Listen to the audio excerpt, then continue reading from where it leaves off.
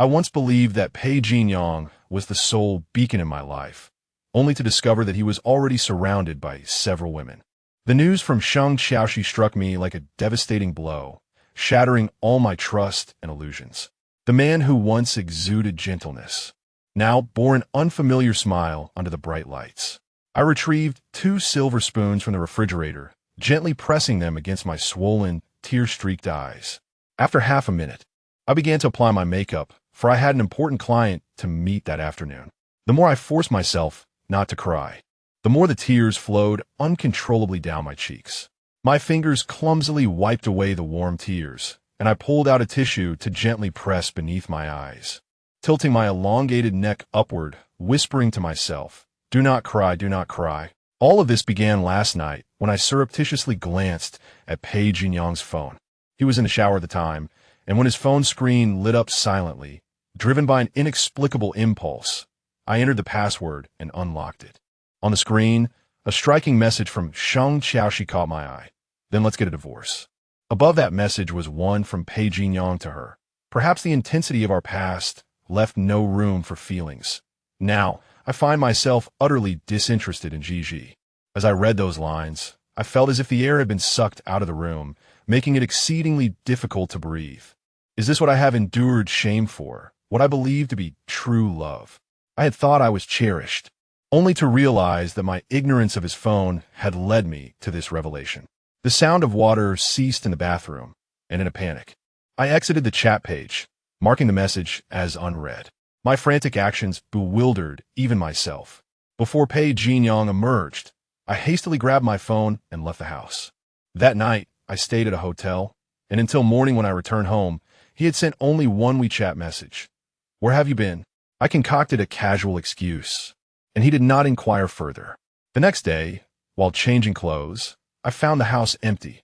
Only our cat, whom we had raised together, sat with its head tilted atop the entrance cabinet, watching me change my shoes. I absent-mindedly stroked its head and stepped out to meet the client. After the meeting, I drifted back to the office like a ghost, only to receive another WeChat message from Pei Jinyang. "I won't be home for dinner tonight. I'm with Xiaoxi and the others." Shang Xiaoxi, a friend of Pei Jinyang, Chen Zhanbei, and Sun Shuyao since childhood, who had once harbored feelings for Pei Jinyang, had always remained by his side as merely a friend. I bit my lip, having previously believed that it was Shang Xiaoxi who had lost. Little did I know that I was the one who had truly succumbed. Consequently, I sought the assistance of a lawyer to recommend a specialist in divorce proceedings. Outside, the neon lights flickered and the traffic coalesced into a serpentine flow along the street, destination unknown.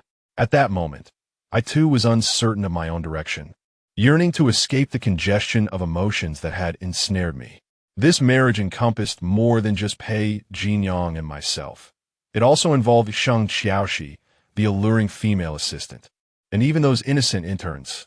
After bidding farewell to the lawyer, I could down the whiskey in the crystal glass, then gather my belongings and instructed the driver to take me to Ligio, the bar owned by Sun Shuyao, which was exclusively accessible to members. My childhood friends and I relished visiting there after meals. As I sat in the blue and white Maybach, gazing at the retreating streets outside, I couldn't help but ponder. After 5 years of courtship and 1 year of marriage, before even reaching the 7-year itch, how had we fallen to such depths? Could it truly be, as Pei Jinyang suggested, that our initial fervent love had led to such rapid emotional fatigue? I sent a WeChat message to Pei Jinyang. "Do you remember what day tomorrow is?" 5 minutes later, my phone screen lit up. "Of course I remember our anniversary. How could I possibly forget, my dear?" His words echoed in my ears, and I remained silent, my heart a tumult of emotions. "At Ligio, right?" I inquired. "Indeed. Where else could we go?" His reply exuded his characteristic nonchalance. As the car halted in front of Ligio, I spotted several familiar sports cars, and a smile flickered across my face. This place was all too familiar, having visited countless times with Pei Jinyang during our courtship.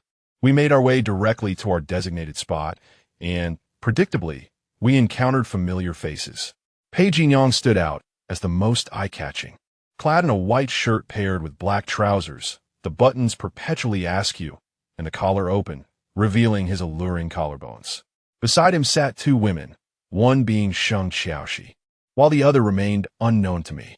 He tilted his head, listening intently to Sheng Xiaoxi, laughing heartily, his smile wide and seemingly genuine, his hand holding a wine glass, gently brushing against the other woman's arm. The two women leaned in together, laughing, as if nestled within Pei Jinyang's embrace. Witnessing this scene pierced my heart with a sharp ache. Pei Jinyang had always been a carefree and roguish young man, yet when I was present, no woman dared to approach him. He was mine alone. I had always believed I was his special one. With my eyes moistening, I raised my hand to dab at the corners of my eyes. At that moment, a server carrying drinks approached, urging me to make way. I stepped aside, and the server recognized me, greeting me with a smile. "Miss Jiang, welcome." This remark caught the attention of those nearby, and Sun Shuyao was the first to rise, a smile adorning his face. Ji has arrived.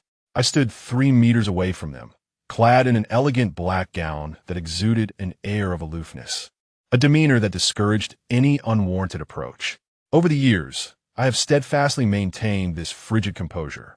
Sun Shuyao instinctively glanced at Pei Jinyang, his eyes reflecting the unspoken question of why he hadn't informed me that his wife was also present.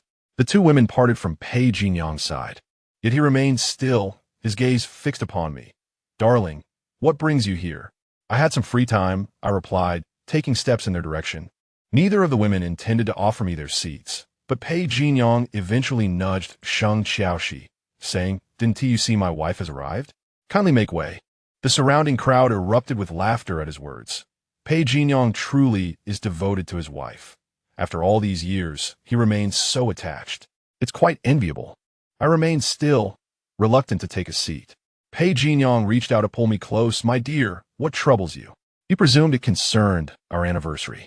"I have prepared a surprise for you, to be unveiled right after midnight, but the hour has not yet arrived." I remained standing, gazing intently at him. Under the dim light, his face appears unfamiliar. Could this truly be the man I have cherished for several years? Is he genuinely worthy of the scorn I bear, compelling me to stay closely by his side? Our union has not received the blessings of our parents. Pei Jinyang's mother even berated me as a harlot, cursing me with a dismal fate. Pei Jinyang gently wrapped his arm around my waist, smiling as he said, "My dear wife, what troubles you? Would you like to sit upon my lap?" Chapter 2. Let us divorce his friends jeered nearby. Really? Have you considered us the single dogs? After years of consuming your dog food, we never expected you to marry and intensify the display. Pei Jinyang stood up, wrapping his arm around her waist, introducing the woman beside him. "This is Taya, my business partner." Taya flashed a bright smile at Jiang Mingji and extended her hand. "Hello." The term business partner lingered in Jiang Mingji's mind as she pondered its distinction from that of an assistant or intern. For years ago, Pei Jinyang's mother had sought to separate her from her son by hiring a beautiful and intelligent woman to be his personal assistant. Of course, his mother's scheme to torment Jiang Mingji was far more complex than merely introducing her son to a woman. Jiang Mingji offered a brief handshake to Taya before turning to Pei Jinyang, stating, "I suddenly feel a bit unwell. I think I'll head back." Uncertain of why she had come to seek discomfort, she felt a wave of fatigue wash over her. Pei Jinyang's hand migrated from her waist to her shoulder. "What do you feel unwell? Let us go see a doctor." Jiang Mingji shook her head. "No need. Just a bit of headache. I'll be fine after a good sleep." She had hardly slept the previous night, and the lack of rest left her with a dull pain at the back of her head. She certainly needed to recuperate. As she began to leave, Pei Jinyang matched her pace, signaling to his friends, "I'm heading back. You all enjoy yourselves." His friends urged him to stay. "Come on, Peiga. You just sat down. As soon as your wife arrives, you can't wait to leave." "What? Are you eager to have a baby?" Laughter erupted, and Jiang Mingji had already walked 3 meters away when Pei Jinyang playfully called after her, "Get lost." He strode swiftly to catch up with her, wrapping his arms around her as he gently reassured her. Sun Shuyao watched the affectionate couple retreating, taking a sip of his drink and reflecting. Pei Gu has endured much to find happiness. While we mock him for marrying young, I actually envy him. For the wealthy science, they may indulge in play, but when it comes to marriage, they must heed their families. A man like Pei Jinyong, who marries the woman he loves, is indeed fortunate, especially considering their marriage faced fierce opposition from their families. The two had once quarreled fiercely, with everyone urging them to part ways. Yet they persevered and now radiate happiness. True love is the rarest gem in this circle. Hearing this, Sheng Xiaoxi let out a derisive snort, masking her mockery behind her wine glass. Xian Dunmingyuan, the home of Jiang Mingji and Pei Jinyang. This was a dwelling they had purchased together through their combined efforts. On the day they received the keys, Pei Jinyang held Jiang Mingji in his arms within the bare apartment, his voice choked with emotion. Ji, this is our home, solely ours. They had severed ties with their families to be together, even having rented a humble, outdated apartment of 80 square meters. For someone like Pei Jinyang, born with a silver spoon, it felt akin to living in a slum. Initially, he had desired a grand 600 square meter residence, but after 2 days of persuasion from Jiang Mingji, he reluctantly agreed to a 400 square meter home. Jiang Mingji resolved that after the divorce, she would forego the house in favor of financial compensation, wishing to distance herself from too many memories. As she stepped into the room, wearing her slippers, she instinctively reached to close the door, only for Pei Jinyang to block her way. "Are you feeling unwell today?" he inquired. Jiang Mingji did not respond, instead turning to fix him with a gaze. Pei Jinyang, well acquainted with her moods, recognized her discontent. Adopting a cheerful demeanor, he attempted to lift her spirits. "What is wrong, my dear? Who has upset you?" he coaxed gently, bending down to scoop her into a princess carry and heading towards the bed. "Let us talk with your husband." Jiang Mingji instinctively wrapped her arms around his neck, releasing her grip only when her back met the softness of the bed. She pondered, had Pei Jinyang truly lost his feelings for her? How could he still feign such a deep affection? His acting skills were commendable. It would indeed be a pity if he did not pursue a career in the performing arts. Or perhaps he still harbored feelings for her, and his words yesterday were merely a casual remark made in the presence of Sheng Xiaoxi. "Do you still love me?" Jiang Mingji, not one to indulge in inner turmoil, directly posed the question. Pei Jinyang immediately professed his loyalty. "Of course, my wife.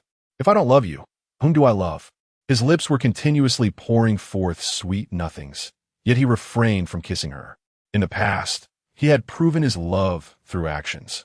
Jiang Mingji took the initiative to capture his lips, teasingly nibbling and licking. After a moment, she released him, her hand trailing downward. The weight of her heartache erupted like a thunderous explosion, leaving her feeling somewhat nauseous. Indeed, everything had changed. Pei Jinyang's words to Sheng Xiaoxi rang true. He showed no interest in Jiang Mingji whatsoever.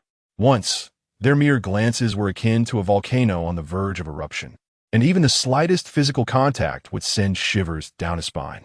He had once confessed, "Ji, kissing you sends tingles through my scalp." Now, she feared that only complete nudity would elicit a response from him. Jiang Mingji could never stoop so low. She cherished her dignity. She had once declared, "Pei Jinyang, if I ever discover that you no longer love me, I will walk away without looking back." Resolute, she decided to abandon the pretense. "Pei Jinyang," she said firmly, "let us get a divorce." Chapter 3. The absence of hardness. Men seem unable to comprehend the significance of that statement, as the corners of his lips, once adorned with a smile, gradually faded away. "What did you say?"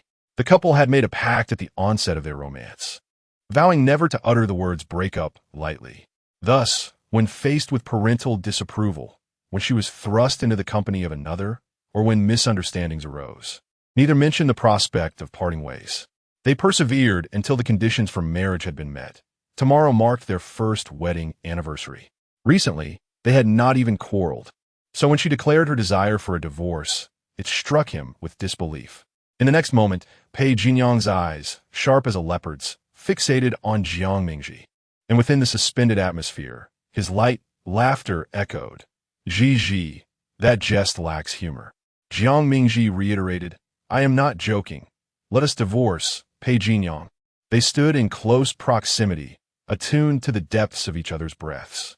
Time seemed to halt its relentless advance.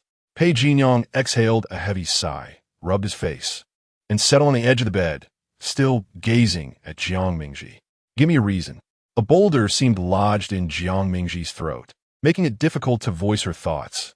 You no longer love me. Pei Jinyang appeared perplexed, his brow furrowing in confusion. Why do you say that? Then, a moment of realization dawned upon him. Is it because I was not hard just now? He grasped Jiang Mingji's wrist, attempting to pull her into his embrace. Ji, I have merely been exhausted lately. Do not overthink it. Before perusing Pei Jinyang's WeChat, she had sensed that his passion had waned. Upon reflection, it had been 3 months since they had last been intimate, an anomaly in their relationship. Nevertheless, Pei Jinyang always had an explanation, and she had not given it much thought. It was not that she overanalyzed. Rather, she had been too complacent. There were the traces of lipstick on the sleeve of Pei Jinyang's shirt and the occasional scent of women's perfume lingering on him. He had explained that he had assisted a drunken subordinate, thus acquiring the scent. Jiang Mingji allowed him to hold her, not resisting. Her mind swirled chaotically, alternating between cherished memories and stark evidence that Pei Jinyang had ceased to love her. The throbbing in her head intensified. She extricated herself from his embrace and calmly stated, You may deceive me, but do not deceive yourself. Did you not tell Sheng Xiaoxi yesterday that you feel nothing for me at all? Were you lying to her? Pei Jinyang frowned. Did you check my phone? Yesterday, he had felt a flicker of doubt, despite his habit of returning to the home screen before locking his phone. He had emerged from the bathroom to find his phone unlocked and lingering on the WeChat interface. Silence enveloped them, a stillness unlike the earlier tension. This silence crackled with unspoken truths. Suddenly, Pei Jinyang inquired, Where were you last night? Beneath the glaring lights, they locked eyes, and Jiang Mingji understood his insinuation. He was questioning her fidelity. Her claim of accompanying Fu Xueli the previous night was fabricated, easily disproven with a single phone call. Moreover, she had a history of retaliating against him, capable of inflicting the same emotional wounds she had endured. During their second year of dating, when their parents remained oblivious to their relationship, Pei Jinyang had introduced a woman as his girlfriend to shield their illicit romance from scrutiny. Consumed by jealousy, Jiang Mingji went out on a date with another man, returning home in the early hours. Following that incident, they had engaged in a fierce argument, enduring a prolonged period of silence that lasted over 2 months.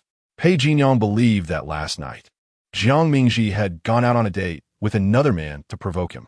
Understanding his thoughts, a wave of helplessness suddenly washed over her. She continued to explain, Last night I saw the messages you sent to Sheng Xiaoxi, and I could no longer stay at home, so I went to the hotel. Pei Jinyang let out a deep sigh, suppressing his anger. Alone? Jiang Mingji met his gaze, her voice weary. Yes, do you not believe me? Jiang Mingji lay alone on the soft bed, the room dimly lit, a sliver of pale moonlight softly casting upon her. Her eyes, washed by tears, shone brightly in the darkness. Having cried and argued, she felt somewhat drained, exhausted yet unable to sleep. An hour prior, she had a fierce quarrel with Pei Jinyang. He recounted how well he had treated her over the years and questioned why she was always in a bad mood. She retorted, listing the numerous distractions he had entertained over the years, while she had turned a blind eye. He enumerated his sacrifices for their relationship, and she detailed her grievances. It seemed they both had nothing left for this relationship. After dredging up many old grievances, they parted unhappily, Pei Jinyang storming out. Jiang Mingji called after him. The divorce agreement will be delivered to you tomorrow morning. This relationship was not worth my hesitation, not worth my contemplation, nor worth my love. Amid the melancholic melody, Jiang Mingji rose, seeking a bottle of whiskey from the cabinet. Accompanied by the music and her sorrow, she drank glass after glass until she was thoroughly intoxicated. In her drunken dreams, Pei Jinyang filled her thoughts. She dreamed of their first meeting during the winter break of her first year of high school. After her parents' divorce, she had lived with her father until he passed away from illness when she was 16. Custody then reverted to her mother. Jiang Mingji felt uneasy, as since the divorce, her interactions with her mother had been scarce, limited to occasional greetings on WeChat.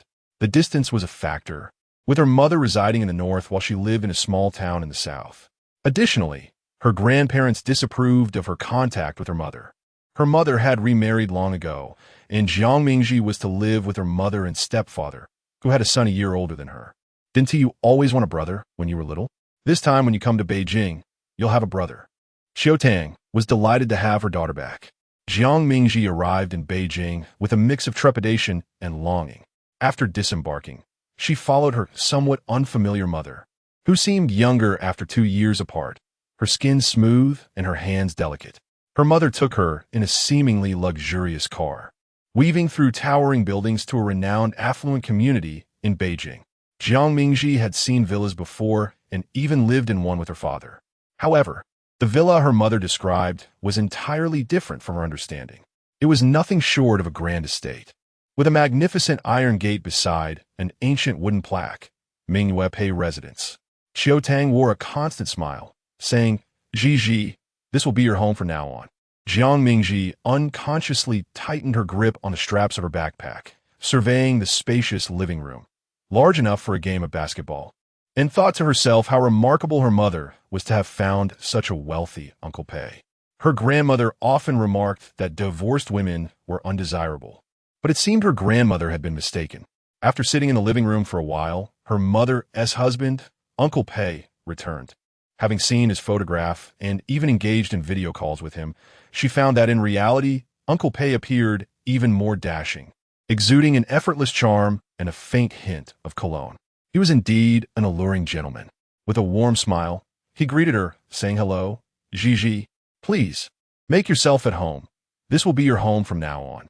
He and Xiao Tang took Jiang Mingji on a thorough tour of the house, which spanned 3 levels and boasted an impressive area of over 1,600 square feet, excluding the 3 servant rooms in the side wing.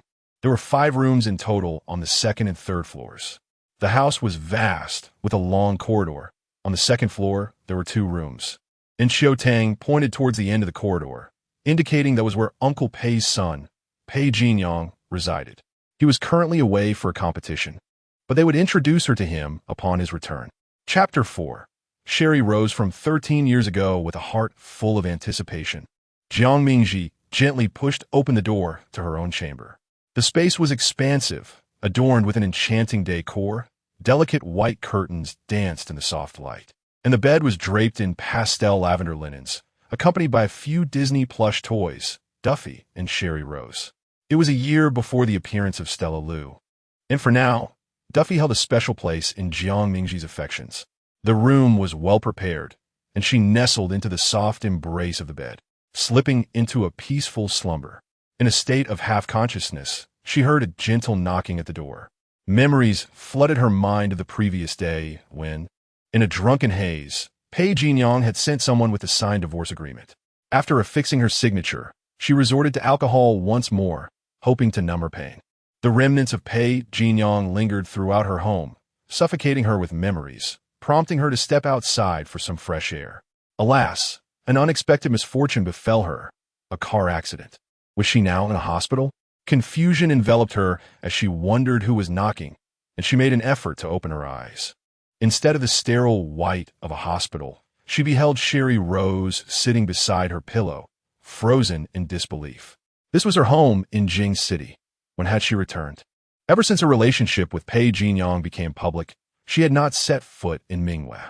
Strangely, her body bore no signs of pain from the accident, and the knocking persisted.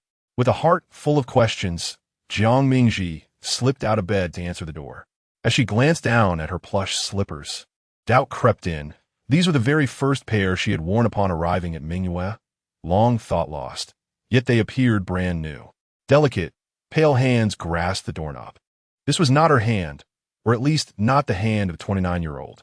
When the door swung open, a smiling Xiao Tang stood at the threshold. Since her mother had learned of her relationship with Pei Jinyang, she had not smiled at her for many years. "Come down for breakfast, Ji. Today, I'll take you shopping at the mall." Jiang Mingji felt utterly bewildered, hesitating to utter a word. For Xiao Tang had declared that she would act as though she had never borne a daughter. Everything felt as if it had returned to square one. Was this a dream? If she could relive her life, she would choose to distance herself from Pei Jinyang, remaining merely as a stepsister. Jiang Mingji sensed that her senses, sight, touch, and hearing were all vividly real. It seemed not to be a dream. She stared into the mirror at the young girl clad in new attire. The cherubic face, hair pulled back into a ponytail, resembled her 16-year-old self. The lights in the mall were bright, illuminating her fair, rosy complexion. The sales assistant incessantly praised her to Chiu Tang, remarking, "Your daughter is quite enchanting, a true beauty in the making." Chiu Tang beamed with joy, whispering to Jiang Mingji, "It seems your father has treated you well." Jiang Mingji replied, "My father has always been good to me." Her father had made a modest fortune and was considered a prominent figure in a small southern city. She had lived comfortably there. To her surprise, her mother's life was not merely comfortable, it was extravagant. Chiu Tang embraced her with laughter, exclaiming, "Yes, yes, I know your father is a slave to his daughter." At the mention of her father, a tinge of sadness washed over Jiang Mingji. To uplift her spirits, Chiu Tang spoke of her upcoming return to school after the new year. "You'll be attending Yizhong, which boasts the highest admission rate in the country. Pei Uncle's son is a year above you, so if you encounter any difficulties, you can seek his assistance." Jiang Mingji looked at her. "How do you know he will help me? What if he dislikes me?" As it turned out, Jiang Mingji was not mistaken. She and Pei Jinyang began as adversaries. If memory serves correctly, Pei Jinyang did not return to Mingwei until the morning of New Year's Eve. According to the date displayed on her phone, she had another week before encountering him. Jiang Mingji wished fervently that Pei Jinyang would never return. Chiu Tang sought to take advantage of the New Year festivities to introduce Jiang Mingji at various gatherings. Jiang Mingji declined, saying, "Mom, may I preview next year's textbooks? Or could you hire a tutor for me? I wish to skip a grade when school resumes." Returning to high school felt like a waste of time, adhering to routine. She had a strong aptitude for learning, having been the top student at her previous school. After moving to the capital, she benefited from a more comprehensive education system, maintaining excellent grades. Initially, she chose business studies to gain leverage against her family, but now she desired to pursue something different. Chiu Tang was taken aback by her daughter's words. She had heard of students skipping grades, but never had she considered this possibility at such a time. "Are you certain?" Chiu Tang felt a mix of delight and uncertainty. If true, it would bring her immense pride. In her circle, the ladies flaunted their designer bags and jewelry, as well as their children's accomplishments. Whose son was pursuing dual degrees abroad? Whose daughter was in the elite Monday class? The Monday class consisted of students with the best internal examination scores.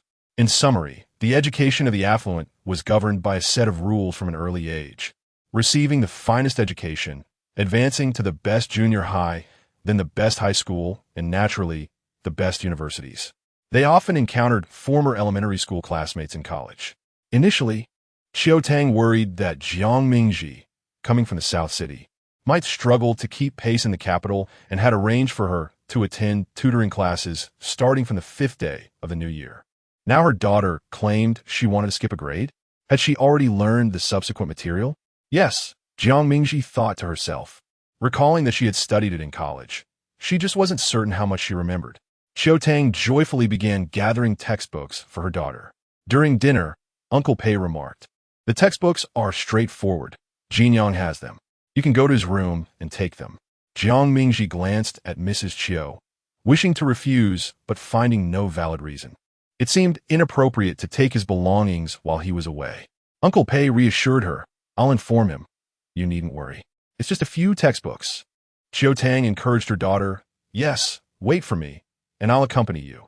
Standing at the door of Pei Jinyang's room, Jiang Mingji confirmed for the 3rd time with Uncle Pei that she had indeed spoken with Pei Jinyang and that he had consented. Uncle Pei showed her the chat screen. Chuckling, Jinyang said, "It's fine. Why are you so apprehensive?" Jiang Mingji quietly retorted, "It's not fear of him. I simply wish to avoid further entanglement." Moreover, his words were not a simple yes, but rather whatever. Pei Jinyang's room was styled in a black mamba theme, with deep gray sheets. She had once shared a kiss with him on that very bed. Jiang Mingji walked purposefully towards the desk, avoiding distractions, and began to search for the textbooks she needed. Mathematics, Chinese, physics, and chemistry all belonged to the realm of science. She held her textbooks up before Uncle Pei, saying, "I have these. Could you take a photo for him to see?" Pei Zhaohua chuckled. "You are quite meticulous in your endeavors. If If only the interns at my company exhibited your level of diligence, they would certainly make fewer mistakes. Jiang Mingji nodded in agreement, acknowledging that such meticulousness could mitigate unnecessary misunderstandings. In the early days, Pei Jinyang was a brash and obstinate young master, and she was reluctant to provoke the irritable youth. The following day, Jiang Mingji requested the family driver to take her to Xinhua bookstore as she needed to purchase some supplementary materials. She endeavored to excavate memories of her high school experiences, which were somewhat hazy. She recalled little, much of it intertwined with Pei Jinyang, their relationship evolving from mutual resistance to the blossoming of unspoken feelings. Jiang Mingji sorrowfully realized that after developing feelings for Pei Jinyang, her world revolved around him. Choosing a major that promised financial gain, working solely to amass resources to jointly defy familial constraints. Shaking off the jumble of thoughts cluttering her mind, her gaze swept over the stacks of educational materials in the bookstore. How does one select supplementary materials? Her eyes roamed among the eclectic array of guides and problem sets. And from the crevice of the bookshelf, she caught sight of a tall, slender silhouette. The youthful figure's profile was striking, with a pronounced jawline and a prominent nose. As he lowered his head to peruse a book, casually flipping through a few pages before closing it and preparing to depart. Chapter 5, First Encounter. Jiang Mingji, quick-witted, was the first to speak. "Hello, are you a second-year student?" The young man turned his gaze towards her, his eyes bright and clear, devoid of any impurities, reminiscent of twinkling stars. His complexion was fair, not sickly, but radiating with a healthy flush. Jiang Mingji explained, "I am about to transfer to Jing City No. 1 high school, and am unfamiliar with the study aids you all use. If you have the time, could you recommend a few books to me?" The young man was named Guan Jingshu, a student from Class 9, whom Pei Jinyang held in disdain. The reason was simple. They had participated in several competitions and summer camps together, with Pei Jinyang consistently trailing in academic performance. He considered Guan Jingshu his arch-rival, and Jiang Mingji, with great awareness, kept her distance, thus only knowing him by name but not well. Guan Jingshu was tall, seemingly over 182 centimeters. He looked down at Jiang Mingji, who displayed an earnest thirst for knowledge, devoid of the typical bashfulness often seen in girls. He kindly responded to her inquiries, casually gesturing towards 2 books on the shelf. "The questions in these are quite challenging. If your foundation is solid, you might consider purchasing them." Guan Jingshu's nails were clean and rounded, his fingers elongated, with the first joint of his middle finger slightly larger, a testament to his frequent writing. Retracting his gaze, Jiang Mingji reached for the study aids he had indicated. Seizing the opportunity to engage with the young scholar, she posed numerous questions about her studies, spanning mathematics, physics, biology, and the upcoming exams. The young man answered each query, allowing Jiang Mingji to experience the purity and kindness of a high school student. From Pei Jinyang and his group, she had gleaned that Guan Jingshu was a child of an affluent family, often perceived as aloof and arrogant. Yet, Pei Jinyang's bias was unfounded. Guan Jingshu was neither distant nor pretentious. Half an hour later, Jiang Mingji approached the checkout with an armful of study aids, expressing her gratitude. "Thank you so much today. Without your help, I would have been utterly lost. Let me treat you to a soda." Guan Jingshu politely declined. "No need." "Then let me pay for these 2 books as well," she insisted, taking the books from his hands and placing them with her selections. "No." The young man attempted to reclaim his books, but Jiang Mingji hugged them to her chest, asserting, "I insist. I dislike feeling indebted to others. If I don't help you pay, I will feel uneasy." To her surprise, Guan Jingshu was quite amiable, readily answering any questions related to academics. Pei Jinyang had accused him of being pretentious, but where was the pretense? He was genuinely friendly. Reluctantly, Guan Jingshu allowed her to pay for his books without further protest. As she returned his book to him, she noticed one was related to military subjects, adorned with a cover featuring a fighter jet. In the following days, Jiang Mingji immersed herself in her studies. Fortunately, her mind was sharp. Although she had forgotten some concepts, she could easily recall them by watching online lectures from esteemed teachers. Occasionally, she would glance up from her textbooks through the bright glass windows, catching sight of the festive decorations for the new year in the front yard. The atmosphere was jubilant, with delightful lamb motifs and beautiful red lanterns made from cut paper, heralding a strong sense of the holiday spirit. On the eve of the new year, Jiang Mingji made a point to rise early, preparing to put up spring festival couplets with her mother. Why would she push away those who treat her well, like her mother and Uncle Pei, for a man who may waver in his affections?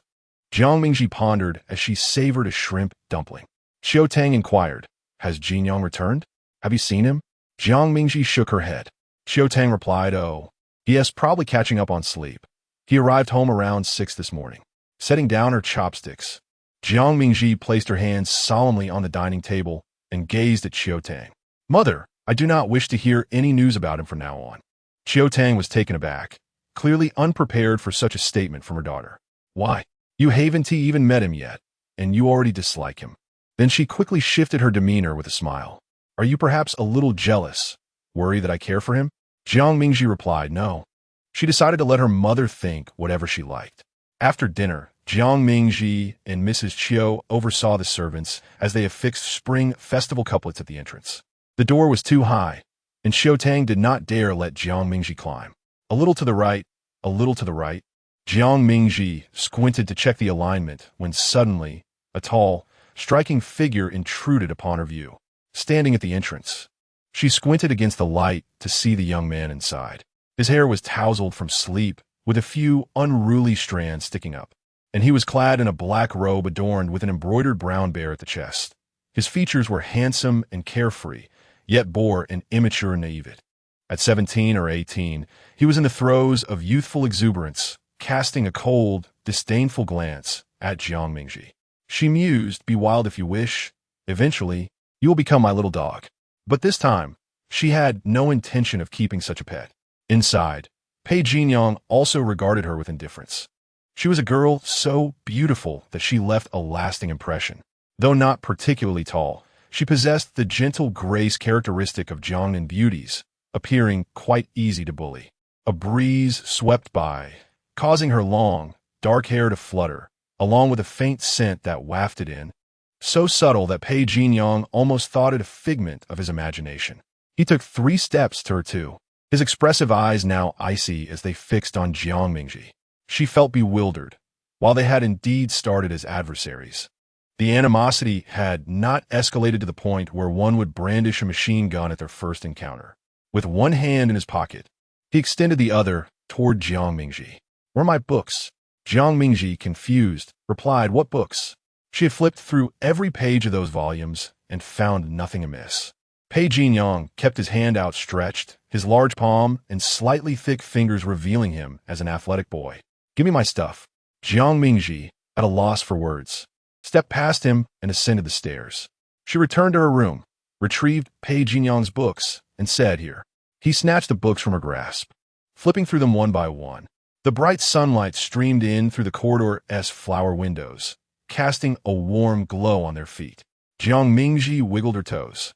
While the swift rustling of pages echoed in the air, she had no intention of waiting for him to finish his inspection, as she had not defaced even a single word in his books. In a fleeting moment, she found herself grasped by the collar and thrust against the wall. Despite her winter attire, the unforgiving chill of the wall penetrated her back, causing a dull ache. Jiang Mingji was utterly bewildered, her gaze fixed on Pei Jinyang. What was his madness? "Are you out of your mind?" Pei Jinyang's youthful visage was cold, looking down at her with an air of superiority, and he uttered a particularly provocative remark. "Where are the items for my book? Did your mother not teach you that when you depend on others, you must be prepared for the consequences?" Chapter 6. A clash of titans had the youthful Jiang Mingji been a minor. The term living under someone else's roof would have shattered her fragile heart. Alas, that is not the case. Pei Jinyang received a resounding slap across the face. Jiang Mingji brushed his hand aside, her belongings having vanished, and barked in disarray, "Is this how your mother taught you to conduct yourself?" Pei Jinyang's complexion shifted dramatically due to the slap, his gaze sharp enough to slice through the air as he gritted his teeth and retorted, "Don't assume I won't strike a woman. When I took the book, your father was at the door. I touched nothing but the book, so don't lash out indiscriminately." Jiang Mingji, disinterested in further argument, tossed a parting remark and turned to leave. What a stroke of misfortune. She was utterly unaware of what he was searching for. The irritable adolescent was indeed bothersome. Perhaps it would be best to maintain an adversarial relationship for a lifetime. Just as she took a few steps, remaining within Pei Jinyang's reach, he seized her once more. Pei Jinyang raised his chin, looking down upon her with a thinly veiled smirk. You, a homeless wretch, can only live like a parasite in someone else's abode. Your words are rather bold. Be wary of being thrust out. His eyes sparkled with arrogance and disdain. This Pei Jinyang was even more cutting than before. Jiang Mingji could not fathom why, yet she felt a strange sense of relief. The greater the conflict, the better. Their eyes locked, and the air seemed to crackle with sparks, ready to explode at the slightest provocation. Jiang Mingji's expression remained serene, even carrying a faint hint of a smile, not one of mockery, but of satisfaction. Gradually, her smile broadened. Adolescence could be truly malevolent, striking at the very core of another's being. Yet, she too was capable of such antics, well acquainted with every phase of Pei Jinyang. Only mothers are good in this world. Children with mothers are treasures. Jiang Mingji hummed a nursery rhyme, her steps light as she traversed the long corridor, shattering the colorful shards of light beneath her feet. She could remain by her mother's side every day, while Pei Jinyang could not. His mother resided in another city and had welcomed a new son 5 years prior, leading to a diminishing of her affection for him, particularly poignant during Pei Jinyang's turbulent adolescence, which left him yearning for maternal love while simultaneously repulsed by it. If he found her insufferable, it would be best for him to leave for his mother's side upon graduating high school. The quarrel between the two upstairs went unnoticed by the adults, though they sensed a palpable tension between the pair. However, it being New Year's Eve, they chose to remain silent. Whenever Pei Jinyang glanced at Jiang Mingji, the chill emanating from him felt sharper than ice. In contrast, Jiang Mingji completely disregarded him. Thus, the new year passed, and Jiang Mingji continued her studies, seldom venturing out, leaving many unaware of her existence. Qiu Tang planned to wait until Jiang Mingji successfully advanced a grade before proudly showcasing her daughter to the world. As the new school year commenced, it marked the beginning of Jiang Mingji's second semester of her first year in high school, coinciding with Pei Jinyang's second semester of his second year. The new high school was vast, akin to a university, boasting an international department. Jiang Mingji had no desire to study abroad and did not enroll in that program.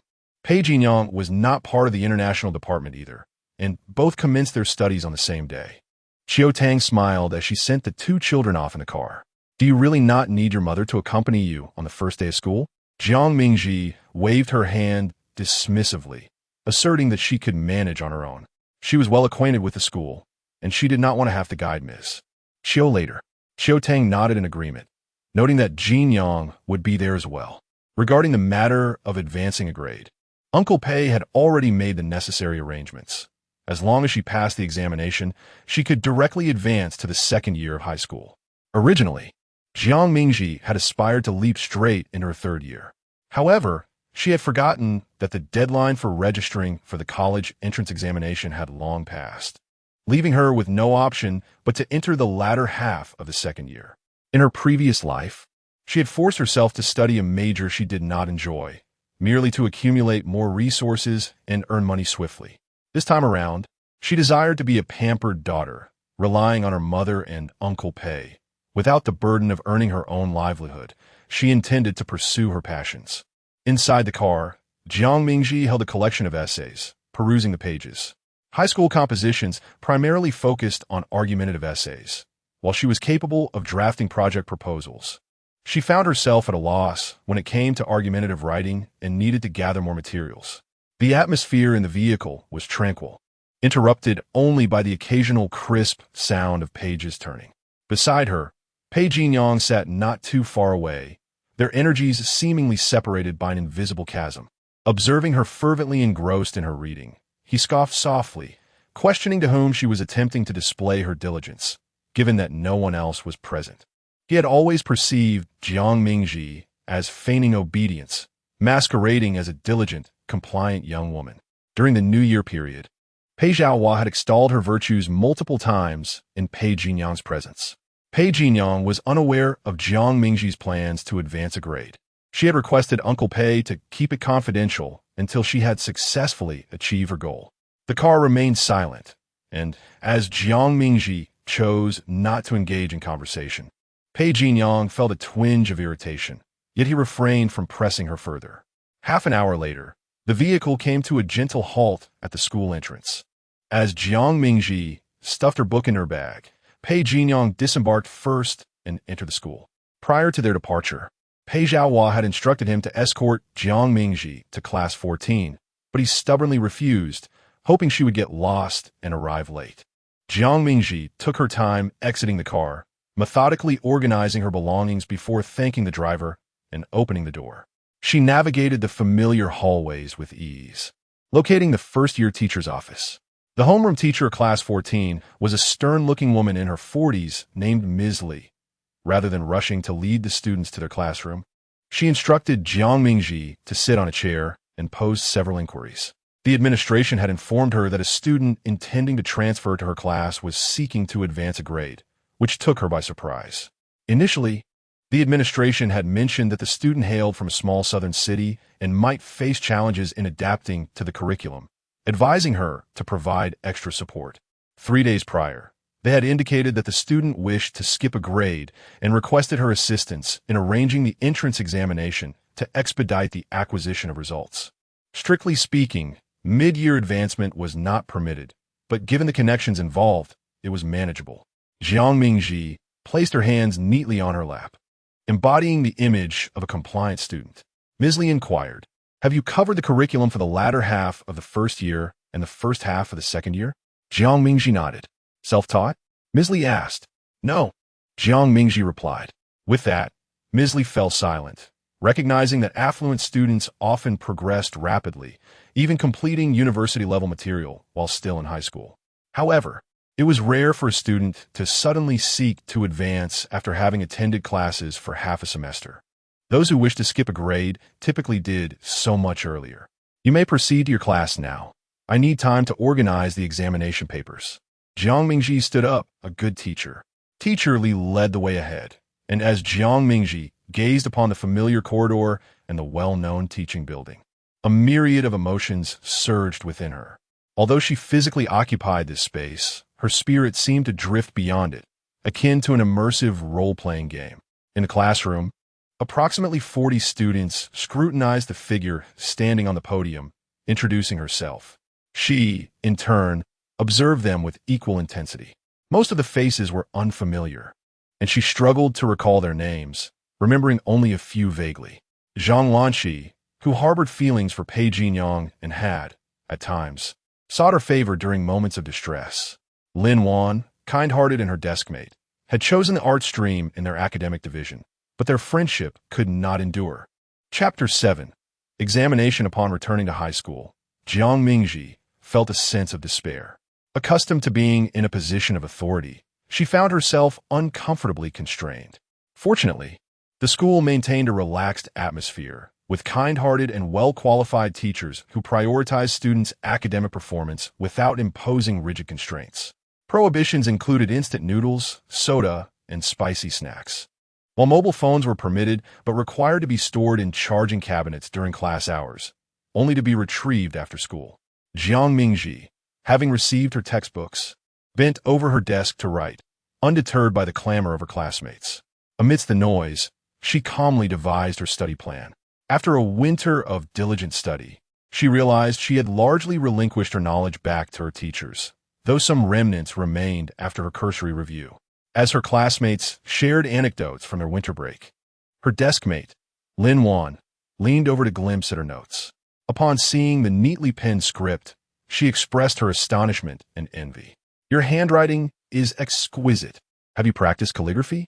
The elegant and vibrant characters flowed effortlessly from Jiang Mingji's pen, showcasing a robust beauty that was neither ostentatious nor convoluted. Jiang Mingji casually replied, "Yes." Lin Wan scrutinized the words further, her surprise deepening as she noted the meticulous study schedule. Such a comprehensive plan. You must know that our school places great emphasis on the holistic development of students, rarely encroaching on physical education, and teachers are not allowed to extend lessons. Compared to academics, students prefer to engage in horseback riding and ice hockey after school, returning home to clandestinely hire formidable tutors. Lin Wan observed Jiang Mingji's earnest profile and pondered, is the education in the South this intense? Could my deskmate possibly be an academic prodigy? Class 14 was not considered an elite class, often ranking among the bottom 5 in terms of average scores during major examinations. Intrigued by this new, beautiful deskmate, Lin Wan bombarded her with questions. Are all Southern girls so gentle?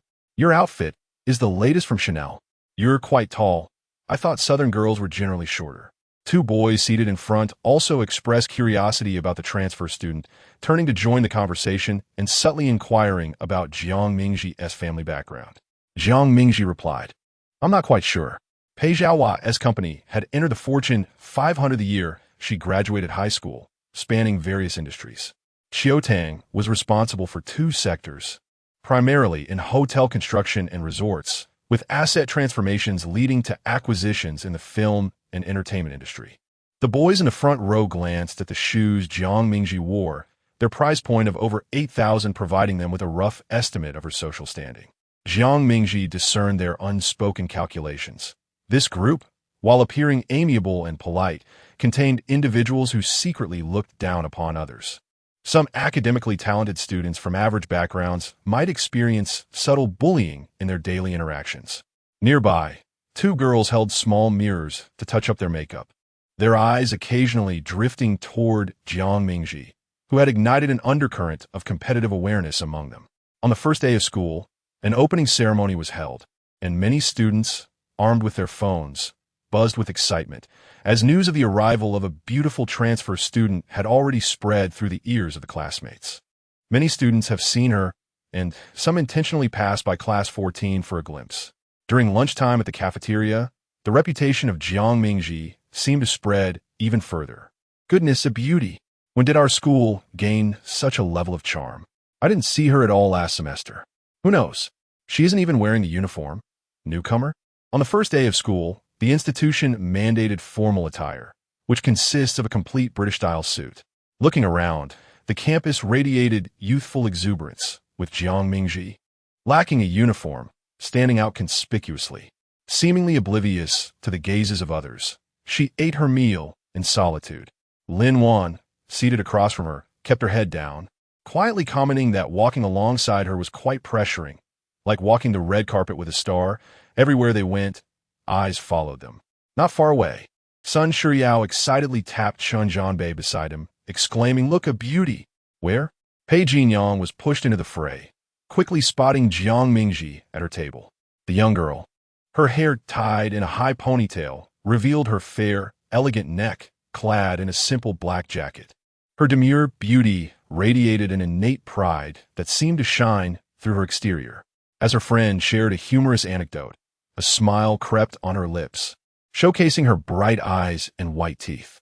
Chun Jianbei remarked, "She is indeed beautiful." Sun Shiryao rubbed his palms together, eager to make an acquaintance.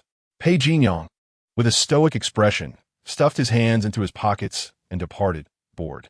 After finishing her meal, Jiang Mingji returned her tray to the designated area and turned to see a familiar figure. "Classmate, what a coincidence!" The pale-skinned youth was none other than Guan Jingxiu. He offered a faint smile. "What a coincidence." Not far away, a boy called out to him, prompting him to set down his tray and leave. Jiang Mingji followed them towards the exit, vaguely catching snippets of their conversation. J-15 Flying Shark. Jiang Mingji raised an eyebrow. 2 military enthusiasts who seemed indifferent to women? Her aim in skipping grades was to join Guan Jingxiu's Class 9, a key science class that could be considered a preparatory step towards prestigious universities like Tsinghua and Beida. Of course, she harbored a personal desire. She anticipated that Pei Jinyang would avoid the 2 individuals she found bothersome in Class 9, effectively reducing unwanted interactions. Lin Wan continuously nudged her with her elbow, exclaiming, "Classmate, do you know Guan Jingxiu?" Jiang Mingji replied, "Not really, I've only seen him once." Lin Wan sighed in disappointment and began to enlighten her about Guan Jingxiu's standing in the school.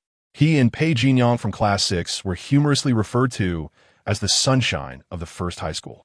Jiang Mingji's mind began to flood with memories. She recalled everything.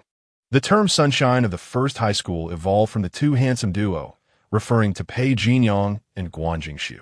As the name caught on, Lin Wan formed a heart shape with her hands, describing them as two radiant youths, as bright as the sun.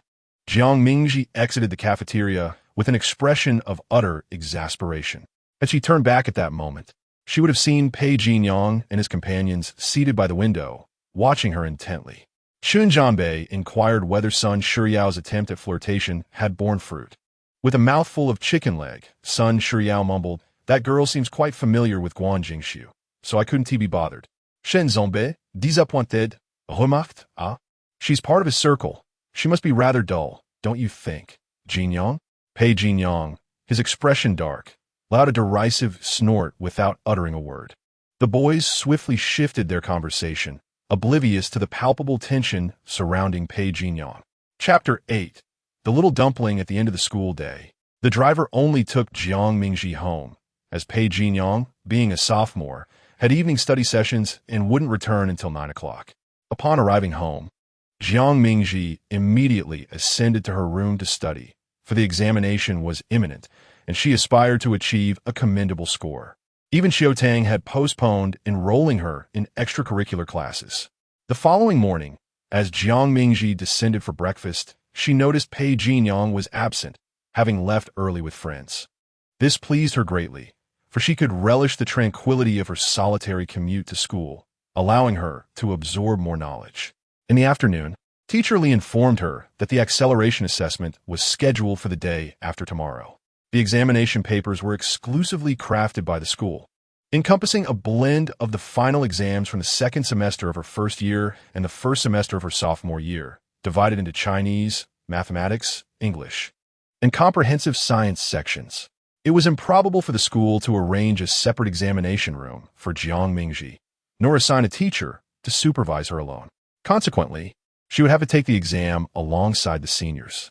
As the seniors were undergoing their first diagnostic test of the semester, Jiang Mingji maneuvered to an empty desk, with teachers supervising collectively.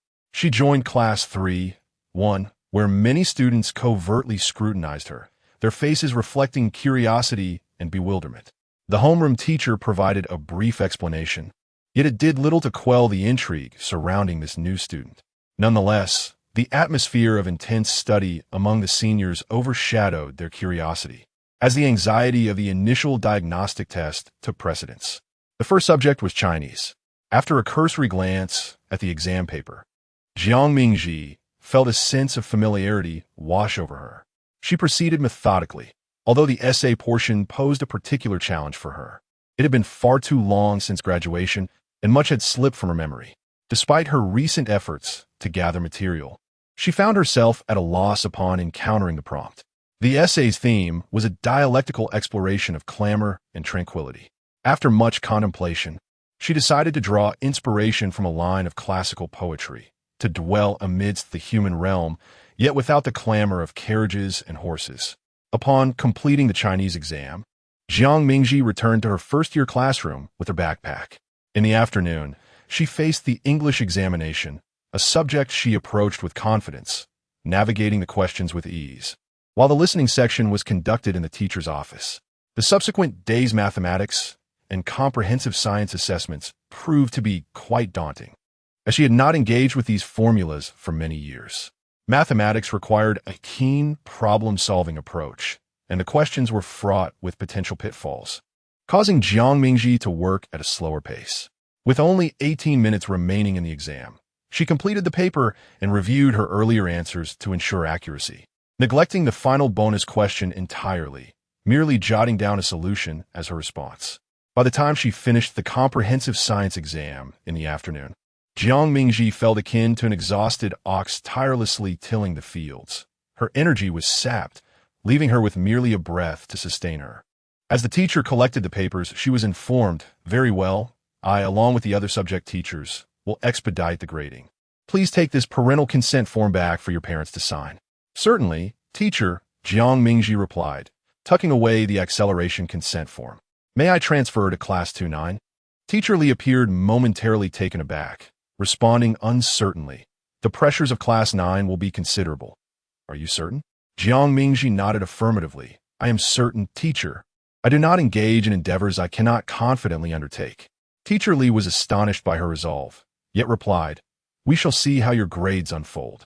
If she were to rank among the bottom in the elite class, it would undoubtedly dampen her enthusiasm for learning, a scenario that no teacher wishes to witness. The news of Jiang Mingji's potential leap to the second year of high school somehow spread. She had not attended class for the past 2 days, shrouded in mystery. Following the examinations, the weekend arrived, granting Jiang Mingji a brief respite from the overwhelming barrage of questions. Friday evening was the most enchanting time. The sky donned a mysterious deep blue, and twilight enveloped everything. Jiang Mingji comfortably squinted her eyes. Qiu Tang presented a plate of fruit before her, remarking that Zhu Zhu had been studying diligently lately and should take the weekend to unwind. Thank you, Mom, Jiang Mingji replied as she accepted the plate, popping a grape in her mouth and mumbling, sure, I'd like to play tennis or badminton. The thought of exercising and breaking a sweat invigorated her. Gutang in guit. Would you prefer to invite a classmate, or should I arrange a practice partner for you? Since her daughter had just arrived in the capital, she suspected Jiang Mingji might struggle to find someone to play with. Let us go with a practice partner. On Saturday afternoon, Jiang Mingji donned a refreshing athletic outfit and stepped outside. Passing by Pei Jinyang's room, she noticed the door ajar and assumed he had already gone out to play with his childhood friends, Sun Shuyao and Shang Qiaoxi, both from an international school, typically gathered around Pei Jinyang on weekends. The badminton court was located on the first floor indoors, shielded by a translucent curtain. The rhythmic sound of the shuttlecock striking the racket was inexplicably relieving. Jiang Mingji possessed commendable skills, though her physical fitness lagged somewhat. Having spent little time exercising in the southern city, and with teachers frequently commandeering physical education classes, she had not made a dedicated effort to train. After 40 minutes, she raised her hand to signal a pause and walked over to the vending machine to purchase a sports drink. As she bent down to retrieve her drink, she heard a familiar voice behind her. Twisting off the bottle cap, she turned to see the familiar faces of her peers. Sun Shuyao and Pei Jinyang, along with their companions, had come to buy drinks. They glanced over casually, and Jiang Mingji, maintaining her composure, took a sip and departed. Hey, Sun Shuyao called out, turning to look at her. Isn't that? Sheng Qiaoxi followed his gaze, asking, who is she? Do you know her? Shun Zhanbei shook his head, replying, I don't know her, but Xie wants to. Sun Shuyao pushed him playfully, get lost, you creep, laughing at his awkwardness. He despised being called Xie. At 6 o'clock in the evening, in a modest dining room of the Pei residence, Pei Zhaohua called out to Pei Jinyang, who was preparing to leave after dinner. Since it's the weekend, take your sister along to meet some friends. Pei Jinyang pretended to be confused, asking, my sister? Are there any other Peis here? Pei Jinyang. Pei Zhaohua's voice rose in pitch. Zhu Zhu is family. Pei Jinyang pushed his chair back, the legs scraping against the tiled floor, producing an unpleasant sound. Given the large characters hanging at the entrance of the Pei residence, what surname do you think she has? Pei Zhaohua angrily tossed his chopsticks at him, which struck his back and fell to the ground. Jiang Mingji glanced at Qiu Tang, then quickly lowered her head, nearly burying it in her bowl. The instigator has departed, leaving Pei Zhaohua at a loss with his son, who has always possessed his own opinions and shares a distant relationship with him. He can only soothe Jiang Mingji. Speaking gently, Jinyang did not mean it that way. He may just be feeling a bit uncomfortable. Could we give him some more time? Qiu Tang wrapped her arm around her daughter's shoulders, tears shimmering in her eyes. Ji, do not be disheartened. Your mother is here. Jiang Mingji leaned against her mother's shoulder and whispered, yes, wherever you are, I will be. Qiu Tang turned to Pei Zhaohua, speaking softly. Jinyang took 2 years to accept me. Why are you so anxious now? Do not be too harsh. Adolescents are prone to rebellion. Pei Zhaohua patted her shoulder. All right. Fortunately, I have you. Jiang Mingji thought to herself that she would maintain this beautiful life and not sacrifice everything for a man.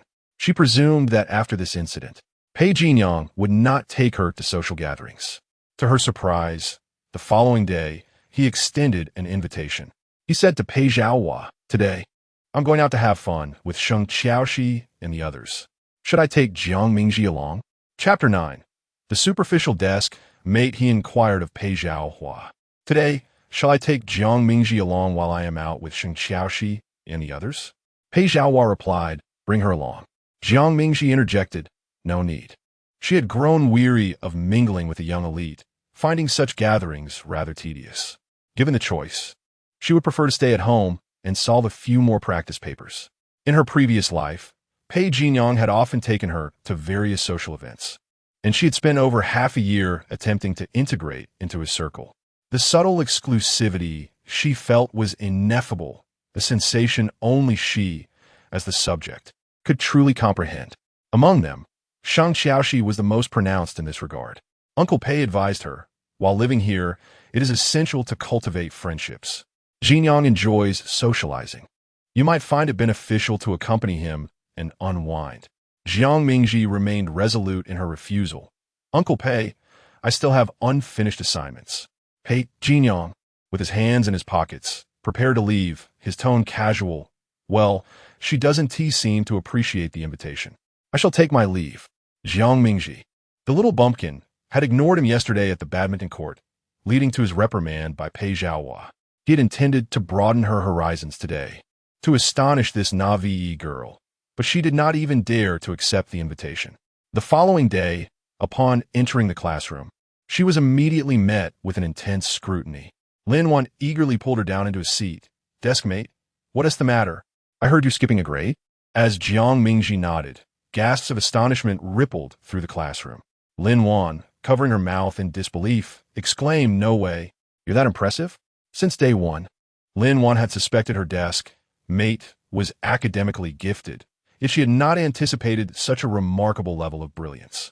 Soon, a number of classmates gathered around Jiang Mingji's desk. Students admitted to the first high school were invariably top performers from middle school. Many would take the initiative during holidays to study the upcoming semester's material, but the notion of skipping a whole year of learning was daunting, leaving them uncertain about achieving satisfactory results in the college entrance examination. "You've completed the curriculum for next year? Who knew our class 14 would produce such a prodigy? Soon, you'll be famous throughout the school, haha. Skipping a grade is fantastic. You could finish in just 2 years. How exhilarating. I wish I could skip a grade too, prepare for the most crucial exam of my life, and graduate before I even start." Jiang Mingji replied, "I've already been here for 3 years. I still have 2 more to go. Thank you." While some expressed awe, envy, and admiration, others resorted to derision. "Huh. No wonder she has been so intent on solving problems. She thinks she is some sort of genius coming from a small town. I see why she is always buried in her work. She wants to skip a grade. Let us hope she doesn't lower our school's admission rate to prestigious universities." The school bell interrupted the buzzing discussions among the students, and Jiang Mingji sensed a shift in the way the teacher gazed at her as they entered the classroom. When the first class concluded, Jiang Mingji opened her mathematics workbook. After the exam yesterday, she felt confident about her performance in other subjects, but mathematics had been a struggle. Lin Wan entered the classroom from outside, leaning conspiratorially over her desk. "Deskmate, someone is looking for you outside." As she spoke, Jiang Mingji winked at Pei Jinyang. It was indeed him. Jiang Mingji furrowed her brows, wondering what he wanted. In recent days, they had been treating each other like air at home. He had been riding bicycles with Sun Shiyao every day, ostensibly to exercise, avoiding going to school with her. Pei Jinyang's arrival stirred an unusual excitement in the air, prompting Jiang Mingji to step outside to evade the curious gazes of onlookers. In the corridor, Pei Jinyang leaned against the railing with one hand. Jiang Mingji halted half a meter away from him, inquiring, "Is there something you need?" He tossed a piece of paper he had been fiddling with into her arms, remarking, "If you keep being so forgetful, don't expect me to fetch things for you." This morning, as Jiang Mingji left home first, Pei Jinyang was preparing to ride his bike to school when Aunt Xiao hurriedly emerged, requesting him to deliver this item to Jiang Mingji. It was an application for acceleration, signed by both Jiang Mingji and Xiao Tang. The A4 paper was folded in half, and upon unfolding it, Jiang Mingji took a glance before refolding it. "Thank you," she said, intending to return to the classroom, but Pei Jinyang showed no intention of leaving. "You want to skip a grade?" His tone dripped with disdain and provocation. Jiang Mingji smiled abruptly. "What, envious?" Based on her understanding of Pei Jinyang, those simple words could easily pierce through his almost overwhelming self-confidence. With a lustrous family background, striking appearance, and a mind sharper than most of his peers, Pei Jinyang had always been self-assured. This confidence led him to regard Guan Jinxiu, who had outperformed him in competitions, as a formidable rival. After they became acquainted, he boldly claimed, "Even without a penny from my family, I could provide a good life for you."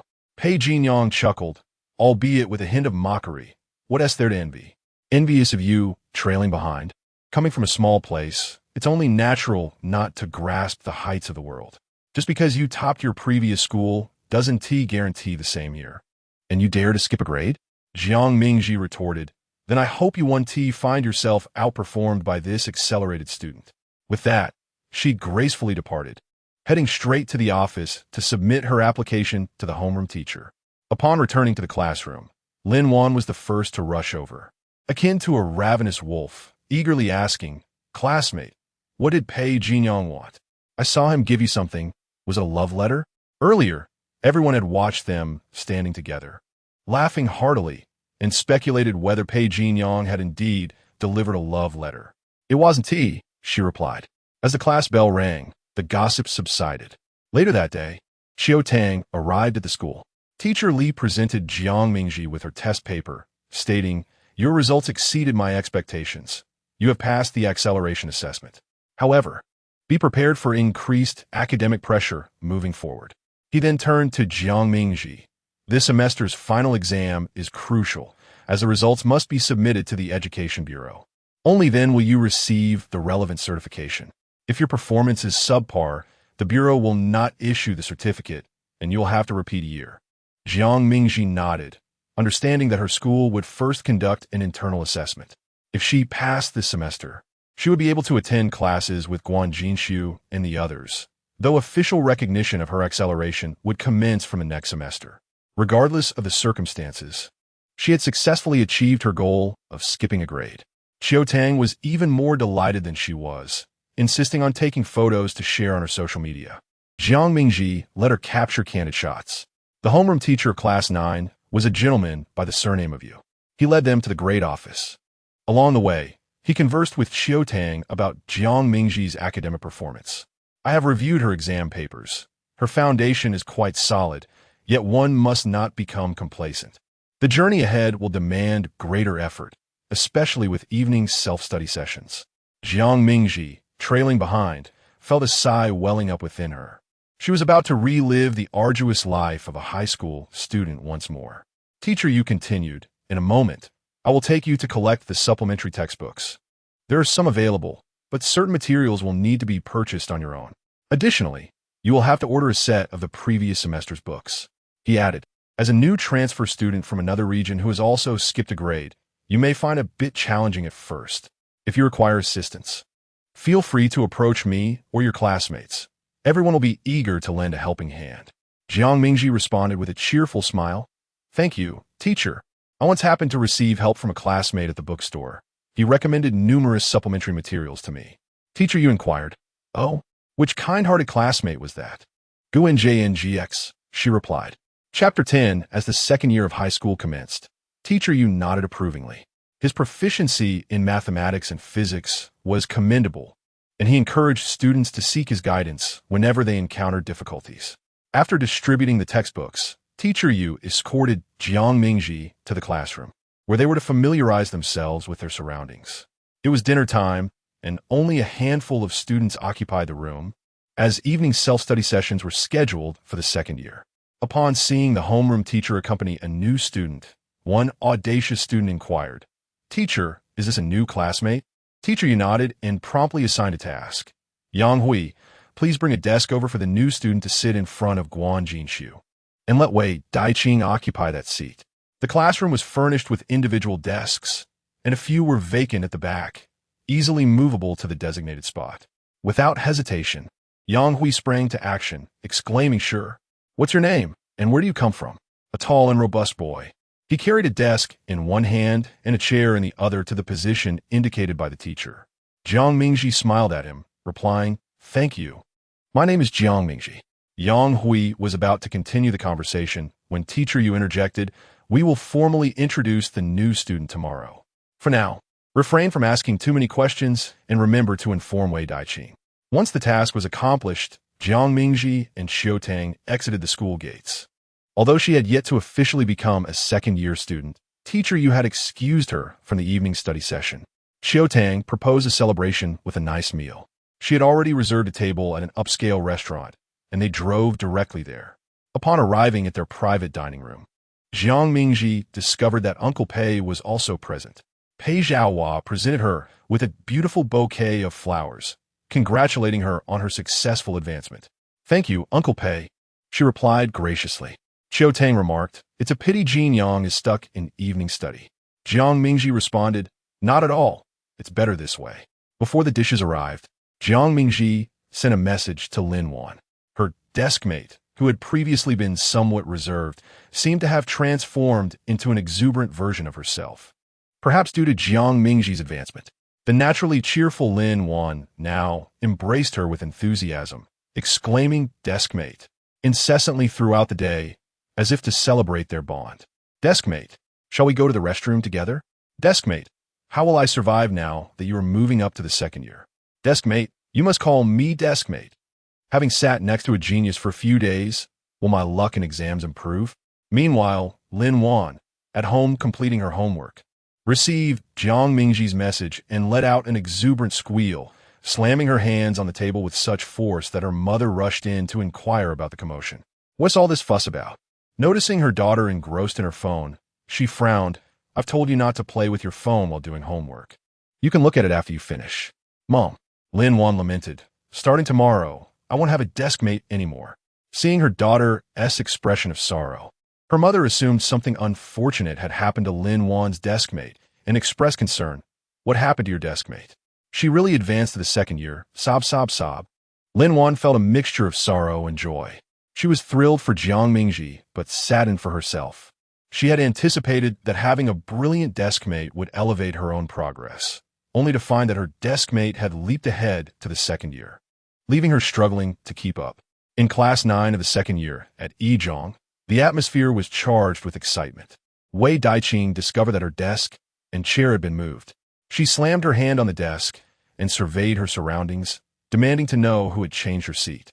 In their second year of high school, boys and girls were not allowed to sit together, making the position in front of Guan Jinshu highly coveted. She scanned the area for suspicious individuals, and Yang Hui, sitting behind her, slapped his forehead and stood up, pointing to the seat above him. "Teacher Yu has moved you there. A new student will be sitting in your spot." "What new student? I haven't heard anything about a new student joining our class." Wei Daiqing responded, perplexed. "Yes, it was quite sudden. Teacher Yu brought her in to drop off her books and left. She will be formally introduced tomorrow," Yang Hui explained. His classmate nudged him, asking, "Have you seen the new student? Is it a boy or a girl?" In their science class, there were relatively few girls, and Xiao Lei was hoping for a female classmate. Yang Hui sat back down, grinning mischievously. "It's a beauty. We're in for a treat." The mention of a beauty sent several boys into a frenzy of excitement. Guan Jinshu, however, remained absorbed in her book, lost in the exhilarating world of fighter jets. Without mobile phones, students engaged in discussions about academics or indulged in petty gossip. The rivalry between Class 6 and Class 9 was well known. Yang Hui, with his loud voice, seemed determined to make sure everyone knew that a beauty was joining their class. As evening study sessions began, the chatter gradually subsided. In Class 6, Shun Zhanbei leaned closer to Pei Jinyang and whispered, "Have you heard? Class 9 is getting a stunning beauty." "Who told you that?" Pei Jinyang inquired. "Yang Hui," Shun Zhanbei replied. "Don't take him seriously," Pei Jinyang cautioned. Shun Zhanbei nodded. "True, it might just be a girl." Yang Hui tends to exaggerate. They had played basketball together and were familiar with Yang Hui's character. Suddenly, Pei Jinyang's mind conjured the image of Jiang Mingji's face. Was she transferring to Class 9? He had thought she would join Class 6. as Pei Zhaohua had consistently urged him to look after Jiang Mingji in this new environment. Wouldn't it be easier if they were in the same class?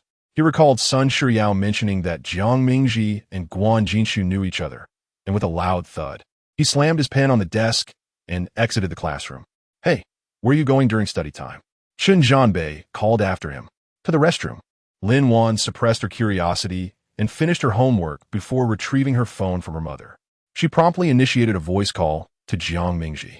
Once the call connected, Lin Wan's enthusiastic voice resonated through the phone. Deskmate, her tone was melodious and prolonged, akin to a soprano. Jiang Mingji chuckled. What is up, deskmate? Lin Wan exclaimed. Ah. Starting tomorrow, you won't belong to me anymore. I'm heartbroken. I'm sat. Don't worry. Once a deskmate, always a deskmate. Lin Wan nodded vigorously like a chick pecking a grain. Yes, yes, yes. I can brag for a lifetime about having a second-year deskmate. By the way, which class are you going in second year? Is it class 6?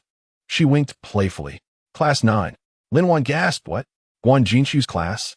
Yes. Lin Wan, puzzled, responded. We all assumed you would go to class 6. Some even said you and Pei Jinyang had a mutual affection, and you advanced a grade just for him. Jiang Mingji. Can the rumors become any more outrageous? I do not believe in nor spread rumors. Jiang Mingji stated, I have no connection with him. Lin Wan, skeptical, replied, but he came to find you this morning. That hardly seems like an absence of relationship. Jiang Mingji sighed. To be frank, he is my half-brother, and he merely came to deliver my application for skipping a grade. Lin Wan's mouth fell slightly agape as she processed the concept of a half-brother. Are you part of a blended family? Jiang Mingji nodded. Yes, but he does not harbor any affection for me. As for her feelings towards Pei Jinyang, they were rather intricate, difficult to untangle in a moment's time. However, those complexities pertain to the future Pei Jinyang, not the 17-year-old version of him. After ending the call, Jiang Mingji picked up her pen once more to tackle her studies. The past cannot be reclaimed.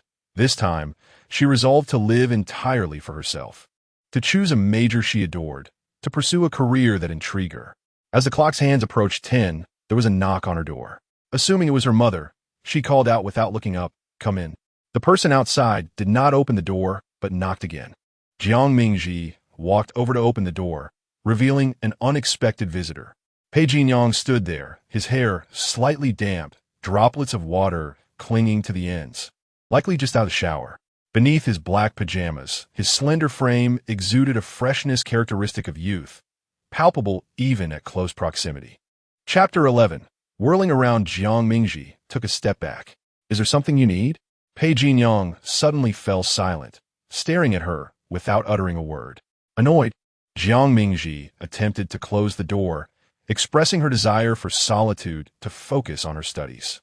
Did he not realize the pressure she faced after just advancing a grade? Pei Jinyang raised his hand to block the door from shutting, his gaze fixed on the youthful face of the girl before him, untouched by makeup yet radiantly beautiful. She wore a white, ruffled nightgown, her low ponytail falling gracefully down her back, an image that starkly contrasted with her cold and impatient demeanor. She ought to smile, just as she did when interacting with Qiu Tang and Pei Zhaohua, exuding a charming warmth akin to blooming flowers. Smile for me, Pei Jinyang suddenly suggested. Jiang Mingji regarded him as if he were deranged. Are you out of your mind? You disturb me at this hour just to ask for a smile? If you're sick, get yourself treated. Realizing the absurdity of his own words, Pei Jinyang lazily added, Has anyone ever told you that you resemble a fierce spirit when you don't smile? Jiang Mingji rolled her eyes without reservation. You're insane. Are you transferring to class 9? Pei Jinyang inquired. Jiang Mingji raised an eyebrow indeed. He wanted to ask why, but the words eluded him, leaving him perplexed. Releasing the doorknob, she crossed her arms over her chest. I've heard that Guan Jinshu from class 9 is quite remarkable. Since mathematics and science are my weak points, I wish to be closer to a genius. Is that a problem? The white light from her room blended with the warm hues of the hallway, casting an ethereal glow around her, enhancing her cleanliness and mystique. Pei Jinyang scoffed lightly. You seem to have quite a few weak points. With a resounding slam, the door shut completely. Jiang Mingji wished she could transform into a whip, lashing out at Pei Jinyang until he spun around like a top. She decided it was best not to engage with an immature adolescent. The following day, Jiang Mingji descended the stairs, feeling invigorated and ready for breakfast. She belonged to the high-energy demographic during the early days of her entrepreneurial endeavors. She managed on just 4 hours of sleep, but now, considering her growth, she allowed herself 7 hours. Today, she donned her school uniform, a spring ensemble consisting of 3 sets. Mondays required the formal attire, a blazer paired with a pleated skirt, along with a long-down jacket to ward off the chill when stepping outside. A young boy sat with his back slightly hunched, dressed in the same stylish school uniform, the British design accentuating his noble and handsome appearance. A phrase suddenly crossed her mind. The school uniform is the first couple outfit we wore. In her previous life, she had indeed secretly regarded the uniform as their couple attire. Her beautiful mood soured, and she felt an urge to kick Pei Jinyang. Aunt Zhang greeted Jiang Mingji, placing a cup of hot milk at her usual seat. Pei Jinyang did not even lift his eyelids, munching on his soup dumplings, while Jiang Mingji savored a bowl of wontons she had specifically ordered the night before. The wontons were thin-skinned and generously filled, garnished with seaweed and shrimp. Served in a rich chicken broth, they were sure to sustain her good spirits throughout the morning, provided that the bothersome Pei Jinyang was not around. Today, for reasons unknown, he opted not to ride his bike to school, but instead joined her in taking a taxi. "It's too cold," he remarked. Indeed, the temperature in Beijing at the end of February was quite low. Jiang Mingji couldn't help but think, "Then why didn't you freeze on the way here a few days ago?" On the way to school, an air of silence enveloped the atmosphere. Jiang Mingji remained engrossed in her book, while Pei Jinyang feigned sleep with his eyes closed. As the vehicle came to a halt, his eyes fluttered open, and with a fluid motion, he opened the door, exited, and closed it behind him. Jiang Mingji suddenly recalled a conversation she had with Lin Wan. "You are so fortunate. You have a charmingly rebellious older brother and the opportunity to attend class with the cool and composed academic Guan Jingshu. The sunshine of the first high school will surely bless you." Jiang Mingji retorted, "I would rather not, for fear of being scorched by it." Lin Wan inquired, "Do you know who is more popular among the girls, Guan Jingshu or Pei Jinyang?" Jiang Mingji feigned ignorance, though she was aware of the answer. Pei Jinyang garnered more admiration from the girls, as youthful girls were drawn to his roguishly handsome demeanor, while Guan Jingshu appeared rather introverted and taciturn. To put it kindly, he was aloof, but in reality, many girls feared being frostbitten by his indifference. Having alighted from the car and stepped through the school gates, Jiang Mingji caught sight of a human figure hurtling toward her. It was her desk mate. The voice gave her away, Lin Wan. She thrust a tea egg into Jiang Mingji's hand, declaring, "My mother made this. You can't find it at the breakfast shop." The warmth of the egg seeped through the plastic bag, enveloping her palm with comfort. "Thank you," Jiang Mingji replied. Lin Wan linked arms with her as they walked into the school, saying, "I've been waiting for you for several minutes. I saw Pei Jinyang come in with you." Jiang Mingji, peeling the egg through the bag, aimed to finish it before reaching their classroom. The first and second-year classrooms were situated on the same side, and after walking a stretch together, Lin Wan reluctantly bid farewell to Jiang Mingji. "Study hard in the second year. Don't embarrass us first years." Jiang Mingji chuckled, understood. "You too. Study well. Don't bring shame upon your desk mate." Upon arriving at the entrance of Class 9 in the second year, Jiang Mingji finished her tea egg, and her arrival stirred quite a commotion. "Is she the new student? Where did she transfer from?" Yang Huicheng mused. "Indeed, she is a beauty." Another chimed in, "Wait, she looks somewhat familiar. I think I've seen her around school." "Come now, which beauty doesn't seem familiar?" As Jiang Mingji approached her seat, she warmly greeted Guan Jingshu before taking her place. He was immersed in a book, his long lashes casting a delicate shadow on his eyelids, his handsome visage exuding an air of detachment, yet his slightly plump cheeks rendered him rather endearing upon closer inspection. "Guan classmate, what a coincidence." The young man's gaze pulled away from his book, landing on Jiang Mingji's radiant smile, surprise flickering in his eyes. How could the new student be her? He had encountered her at school before. What class had she been in, and why was she now in Class 9? Jiang Mingji winked at him. "I've skipped a grade." From then on, she would glide around Guan Jingshu like a ghost, undoubtedly making Pei Jinyong reluctant to approach her. During morning reading, the homeroom teacher, Mr. Yu, entered the classroom. Standing at the podium, he glanced at Jiang Mingji before announcing, "We have a new student in our class. She has skipped a grade from first year." Before he could finish, murmurs erupted from the students below. A new student who skipped a grade? I hadn't heard about this. Is she really that impressive? Directly advancing from the first year of high school to the elite class? One must understand the immense pressure they are currently under. In summary, the new student is remarkable. In an instant, the gazes directed towards Jiang Mingji were predominantly filled with admiration, alongside a hint of scrutiny. Teacher Yu clapped his hands twice, signaling the students to quiet down. All right, let us invite the new student to introduce herself. Jiang Mingji stepped onto the stage, standing beside Teacher Yu, and calmly said, "Hello everyone, my name is Jiang Mingji." She picked up a piece of chalk and turned to write her name on the blackboard. After finishing, she placed the chalk down and continued, "I am delighted to join Class 9 and to become classmates with you all. I hope to receive your guidance in the future." Following her introduction, Teacher Yu did not allow her to leave, but instead encouraged the students to pose questions to her. Typically, a self-introduction does not include this step. Yet, Jiang Mingji's introduction was rather brief, and given the curious gazes from below, it was deemed necessary to allow them to learn more about her. Otherwise, they would likely steal glances at her throughout the class. Yang Hui was the first to inquire, "Jiang, what extraordinary background do you come from to have advanced a grade?" Jiang Mingji replied, "I am originally from Nanqing." A girl then asked, "What is your relationship with Pei Jinyang?" Chapter 12. The hidden blade beneath a smile upon the utterance of those words, the entire room erupted in astonishment. There were those who were bewildered, as well as the curious observers. Some well-informed individuals were already aware that Pei Jinyang had sought her out in the first year of high school, and they had also heard whispers of the mutual affection between Pei Jinyang and Jiang Mingji. To their surprise, the leading lady had now entered their class. The girl who posed the question had fortuitously witnessed the two descending from a vehicle during school hours. "He is my nominal brother." Jiang Mingji seized the opportunity to dispel the rumors. A chorus of voices erupted from the crowd, prompting Teacher Yu to intervene. "What sort of questions are these? Let us return to our morning reading." It was rather disappointing that this group of young rascals had chosen to pry into others' private matters rather than inquire about academic subjects. With a light-hearted step, Jiang Mingji descended from the stage.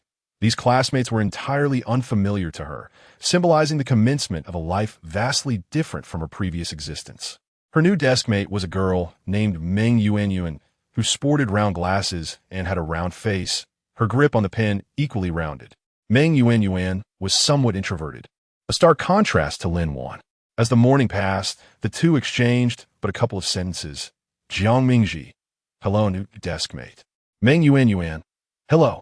My name is Meng Yuanyuan." Jiang Mingji, "May I borrow your class schedule?" Meng Yuanyuan, "Of course." It seemed that her new deskmate was a top student, and the scholar seated behind her, Guan Jingxiu, was also academically gifted. Being surrounded by such brilliance provided Jiang Mingji with a sense of comfort. Although she had entered the elite class, she still had to prepare for the subjects of the upcoming examinations, which rendered her academic responsibilities heavier than those of her classmates. She made slight adjustments to her study plan, yet everything remained under control. Days passed, the sun rose and set, and Jiang Mingji gradually acclimated to attending morning exercises in the embrace of dawn. Occasionally, she would find herself daydreaming in class, gazing out at the increasingly azure sky, only to be snapped back to reality by the teacher's unwavering lecture at the podium. Jiang Mingji had become quite well known within the school. For a span of 1 to 2 weeks, the walls of the campus were plastered with news regarding her. The mere title of a transferred student who had skipped a grade was sufficient to keep her classmates talking for some time. Not to mention, she was also recognized as Pei Jinyang's sister, albeit not by blood. Upon discovering their connection, several girls became increasingly infatuated, akin to koi fish being fed, eagerly approaching her to beseech Jiang Mingji to deliver love letters or small gifts to Pei Jinyang, preferring to spend her breaks immersed in books. Jiang Mingji found herself frequently interrupted. While she longed to dismiss them, the sight of their youthful, bashful faces softened her heart. These were merely budding young girls experiencing their first stirrings of affection. It would be unkind to behave like a heartless disciplinary officer. However, she had no intention of playing the role of the benevolent. Instead, she chose to mock a few of the girls who had asked for her assistance in a rather inconsiderate manner. Are you all flies? So eager to swarm around a pile of dung? After her scathing remarks, no one dared to request her help in delivering love letters again. Gathering all the items she had already received into a single bag, she encountered Chinjanbei and another boy descending the stairs with a basketball the following day. She called out to him, "Chinjanbei, could you assist me in delivering something to Pei Jinyang?" The boy, caught off guard, wore a perplexed expression, his mouth agape, pointing at himself with his index finger at me. Chinjanbei carried a bag of delicate pink items towards his classroom, his mind still in a state of confusion. He placed the bag onto Pei Jinyang's desk, saying it was from his sister. Pei Jinyang shot him a glance, questioning the mention of his sister. Chinjanbei pondered aloud. How does she know my name and call it so naturally? Have you spoken about me in private? Pei Jinyang's gaze lingered on the bag for a moment before he scoffed. What could we possibly discuss? Your bedwetting in the first year, or your failed confession to a senior due to poor grades. In broad daylight, he warned Chinjanbei not to speak recklessly. Chinjanbei, feeling indignant, attempted to cover his mouth, but before he could make contact, Pei Jinyang ruthlessly swatted his hand away, declaring, "Keep your filthy hands off me." Turning his attention to the bag filled with various girls' heartfelt confessions, Chinjanbei rummaged through it, discovering an assortment of love letters, homemade cookies, and trinkets. He unwrapped a pack of cookies, musing about the prevalence of digital communication and questioning why these girls still opted for handwritten letters. In his opinion, sending a message via QQ or WeChat would be far more convenient. Of course, not everyone had access to Pei Jinyang's contact information, and even those who did might not receive his acceptance of a friend request. Pei Jinyang handed the entire bag to Chinjanbei, stating, "How would I know? You might as well ask them yourself." Experienced in handling such items, Chinjanbei began to sift through the contents, keeping what was edible or usable while discarding the letters into the trash bin. As he worked, he remarked, "Didn't T.U. say your relationship with your sister was poor? Yet she still acts as your messenger?" The news that Jiang Mingji was Pei Jinyang's half-sister had recently spread, leaving their close friends astonished. "Hadn't T heard about that?" They replied. They had discussed Jiang Mingji several times, noting that their classes intersected during physical education, but had never seen the two acknowledge one another. Pei Jinyang explained, "I'm not familiar with her." Chinjanbei found this hard to believe. How could they not be familiar living under the same roof? It was only a matter of time before they grew closer. At 4:30 in the afternoon, Sun Shuyao and Sheng Qiaoxi, who were attending classes in the international department, came by. Sun Shuyao frequently visited this cafeteria for meals and was well acquainted with several boys he played basketball with. Today, Sheng Qiaoxi accompanied him, evidently with some purpose in mind. Chinjanbei inquired, "What brings you here?" Sheng Qiaoxi flicked her bangs and replied, "I came to see Pei Jinyang's renowned sister." Sun Shuyao eagerly nodded. "Exactly. When did you get such an impressive sister?" "My mother has been going on about it since last night." The affluent circles had learned of this through Chiu Tang's promotion, as parents often shared their children's accomplishments in social circles. Jiang Mingji's advancement had certainly brought Chiu Tang some recognition. Among the wealthy, news spread quickly, and everyone was aware. At that moment, Sun Shuyao struggled to connect Jiang Mingji's name with the face he had seen in the cafeteria. Pei Jinyang, his expression darkening, questioned, "Can't you distinguish between Class 6 and Class 9? This is Class 6. Where would Jiang Mingji come from?" Sheng Qiaoxi rested her palm upon her desk, smiling as she said, "Jinyang, why don't you invite her over to meet us? It grows rather tedious playing with you boys every day." Pei Jinyang remained unmoved, replying, "Go and call her yourself." Ultimately, it was Chinjanbei who took Sheng Qiaoxi by one hand and embraced Sun Shuyao with the other, leading them away. As Jiang Mingji arranged her desk, she felt a gentle tapping on its surface, signaling that someone was seeking her attention. She raised her gaze towards the entrance of the classroom, where she spotted Chinjanbei and Sun Shuyao standing like limp figures, accompanied by another person concealed by the wall, leaving her uncertain of their identity. Sun Shuyao waved at her with a foolish grin, evidently attempting to convey a sense of friendliness. Jiang Mingji harbored no doubts. Should she choose not to step outside, they would surely enter to find her in the next moment. Chapter 13. Public opinion, is there something amiss? She stepped outside and caught sight of Sheng Xiaoxi, obscured by the wall. Sun Shiryao smiled and introduced himself. We are all close friends of Pei Jinyang. I heard he has a sister, and we'd like to invite you to join us for some fun. We have a gathering this Saturday. Will you come? Jiang Mingji offered a faint smile. I have a class on Saturday, so I fear I won't have the time. Chun Zhanbei interjected. The gathering is in the evening. Jiang Mingji replied, Yes, my class is also in the evening. Meanwhile, Sheng Xiaoxi, who had been scrutinizing her, spoke up. Well, this sister is quite the busy one. Jiang Mingji exchanged a glance with her. That look, how to describe it? It appeared friendly and benevolent, yet carried an exceedingly subtle sting. While others perceived her as beaming with joy, Jiang Mingji could sense the underlying mockery, which was rather disconcerting. Sheng Xiaoxi had always been this way. In her previous life, after Jiang Mingji began a relationship with Pei Jinyang, Sheng had privately expressed her dislike for Jiang Mingji.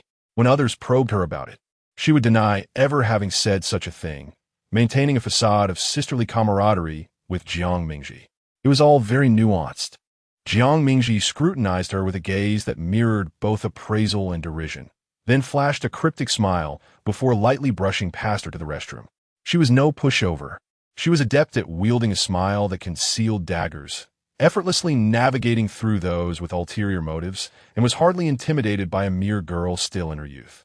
Sheng Xiaoxi felt a sense of frustration from Jiang Mingji's scrutiny and complained to Sun Shiryao. She is truly impolite. No wonder Jinyang dislikes her. Why did you invite her? Sun Shiryao, slightly bewildered, replied, What is impolite about wanting to hang out with a pretty sister? After evening study hall, Jiang Mingji entered the car first and waited for 5 minutes before Pei Jinyang strolled out of the school gate at a leisurely pace. As he got into the car, Jiang Mingji leaned back in the rear seat, eyes closed in repose. The vehicle started, and she remained motionless, arms crossed, not even opening her eyes, a clear stance of disinterest, as if to convey that the outside world held no relevance to her. Pei Jinyang cast a sidelong glance at her, discerning her feigned slumber, and said flatly, Please refrain from collecting love letters on my behalf in the future.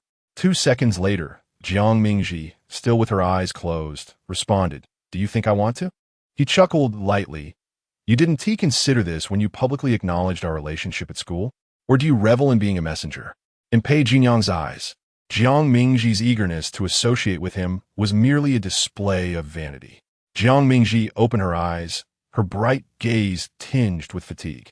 A pile of dung surrounded by flies appears rather proud. I advise you not to be overly narcissistic. Did he truly believe she wished to be connected with him? In her previous life, people at school were unaware of their sibling relationship, and some even shipped them as a couple. In this lifetime, she merely sought to eliminate such possibilities, for it was quite unsettling. An awkward silence enveloped the car, and Pei Jinyang, perhaps incensed by Jiang Mingji's blunt insult, fixed his gaze upon her, his lips momentarily at a loss for words. After a while, he finally spoke, You are no better than that pile of dung. Although Jiang Mingji had not received a tangible love letter, her presence was a daily spectacle on the campus walls. Candid photographs of her dining in the cafeteria circulated, and she was often captured on the playground. Even her silhouette became a subject of intrigue as she strolled through the pathways. Curious classmates would gather beneath the campus wall, inquiring about the remarkable student who had skipped grades, and a flurry of explanations would ensue. When faces were matched with names, Jiang Mingji garnered admiration as a stunning and formidable transfer student. Undoubtedly, her recent prominence was undeniable. Jiang Mingji scoffed, believing that her allure naturally drew attention. She played the double standard with utter clarity. After exchanging playful banter, the two fell into a silence, each ignoring the other. By the time they returned home after a late-night snack, not a single word had passed between them. Qiu Tang was aware of the discord between her daughter and Pei Jinyang, yet she refrained from commenting, even feeling that the distance was a blessing. If their relationship were too amicable, she would have been more concerned. The physical education class for the 6th and 9th grades collided on Thursday afternoon. Jiang Mingji had changed into her sports uniform and sat alone in an octagonal pavilion outside the school playground during the break. As spring transitioned into summer, the pavilion would soon be adorned with blooming wisteria. The school boasted numerous picturesque spots, along with a couple of buildings steeped in historical charm. Jiang Mingji cherished these rare moments of tranquility between classes. In early March, a gentle breeze wafted through, and the sun shone warmly. The trees around her burst forth with a tender green. The youthful voices were just as vibrant as the leaves. "Brother Jing, Brother Su, Brother Jing Su, please join me for the league matches this weekend." The voice rang out melodiously, deliberately pitched, rendering the speaker unrecognizable. This was soon followed by a clear, magnetic voice. "I was going to go, but you've nauseated me to the point of reconsideration." It was Guan Jingxiu, exuding a youthful charm. Another boy lamented, No, Sugo, I was wrong. Please do go." The young man rambled on about the upcoming tri-school tournament, boasting that their school would field 2 teams, promising an abundance of medals to showcase. Guan Jingxiu replied, "Do you think the other basketball teams are made of paper?" The boy chuckled foolishly. Jiang Mingji closed her book and headed toward the playground. Just as she approached the small gate, she encountered a few boys from Pei Jinyang's class. Though early spring still held a chill in the air, the boys were eager to don their white t-shirts, their school jackets casually draped, each vying to display their charm. Jiang Mingji intended to disregard these overzealous youths, yet one called out to her, "Hey, Jiang Mingji." The caller was a tall, slender boy whom she did not recognize. "What is up?" The boy waved dismissively. Nothing, haha." Jiang Mingji turned to leave, but behind her, laughter and whispers carried a hint of malice. "She doesn't even have a southern accent. How quaint," someone remarked.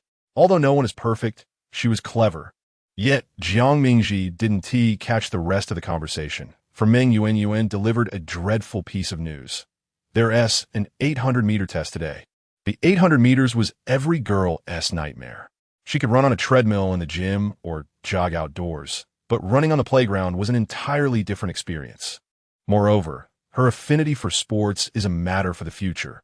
At the tender age of 16, she is but a fragile creature, her physical fitness undeniably lacking. Among the scant few girls in the science class, their faces are pallid, and 2 who have recently experienced their monthly cycle exhibit a relieved joy at having narrowly escaped a predicament. After the physical education teacher guided the students through basic warm-ups, she herded them towards the starting line. The girls from Class 6 and Class 9 gathered at the starting point, where the teacher proclaimed that competition breeds motivation, urging them to focus on overtaking the person ahead. With a stopwatch in hand and a whistle poised between her lips, she called them to their marks. Like a flock of young maidens, they surged forward, the red rubber track blooming with delicate white flowers. Jiang Mingji endeavored to maintain a steady breath with her lips sealed, striving to keep a rhythm. As the target seemed to drift further away, her mind began to wander uncontrollably. Memories of the years spent with Pei Jinyang flitted through her thoughts, interspersed with recollections of the physics problems tackled in the previous lesson. After contemplating a myriad of thoughts, both relevant and irrelevant, she glanced down only to realize she had barely completed half a lap. She believed her feet were moving as swiftly as her mind, yet to the teacher, she appeared to be crawling like a tortoise, unable to contain herself. The teacher called out for her to speed up, warning that those who did not pass the mini-test would continue to run in the next class. Jiang Mingji quickened her pace, surpassing 3 runners ahead. In a moment of distraction, she inhaled sharply, and suddenly, her lungs felt as if they might fail her. The finish line was tantalizingly close. Yet, in the final 100 meters, her mouth could no longer stay shut, gasping for air, her throat tasting of rust. 50 meters, 30 meters, 10 meters. Just then, the teacher was momentarily absent, and Guan Jingxiu was in charge of timing. Jiang Mingji kept her gaze fixed on him, drawing nearer and nearer. As she was about to dash across the finish line, something collided with her back, sending a girl already somewhat weak in the legs tumbling to the ground, eliciting gasps from the onlookers. Jiang Mingji felt as though her spirit had momentarily vacated her body. A searing pain shot through her palms. Her legs trembled, and though she wished to rise, she found herself unable to do so. Chen Jianbei glanced at Pei Jinyang, remarking that his sister had fallen. Pei Jinyang averted his gaze, appearing indifferent, as if to say, "Does she bear my surname?" The discomfort in Jiang Mingji's body brought her back to reality. Meng Yuanyuan came to assist her, but could not lift her. "Jiang Mingji, can you get up?" she asked. "It hurts a bit," Jiang Mingji replied, her voice hoarse. One hand pressed against the rough rubber track while the other was grasped by Meng Yuanyuan. Meng Yuanyuan exclaimed, "Oh no, you're bleeding." A few classmates gathered around, asking, "What happened? Are you all right?" Jiang Mingji longed to retort, "Can't you see I'm still sprawled on the ground? Could someone please come help me?" Her legs refused to support her any longer, trembling uncontrollably. In the next moment, she felt a strong force lifting her under the arms, raising her up. Chapter 14. Paranoia. Raising her gaze, she beheld the face of Guan Jingxiu. Up close, she discerned it was an exquisitely beautiful visage. His skin remained untouched by the tribulations of adolescence, devoid of blemishes or blackheads, smooth and flawless. What skincare products did he use? Jiang Mingji had always recognized his good looks, but now, in proximity, the impact of his handsome countenance was even more striking. The youthful curve of his upper lip appeared inviting. A waft of fragrant laundry detergent filled her nostrils, refreshing and delightful, instantly dispelling the embarrassment that had enveloped her. His cool fingers brushed against Jiang Mingji's warm skin, igniting a shiver. Lowering her gaze, she noticed his slender hand, resembling jade and bamboo, and inexplicably grasped it. "Can you walk?" the youth inquired with concern. Jiang Mingji shook her head, aware that halting immediately after a long run would lead to muscle soreness. She felt dizzy and nauseous, yet her legs would not move. Meng Yuanyuan cautiously cradled her hands. "Both of your hands are injured." A dull pain radiated from her palms, but she had no time to dwell on it, as her entire weight pressed against Guan Jingxiu.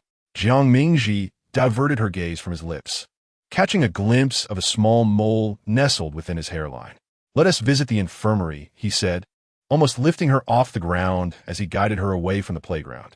In the infirmary, as she tended to her scraped palms, the wounds were tainted with fine granules of grit, each gentle touch of the cotton swab sending sharp pangs of pain through her. Guan Jingxiu had gone to fetch her water. Her throat felt as though it were ablaze, rendering speech a challenge. The school nurse finished dressing her wounds just as Guan Jingxiu returned. He not only handed her the water, but also thoughtfully twisted off the cap. "Thank you," Jiang Mingji replied, taking a couple of sips. "I appreciate you helping me to the infirmary." Without Guan Jingxiu's assistance today, she would likely have remained sprawled on the ground until the physical education teacher returned. She hadn't anticipated his quiet demeanor masked a genuine kindness.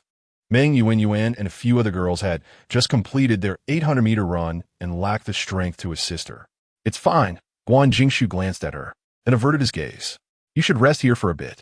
With that, he swiftly exited the infirmary. Shortly thereafter, Meng Yuanyuan arrived, holding her thermos. "I brought your water bottle. Are you all right?" Jiang Mingji extended her bandaged palm for her to see. "Thank you, Yuanyuan. I'm fine now." Being addressed so intimately by her beautiful deskmate made Meng Yuanyuan feel somewhat bashful. She gently touched the gauze on her palm, expressing concern. "How will you write like this?" Jiang Mingji smiled. "It will be a bit challenging, but it's not impossible."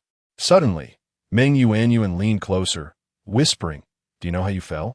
Upon seeing Jiang Mingji shake her head, she dashed to the door to ensure no one was eavesdropping before continuing.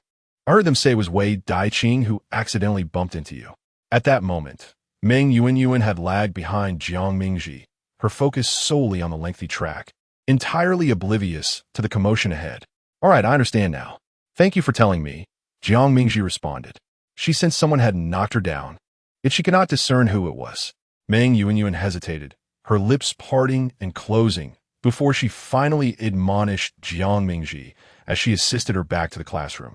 "It seems that Wei Daiqing does not particularly favor you." She had once overheard Wei Daiqing disparaging Jiang Mingji behind her back. Prior to Jiang Mingji's transfer to Class 9, Wei Daiqing was widely regarded as the most beautiful girl in the class. Her affection for Guan Jingxiu was an open secret. In truth, many girls were enamored with Guan Jingxiu. He possessed striking looks, commendable academic achievements, and though he appeared somewhat aloof, those who got to know him found him quite amiable.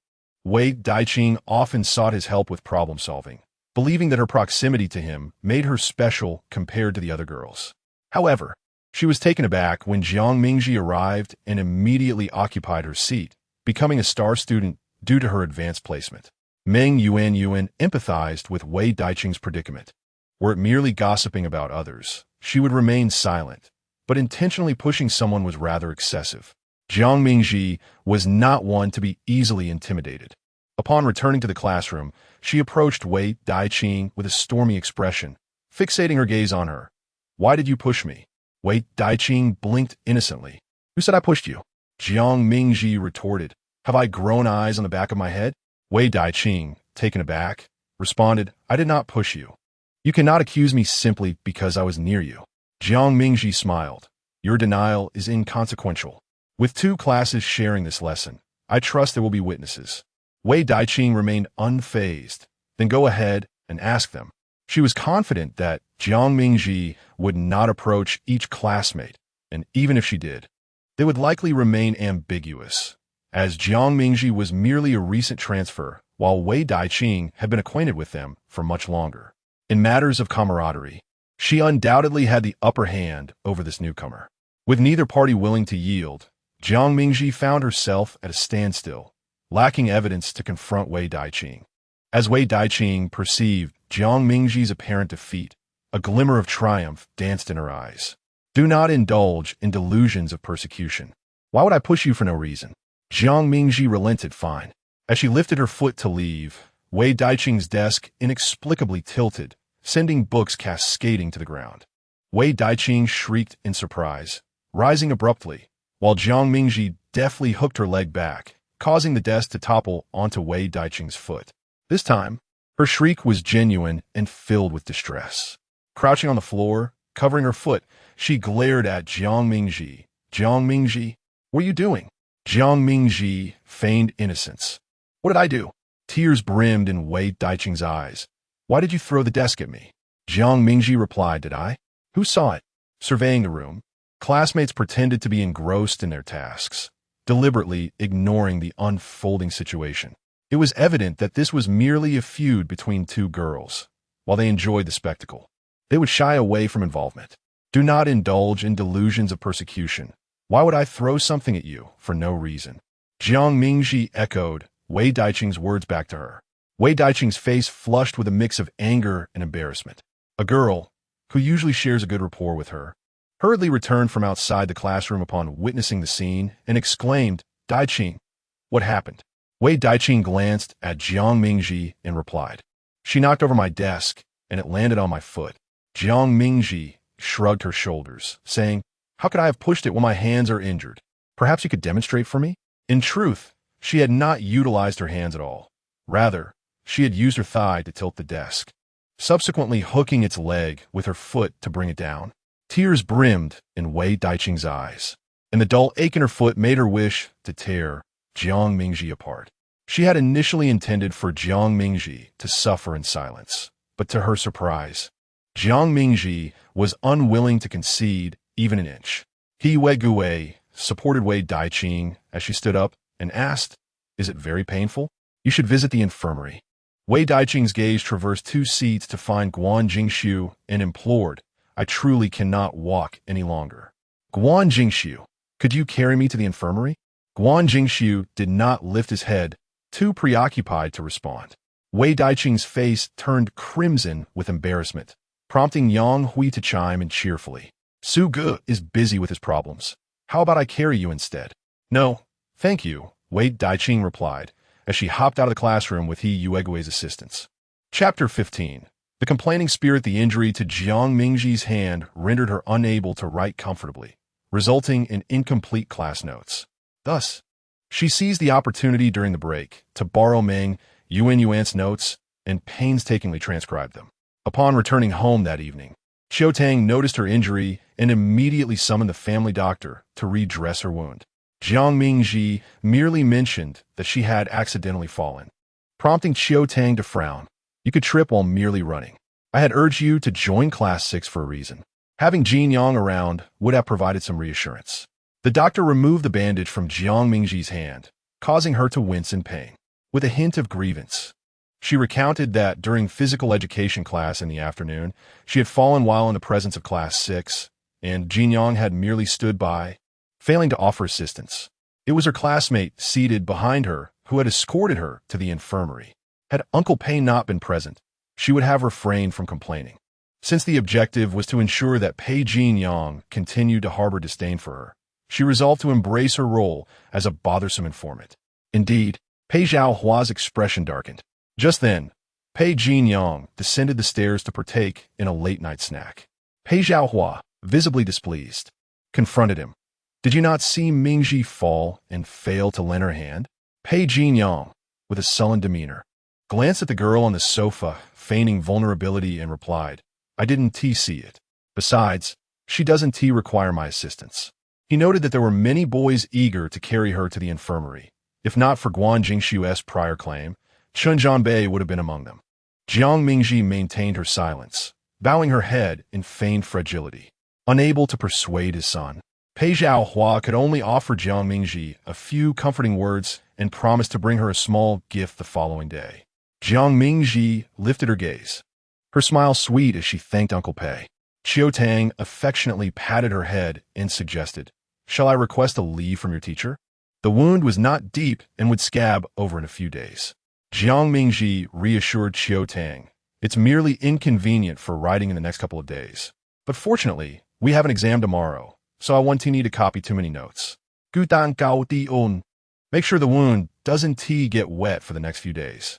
Jiang Mingji waved her hand dismissively and stood to head toward the dining room. Don't worry, Mom and Uncle Pei, you both should rest. Their late-night meal consisted of a bowl of crab roe noodles complemented by sweet soup made from tremella and peach gum. For a high school student overwhelmed with studying, the meal posed no burden of excessive nourishment.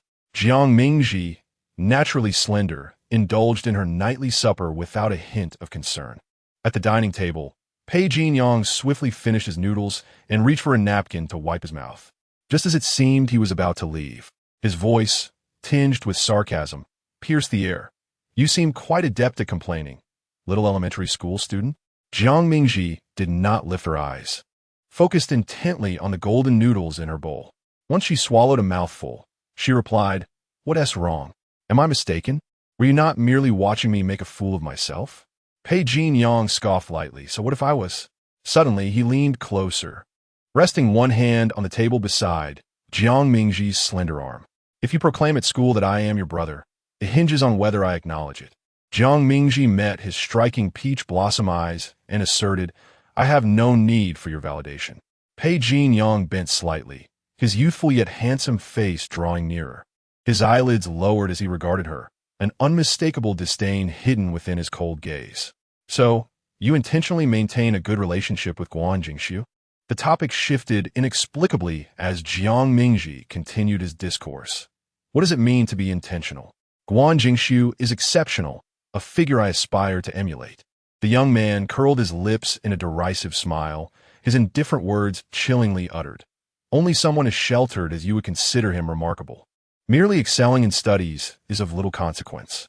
Jiang Mingji rolled her eyes, dismissing him as a lunatic, uninterested in further conversation. Her disdain for Guan Jingxiu fueled her deliberate display of admiration towards him.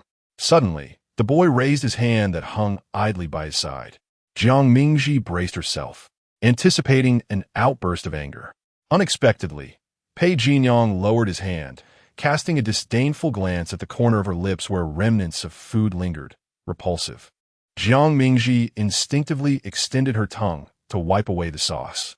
The detestable Pei Jin Yang departed, leaving Jiang Mingji to quietly finish her late-night snack. Upon returning to her room, she retrieved her phone to check messages, just as Lin Wan inquired if she would attend the basketball game on Saturday. Jiang Mingji recalled a conversation she had inadvertently overheard prior to today's gym class. It seemed that Guan Jingxiu would also be attending, as early spring brought warmth. The flower beds along the street blossomed with life. Dressed in a pale yellow cardigan paired with a white long skirt, Jiang Mingji made her way to the basketball court. She met Lin Wan outside the venue, who bounced up like a piece of pop candy, waving at her.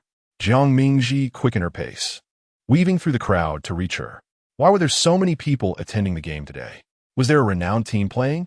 Lin Wan hurriedly pulled her into the arena, exclaiming that a team from number 1 high school had arrived. And not just their school, but several others were scrambling for tickets. Didn't she know? She had secured her ticket just a couple of days prior. Jiang Mingji was taken aback. She truly had no idea. In this new life, many things differed from the last. Aside from the knowledge in textbooks, many events had deviated from her previous experiences. Navigating through the throng, Lin Wan craned her neck to locate their seats, only to discover they had already been claimed by 2 other girls. "Excuse me, this is our seat," one of the seated girls protested, her displeasure evident. "Did it have your names on it? Everyone else is just claiming their spots." They had occupied the seats in the front row, having arrived before the venue opened. Rushing in as soon as the doors unlocked, Lin Wan raised her ticket, asserting, "Are you from number 4 high school? You must know Lin Yifan." She gestured towards Jiang Mingji, adding, "And this is her, Pei Jinyang's sister. These 2 seats were reserved for us." The 2 girls exchanged glances, assessing them before ultimately vacating their seats. Lin Wan settled down with a huff, willingly explaining to Jiang Mingji, "Lin Yifan is my cousin, a sophomore in 4 high school. He plays as a forward today." Jiang Mingji nodded, pulling a bottle of water from her bag to share with Lin Wan. Lin Wan joyfully accepted, exclaiming, "I brought water too." She opened her backpack, revealing 4 bottles of water. "Why did you bring so much water?" "They aren't water buffaloes. Can they drink that much?" Lin Wan raised a finger. "Ah, this you wouldn't understand. It's for the basketball players." Jiang Mingji. Subsequently, Lin Wan shared a plethora of information regarding the upcoming match, including details about several prominent figures involved. The sneakers screeched against the synthetic surface, igniting a fervent cheer. "Suge, there are so many people today. Do perform splendidly." Guan Jingshu raised his gaze, casting a menacing threat. Zhuang Heong quickly clasped his hands in a plea for mercy, exclaiming, "I was wrong. I should not have referred to him as Suge." Guan Tiantian, today, Lin Yifan from the 4th high school will be on the field. You must not allow him to bring shame to the 1st high school. Chapter 16. What stabs you from behind a basketball came crashing towards Zhuang Heong, which he deftly caught. Guan Jinshu frowned, inquiring, "Zhuang Heong, are you really like this?" As he spoke, he bent a finger in a mocking manner. Zhuang Heong reacted as if someone had stepped on his tail, exclaiming, "Damn it, I only called you by your nickname once, and you're already questioning my sexual orientation." He resolved to find a girlfriend the next day to prove his heterosexuality. Guan Jinshu retorted, "If you call me Guan Tiantian again, I shall publish your phone number on a gay dating website." Zhuang Heong quickly backed down, pleading, "I was wrong, Sugo, I was wrong. I would rather be stabbed in the back by a knife." Guan Tiantian was a childhood nickname bestowed upon Guan Jinshu by his family. The Guan family had 4 generations of boys, and everyone longed for a girl. Coincidentally, Guan Jinshu was the most adorable among them, resembling a finely crafted figurine. With a toothless grin, he melted the hearts of all around him. At such a tender age, he had yet to develop any sense of gender identity. After 2 years in kindergarten, a curious male classmate asked him why he was called Tiantian, a name typically reserved for girls. That day, after school, Guan Jinshu had a lengthy quarrel with his family, ultimately managing to rid himself of that name. Lin Wan's gaze swept over the multitude of animated figures, excitedly pointing at someone. "Jiang Mingji, look, that's my cousin." Upon glancing over, Jiang Mingji was engrossed in her phone, perusing past exam papers. Lin Wan exclaimed, "Isn't that handsome guy on the court appealing?" Jiang Mingji lifted her gaze, responding nonchalantly, although she hadn't come to watch the boys play. She graciously directed her attention to the young man Lin Wan was pointing at. During the halftime break, Lin Wan waved to Lin Yifan.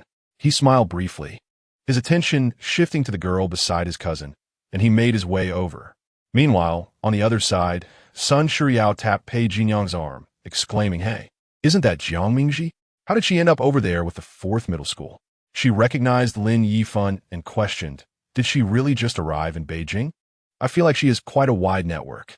Pei Jinyang's gaze lingered on the figure clad in pale yellow, resembling a flower, and found it rather obtrusive.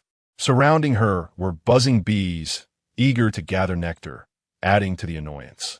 He shifted his gaze away, casting a glance at Sun Shuriao. Your rivals are not them. Why the intense focus? Sun Shuriao was momentarily puzzled as to whether they were referring to the 4th middle school's team or Jiang Mingji and her group.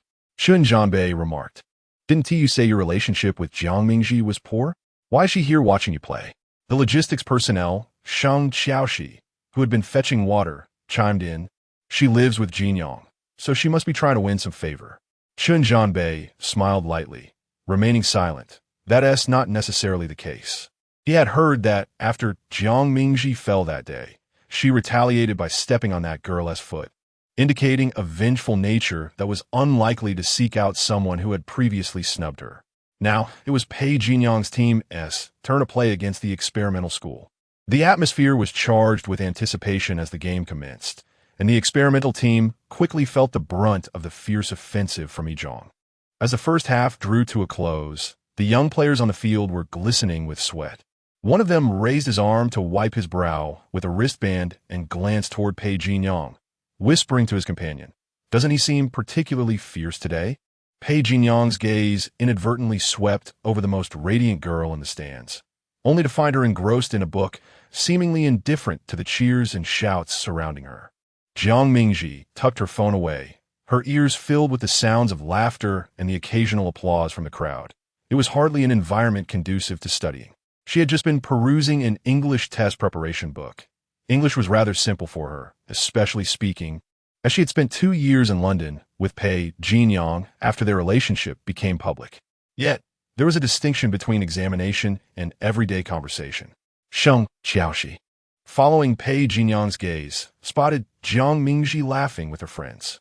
Her smile was radiant, her eyes crescent-shaped, strikingly beautiful and yet somewhat distracting. It was now time for Guan Jinshu and his team to take the court against Lin Yifun's squad. This was not Jiang Mingji's first time witnessing Guan Jinshu play basketball. During physical education classes, she would often catch glimpses of him on the court. However, it was her first time seeing him in a basketball uniform. There was an added vitality to him, and as he sprinted across the court, he became even more captivating. Guan Jinshu executed a swift reverse slam dunk, eliciting a frenzy of cheers from the audience. Even Jiang Mingji couldn't help but join in the applause, only to realize that several classmates around her were giving her reproachful looks. She had forgotten that she was seated among the opposing team as supporters. Lin Wan remarked, Does Guan Jinshu have springs in his shoes? My goodness, he looks even more handsome in motion. I thought he was one of those stoic types who rarely speaks. But today he appears so vibrant. Jiang Mingji replied, You haven't heard him explain problems. Lin Wan had initially come to cheer for her cousin, but her attention was entirely captured by Guan Jinshu. As for Lin Yifun, she was not acquainted with him, despite the similar jerseys worn by the boys. Guan Jinshu stood out remarkably, his chest rising and falling slightly, his action of shaking his head to flick away sweat sending the hearts of the girls fluttering. Lin Wan raised her phone, capturing photos while exclaiming, Pei Jinyang is handsome too, but he lacks the same impact as Guan Jinshu. The contrast was striking. The cold, aloof figure suddenly transformed into a sunny youth. Lin Wan continued, Yet, Pei Jinyang is more photogenic. The other day, I came across a TikTok featuring our schoolmates, and Pei Jinyang accidentally made an appearance for just 3 seconds. The comments were filled with excited cries from both boys and girls. There was a certain energy about Pei Jinyang, coupled with a roguish charm, giving the impression that if one were to hand him a love letter, it would be received with a teasing smile. In contrast, while Guan Jinshu's face was undeniably handsome, it exuded a sense of propriety, suggesting that presenting a love letter to him would require a formal stance. Lin Wan succinctly summarized the two. Pei Jinyang gives off the vibe of dating 8 girls in a year, none of whom he truly cares for, while Guan Jinshu might have such high standards that he could go 8 years without a relationship, but when he loves, it is for the long haul. Jiang Mingji interjected, You don't actually like Pei Jinyang, do you? If you did, you would certainly steer clear of him.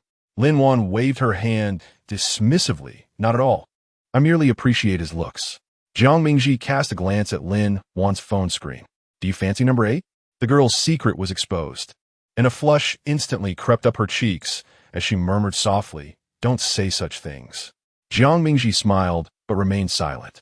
Though Lin Wan was discussing Pei Jinyang and Guan Jinxiu, her camera captured only the enlarged image of number 8. Number 8 was the defender from Lin Yifun's team, a tall and slender youth with a sun-kissed complexion. Even his buzz cut could not diminish his charm. That little girl certainly had good taste. As the match concluded, Lin Wan tugged at Jiang Mingji, leading her away from the stands. "Let's go see my brother." Jiang Mingji raised an eyebrow in skepticism. Surely, they were heading to see number 8. Nevertheless, she allowed herself to be pulled along. Behind the court lay the lounge and changing rooms, and the cheers from the front gradually faded, replaced by the voices of the young players. In the long corridor, the two girls paused by a window where Lin Wan began texting Lin Yifun. "Let us wait here."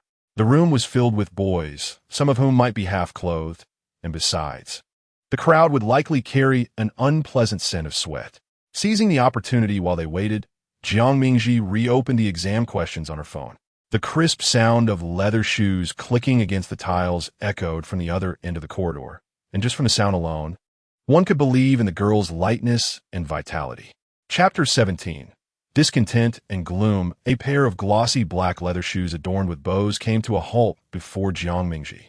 Raising her gaze, she beheld the haughty visage of Sheng Xiaoxi, her face adorned with exquisite makeup and her hair a striking light hue, the tips highlighted with strands of platinum. Despite the early spring chill, she donned a short skirt that revealed her pristine, elongated legs, complemented by a fitted sweater that exuded maturity. She cast a fleeting glance at the dictionary in Jiang Mingji's hands and chuckled lightly. "You're quite diligent, aren't you?" She then turned to introduce her friend. "This is the one who lives in the Jinyang family." The other girl, suddenly enlightened, remarked, "So it's her. No wonder she can skip grades," before covering her mouth with a giggle. To them, a person who is perpetually studious appears quite lowly, for in their circle, many attain much without effort. Even when they do study, it is done surreptitiously to present an image of ease. Sheng Xiaoxi. I read online that the English in your small county is essentially mute English. Is that true? Jiang Mingji met her gaze directly, replying, "If you're so curious, why not look for yourself?"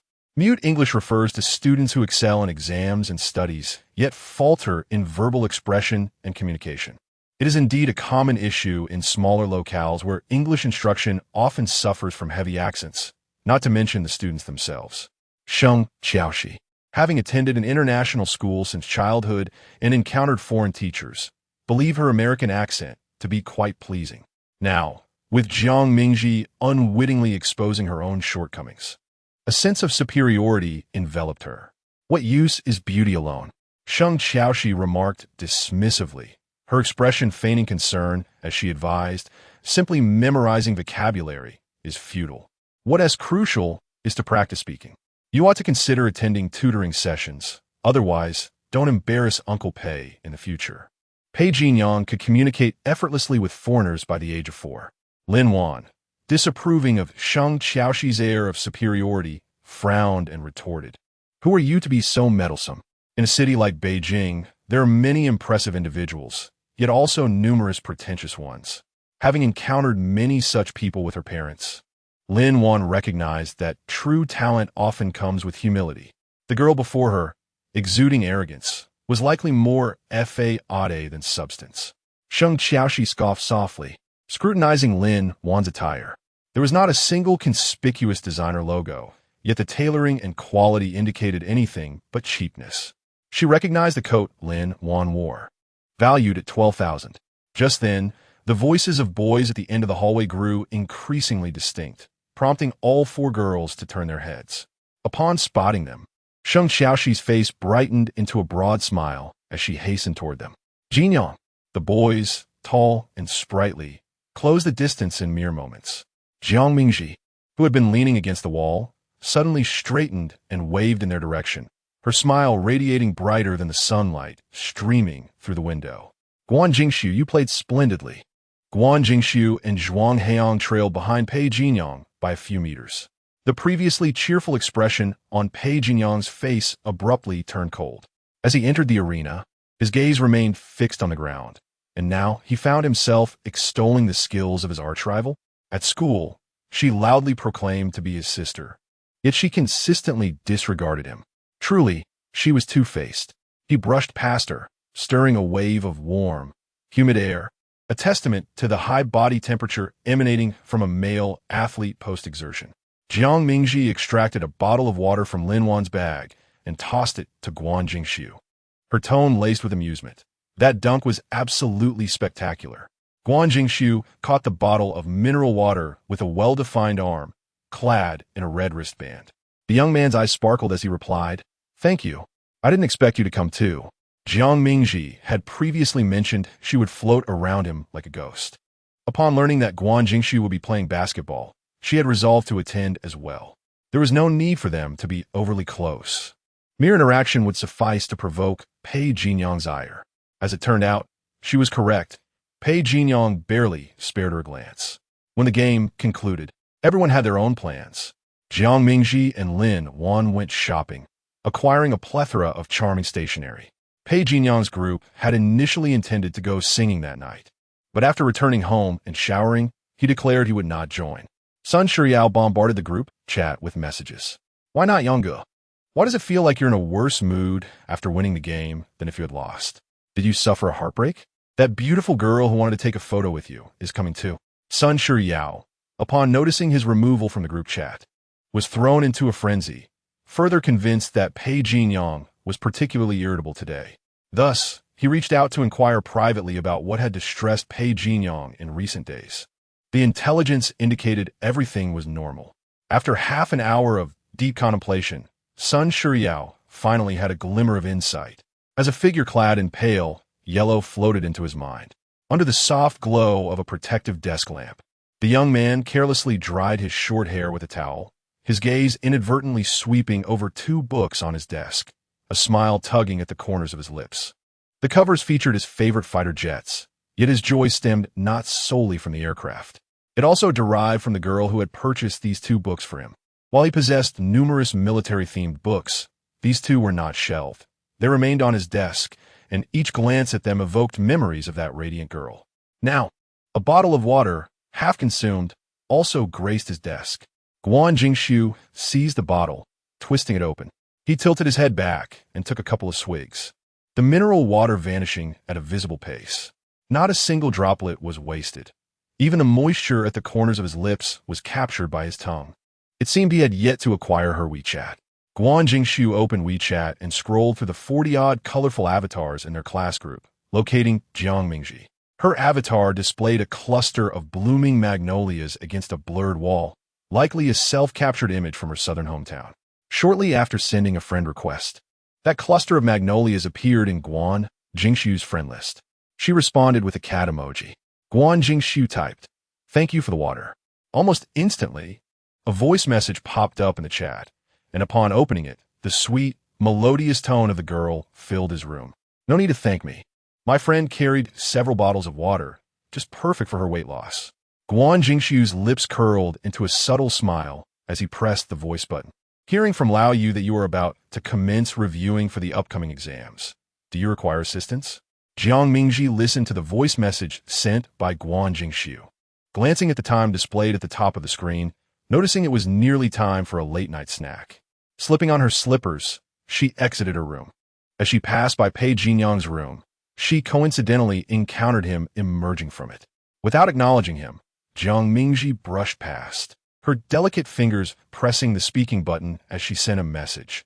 "Could you lend me the textbook in which you've taken notes?" After sending the message, she raised her phone to her lips again, feigning sweetness as she said, "Thank you." Classmate Guan Pei Jinyang, with one hand in his pocket, trailed behind her down the stairs, his gaze fixated on the low bun she had styled at the back of her head. Unable to resist, he reached out and poked it with his finger. The sensation was as smooth as he had imagined. Jiang Mingji turned her head to glare at him.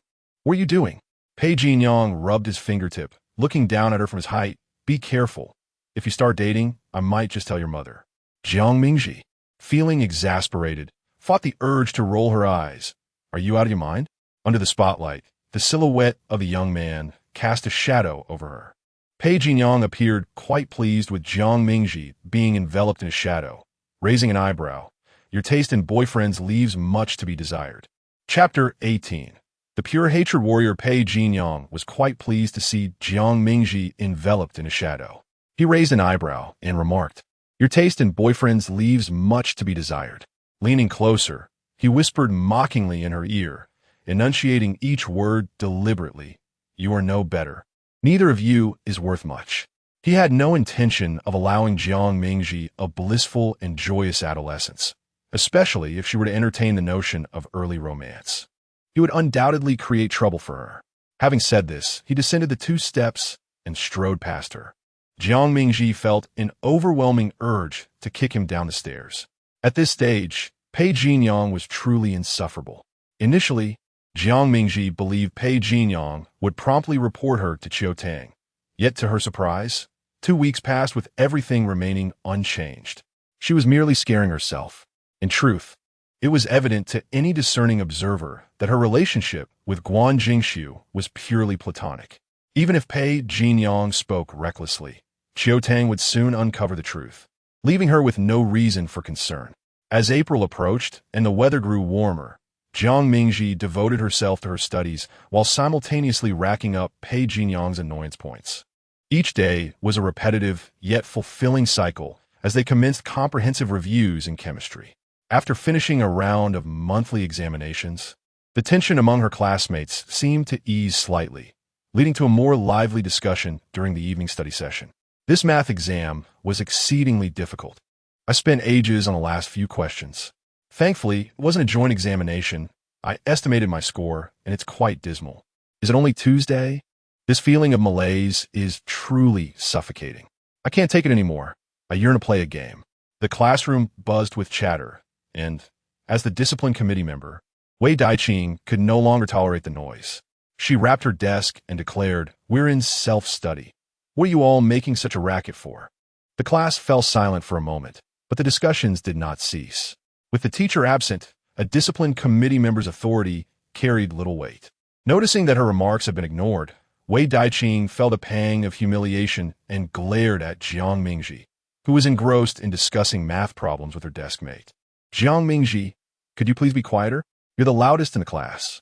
She particularly disliked seeing Jiang Mingji and Guan Jingxiu engaged in conversation, especially the sight of them huddled together discussing problems, an eyesore to her. Jiang Mingji glanced at Wei Daiqing's furious expression but remained silent. Since the incident during gym class, their discord had become quite apparent. She lowered her gaze and continued to work on the math problems. This particular question was the last one on the exam, and most of her classmates had been unable to solve it. The teacher had mentioned it was a competition problem, and it was acceptable not to solve it. Yet, Jiang Mingji still wished to give it a try. Just moments ago, Guan Jingxiu had shared a useful approach to the question, and she hurriedly noted it down, fearing she might forget. It turned out her inability to solve it stemmed from her failure to comprehend the question. Wei Daiqing, feeling disregarded, experienced a whirlwind of emotions.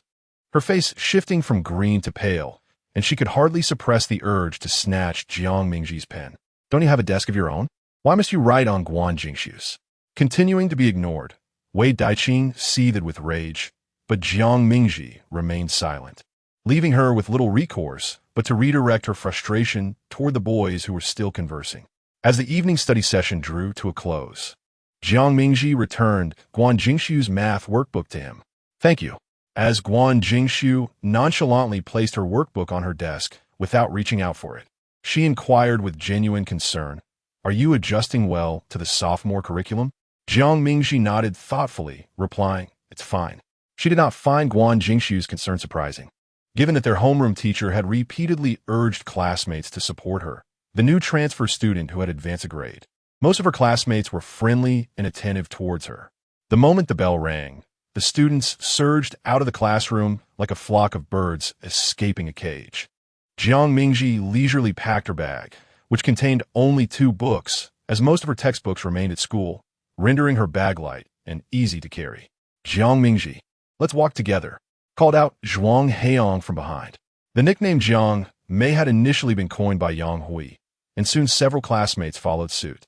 Sure, Jiang Mingji replied, slinging her bag over one shoulder and following Zhuang Heiyang and Guan Jingxiu out of the classroom. Having companions to walk with alleviated the solitude that often accompanied her status as a transfer student amidst established friendships. Although everyone was amicable, forging genuine friendships proved to be a challenge. Fortunately, her mature mindset allowed her to remain unfazed by this, finding solace in the ease of her situation. As they descended the staircase, Zhuang Heiyang turned around to converse with Jiang Mingji, exclaiming, "I didn't realize you were such a hidden talent. You speak with a fluent London accent. I am truly impressed." A few days prior, Jiang Mingji had been called upon by a foreign teacher, and her impeccable English pronunciation had astonished many of her classmates. Given that it is common for Chinese speakers to carry their unique accents when speaking foreign languages, had they not known Jiang Mingji hailed from Nansheng, they might have assumed she had grown up abroad. Jiang Mingji chuckled modestly, "I am no prodigy. I have merely lived a bit longer, gaining experience and wisdom along the way." A nearby classmate chimed in, "Indeed, Jiang Mingji, you are incredible." Jiang Mingji pointed towards the front, indicating Guan Jingxiu. "He is the real genius." Though not part of the competition class, Guan Jingxiu handled challenging problems with remarkable ease. Unlike her, who struggled to comprehend the questions, Zhuang Heiyang playfully draped an arm around Guan Jingxiu's shoulders, beaming with pride. "Of course. My brother Su is adept at both mathematics and basketball. How about you both be known as the twin prodigies of Class 9? Jiang Mingji retorted. "Does that even sound appealing to you?" Guan Jingxiu disdainfully brushed off Zhuang Heiyang's arm. "You can take the credit for yourself." He slowed his pace intentionally, falling back to walk alongside Jiang Mingji. Clad in their school uniforms, the boys meandered in groups towards the school gate. The soft light bathed the surroundings, trees swayed gently, and the evening breeze brought a refreshing chill, dispelling the fatigue of the day. Suddenly, Jiang Mingji recalled a profound saying: "One cannot simultaneously possess youth and the wisdom that comes with it." Yet, at this moment, she felt as though she had both. Turning left just 20 meters after exiting the school, she spotted her family's car parked by the roadside. Jiang Mingji waved to her companions, bidding farewell. "Bye. See you tomorrow."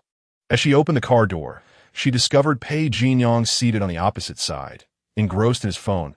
Remarkably, he had managed to leave before her that day. Pei Jinyang raised his gaze to the figure bidding farewell not far away. Upon catching sight of Guan Jingxiu's smiling face, an inexplicable aversion washed over him. He impatiently urged Jiang Mingji, "Hurry up, stop dawdling." Jiang Mingji rolled her eyes with an air of elegance as she gracefully entered the vehicle. The driver, having observed that they were settled, commenced the journey, the sleek black sedan gliding past Guan Jingxiu. Zhuang Heiyang's gaze followed the departing car, remarking to Guan Jingxiu, "It seems she and Pei Jinyang do not share a good relationship. The last time she fell while running, he didn't even spare her a glance." Guan Jingxiu responded with a nonchalant mem. Zhuang Heiyang continued, "Pei Jinyang is truly a cold-hearted warrior. If I had a sister as beautiful and intelligent as her at home, she would undoubtedly be cherished."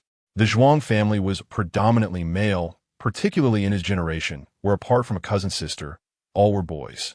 The situation in the Guan family was even less favorable. They had no female relatives at all, which explained why Guan Jingxiu was affectionately nicknamed Sweetie. Chapter 19. Fall from grace. Jiang Mingji, as a transfer student, held no official position and was merely a commoner. She had not joined any clubs and often, while her classmates engaged in extracurricular activities after school, she would either remain in the classroom solving problems or wander the campus. The octagonal pavilion in the northwest corner of the school was entwined with purple flowers, and it was her favorite spot to immerse herself in books. The verdant canopy shielded her from the harsh sunlight, casting dappled shadows upon the stone table, creating an atmosphere of tranquility and comfort. Not far away stood the school as arts building, bustling with youthful and vibrant figures entering and exiting the music, painting, and dance studios. Even from a distance, one could sense the vivacity emanating from within.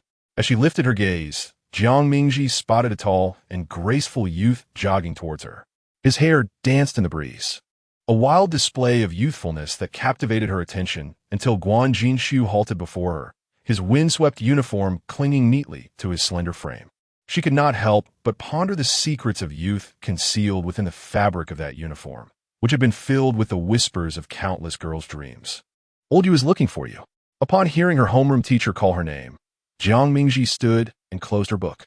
Was it in the classroom or the teacher's office? As she moved, the sunlight danced upon her, resembling a sprite in motion. From afar, Guan Jinshu had recognized the ethereal girl beneath the pavilion. He needed not approach closely to discern her identity. Old Yu is in the office, he replied, collecting his thoughts as they walked side by side towards the teaching building.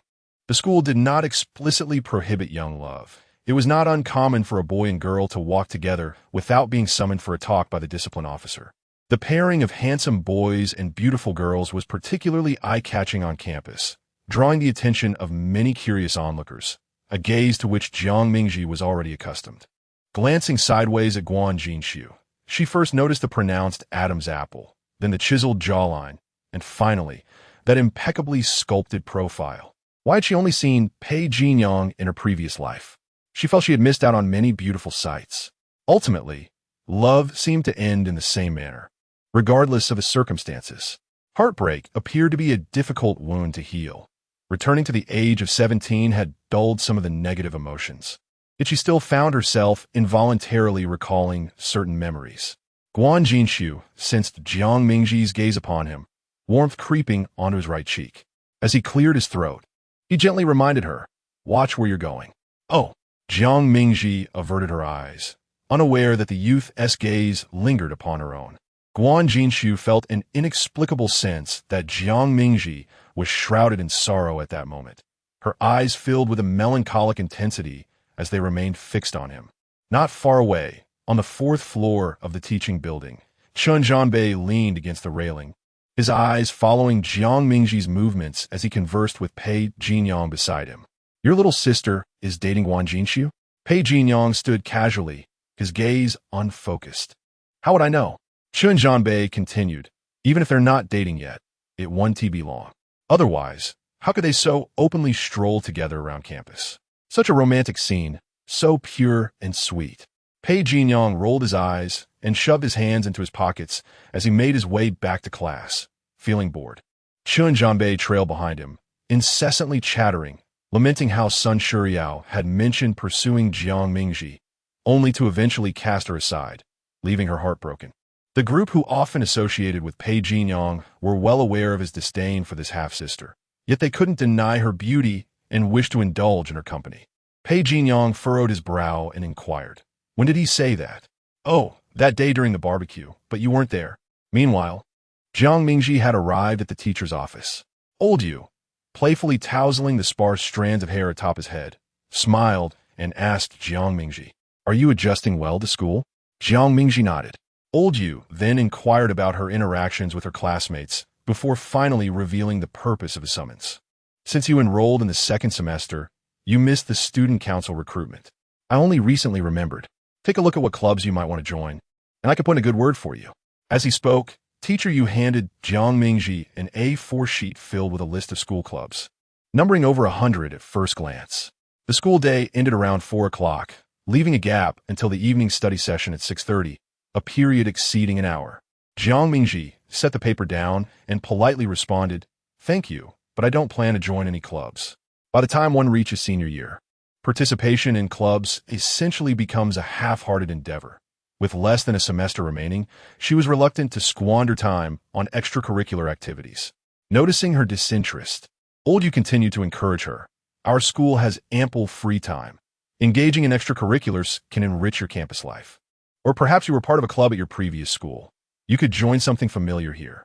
Jiang Mingji shook her head again, expressing gratitude for his concern, but added, "I'm quite busy with my accelerated coursework, and I'm afraid I won't keep up with the pace."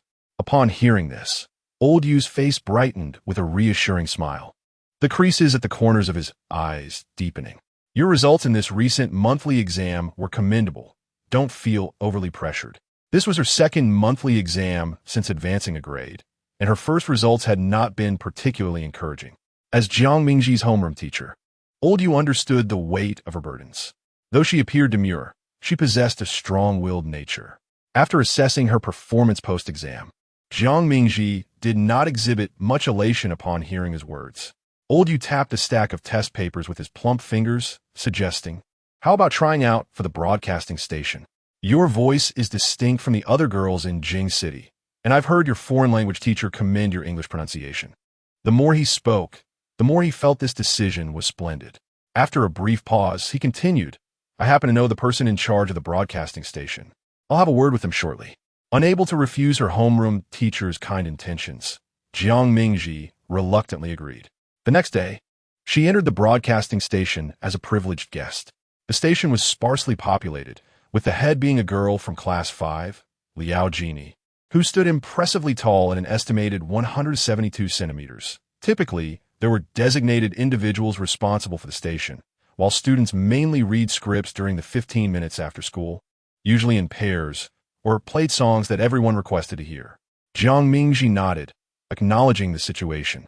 Liao Jini had heard a bit about Jiang Mingji, a student who had skipped a grade at the beginning of the term. Although she was touted as an academic prodigy, her performance in the first monthly examination was rather mediocre, causing her to seemingly descend from her pedestal. Liao Jini found herself quite curious about Jiang Mingji, and was taken by surprise when Teacher Yu approached her, requesting that she look after her. The opportunity for interaction arrived rather abruptly, leaving Liao Jini somewhat bewildered. "Let's gather everyone after school for a meeting to get acquainted. I'll add you to our WeChat group," she suggested. Jiang Mingji retrieved her phone and added Liao Jini as a friend. Within the broadcast station's group, there were 9 members, and upon her joining, the number increased to 10. As Jiang Mingji scanned through the members, she recognized a familiar profile picture. How is Guan Jingshu in this group? Chapter 20.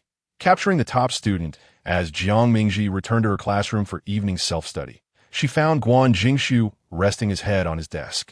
One side of his face cushioned in his hand, creating an endearing shape, with his fan-like eyelashes casting a delicate shadow. He was truly a handsome youth. Without any forewarning, Guan Jingshu opened his eyes, and their gazes met.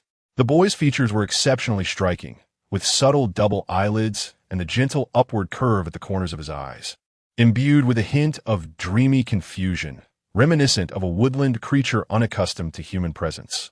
After a few moments, his eyes cleared, revealing a glimmer of aloofness that suggested a desire for solitude. Jiang Mingji, smiling, inquired, "Would you like a couple of mint candies to help you wake up?" "Sure," he replied, his voice tinged with a hint of hoarseness, which, upon closer inspection, carried a certain allure. Jiang Mingji retrieved a metal mint tin from her desk, opened it, and poured its contents into his palm. The quantity proved difficult to control, resulting in 5 candies spilling out. "That's too many," he remarked. "It's fine, I'll have 2," she responded, deftly picking 2 candies from his palm and placing them in her mouth. Guan Jingshu tilted his head back, allowing the remaining 3 candies to tumble into his mouth, while the spot where Jiang Mingji's fingers had brushed against his palm tingled ever so slightly, as if the sensation were destined to reach deep within his heart. Jiang Mingji, using her tongue to nudge the candy to the side of her mouth, continued, "I joined the broadcasting station today. I noticed you're in that group too." Guan Jingshu looked bewildered. "What group?" As her phone had not yet been locked in the charging cabinet, she opened the group chat titled 9 Yellow Orioles Singing in the Verdant Willows and thrust the screen before him. This group, beneath the black cat avatar, his name was prominently displayed in 3 large characters. The probability of having another Guan Jingshu in the school was exceedingly low, and she had never heard of a second individual bearing that name. Guan Jingshu stared at the unfamiliar group name, lost in contemplation. "I really haven't joined any broadcasting station," he said. "I think I helped out with broadcasting for half a day during the high school sports meet. During the previous year's sports event, the school encouraged students to submit their entries, with outstanding submissions read over the air. Due to a classmate's illness that left him voiceless, Liao Jini, who was in the same class as Guan Jingshu, had persuaded him to fill in for half a day to avoid being assigned menial tasks. As evening self-study commenced, the English teacher entered the classroom, distributing test papers. The white sheets floated down onto the students' desks like snowflakes, eliciting a range of expressions from smiles to frowns as they assessed their scores. Jiang Mingji looked at the red ink marking 142 on her paper and pressed her lips together. The score was roughly what she had anticipated. The following day, papers from various subjects were handed out one after another, and students began calculating their total scores, anxious not to miss a few points. Jiang Mingji gazed at her math test, her head feeling heavy. She managed to rank 14th in the class overall, an impressive leap of 11 places compared to the last monthly exam, largely thanks to her English score, while her mathematics performance was decidedly lagging. Other subjects could be memorized, but mathematics presented a genuine challenge. Her deskmate, Meng Yuan, shared a similar struggle, with slightly weaker grades in math and physics. After the teacher reviewed the test papers, Jiang Mingji realized she was the embodiment of the teacher's cautionary tales, having committed both elementary and advanced errors throughout. As the class bell rang, Jiang Mingji gently nudged Meng Yuan with her elbow. "Let's go to the bookstore this Saturday and pick up some study materials." Meng Yuan instinctively bit the tip of her pen and replied, "Sure, but I have tutoring classes in the morning and afternoon. I won't be free until after 4. "No problem," Jiang Mingji said, turning slightly to tap on Guan Jinshu's desk. "Hey, genius, are you free this Saturday afternoon at 4? Guan Jinshu, the top student in mathematics, was undoubtedly among the best in the entire grade. It seemed almost a crime not to take advantage of such a brilliant math prodigy in their midst. He lifted his gaze, a curious look in his eyes. "I wanted to ask you for some recommendations on supplementary materials. The ones you suggested last time were quite helpful," Jiang Mingji said, blinking her eyes and adopting a slightly melancholic tone.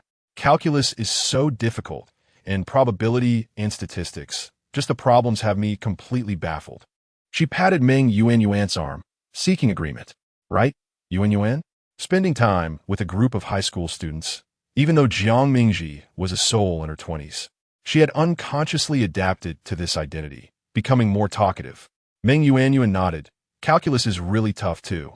This was Jiang Mingji's first time inviting a boy out on the weekend. While she used the pretext of buying study materials, she still worried about a potential rejection and added, "We can invite Zhuang Heong as well." "All right," Guan Jinshu said, spinning the black pen in his fingers. Jiang Mingji beamed with joy as the three of them agreed on a meeting point. Finally, the much-anticipated Friday arrived. Despite the overcast sky, Jiang Mingji's spirits remained unshaken. Before heading out, their caretaker, Aunt Fong, handed both her and Pei Jinyang an umbrella, noting the impending rain. Jiang Mingji tucked the umbrella into her backpack. However, the rain held off until after 3 in the afternoon. Accompanied by thunder, the sky darkened as if it were evening, while the classroom remained brightly lit with incandescent bulbs. Dispelling some of the gloom, the heavy raindrops pounded against the ground, prompting a boy in the class to exclaim, "Ah, I forgot my umbrella. I'm doomed. You scared me. I thought the thunder was transforming you." Another boy replied, "I forgot mine too. I guess I'll have to call my dad to pick me up. Maybe the rain will stop by the time school ends." Unfortunately, the weather did not comply with their wishes. When the dismissal bell rang, the rain continued to fall steadily outside. The visibility through the thick curtain of rain reduced to less than 500 meters. Jiang Mingji packed her bag and noticed Guan Jinshu was still working on his problems. She curiously asked, "Why haven't you left yet?" Guan Jinshu looked up and softly replied, "I didn't bring an umbrella." Jiang Mingji glanced at the umbrella in her hand. "How about I lend you mine?" Guan Jinshu's home was about a 10-minute walk from the school, and he usually walked back. "We can share it until we reach the school gate, and then you can take it with you when I get into my car." Guan Jinshu hesitated, as he noticed that the umbrella Jiang Mingji held was not particularly large. Sharing it might prove to be quite cumbersome. Just then, Zhuang Heong swaggered over and patted Guan Jinshu on the shoulder. "I brought an umbrella. If you call me Dad, I might consider taking a longer route to drop you home." Guan Jinshu smiled and said, "If you want to die, just say it." Zhuang Heong chuckled mischievously. "I want to live." Jiang Mingji shook her umbrella and suggested to the two, "If we leave the school gate together, you each can have your own umbrella." Once outside the classroom building, Jiang Mingji walked leisurely alongside Guan Jinshu. with the boy holding the umbrella slightly tilted towards her. His arm brushed against hers, the fabric of their clothes occasionally grazing, while the cool scent of rain mingled with the warm fragrance of lavender wafted around them, creating a refreshing atmosphere. Jiang Mingji's baby blue sneakers splashed into shallow puddles, sending ripples across the surface. Behind them, Wei Daiqing observed this scene, her fingers digging into her palm. Ever since Jiang Mingji, the transfer student, arrived, the bond between her and Guan Jingshu had grown increasingly distant. Meanwhile, Jiang Mingji found various excuses to approach Guan Jingshu, cleverly masquerading her intentions under the guise of studying. Chapter 21. A conflict between two amidst the curtain of rain. A sleek Alpha business car came to a halt by the roadside, a new purchase by Uncle Pei to ensure greater comfort for the two children during their commutes. Jiang Mingji extended her hand to open the car door, droplets of rain cascading on her hand, yet she made no haste to wipe them away. Instead, she turned to Guan Jingshu and said, "Just bring the umbrella for me tomorrow." Inside the vehicle, Pei Jinyang, seated on the opposite side, looked up from his phone upon hearing Jiang Mingji's voice, curious about her conversation. 2 seconds later, frowning, he voiced his reluctance to return home and shut the car door, declaring it too cold. Jiang Mingji cast a sidelong glance at the bundled-up Pei Jinyang, rolling her eyes before promptly donning a cheerful expression to bid farewell to her friends. "I'm leaving now, bye." As the car door closed, muffling the sound of the relentless rain, Jiang Mingji glanced at Pei Jinyang, swallowing the sarcastic retort she had intended to unleash. Perhaps it was better to ignore him than to engage in a quarrel. Throughout the journey, save for the occasional sound emanating from her phone, the two shared an uncomfortable silence. The driver gradually brought the car to a stop outside the entrance and turned to them, stating, "Jinyang, Mingji, I must head to the airport to pick up Mr. Pei, so I won't be taking you down to the basement." The Pei family employed 2 drivers. One typically drove the children to school, while the other handled Pei Zhaohua's outings. However, with Pei Zhaohua away on business for a few days, the driver had been reassigned by Qiu Tang. Pei Jinyang was the first to open the car door. "All right." He unfurled his umbrella and stepped out, while Jiang Mingji opened her door, her foot barely touching the ground when she remembered she had no umbrella. Nevertheless, she alighted from the vehicle as the driver slowly drove away. Jiang Mingji shielded her head with her hands and cast a glance at the leisurely figure of Pei Jinyang, who strolled beneath his umbrella in the rain, gritting her teeth and breaking into a run. Their relationship was strained. Even if he shielded her from the rain, she would not accept his kindness. What if their relationship improved? The rain fell mercilessly upon her exposed skin, chilling her to the bone. With determination, she sprinted from the imposing iron gate to the entrance of the main building, a journey lasting roughly 20 seconds, during which her cheeks and hair became speckled with raindrops. Standing in the foyer, she took a tissue to dry herself when Pei Jinyang entered from the rain, noticing her damp hair clinging to her forehead, giving her a fragile appearance. Unable to resist, he taunted, "You lend your umbrella to others, and now you're drenched. If you catch a cold, it's your own fault." Jiang Mingji regarded him with an impassive expression, slowly retorting, "None of your business." Pei Jinyang placed the umbrella in the stand by the door. "Getting along well with Guan Jingshu? I didn't expect you to be so skilled." The Guan family was distinguished, with his mother serving as a district leader and his father balancing business with a position as the chairman of the Commerce Committee. The family's lineage boasted numerous prominent figures in the capital, and Guan Jingshu's great-grandfather was a significant personage. Pei Jinyang's words dripped with disdain, prompting Jiang Mingji to narrow her eyes, glaring at him. "You'd best keep your mouth clean." Was it not true? Pei Jinyang's striking peach blossom eyes, at that moment, resembled sharp daggers piercing Jiang Mingji. "You've only been here for 3 months and have already ensnared Guan Jingshu." Truly, like mother, like daughter. Jiang Mingji's expression darkened instantly. For this incarnation of Pei Jinyang was not only malevolent, but also utterly repugnant. In her previous life, how did she fail to notice this? Overcome with anger, Jiang Mingji struggled to discern whether her ire was directed at his words or at the futility of her past sacrifices. She raised her hand and struck Pei Jinyang fiercely across the face.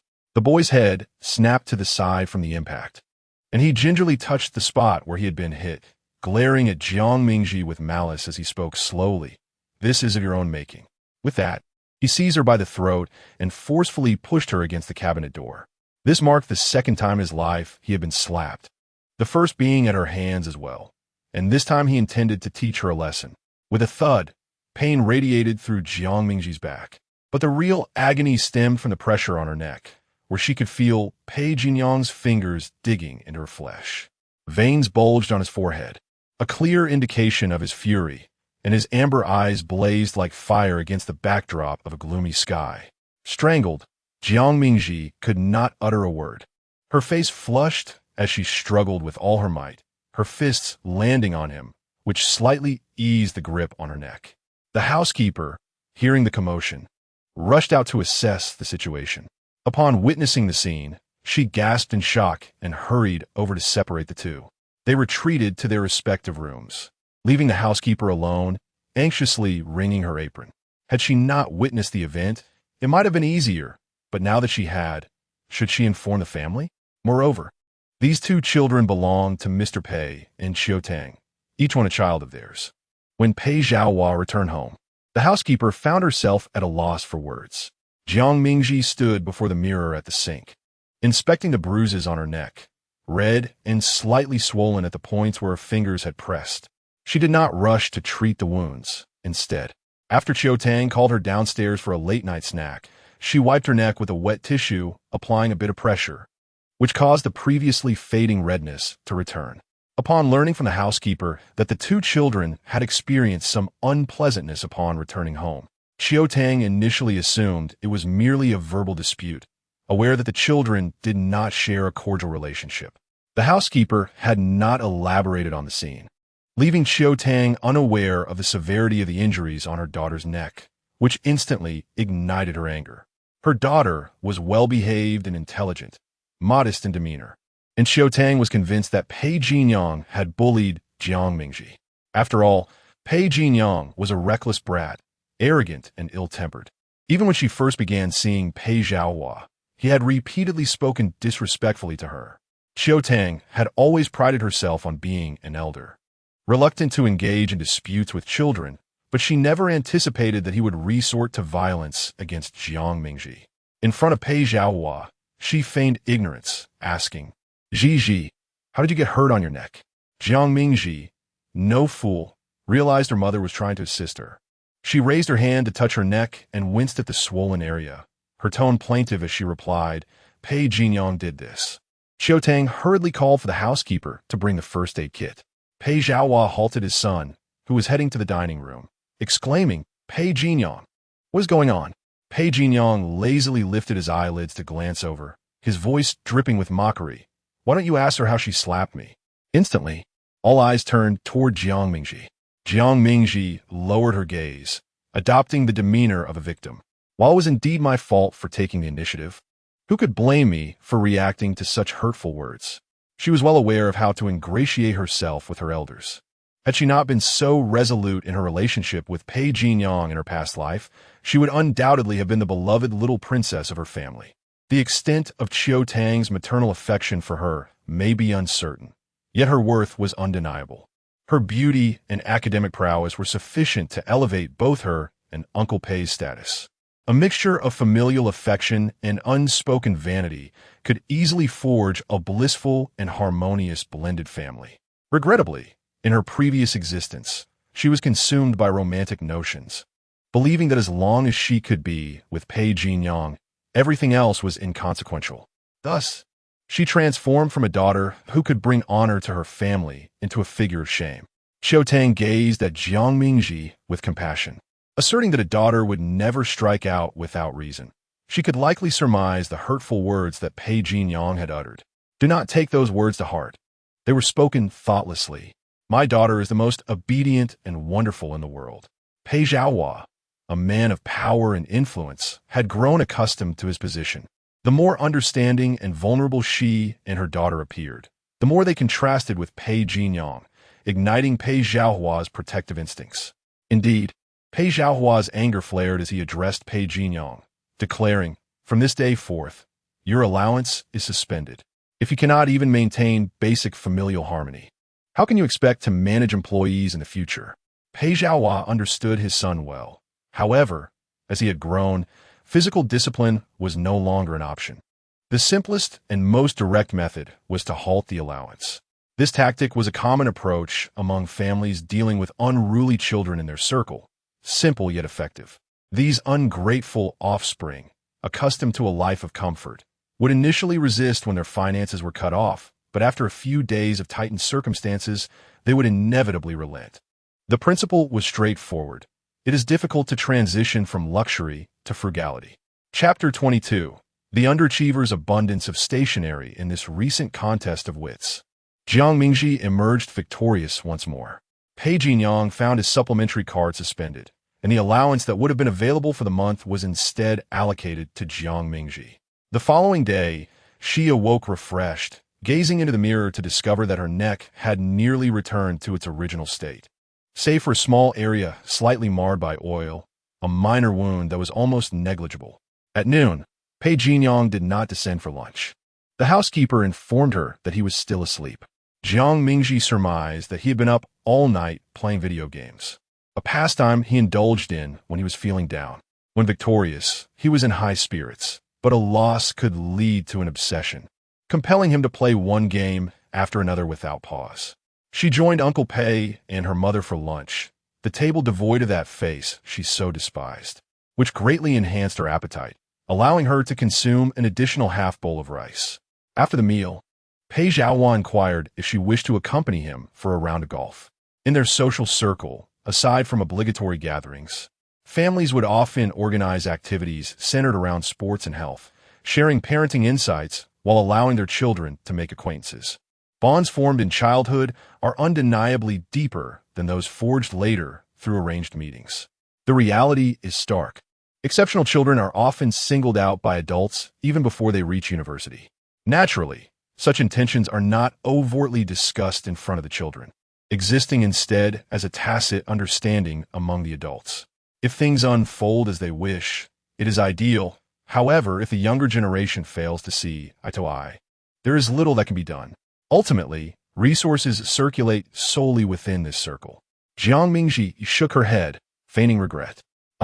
But I've already made plans with classmates to purchase study aids. Perhaps next time, Uncle Pei. Very well, Pei Zhaohua replied with a cheerful smile.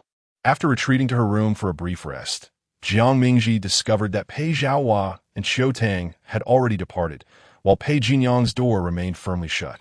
She prepared some fruit for herself, intending to eat while studying in her room. After the rain, the sky cleared, and as Jiang Mingji gazed out at the sunlit greenery, her spirits lifted, and she hummed a cheerful tune as she sauntered upstairs. By chance, she encountered Pei Jinyang on the staircase. He appeared as if just roused from slumber. His eyelids slightly puffy, hair tousled, a hand casually tucked into the pocket of his pajama pants. Jiang Mingji chose to ignore him, brushing past, only to hear him call for the housekeeper to assist him in boiling some noodles moments later. Upon returning to her room, she completed a set of mathematics exercises, and as the time to leave approached, she changed into a different outfit before heading downstairs. After searching the house and finding no driver present, she called Sister Fong, only to learn that the driver had left half an hour earlier to take Pei Jinyang out. Faced with the choice between waiting for the driver's return or taking public transportation, Jiang Mingji opted for the subway. The walk from her home to the station took about 10 minutes, and fortunately, it was not raining today, prompting her to quicken her pace slightly.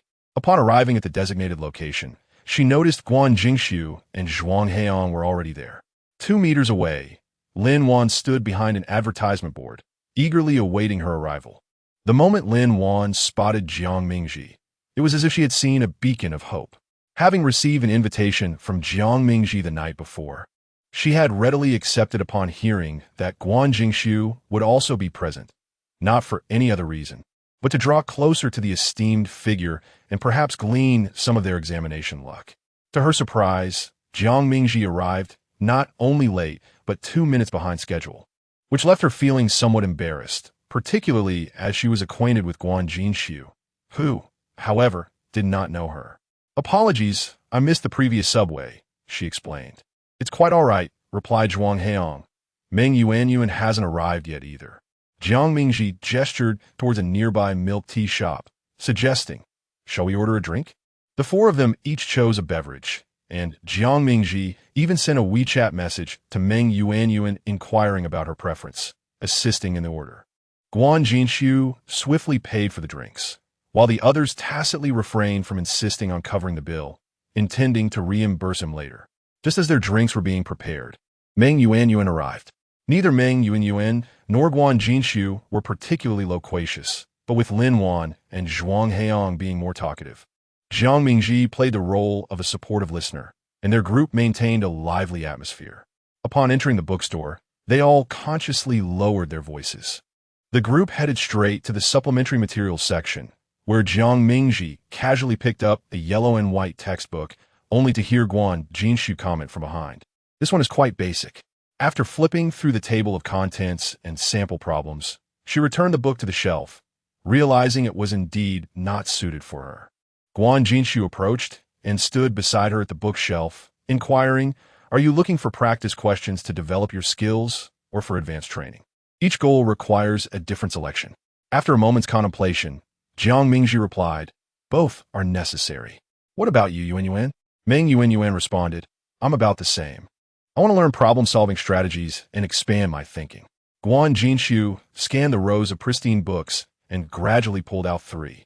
These are decent, of moderate difficulty, he said, then selected another, adding, this one is a bit more challenging, primarily featuring competition questions and specialized topics. Jiang Mingji and Meng Yuanyuan exchanged a glance of understanding and each took a book to peruse. Guan Jinxiu continued to elaborate. However, with difficulty comes benefit. It significantly aids in enhancing problem-solving skills. As they encountered mathematical problems, Guan Jinxiu's commentary became notably more animated. Following his recommendations, Jiang Mingji purchased 3 books, while Meng Yuanyuan opted for 2. In a moment of boldness, Jiang Mingji also asked Guan Jinxiu to recommend a few supplementary materials needed for Lin Wan in her first year of high school. Lin Wan assured them she would study them diligently. After all, not everyone has the privilege of having Guan Jinxiu personally select their study materials. Upon exiting the bookstore, each person carried several books, none of them empty-handed. Jiang Mingji took a sip of her drink and pointed to a stationery store across the street, suggesting, let's take a look. No girl could resist the allure of beautiful stationery, exquisite notebooks, and flashy pens. Upon entering, the 3 girls quickly found themselves overwhelmed by choices. Meng Yuanyuan, a notebook enthusiast, eagerly collected various attractive notebooks and ended up buying 10, including English notebooks, line notebooks, and journals. Jiang Mingji also purchased 2 notebooks and selected several highlighters for emphasizing important points.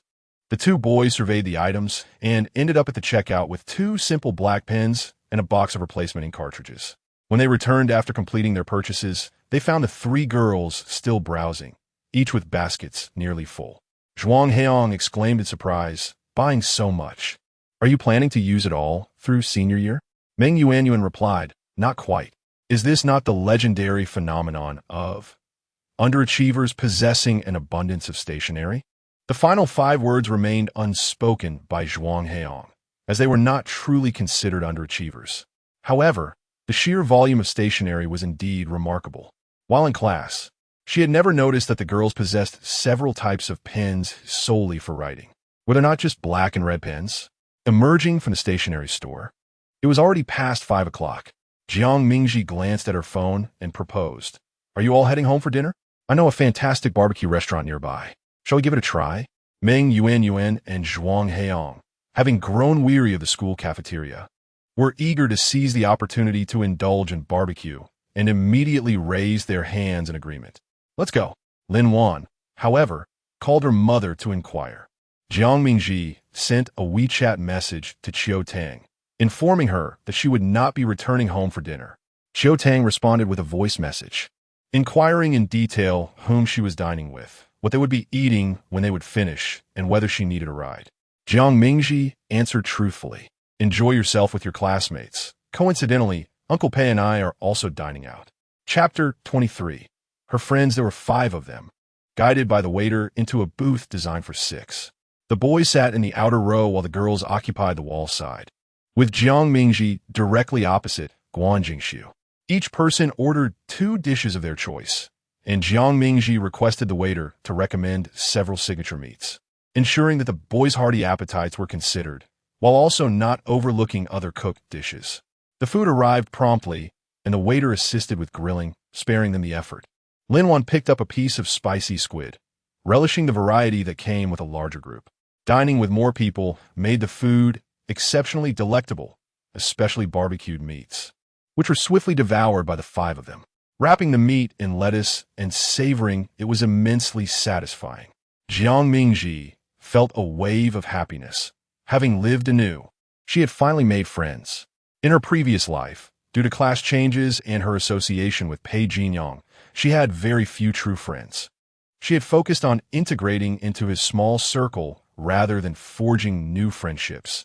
And after entering university, her romantic involvement further distanced her from her roommates, leaving her somewhat on the periphery. Perhaps this time, she could cultivate genuine and healthy friendships, ones that belonged solely to her and were unrelated to Pei Jinyang. As dusk deepened, the barbecue restaurant remained brightly lit, and everyone was thoroughly satisfied. Meng Yuanyuan patted her stomach and set down her chopsticks, declaring that she could eat no more, fearing a 5-pound weight gained by morning. Jiang Mingji playfully pinched her arm, which felt delightfully soft. Only by being well-fed could one muster the energy to study. If high school students were to diet, where would they find the vitality to focus on their studies? Meng Yuanyuan pouted in frustration. Exactly. My mother always tells me to eat more at home. Jiang Mingji replied, that's normal. I have a late-night snack every evening. Studying requires mental effort, so one must supplement with food. Lin Wan added, then how come you don't gain weight? Jiang Mingji responded, I have gained. I weigh 5 pounds more than when I first arrived in Beijing. Living anew had broadened her perspective, and coupled with her nightly indulgences, it seemed gaining weight had become effortless. Now, her adolescent weight even surpassed what it had been in adulthood. Meng Yuanyuan envied, but you're just perfectly proportioned. The girls continued to chat about their topics, while the 2 boys across the table huddled together, engrossed in a discussion about fighter jets on their phones, a surprisingly harmonious scene. After finishing all the ordered dishes, Jiang Mingji took charge of the bill, with the others promptly transferring their share to her. Initially, she had intended to treat, but Guan Jingshu insisted on splitting the cost, so they settled on an equal contribution. Upon exiting the barbecue restaurant, they reached the stage of parting ways, inquiring how each would return home. Everyone unanimously chose to take the subway. Thus, the 5 of them made their way to the station, and halfway there, Meng Yuanyuan pointed at a sign, exclaiming, look, a DIY pottery studio. I've always wanted to make my own cup. Should we go now? She asked, noting that it was still early. They had only left the restaurant at 1924, after all. Meng Yuanyuan responded, oh, you want DIY too? Of course, Jiang Mingji replied, the thought suddenly sparking in her mind as Uncle Pei's birthday approached, and she needed to prepare a gift. Previously, Xiaotang had prepared some small items like ties for her, but this time she wished to present something more thoughtful. She turned to Lin Wan and inquired, are you heading home directly, or shall we go together? Lin Wan pondered for a moment and replied, let's go together. I haven't experienced it before. Jiang Mingji then addressed the 2 young men trailing behind them. We're planning to engage in pottery. If you're not interested, you may leave first. Subconsciously, she assumed the boys would lack interest in such crafts. To her surprise, Guan Jingshu asked, what can we create? Typically, one can make cups, saucers, or vases. However, if you have other creative ideas, feel free to explore, she responded. Zhuang Heong suggested, then let us go and take a look. We've come this far. Jiang Mingji smiled. All right, let us proceed together. Following the signs, they ascended to the 2nd floor, where, under the guidance and recommendations of the proprietor, Jiang Mingji donned an apron and rolled up her sleeves to commence her artistic endeavor with clay. Zhuang Heong and Guan Jingshu observed the creations of other patrons, still undecided on what to make themselves. Meng Yuanyuan and Lin Wan were busy searching for appealing styles online, intending to replicate one. The moist, pliable clay presented a peculiar sensation upon contact with the skin. Jiang Mingji, having prior experience in pottery, adapted swiftly and with the assistance of the staff. She fashioned a shallow dish with ease. Guan Jingxiu stood beside her, watching and learning. He asked, "Is this all there is to it?" Beneath the bright, incandescent light, the young woman's expression was earnest, her sleeves rolled high, revealing her porcelain-white wrists. The lifeless clay transformed under her hands, swirling like undulating waves. "Indeed," she affirmed. Guan Jingxi remarked, "It looks quite rough and haphazard. Can it be said that it resembles something carelessly thrown together by someone else?" Jiang Mingji clarified, "This is merely the base. I intend to create a bowl-like structure as well. When combined, they will form a cake." Guan Jingxiu's understanding dawned, appreciating the creativity involved. Zhuang Heong, displaying a lack of awareness, called out to him, "Stop staring." The owner mentioned that making this requires at least an hour, with no upper limit. The proprietor had previously mentioned that some guests arrived at 10 o'clock and could continue until 5 in the afternoon. Lin Wan, upon hearing this, felt apprehensive and requested the owner to assist with shaping. In truth, she found a sensation of wet clay somewhat unbearable, always sensing a sticky residue that would be difficult to cleanse later. Half an hour later, Jiang Mingji completed the shaping of her dish, which the owner would set aside to dry. With some time to spare, she wandered to see what others were creating. Lin Wan had crafted a cup, the body adorned with a cat, its tail extending to form the handle. Meng Yuan had made a small dog cup, but lacking the skill to mold a dog. She had to seek the staff's assistance. Guan Jingxiu had fashioned a dog bowl, mentioning that he owned a gray poodle. The last time, he had accidentally broken the dog bowl, and this time he hoped to replace it so that his dog would cease giving him disdainful looks. As for Zhuang Heong, he held a lump of clay that he claimed resembled a cactus, though Jiang Mingji could not discern it at all. After shaping, they began the coloring process. Jiang Mingji's dish would have a white base adorned with three-dimensional fireworks, while her bowl would be a pale blue with 4 blueberries at the bottom, inverted to reveal a luscious blueberry cake. The process is not particularly challenging. However, the staff mentioned that the colors appear lighter initially and will deepen significantly after firing. Thus, one should avoid overly dark shades. Jiang Mingji selected 4 colors, blue, yellow, red, and orange, to adorn the fireworks. She even had some spare time to craft a bone for Guan Jingxiu's dog, affixing it to the edge of the bowl. It needed a touch of water to ensure it adhered properly. The girl's damp fingertips grazed the boy's thumb, eliciting a tingling sensation. Should she inscribe the dog's name on the bone? Chapter 24. The young master's illness. Jiang Mingji lowered her gaze, her eyelashes casting delicate shadows as she blinked, resembling a dancing butterfly. Guan Jingxiu smiled at her, calling her Kelly, K meaning adorable, and L meaning beautiful. After speaking, he showed no intention of picking up a pen. Jiang Mingji casually asked, "Shall I write it?" "Go ahead," Guan Jingxiu replied. "Your handwriting is lovely." With a sense of duty, Jiang Mingji complied and took up the brush, inscribing the 2 characters Kelly on the bone. Once finished, she recalled that his handwriting was not unattractive either. "How does it look?" "This color turns green when baked." The characters were small, and Guan Jingxiu leaned in to take a closer look. Their heads drew near, hair lightly brushing against each other, and due to static electricity, a few strands playfully entwined without their owner's consent. "Come look at my masterpiece," shouted Zhuang Heong from the side, causing them to swiftly separate and turn their heads in unison. Guan Jingxiu offered a ruthless critique. "How ugly." "Jiang Mingji, the color you used is so heavy. Once baked, it will likely turn even darker. You don't understand. It needs to be a fiery red." Zhuang Heong waved his hand, nearly smudging Lin Wan with his muddy, paint-streaked fingers. Lin Wan sidestepped in distaste. By the time all 5 of them finished, it was nearly 10 o'clock. The shop assistant informed them to return in a week. Jiang Mingji had already briefed her mother about the situation, and the driver was waiting for her by the street. Lin Wan and Meng Yuan's parents had called half an hour earlier to inquire, concerned for their safety should they return too late. Jiang Mingji insisted they all get into the car, instructing the driver to take them home first. As for the 2 boys, they could take the subway. By the time Jiang Mingji arrived back at Mingyue, it was past 11. Her mother and Uncle Pei had already gone upstairs to rest, and she chose not to disturb them, heading straight to her room. As she passed by Pei Jinyang's room, the door opened from the inside. Pei Jinyang had large headphones draped around his neck, his expression sour, evidently having lost a game. Upon seeing Jiang Mingji return from outside, holding an umbrella, one she had lent to Guan Jinshu yesterday, it was clear they had met today. His frustration from losing the game was palpable, and he spoke with a sharp edge. Out on a date this late, quite romantic. Jiang Mingji retorted, "What is it to you?"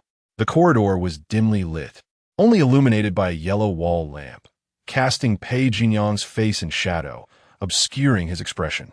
"Did you skip grades just to date upperclassmen?" Jiang Mingji shot back. "Pei Jinyang, do you have nothing better to do? Came here to vent because you lost a game?" Pei Jinyang leaned against the doorframe. "How did you know I lost?" "I'm not blind." Jiang Mingji's gaze drifted past him, landing on the computer screen in his room. She found it peculiar that Pei Jinyang had the leisure to engage in small talk with her today. Pei Jinyang continued, "Didn't you say skipping grades meant you could still outperform me? Yet, your scores in the last 2 monthly tests have been lower than mine." Jiang Mingji suddenly felt an urge to punch him. One aggravating person. Seeing her flustered, Pei Jinyang's mood lifted slightly, and he nonchalantly added, "Well, you're busy making friends."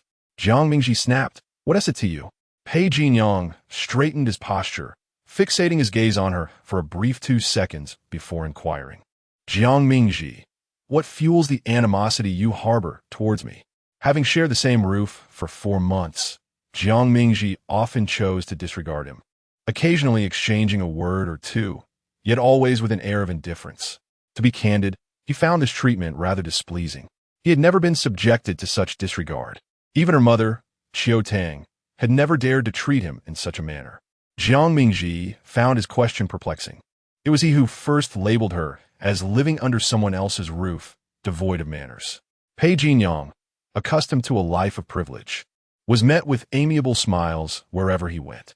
In their previous life, after severing ties with his family, Pei Zhaohua had decreed that no one was to assist him out of respect for his name.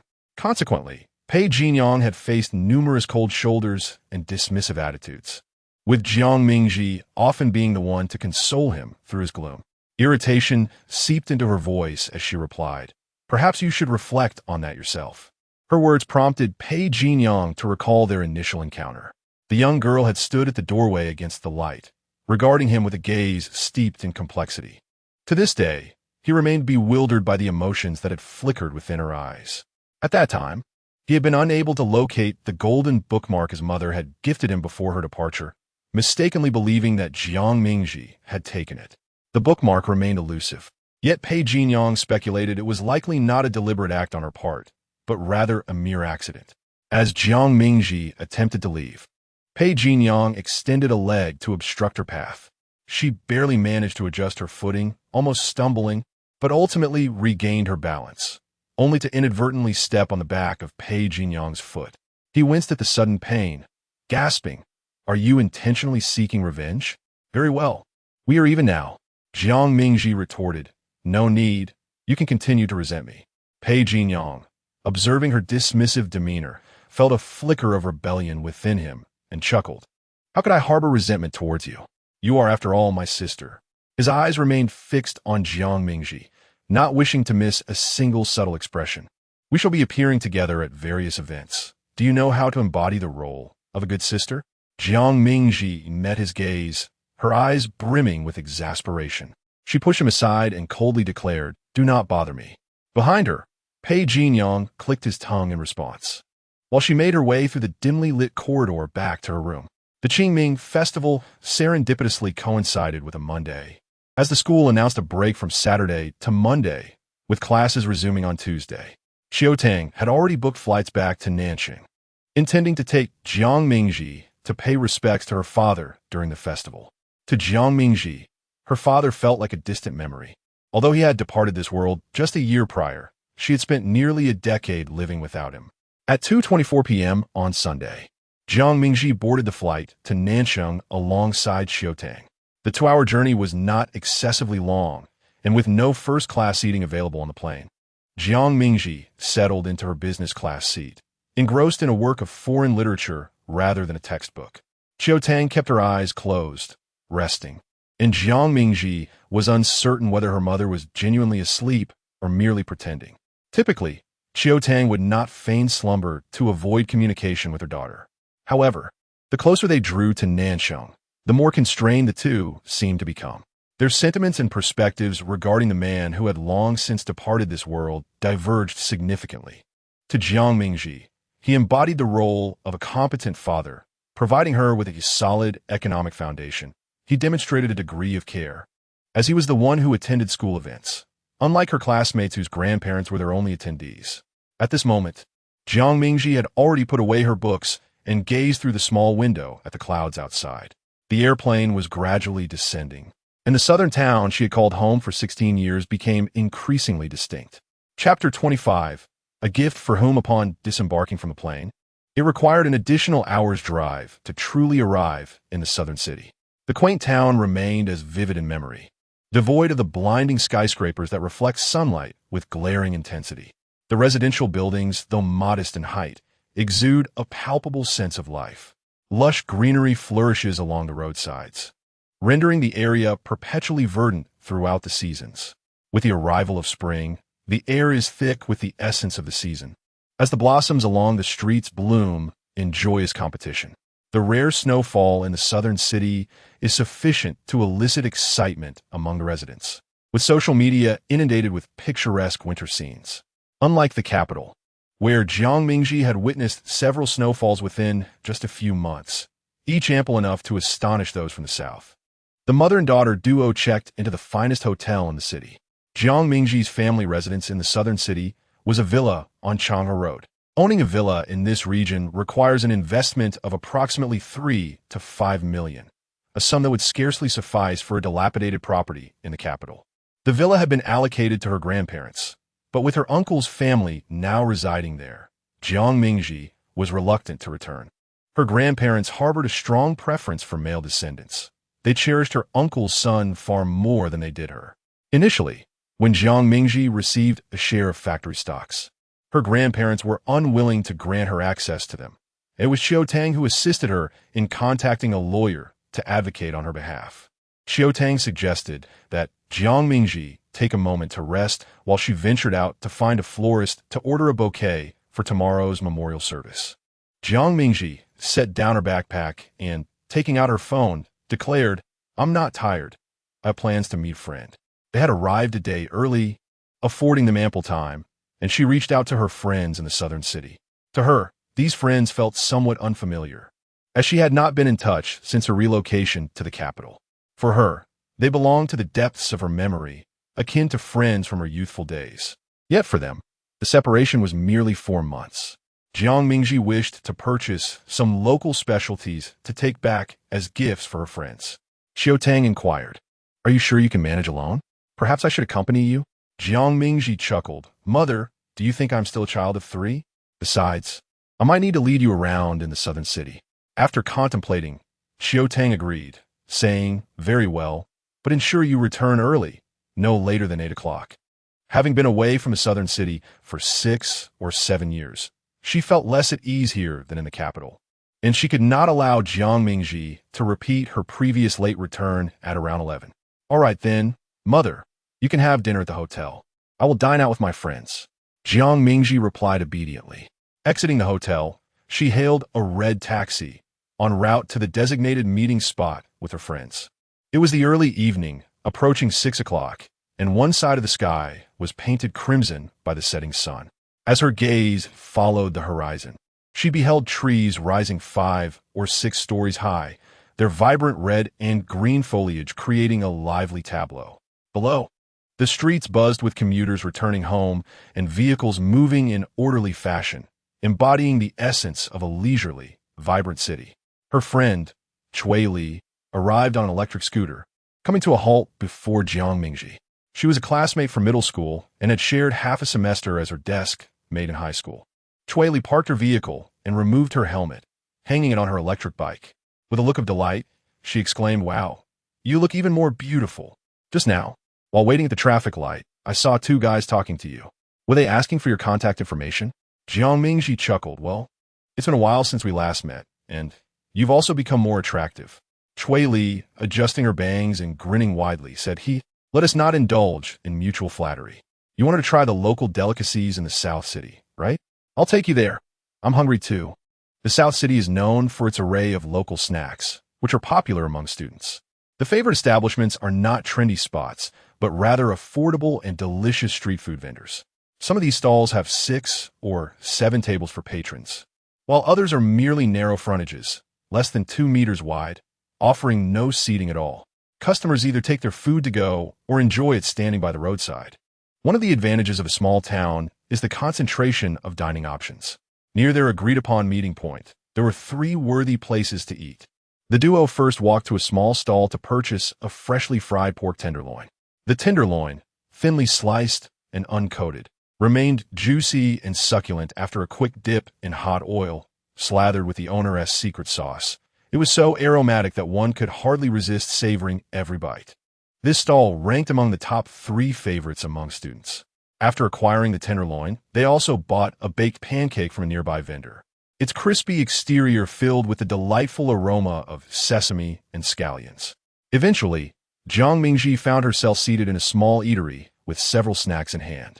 She ordered a signature meat soup with a side of pancake and tenderloin, feeling that this outing was truly worthwhile. Today's feast was entirely on Jiang Mingji. And though it wasn't a significant expense, Chui Li was thrilled, as her pocket money was quite limited. The girls sat in the cozy yet brightly lit roadside shop, discussing their classmates and reminiscing about their teachers. Jiang Mingji nodded along as she ate, occasionally widening her eyes in surprise at the gossip. She dropped out and got married. Chui Li swallowed a piece of fried tenderloin and licked her lips before clarifying. Not exactly married. She just dropped out and plans to work with her boyfriend. Her grades weren't good enough to continue, and I heard it's because she's pregnant. Jiang Mingji was so engrossed in the conversation that she forgot to sip her soup. Chui Li remarked, marriage isn't even an option. She's not of legal age yet. I heard they plan to have a wedding in 2 years and then get the certificate when the time comes. As they continued to eat and chat, time flew by. By the time they exited the small shop, the sky had deepened into a shade of blue. Hand in hand, they strolled down the street, having transformed from mere acquaintances into the likeness of sisters. Chui Li scanned the shops on either side and said, to be honest, I'm not sure what specialties the South City has. Are you looking to buy gifts for a few friends? Jiang Mingji replied, about 3 or 4. Chui Li clapped her hands in realization. Oh, the ink stick you asked me to inquire about from Shuiyang. I brought it with me. It's in my backpack. I'll get out now, or I might forget later. As she spoke, she unbuckled her bag and asked Jiang Mingji to hold it for her. She unzipped the compartment and pulled out a deep brown gift box. Inside lay a 4-ounce ink stick. Shuiyang claimed it was the best from his family, priced at over 100 per ounce. I heard it was what you wanted, and at first, he didn't want to take my money. Who are you planning to gift this to? In the southern city, the ink is renowned, and she practices calligraphy. Typically, using ink that costs merely a few dollars is considered quite commendable. Jiang Mingji received the box and expressed her gratitude, insisting that the money be given to him. By the way, I have brought you a gift as well. Jiang Mingji tucked the box in her bag and retrieved a light blue gift box. Inside was a bracelet. Chui Li took the gift box, her eyes widening in surprise. I know this brand. It's quite expensive. I assenti it. I cannot accept this. Jiang Mingji firmly grasped her hand and playfully stuffed the box in her backpack, winking as she said, you can accept it. My stepfather is wealthy. Chui Li chuckled, swallowing hard. Well, then I shall accept it. Thank you. Originally, Jiang Mingji's family was considered affluent in the southern city, and her status would even be regarded as wealthy in the capital city. It was likely that they were genuinely well off. The two continued their walk, but Chui Li remained curious about whom the ink stick was intended for. Jiang Mingji had contacted her only 2 days after arriving in the southern city, leading her to believe that this person must be a very important friend, worthy of preparing a gift even before their return. She never anticipated that she would forge such a close friendship so quickly, feeling a mix of emotions, yet genuinely happy for her. Chapter 26. Preparing gifts. Jiang Mingji only informed Chui Li that she intended to present an ink stick to her deskmate, who had been quite helpful to her. She refrained from disclosing the recipient's gender, and Chui Li did not inquire further. The two entered a local specialty shop. Besides ink, the southern city was renowned for a particular type of mushroom, which, when sun-dried and of superior quality, could fetch thousands of yuan per pound. Jiang Mingji planned to purchase some to gift to Uncle Pei and Lin Wan and Meng Yuan. The benefits of these mushrooms included nutritional supplementation, digestive enhancement, and immune system fortification. Jiang Mingji recalled her aunt consuming mushroom-infused chicken soup during her confinement, and her grandmother would also feed her cousin, claiming it sharpened the mind and improved academic performance. Naturally, she too could savor a bowl of soup, albeit without the mushrooms, and was only left with the driest breast meat. Her grandmother would assert that her academic excellence was attributed to the chicken soup. Such claims were absurd. Her cousin consumed far more than she did, yet his performance did not exceed hers. Upon entering the specialty shop, Chui Li tugged Jiang Mingji towards a middle-aged woman. "Annie, this is my classmate. She has come to buy some things." The woman greeted Jiang Mingji with a warm smile. Chui Li leaned closer to Jiang Mingji and whispered, "This is my aunt. She won't deceive you." Jiang Mingji nodded and expressed her purchasing intentions. The woman raised an eyebrow, questioning whether Jiang Mingji's family truly trusted her, a young girl, to buy such expensive items. It was well known that specialty dry goods were often subject to misrepresentation. Observing Jiang Mingji's youthful appearance, it was evident that she was an inexperienced high school student, making her an easy target for deception. Moreover, the high price of the mushrooms raised doubts about whether her family would allow her to make such a purchase alone. Jiang Mingji replied, "Yes, I wish to buy some for friends from out of town. Please assist me in selecting the highest quality." The woman led her to view the goods, where the mushrooms were packed in large, thick plastic bags, categorized into premium, medium, and inferior grades. She pointed to one of the bags, stating, "This is the finest selection in the shop. Many people buy this wild variety as gifts." She then gestured to another bag, explaining that this was the cultivated type, uniform in size and neatly presented in gift boxes, which also attracted many buyers. Finally, she remarked, "Of course, the wild variety is significantly more expensive. How much would you like to purchase, young lady?" Jiang Mingji inquired, "What is the price per pound?" The response was, "Wild mushrooms are 1,288 yuan, while the cultivated ones are 588. The price discrepancy was substantial, and Jiang Mingji resolved to buy the wild variety. Since this was a gift, she deemed it appropriate to select the best. Having previously given gifts to numerous partners, including mitai, rare cigarettes, and various expensive items, she felt little financial pressure in acquiring mushrooms at 1,288 yuan per pound. However, Chui Li was taken aback by her generosity. What kind of friend warrants such an extravagant gift? In the southern city, such gifts were typically reserved for soliciting favors. Jiang Mingji was unaware of her friend's perspective. Even if she were, she would not see anything amiss. In the capital city, it was customary for gift exchanges to begin at no less than 5,000 yuan for a mere shopping cart. Furthermore, individuals like Lin Wan, Guan Jinshu, and Zhuang Heong appeared to hail from affluent families. Had it not been for the mushroom's esteemed reputation as a local specialty, she might have felt a bit embarrassed about her choice. According to Jiang Mingji's understanding, the gifts exchanged between Pei Jinyang and his friends for their birthdays are either luxury brands or items of significant sentimental value, such as sneakers worth several thousand, bracelets, or basketballs signed by stars. Pei Jinyang's monthly allowance is merely 3,000, and aside from purchasing study supplies, he has little else to spend on. He has no interest in blind boxes or figurines, thus saving quite a bit over the past few months. Jiang Mingji, in her youthful and naive shell, is a high school student who has only recently left Nansheng for less than half a year. However, her soul has been seasoned by years of navigating the marketplace, making her quite adept in social interactions, inevitably embodying an air of maturity in her dealings. She intends to prepare a gift for Uncle Pei, weighing 2 kilograms, while distributing 888 grams each to 4 friends. The sales assistant assists in packaging the items, and Jiang Mingji selects some non-perishable snacks, including 4 portions of dried fruit and crispy rice cakes. After completing her purchases, Chui Li kindly helps carry some of the items. Before they know it, The moment of parting arrives, and Chui Li expresses her reluctance, asking if Jiang Mingji will return during summer vacation.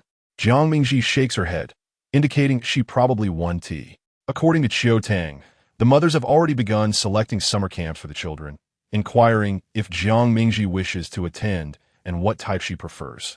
Jiang Mingji declines, having attended such camps in her previous life. Chui Li laments, exclaiming that it means they won't see each other for a year. Jiang Mingji smiles, encouraging her, saying that even if they do not attend the same university, they can still be in the same university town.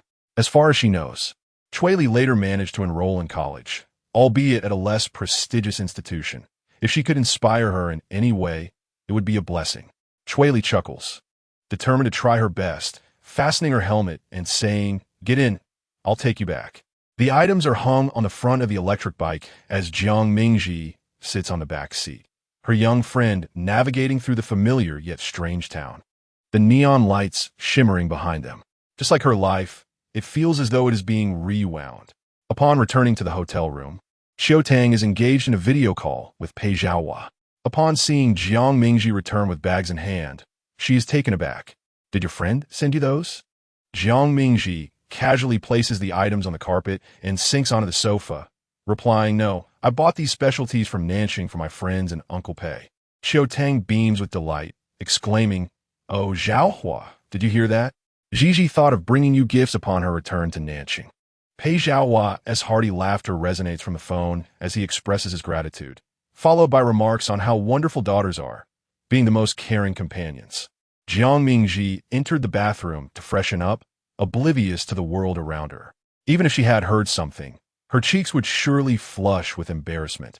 For in her past life, she was anything but a tender-hearted companion. Rather, she was a heartless specter. When both mother and daughter had completed their nightly rituals and lay down in bed, it was still not yet 10 o'clock, a mere whisper of night. It was early, so Jiang Mingji indulged in a moment of reading. Chiu Tang urged her to retire for the night, as they needed to rise early for a tomb-sweeping ceremony, after which they would return to the capital. The two lay together on a spacious bed, ample enough to accommodate 3 more individuals between them. Yet Jiang Mingji felt a lingering discomfort. It had been an eternity since she had shared a bed with her mother. The last time was when she was merely 10 years old. On one such day, her mother held her close on the small bed and gently inquired if she would be saddened by the news of her impending divorce from her father. How could a child comprehend such matters? She only wished for her parents to remain by her side forever. The confusion enveloped her. Why, if they loved her so dearly, would they choose to part ways? Her parents had begun their quarrels over divorce when she was 9, and by the age of 11, they had finally separated. It was only later that she grasped the extent of her mother's sacrifices. During her own divorce, she felt a sense of relief in not having children. Chapter 27. The woman with a story. Chiu Tang, originally from the northern regions, hailed from a family not far from the capital city. During her university years, she met her first husband, and their relationship blossomed into love. In the 1970s, young men and women tended to marry early. Upon graduating from university, they quickly stepped into the sacred realm of matrimony. Initially, everything seemed idyllic. Although her husband came from a less affluent background, he was devoted, gentle, and considerate. As the eldest son, he had cultivated a strong work ethic, which Chiu Tang initially found to be a reassuring trait. However, she soon discovered the myriad conflicts that would arise post-marriage. Her parents-in-law, being from a rural background, had made great sacrifices to support their son through university, and they began to expect returns on their investment. During those financially strained times, any increase in her husband's income meant a corresponding decrease in family expenditures. Financial disputes alone were sufficient to breed significant discord, and the conflicts between mother-in-law and daughter-in-law were particularly capable of exhausting the couple's affection for one another. Her husband, being a dutiful son, found himself caught between the demands of his mother and his wife. The more he sought to please both, the more dissatisfaction he encountered from either side. It wasn't until he embarked on an entrepreneurial venture that the situation began to ease somewhat. He invested his technical skills into a factory, and Chiu Tang, having borrowed some funds from her family, also invested, acquiring a share in the enterprise. The year their daughter, Jiang Mingji, was born marked a slight improvement in their financial circumstances, alleviating some of the monetary disputes that had previously plagued the household. Yet, her mother-in-law's countenance darkened upon the birth of a granddaughter, despite Xiao Tang's financial contributions to the factory. Xiao Tang had hoped to finally enjoy a harmonious domestic life with her husband, only to find herself facing further complications. Her mother-in-law neglected to care for her during the postpartum period and consistently sought to provoke her. It is often said that grievances from the confinement period are never forgotten. And indeed, those incidents would be revisited time and again in the years to come.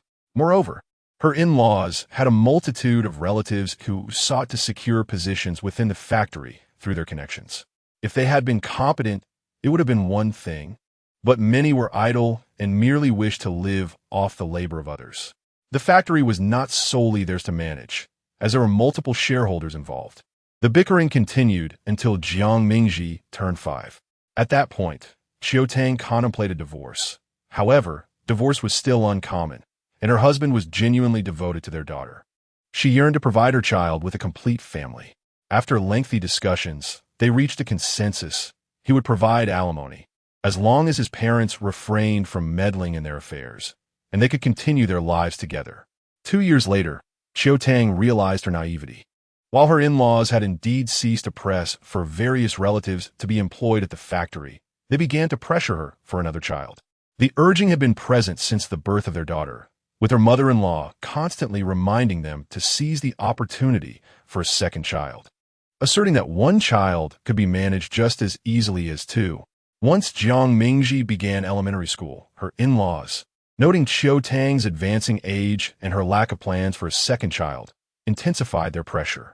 They resorted to breaking contraceptives and even insisted she consume traditional herbal medicine. When she refused, her mother-in-law would cry at their doorstep.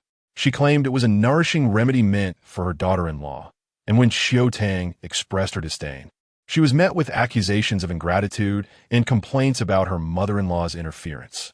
Xiao Tang understood that her in-laws were fixated on having a grandson. She had initially agreed with her husband to have only one child, regardless of gender. If she yielded to her in-laws this time, it would set a precedent for future compromises. In this life, if a son cannot be conceived once more, there will be another opportunity to procreate. Xiao Tang confronted her husband, questioning why he did not clearly communicate to his parents that they only desired one child. Her husband stammered, attempting to persuade Xiao Tang that having another child could be beneficial, providing Ji with a companion.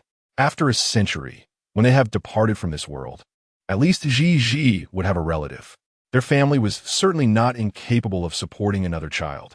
He insisted that he was not biased towards sons over daughters, expressing joy even if the second child were to be a daughter. Typically, he navigated between his mother and his wife with a delicate balance. Yet this time, he unequivocally sided with his parents. As they reached middle age, the fervent passions of their youth had long dissipated, and life had become increasingly discontenting. Xiao Tang erupted in frustration. She had never been one to passively accept her circumstances. She was drawn to strength, having initially chosen her husband for his admirable qualities, which she once idolized. However, the trials of daily life had extinguished those qualities, leaving her only with his cowardice and inaction. For so long, she had been the one making concessions, yet he chose to display himself as tormented. In truth, he felt no real anguish. Instead, reveling in the fruits of her sacrifices, her flesh, blood, and spirit. With the departure of a person, the rights and wrongs of the past dissipate into nothingness. She arrived at her ex-husband's funeral, and upon seeing the black and white portrait, those shared moments seemed to recede into a distant past, almost like a previous lifetime. Fortunately, before his passing, he had done one commendable thing. He returned their daughter to her. Xiao Tang placed a bouquet of white chrysanthemums at her ex-husband's gravestone, which appeared immaculate, with offerings still left from the day prior, indicating that his family had visited. Jiang Mingji also laid her flowers down, bending to closely examine the black and white photograph of her father on the tombstone. He felt so unfamiliar, and she gazed intently, wishing to etch his image into her memory. The belongings that belonged to her father were scarce, with only a single photograph accompanying her to the capital. The time they spent together had been buried deep within her memories, and her attempts to unearth even the faintest recollection had become increasingly blurred. A sense of unease washed over Jiang Mingji. It is often said that a person truly dies when they are forgotten. She did not wish to forget. Qiu Tang glanced at her watch and informed Jiang Mingji that there was still some time left, suggesting that if she wished to speak with him, she could. It had been less than a year since her ex-husband's passing, and she sensed that her daughter surely missed her father. Qiu Tang walked through the rows of gravestones, descending the steps to grant Jiang Mingji ample space. Unsure of what to say, Jiang Mingji recognized that words would elicit no response from someone who was no longer present. In her heart, she prayed that her father would possess a happy and fulfilling family in his next life. He had been a good father, albeit not a good husband, and she hoped he would not feel constrained to be a good son in his next life. Often, one cannot have it all. Jiang Mingji strived to recall the cherished moments spent with her father. From her earliest memories to the time in her 20s when she brought Pei Jinyang to the cemetery to introduce him as her boyfriend, soon to be her husband. Back then, she believed that if her father were still alive, he would certainly bless her union. In retrospect, she speculated that if her father had truly been present, he might have opposed the match. A father, who has always yearned for a harmonious family, could scarcely permit his daughter to forsake everything for the sake of so-called love. Such a union could not possibly yield happiness. Time seemed to stretch indefinitely until Qiu Tang gently called out to her, "Ji, it is time to leave.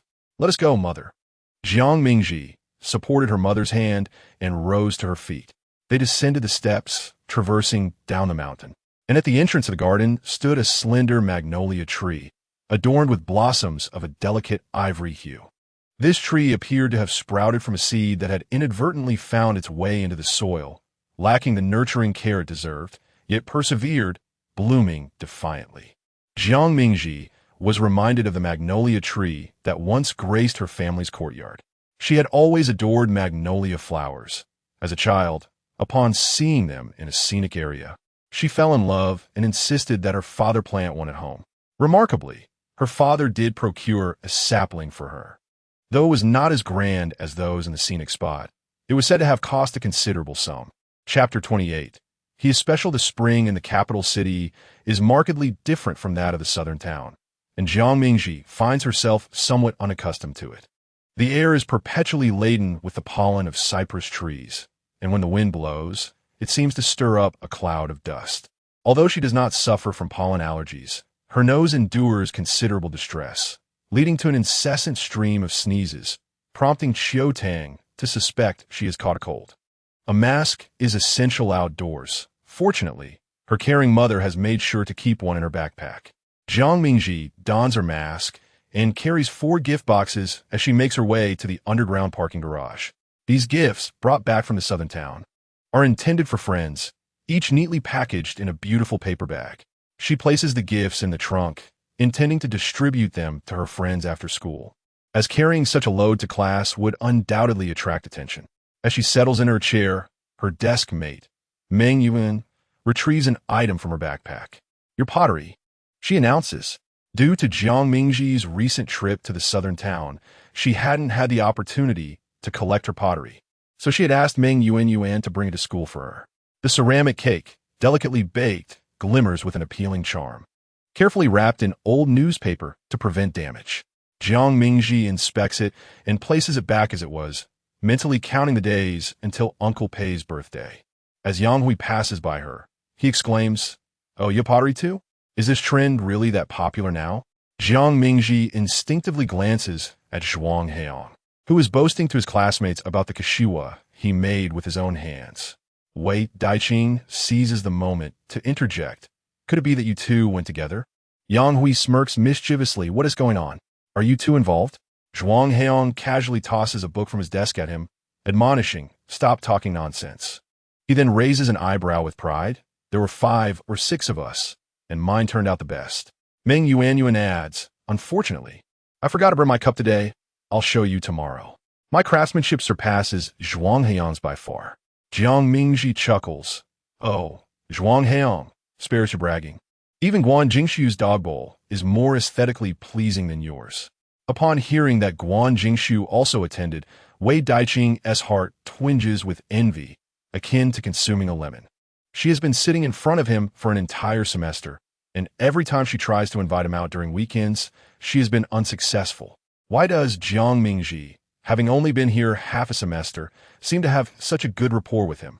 As morning study begins, the matter is swiftly forgotten, and Jiang Mingji feels grateful to Meng Yuanyuan, despite her reserved nature, has chosen to speak up for her today, affirming Jiang Mingji's judgment of character. During adolescence, interactions between boys and girls can easily be misconstrued. While they may not have significant repercussions, they can still be a source of annoyance. Once classmates designate a boy and girl as being in that sort of relationship, they seize every opportunity to tease them. During morning exercises, the entire school gathers on the playground, with duty students inspecting everyone's appearance. Jiang Mingji has her hair neatly tied back and stands facing the sun, her entire being seemingly bathed in light. The sun reddens her face, prompting her to raise her hand to shield her forehead, internally urging the supervising director at the flag-raising platform to conclude his speech swiftly. Unbeknownst to her, a gaze from the back of the boys' line lingers on her retreating figure. Finally, when the morning exercises conclude, Jiang Mingji's face bears a faint blush from the sun. Amidst the thronging crowd, they made their way towards the classroom, where only fortunate students could claim a spot beneath the shade of the trees. The boys seemed unperturbed by the sun, while the girls clamored eagerly for the cool refuge. Although the sun was not particularly fierce, the ultraviolet index remained alarmingly high. Jiang Mingji was engaged in a discussion with Meng Yuanyuan about which brand of sunscreen to purchase when she heard her name called loudly from behind. Jiang Mingji.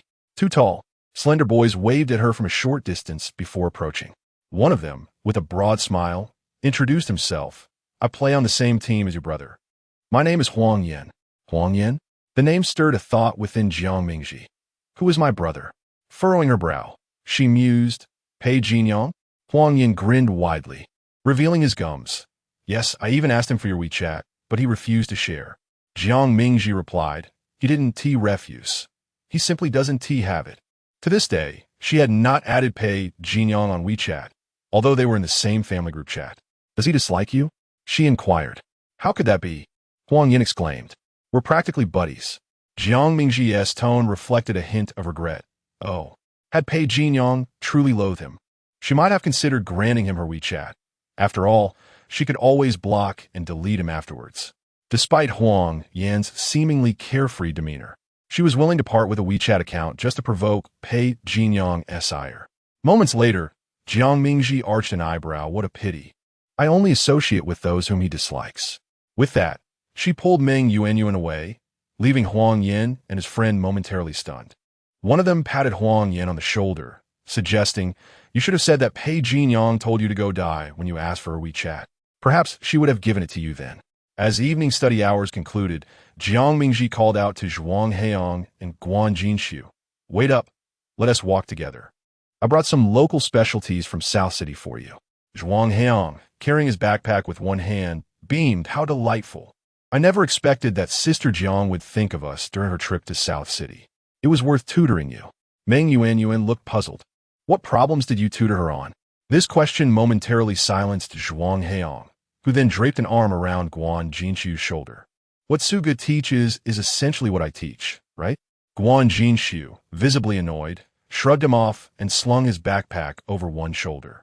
As they exited the classroom, Guan Jinshu asked Jiang Mingji, did you return to South City for the Qingming festival to visit relatives? Yes, Jiang Mingji replied. I went to pay respects at my father's grave. A silence ensued among the group. Guan Jinshu offered an apology, having assumed it was for grandparents or older relatives. At that moment, Zhuang Heong felt his friend's emotional intelligence had faltered. During Qingming, one would naturally visit closer kin, and such a question was rather tactless. Are there any specialties from South City? He inquired. Jiang Mingji, unaffected by the earlier comment, calmly introduced the local delicacies and elaborated on how to prepare the dried mushrooms. They continued chatting until they reached the car waiting outside the school to pick them up. Zhuang Heong rubbed his hands together excitedly. This sounds wonderful. It's brain food. Just what a high school student like me needs. Jiang Mingji opened the trunk and handed gifts to the three of them, including one for Lin Wan, whom she had forgotten would not be attending evening study sessions. She would have to give it to her tomorrow at school. For Guan Jinshu's gift, she had made a small mark, as it contained an extra ink stick.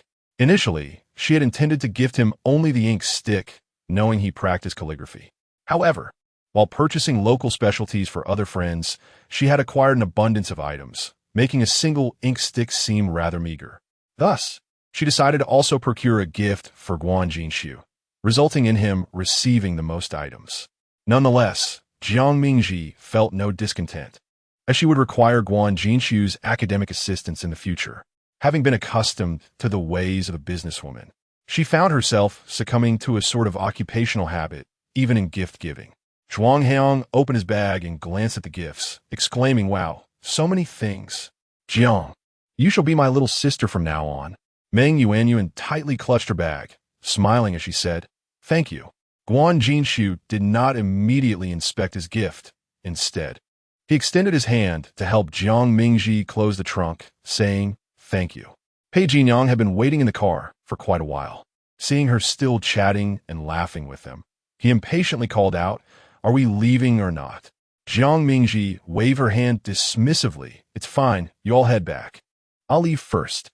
Once in the car, she offered him not even a fleeting glance and merely instructed the driver, "Let us go, Uncle Zhou." Pei Jinyang, witnessing her blatant disregard, felt anger swell within him. She greeted others with a smile, but seemed to have no patience for him, as if she wished to roll her eyes at him. However, he noticed there were 4 gifts in the trunk, and she had only distributed 3. Did that imply Jiang Mingji was engrossed in texting on her phone, not even lifting her gaze? Pei Jinyang called out again, and upon receiving no response, he straightened up and tugged at the sleeve of her school uniform. Jiang Mingji turned to glare at the hand that grasped her clothing, her expression decidedly unfriendly. The message conveyed in her eyes was unmistakable. "Remove your filthy hand. First of all, I do not respond to hey." Pei Jinyang withdrew his hand, rubbed his nose, and said, "All right, Jiang Mingji, where's my gift?" Jiang Mingji looked at him incredulously, clearly taken aback that he would demand a gift under such circumstances. Yet, it was not surprising. He had always been forthright, expressing his desires directly. None. Pei Jinyang was momentarily stunned, not expecting her to respond so decisively. He laughed in disbelief. "You took my pocket money and didn't bring me a gift?" Jiang Mingji, equally astonished by his boldness, almost laughed in frustration. "That was your fault. Uncle Pei compensated me." She paused and continued, "Moreover, didn't you eat the 2 dishes yesterday?"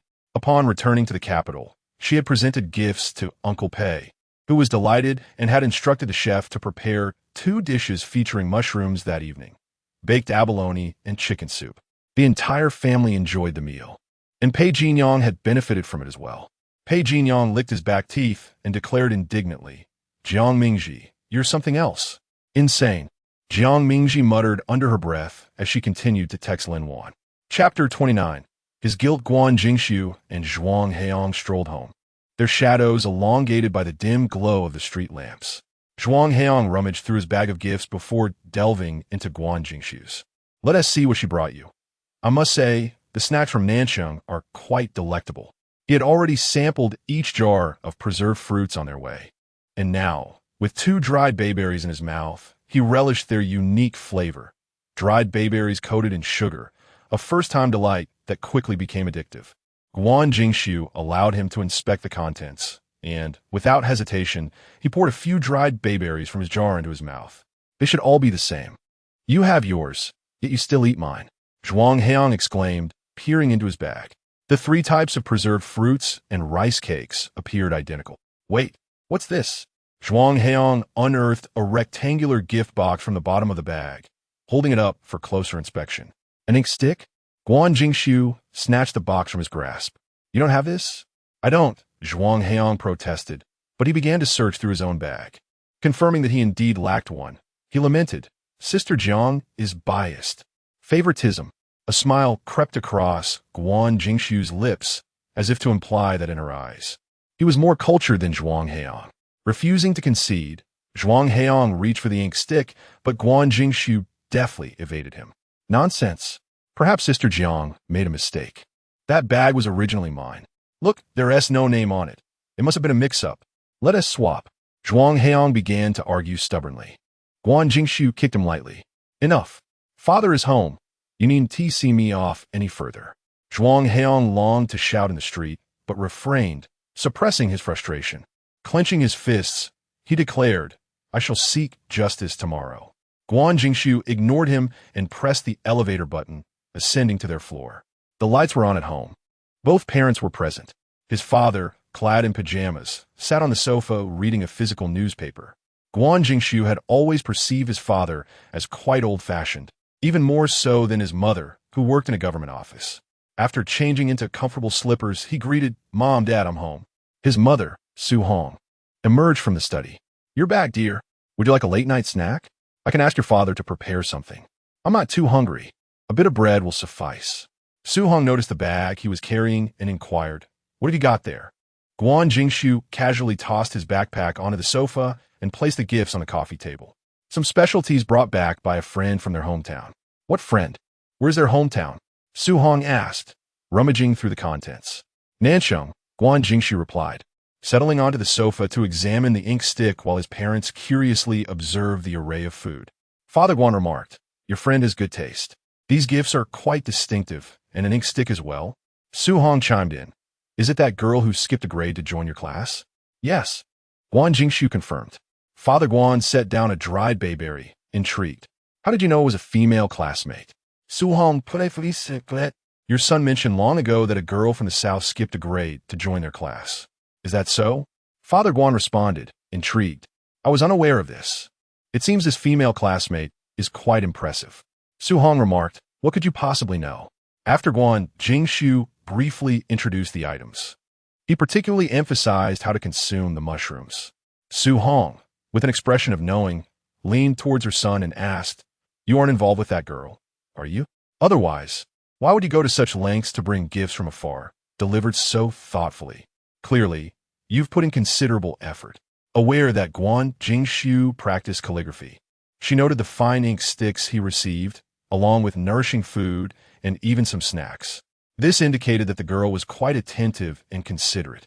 Guan Jingshu put away the ink sticks and packed them neatly, denying the matter. Mom, please don't say such things. He picked up his backpack, stating, I'm heading to my room. You should rest early. Su Hong watched her son's retreating figure and clicked her tongue, nudging her husband's arm. Look at our son. He seems guilty. I'm certain something is going on. Guan's father responded, Has that rascal started dating early? Su Hong playfully shoved her husband. Don't use such antiquated terms. As long as his grades aren't affected, I fully support him experiencing a school romance. Guan's father remained silent, popping a candied fruit into his mouth. Su Hong disapon zima. Eating sweets at this hour? Remember to brush your teeth. The festive season surrounding the Qingming festival was particularly abundant, and just 2 weeks later, they celebrated Pei Zhaohua's 45th birthday. Qiu Tang had previously inquired with Jiang Mingji if she needed assistance in preparing a gift. Jiang Mingji asked her mother to purchase a supportive waist cushion, for a handcrafted gift alone felt somewhat lacking for Pei Uncle's birthday. As for the ceramic cake she had kept hidden in her wardrobe on the day of Pei Zhaohua's birthday, she bought a small box from the cake shop to present it properly. After placing the ceramic cake inside and tying it with a bow, it looked remarkably authentic from a distance. On the birthday, the family gathered for a hot pot meal, and Qiu Tang had specifically arranged for the children to be excused from evening classes, allowing them to return home early. A team of chefs came to their home, providing various top-quality fresh ingredients, with each person having their own small copper pot, which Pei Zhaohua appreciated for its cleanliness and hygiene. After dinner, it was time for the gift-giving segment, and Pei Uncle seemed particularly fond of the handmade ceramic piece from Jiang Mingji, examining it closely for quite some time. This is the most thoughtful gift I've ever received. Thank you, Gigi.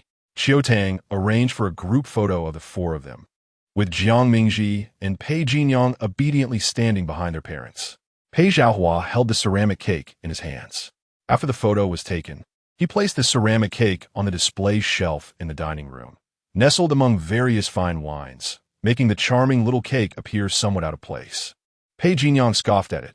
It's just a cheap handmade piece. Undeniably, she won the elders' affection ever since her arrival. Pei Zhaohua's face had been adorned with an abundance of smiles. Chapter 30. Degraded sugar amidst the collective anticipation. The May Day holiday finally arrived. During the 5-day respite, many students had already mapped out their travel plans. Qiu Tang and Pei Zhaohua had arranged a fortnight in advance to take their 2 children to Sanya. Initially, they intended to travel abroad. However, Jiang Mingji's passport was yet to be issued. Though Jiang Mingji did not harbor any aversion towards the notion of a family outing, the presence of Pei Jinyang was particularly irksome. Over the years spent together, they had traveled to numerous destinations, and she feared that the sights might evoke sentiments from their past, which had long since soured. On the eve of their departure, she lay in bed, tossing and turning, striving to recalibrate her mindset. The late hours of the night are often the most conducive to melancholy. At 2:48 a.m., Jiang Mingji updated her social media status with a poignant thought. When you cannot forget a person or a moment, immerse yourself in a grander world to dilute the memory. She resolved to overlay new memories upon old recollections. She determined not to be ensnared by the narrow confines of love and hate, but to broaden the expanse of her life and invite in more splendid memories. Life is vast, and she deserves to embrace more of it. In that instant, clarity dawned upon her. What she had presumed to be a solitary late night musing went unexpectedly acknowledged when Zhuang Heong liked her post. Startled, Jiang Mingji swiftly deleted it, not wishing to be dubbed Sister Delusion by her friends. The following morning, around 7, Jiang Mingji descended the stairs, her eyes shadowed with dark circles. Even Uncle Pei noticed, expressing concern. Ji, didn't you sleep well last night? Jiang Mingji casually fabricated an excuse. I'm just a bit excited about going to Sanya. Pei Jinyang scoffed. Elementary schooler. Jiang Mingji retorted, yes, I am indeed afflicted with elementary school spring outing syndrome. What of it? Is it crime? Pei Jinyang found her amusing, an elementary schooler who takes pride in it. All right, Pei Zhao interjected. I see you two are just like elementary schoolers, bickering even at your age. He reminisced about a conversation with his wife, noting that the children's playful squabbles brought a sense of reassurance. It is often said that siblings with significant age gaps are less likely to get along. However, in their blended family, harmonious relations seemed a distant dream. Jiang Mingji dragged her luggage outside. Although the trip was merely for 3 days, her suitcase was brimming with clothes, packed to the brim.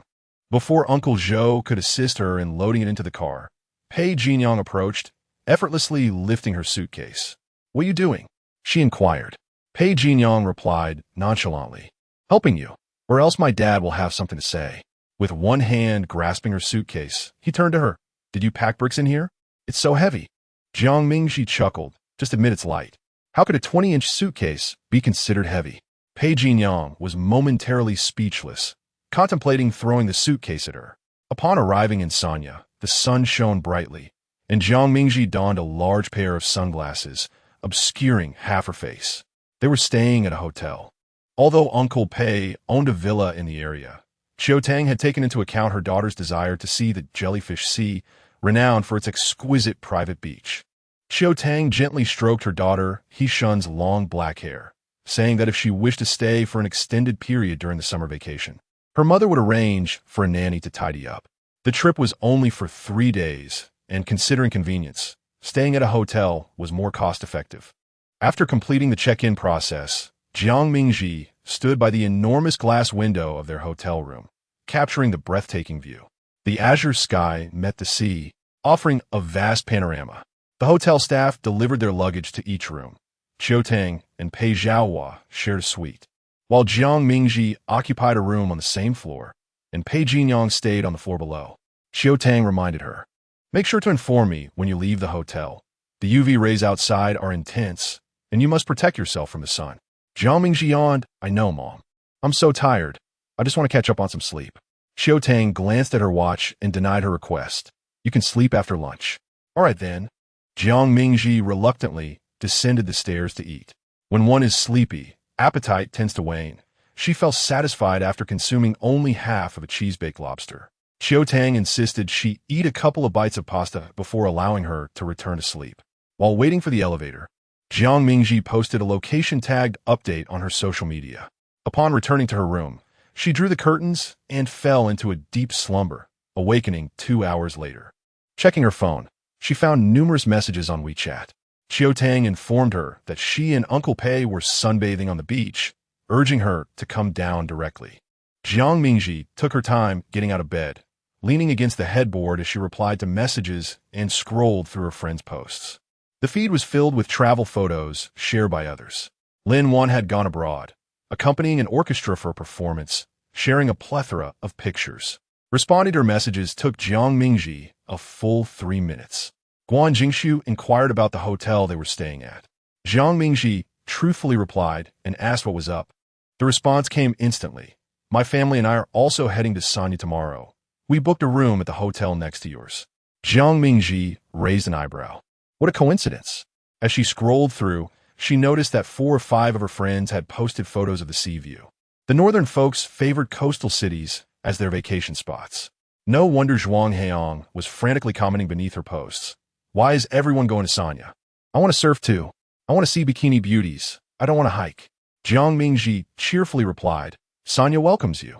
Setting her phone aside, she changed into a light orange sundress, applied sunscreen, and donned a large straw hat before heading downstairs. As she exited the hotel lobby, the salty sea breeze enveloped her, and in the distance, the sunlit sea glimmered like a vast sapphire.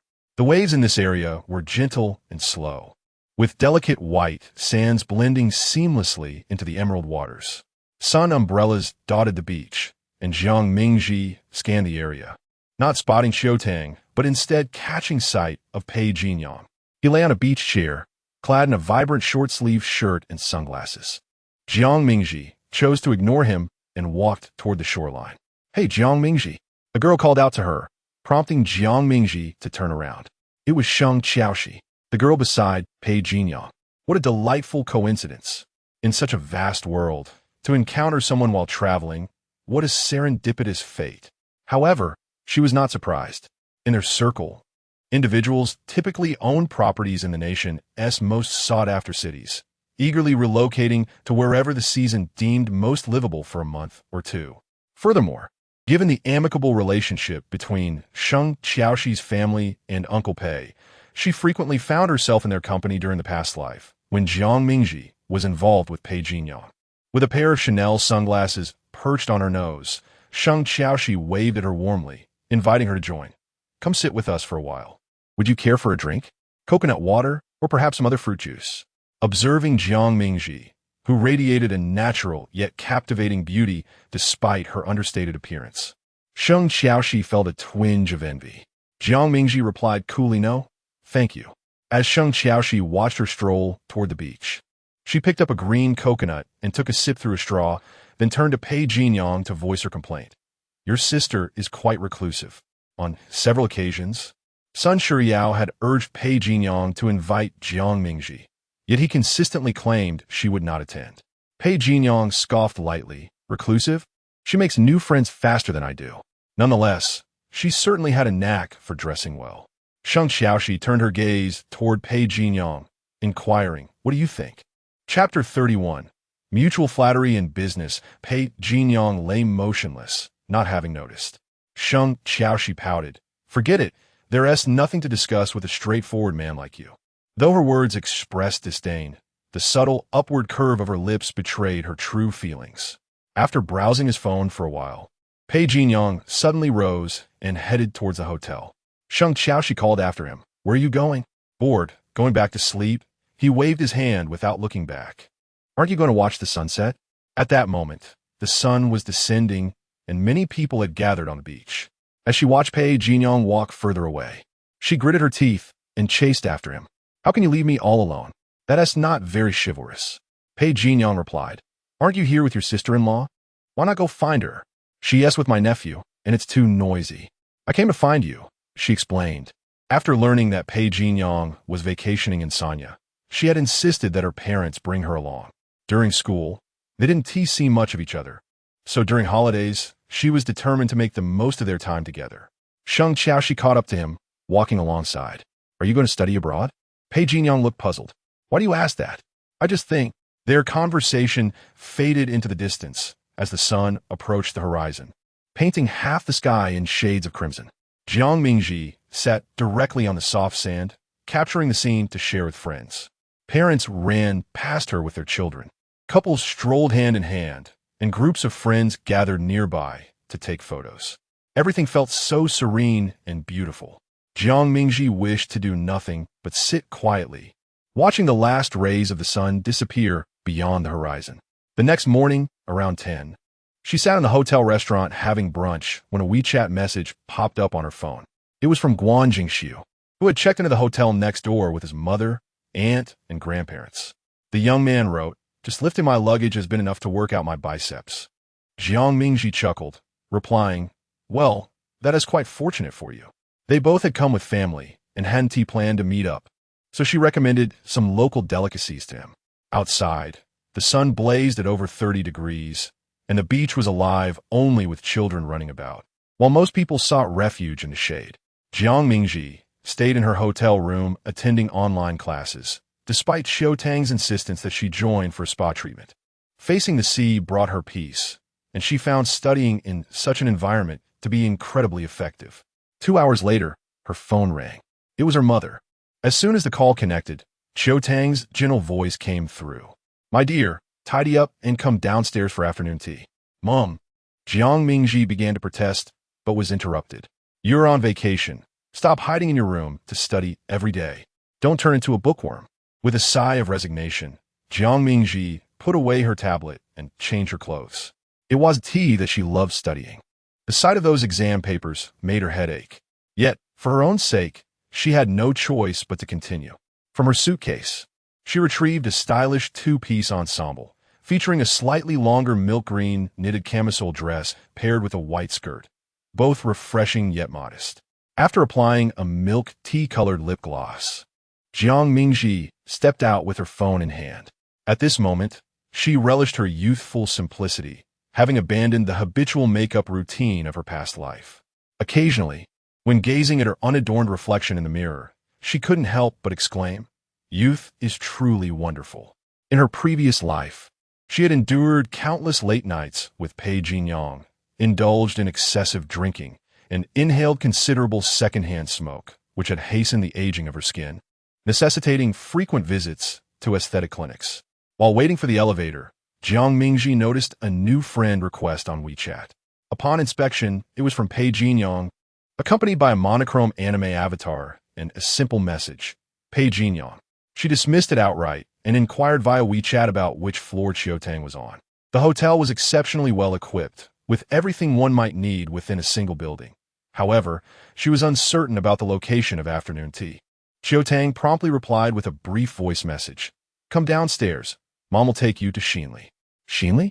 Wasn't he at the hotel where Guan Jingxiu was staying? As she made her way there, Jiang Mingji began to understand the reason. Xiu Tang had met Su Hong twice and was currently overseeing a new hotel project in the district under Su Hong's jurisdiction. She sought to cultivate a good relationship with the district head, and since their children were in the same class, she had seized the opportunity to arrange a meeting under the pretext of their kids. Jiang Mingji did not feel like a mere pawn in this situation. She understood that networking is essential in the business world. When adults with their own agendas convene, they exchange friendly handshakes. Jiang Mingji playfully winked at Guan Jingxiu. Upon arriving at the island, even the typically suited and booted executives would shed their formal attire. Not to mention someone like Guan Jingxiu, whose youthful exuberance radiated in a casual white t-shirt and beach shorts, embodying the essence of youthfulness. A glimmer of admiration flickered in Guan Jingxiu's eyes as he noticed Jiang Mingji looking particularly stunning today. The milk green hue accentuated her fair complexion, reminiscent of a shell polished by the ocean, translucent and smooth. The girl, just emerging from the sunlight, had a rosy glow on her cheeks and was playfully winking at him, sending a jolt of electricity through his entire being. Su Hong, her eyes twinkling with warmth, turned to Jiang Mingji. "This must be your daughter, Jiang Mingji." Indeed, it was fate that the two children were in the same class. She gestured for Jiang Mingji to greet her. "This is Aunt Su." As the adults engaged in pleasantries, Jiang Mingji politely nodded to Guan Jingshu's mother. "Hello, Aunt Su." Su Hong smiled and replied, "Hello there. I've heard so much about you. When you skip a grade, Guan Jingshu was studying late into the night." Jiang Mingji felt a flush of embarrassment. She hadn't expected her modest achievements to cause such urgency in a prodigy. In truth, the exam for skipping a grade had been rather straightforward, and she had merely capitalized on the time available. As the teacher had focused on fundamental questions, her winter break review had sufficed. Xiao Tang turned to Guan Jingshu. "I heard from Gigi that your son has been a great help to her at school. His math skills are quite impressive." After a flurry of compliments and modesty, they finally settled down. The two adults hadn't discussed work at all, instead focusing solely on their children, leaving Jiang Mingji and Guan Jingshu feeling somewhat restless. The two individuals exchanged frequent glances before lowering their heads to sip their drinks. The conversation revolved primarily around mutual compliments, creating a somewhat awkward atmosphere with the parties involved present. Shortly thereafter, Guan Jingshu's aunt arrived with her grandmother. Su Hong then turned to the two children, suggesting that it might be a tad dull for them to listen to their conversation, proposing that they venture outside to play instead. The temperature had dropped slightly, prompting everyone to become more animated on the beach. Xiao Tang echoed her sentiment, saying, "Indeed, if you two are bored, you can join your friends." She glanced at Su Hong and explained, "My husband and his child has also arrived, along with another peer. They should be able to play together more effectively." Su Hong smiled warmly.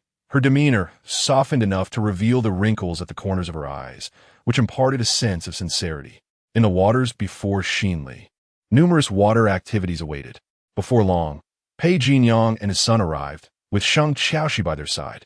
Pei Zhaohua waved his hand, encouraging, "The young people should go and have some fun." Jiang Mingji noticed a hint of reluctance in Sheng Qiaoxi's eyes.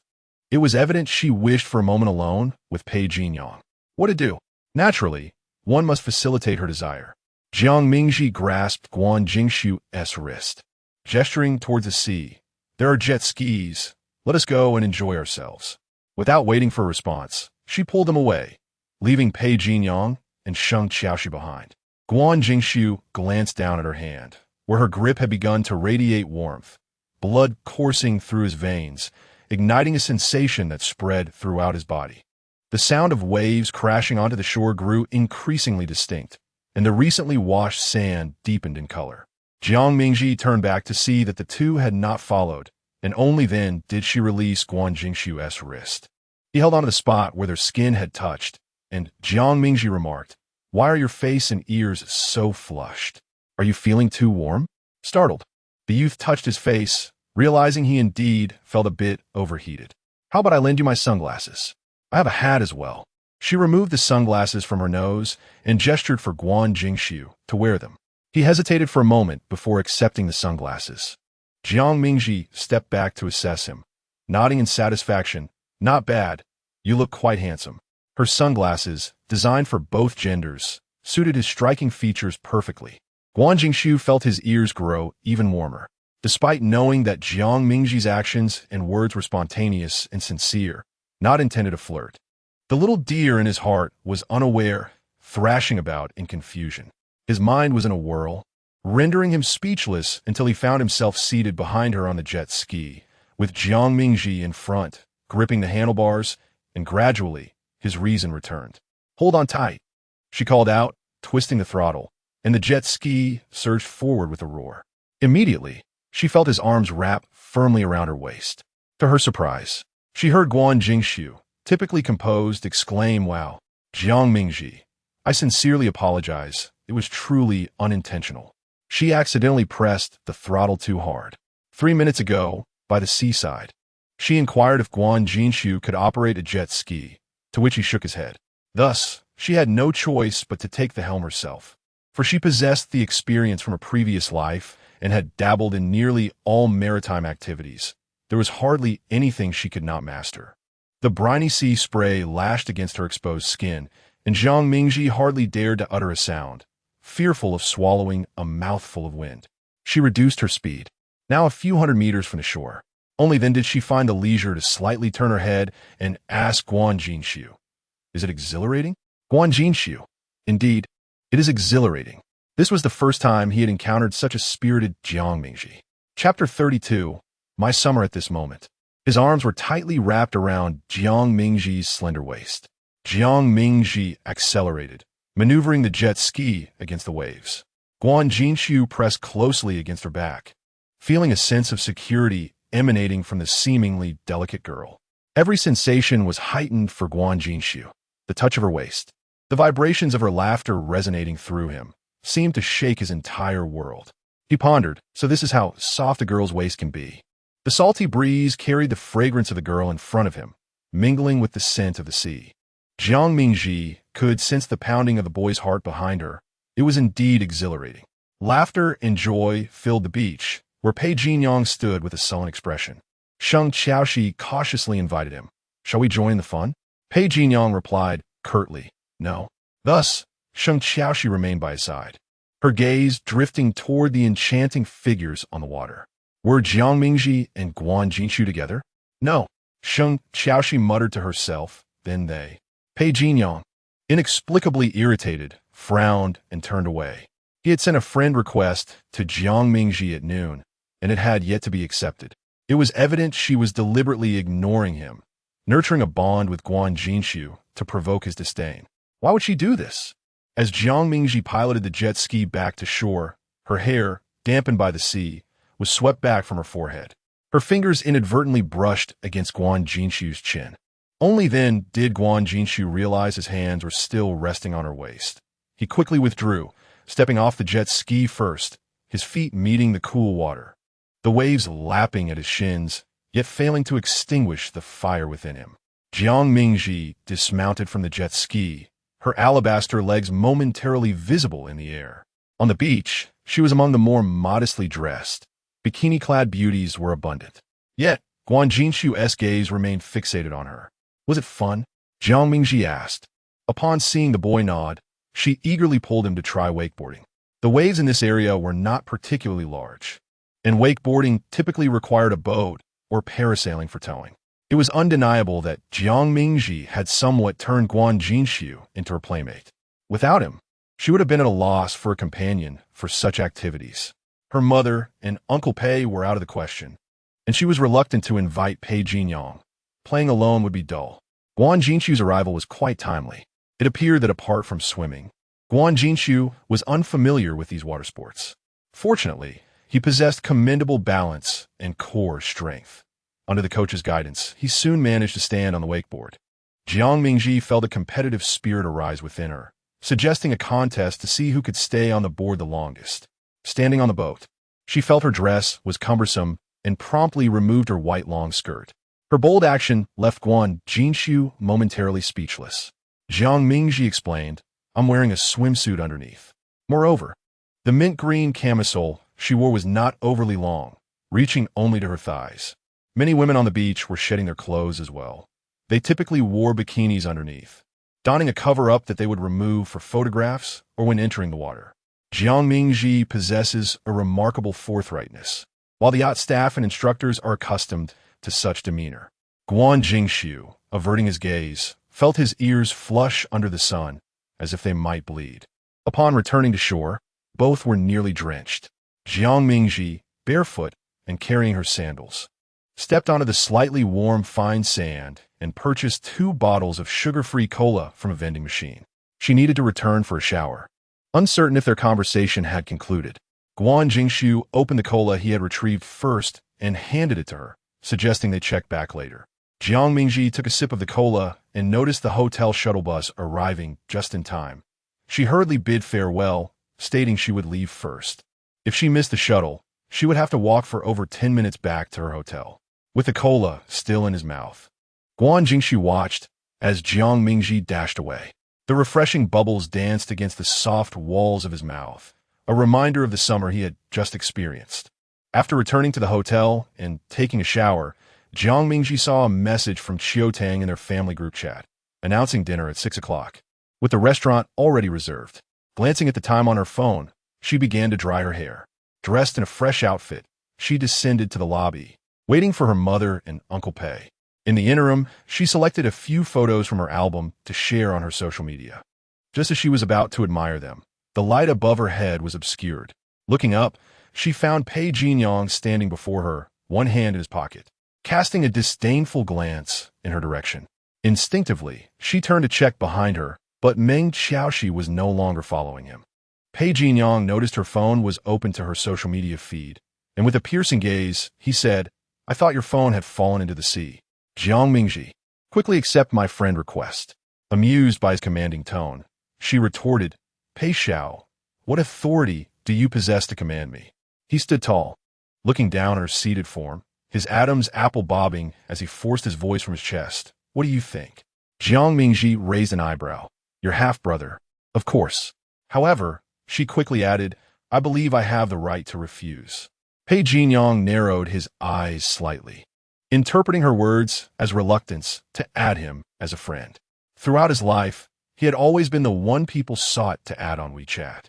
It was the first time he had failed to add a girl. A competitive spirit ignited within him. He was determined to secure that WeChat connection today. Jiang Mingji, disinterested, turned her body away, unwilling to grant him her attention. The brilliance of the crystal chandelier illuminated her fair face as she mindlessly scrolled through her social media. Ignored, Pei Jinyong's frustration escalated. The memory of her amiable demeanor towards Guan Jingshu earlier in the afternoon only fueled desire, making him feel increasingly vexed and powerless, as if his heart were a balloon rapidly expanding, ready to burst to the slightest prick. He desperately needed an outlet for his pent-up frustration.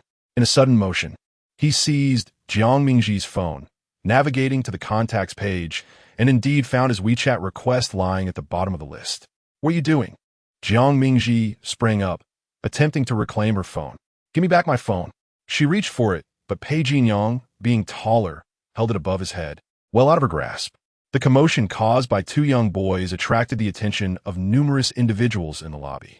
Pei Jinyong lifted his gaze, operating his phone in midair, and only returned it to her after accepting her friend request.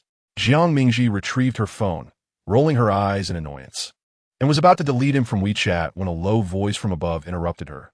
"Go ahead and try deleting me." Instantly, Jiang Mingji reconsidered, concealing her phone and smiling at him. "Then I shan't delete you." Instead, she resolved to mute him, refraining from responding to any of his messages, which would surely vex him for an extended period. "You know better," he remarked. Although Pei Jinyong was unaware of her change of heart, the tension within him indeed dissipated. Sheng Xiaoxi approached them, inquiring, "What are you two up to?" Having spotted their playful banter upon exiting the elevator, she quickly left her sister-in-law and nephew to investigate. Pei Jinyong, with an expression of indifference, chose not to answer her question. Jiang Mingji, however, responded with a smile. "He insists on adding me on WeChat like a pesky mutt." Sheng Xiaoxi's expression darkened instantly. Why was Pei Jinyong so insistent on adding her? Did he not harbor a strong dislike for Jiang Mingji? It was improbable that he would insult her just to gain her contact. A disquieting thought surfaced in Sheng Xiaoxi's mind, startling her. Could this truly be the case? Was it not a tad absurd? Jiang Mingji felt a sense of satisfaction at Sheng Xiaoxi's reaction. She aimed to instill a sense of urgency in her. In her previous life, Sheng Xiaoxi had harbored a secret affection for Pei Jinyong. Perhaps due to the differing paths laid out by their elders, she never confessed her feelings. By the time she returned from abroad, Pei Jinyong had already become involved with Jiang Mingji. Feelings that remained unspoken were forever buried, yet love, even when silenced, cannot be concealed from the eyes. Jiang Mingji comprehended her sentiments. Chapter 33. No thanks at the dining table. Xiao Tang inquired about how Jiang Mingji and Pei Jinyong spent their afternoon. Jiang Mingji, preoccupied with chewing her food, was unable to respond. Prompting Pei Jinyong to speak up, she went out with Guan Jingshu. "Oh." Xiao Tang assumed that her daughter and Guan Jingshu merely engaged in academic discussions, and that she had invited two peers along today to ease any potential awkwardness between them. Jiang Mingji, aware that her mother was oblivious to the entangled relationships of their younger generation, refrained from lying and simply nodded, stating, "We went jet skiing and surfing." Pei Jinyang and Sheng Xiaoxi couldn't keep up. Pei Jinyang raised an eyebrow with a hint of amusement, remarking, although the school does not prohibit early romantic relationships, it would be wise for you to exercise caution. Jiang Mingji frowned, suppressing the urge to hurl her chopsticks at him. If anyone should be cautious, it would be you. Seeing the impending argument between the two, Pei Zhaohua and Xiao Tang quickly intervened to change the subject and diffuse the tension. After dinner, they walked back to the hotel along the coastline. The streets were aglow with lights, while the ocean, having shed the clamor of the day, lay hidden in darkness, eternally stirring waves of foam.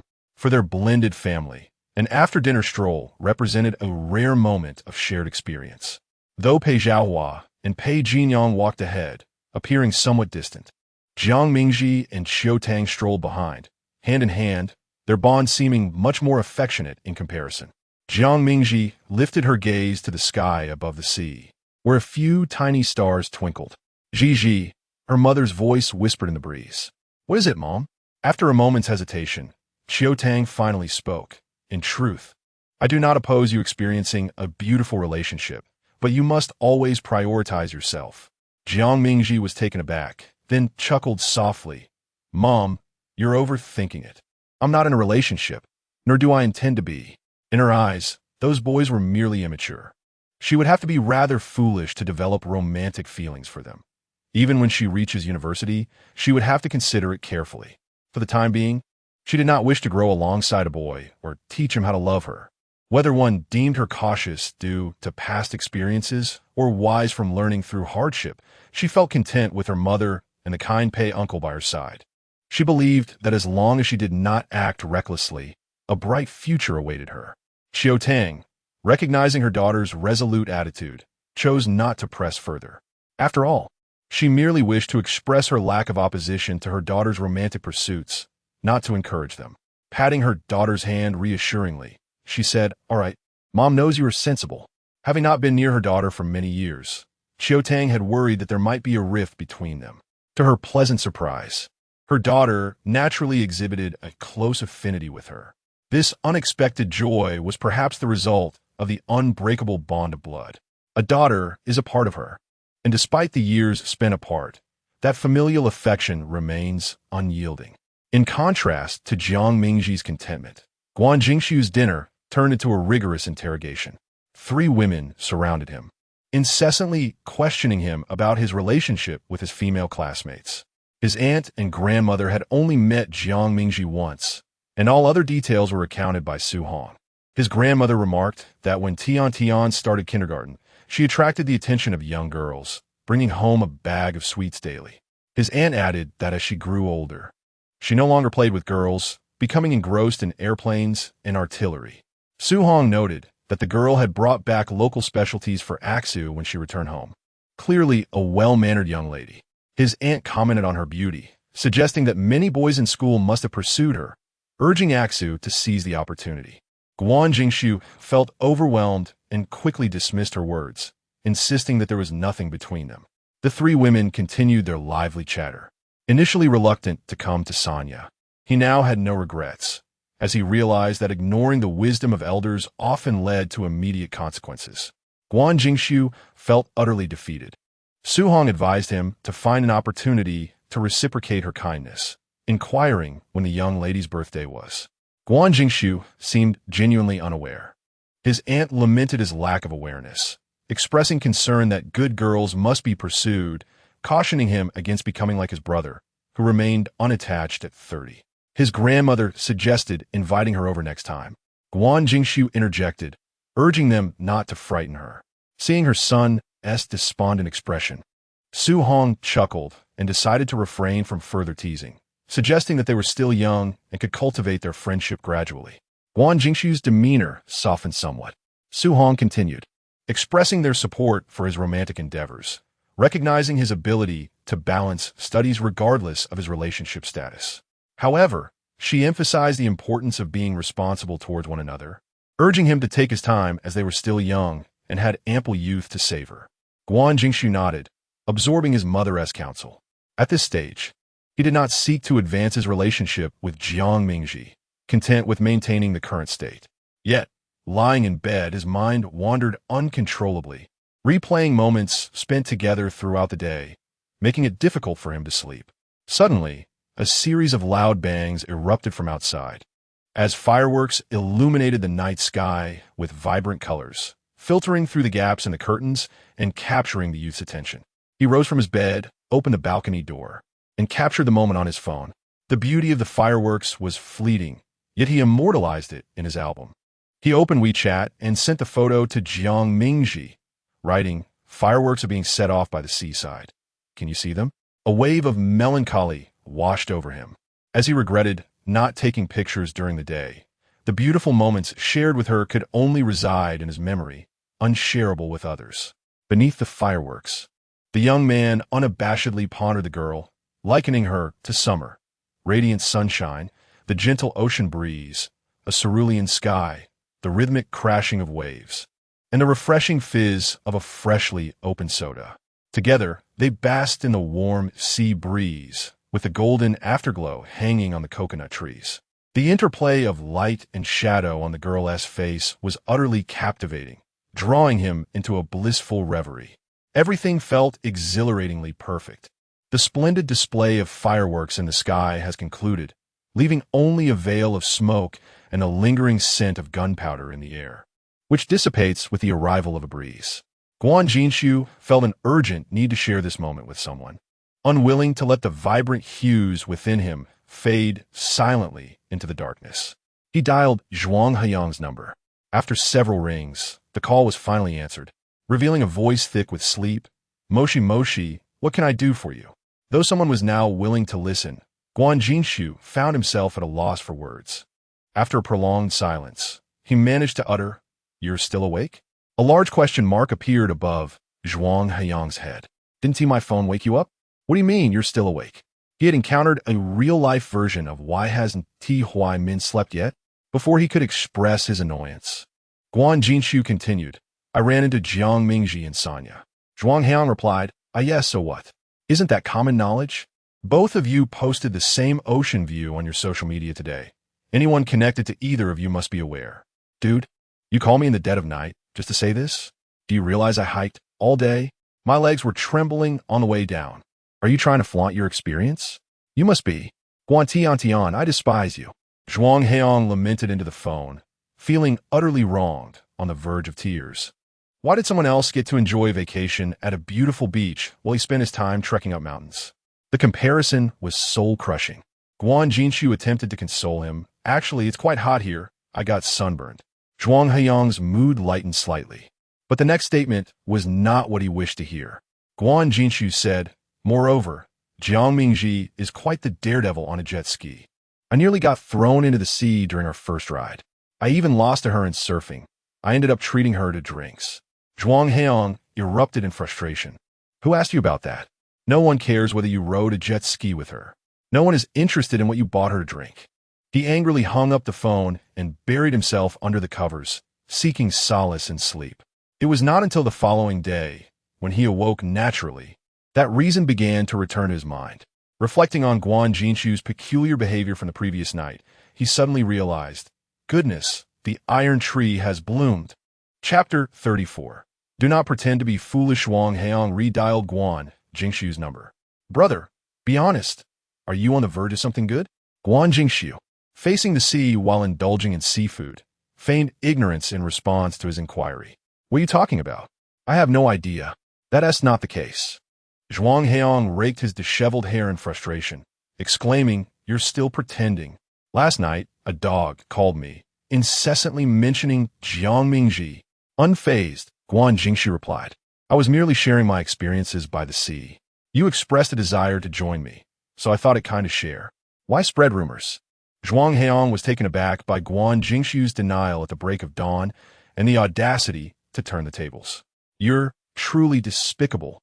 He gritted his teeth, accusing, "You're the sort of scoundrel who denies knowing someone after putting on pants." Guan Jinshu remained unperturbed, warning Zhuang Haiyang before hanging up, "Keep your mouth shut, or I shall sue you for defamation." Zhuang Haiyang, seething with anger, contemplated flying to Sanya just to give him a thorough thrashing. That evening, Jiang Mingji's family set off back to Beijing. Guan Jingxiu did not meet her, but bid farewell through a brief message on WeChat. After returning to Beijing, Jiang Mingji spent 2 days sequestered at home, engrossed in her studies, while Pei Jinyang went out with friends for 2 consecutive nights. Pei Zhaohua commented with a laugh. "He is more social than I am." Around 7 or 8 in the evening, Jiang Mingji would play badminton with Xiu Tang in the spacious, seldom-used multifunctional living room, which once housed Pei Jinyang's drum set, but had long since been relocated. Initially, Pei Zhaohua merely observed, but soon he felt a surge of enthusiasm and asked Xiu Tang to step aside, challenging Jiang Mingji to a few rounds. Eager to foster their relationship, she gladly obliged. She sensed a shift in Pei Zhaohua's attitude towards her. At first, he treated Jiang Mingji with a polite distance, merely because she was his wife's daughter, devoid of any genuine affection. However, as they spent time together, he recognized her virtues. She was well-behaved and exceptional, embodying the ideal daughter many would dream of. Furthermore, she did not shun her stepfather and provided the emotional value one would expect from a daughter. Pei Zhaohua now genuinely regarded Jiang Mingji as his own daughter. After a vigorous game of badminton, Jiang Mingji returned to her room to bathe. Following her shower, she organized her backpack, preparing the textbooks needed for the first class after the short holiday. The teacher's opening remark on the first day back was, "The holiday is over. It's time to refocus." While it sounded simple, the execution proved challenging.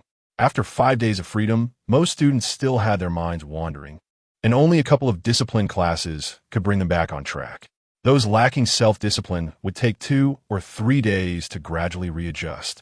Jiang Mingji belonged to the exceedingly disciplined category. Her mind was never wild, and having already studied at home for 2 days, she found herself rarely distracted during class. At noon, as school ended, students rushed to the cafeteria. Jiang Mingji packed away her pen and nudged Meng Yuanyuan, saying, "Let us go eat. I'm craving the spicy hot pot on the 2nd floor of the cafeteria." The school cafeteria spanned 3 levels, offering ample food options, with distinctions between the delicious and the mediocre. The appealing choices required standing in line. Meng Yuanyuan pouted, "I'm not hungry. You go ahead." Jiang Mingji felt an overwhelming hunger, gently patting her already sunken belly. "I shall take my leave now. You may come later to avoid the crowd." Upon returning to campus, she noticeably sensed an increase in her appetite and an improvement in her sleep. In her previous life, after entering university, she struggled with insomnia, possibly due to excessive mental strain, which also diminished her appetite. Thus, she now prioritized her health, regularly exercising and ensuring she dined punctually. After satisfying her hunger in the cafeteria, she returned to find Meng Yuanyuan still seated in her spot. "Have you eaten?" Meng Yuanyuan, with her head bowed, replied yes. Jiang Mingji didn't inquire further and prepared to lower her chair for a nap. The weather was growing increasingly warm, and without a midday rest, she would surely falter in the afternoon. The school's chairs were notably ergonomic, allowing for a semi-reclined position, though not entirely horizontal. It was far more comfortable than sleeping face down. If space was insufficient at her desk, she could place her chair in the aisle. It was said that the chairs had been replaced last semester due to complaints from parents about students slumping over their desks and suffering from stomach discomfort. The Parents' Committee, consisting of many influential figures, had resolved the issue without needing the school's approval, simply through internal donations. Just as Jiang Mingji closed her eyes, she heard someone softly calling her name from the back door. Opening her eyes, she saw Lin Wan peering in, half her body leaning through the doorway. Jiang Mingji stepped out of the classroom. "What brings you here?" Lin Wan handed her a paper bag, saying, "I brought you some souvenirs from my trip abroad." "Wow, thank you," Jiang Mingji exclaimed, glancing inside the bag. "Wait a moment, I brought you something for Sonia as well." It was a refrigerator magnet and a color-changing lip balm, purchased at the airport. Since her trip to Sonia had consisted solely of staying at the hotel, she had only managed to buy a couple of small items at the duty-free shop for Lin Wan and Meng Yuanyuan. As for Guan Jingxiu and Zhuang Heong, they received no gifts. Lin Wan smiled brightly, and the two engaged in quiet conversation in the corridor for several minutes, sharing stories from her travels. Jiang Mingji stifled a yawn, suggesting, "Let us discuss more tonight." You should take a nap now. Otherwise, you might be penalized with standing during afternoon classes. Lin Wan, realizing the truth in her words, reluctantly concluded, "Indeed, I shall take my leave." The following 2 days unfolded in a similar manner, with Jiang Mingji leading a simple life, attending classes and returning home. On Wednesday afternoon, after the second class, Zhuang Heong returned from the teacher's office, holding an A4 sheet of paper. He stood at the podium and announced an important message. The school sports meet will be held in 2 weeks. I encourage all students to enthusiastically participate in the athletic events. First come, first serve for the best events. He raised the A4 paper and began reading the list of sports. As the representative for physical education, he typically had little to worry about, but the sports meet often brought him headaches. Events like long jump and relays would attract many participants. Yet for the 800m, 1500m long-distance races, he had to plead with classmates to sign up. While the boys were somewhat cooperative, convincing the girls was a different matter. Even with all his persuasion, few would register, particularly for the grueling 3000m event.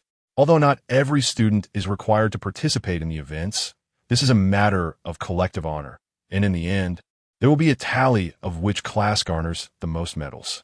Naturally, the teachers hope that everyone will sign up for more events. Once the news of the sports meeting was announced, the students, who had finally managed to settle down, found their spirits soaring once again. Beneath the podium, a buzzing discussion ensued, yet the topic had little to do with the sports day itself. The sports meeting promised 3 days free from classes and evening study sessions. What was the difference from a holiday? Jiang Mingji felt a sudden poke on her back from a pen and turned her head. Guan Jingxiu inquired, "What events are you planning to enter?" After a moment of contemplation, Jiang Mingji replied, "Perhaps I'll sign up for the long jump." Guan Jingxiu responded, "You have quite a talent for sports. Why not consider entering a few more events? Perhaps the 3,000 meters? Jiang Mingji shot him a glare, silently demanding that he be straightforward. What made him think she was athletically gifted? Was it her surfing? Surely, leisure activities could not be equated with competitive sports. Guan Jingxiu chuckled, clearly jesting. Chapter 35. Brother Su's affection was not in vain. Zhuang Heong wandered about with a project list, inquiring among his classmates about which projects they intended to enter. He had no worries regarding the boys. There were plenty of them in the class, and some projects could attract 5 or 6 participants. However, he found it challenging to gather girls, as they were few in number and appeared rather frail. He placed a pen and an A4 sheet on Meng Yuanyuan's desk, adopting a playful tone. "Dear sisters, lend your support to your brother's endeavors." Jiang Mingji giggled, took the paper, and inscribed her name next to the women's long jump and the 4x100 relay. Once finished, she gestured for Zhuang Heong to take a look. "How's that?" Zhuang Heong beamed with delight. "Indeed, Jiang sister, your affection towards me is not in vain. Rather, it is Brother Su who has not suffered in vain." Just as Jiang Mingji was about to retort, she noticed Meng Yuanyuan writing her name in the 3,000 meters category, nearly choking on her own saliva in shock. The 3,000 meters event was typically reserved for those who trained in athletics. Concerned, Jiang Mingji asked, "Yuanyuan, are you sure you rode in the right category?" Meng Yuanyuan shook her head resolutely. "I want to run the 3,000. Her declaration stirred quite a commotion, prompting Guan Jingxiu to inquire about her motivation. Normally, she would avoid running 2 laps during gym class. What had inspired her to challenge her limits? Guan Jingxiu cautioned, "You haven't undergone any long-distance training. I wouldn't advise you to run the 3,000. Zhuang Heong concurred exactly. "If anything were to happen, the teacher might think I pressured you into signing up." Everyone began to urge Meng Yuanyuan to reconsider, yet she remained unwavering. "It's the 3,000. With only 10 days until the school sports meet, I will practice every day." The group had no choice but to relent, with Zhuang Heong confirming, "This is entirely your decision, and I am not involved." Meng Yuanyuan nodded, and Zhuang Heong took the registration form to recruit more participants. Jiang Mingji glanced at Meng Yuanyuan, who was engrossed in her reading, her expression devoid of emotion, clearly indicating her low spirits. "Why do you want to run the 3,000 meters? Meng Yuanyuan bit her lip, and after a brief pause, she answered softly, "I thought it might help me lose weight." She looked up at Jiang Mingji, her eyes filled with hope. I can lose 5 pounds in 10 days, right? Jiang Mingji was taken aback by her true intention of weight loss and instantly recalled how she had been finding excuses to skip meals at the cafeteria lately. Understanding dawned on her. She advised, that's not the proper way to lose weight. Besides, you aren't overweight. Meng Yuan, standing at 168 centimeters and weighing 68 kilograms, pinched the flesh on her abdomen and countered, do you weigh less than 100 pounds? Jiang Mingji. She did not. And Meng Yuan was well aware of that. Jiang Mingji could only offer her a comforting adage from the internet. If you weigh less than 100 pounds, it's either due to being flat-chested or short. This only deepened Meng Yuan's despondency, but you are neither short nor flat-chested. Jiang Mingji quickly redirected the conversation away from herself. You truly are not overweight. High school students require more energy. Once you reach university, you can adopt a more scientific approach to weight loss, and it will be well within your reach. In recent days, Meng Yuan had been dieting, only eating vegetables in the cafeteria and barely taking 2 bites of rice, her complexion noticeably deteriorating. Such a weight loss method is fundamentally unscientific. It cannot even sustain her daily academic energy. Meng Yuan lowered her head once more, her expression heavy with sorrow. But I have no choice. Her family does not support her desire to lose weight, and there remains over a year until she enters university. With summer fast approaching, she yearns to wear short skirts that showcase her slender legs. Jiang Mingji reflected on the transformation of Meng Yuan, which began around the May Day holiday. She inquired, has someone said something to you? It is unlikely that such a drastic change would occur without some provocation. Meng Yuan lowered her brows and hesitantly confessed. Someone mentioned that I am fat. Under Jiang Mingji's probing, Meng Yuan revealed the truth. During the holiday, she had posted a series of photos on her social media, in which she wore a snug gray knit top, posing in front of an enormous cactus. On that day, she had also donned a loose jacket, but due to the sweltering heat, she had removed it. In the comments, a boy she had known previously remarked that he was as robust as the cactus behind her. Already struggling with her self-esteem, Meng Yuan and her friend from middle school derided the boy's lack of manners. Expecting solace, she found herself further wounded. That friend, believing she was being subtle, suggested to Meng Yuan, perhaps you should opt for looser clothing. Tight outfits only highlight your flaws, like the absence of a waist. That night, Meng Yuan wept beneath her covers, deleting the post and silently vowing to weigh under 100 Gene, determined to astonish them all. Jiang Mingji had seen that social media post and had even liked it. Meng Yuan had looked adorable while smiling. Jiang Mingji endeavored to comfort her, saying, those with an H-shaped physique simply lack a defined waist, but they possess long legs. Additionally, it is entirely normal for girls to have some softness around the abdomen. It serves to protect the uterus. Feel mine, I have it too. Fortunately, she had gained a bit of weight during this period, and after a hearty lunch, it was entirely feasible to intentionally let her belly protrude. Meng Yuan, somewhat skeptical, reached out to touch Jiang Mingji's abdomen. Feeling reassured upon confirming that even Jiang Mingji had a little belly, which improved her mood, Jiang Mingji gently patted Meng Yuan's body, affirming, you have an H-shaped physique. Do not be overly anxious. While Meng Yuan felt somewhat better, she remained resolute in her intention to run 3,000 meters. Jiang Mingji hesitated to dissuade her further, merely stating, just don't push yourself too hard. If it's too much, you can stop. All right. During dinner time, Jiang Mingji urged Meng Yuan to join her at the cafeteria, saying, you didn't eat at noon, did you? You must have something for dinner. Meng Yuan replied, I had an apple for lunch. She was no fool. How could she possibly starve herself? Every day, she would carry an apple in her backpack, sneaking bites while her classmates were in the cafeteria, hiding in the classroom. However, subsisting solely on apples left her ravenous quickly. Initially, she craved food, her stomach feeling hollow. Later, she grew numb to hunger, though her hands would tremble easily. Lacking experience in weight management, Jiang Mingji could only advise her to pursue a more scientific approach to dieting.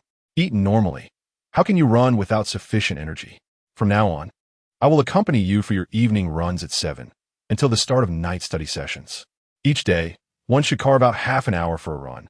Though the scale may not tip in favor of weight loss, the enhancement of one's physical health is indeed commendable. Meng Yuan, chewing on a bowl of white rice, felt tears welling up, while Jiang Mingji, with a hint of exasperation, remarked, "You truly, ick, or something." Zhuang Heong, balancing his meal, plopped down beside her, declaring, "Su Gu, there's still a seat next to Jiang Mei. You should take it." Jiang Mingji lifted her gaze as a youth, cradling a bowl of beef noodles, settled beside her. The noodles were adorned with a layer of spicy oil and vibrant green scallions, while generous chunks of beef stirred a fervor of appetite. "Is this from the second shop at the back?" "Indeed, their flavors are quite delightful." Jiang Mingji nodded, recalling how their braised beef was particularly delectable, yet she pondered why her order lacked such generous portions of beef. Guan Jingxiu, having yet to wield his chopsticks, deftly placed a piece of beef atop Jiang Mingji's rice, explaining, "I ordered an extra portion of meat." Jiang Mingji was taken aback by his casual demeanor.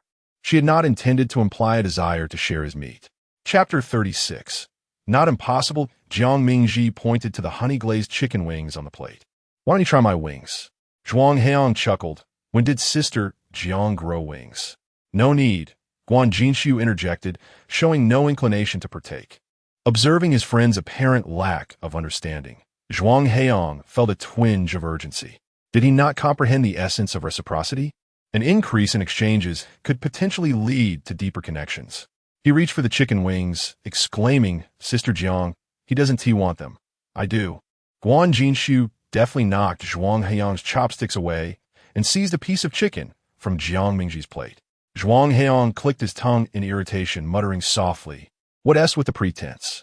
Jiang Mingji gestured towards the remaining 2 wings on the plate, saying, "There's still some left.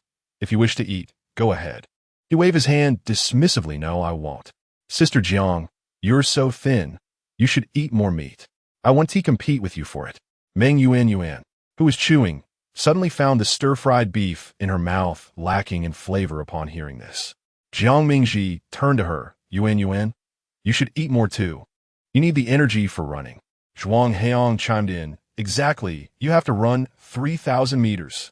Yuan felt a wave of relief, as she hadn't heard any remarks about her weight, like the one she used to receive from her middle school friend, who would often remind her to eat less. Since high school, their paths had diverged, and she had seldom encountered such comments. Nevertheless, whenever they went out together, even for a cup of milk tea, she would be met with such admonitions. Ironically, her friends always presented their advice as caring, making it difficult for her to express her displeasure. Yet it still weighed heavily on her heart. Thus, she preferred spending time with Jiang Mingji, who never uttered those seemingly benevolent yet hurtful words. "Let's start running 30 minutes on the playground every day from today. Would you two like to join us?" Jiang Mingji invited the 2 boys, believing that a larger group would encourage mutual supervision and foster persistence. Zhuang Heong agreed. "Sure, I've signed up for the 1,500 meters, so come cheer for me then." Jiang Mingji replied, "Of course. As long as I don't have to read a script while you're running, I'll definitely be there." She had been working at the broadcasting station for about a month now, familiarizing herself with the procedures and having broadcasted 3 or 4 times.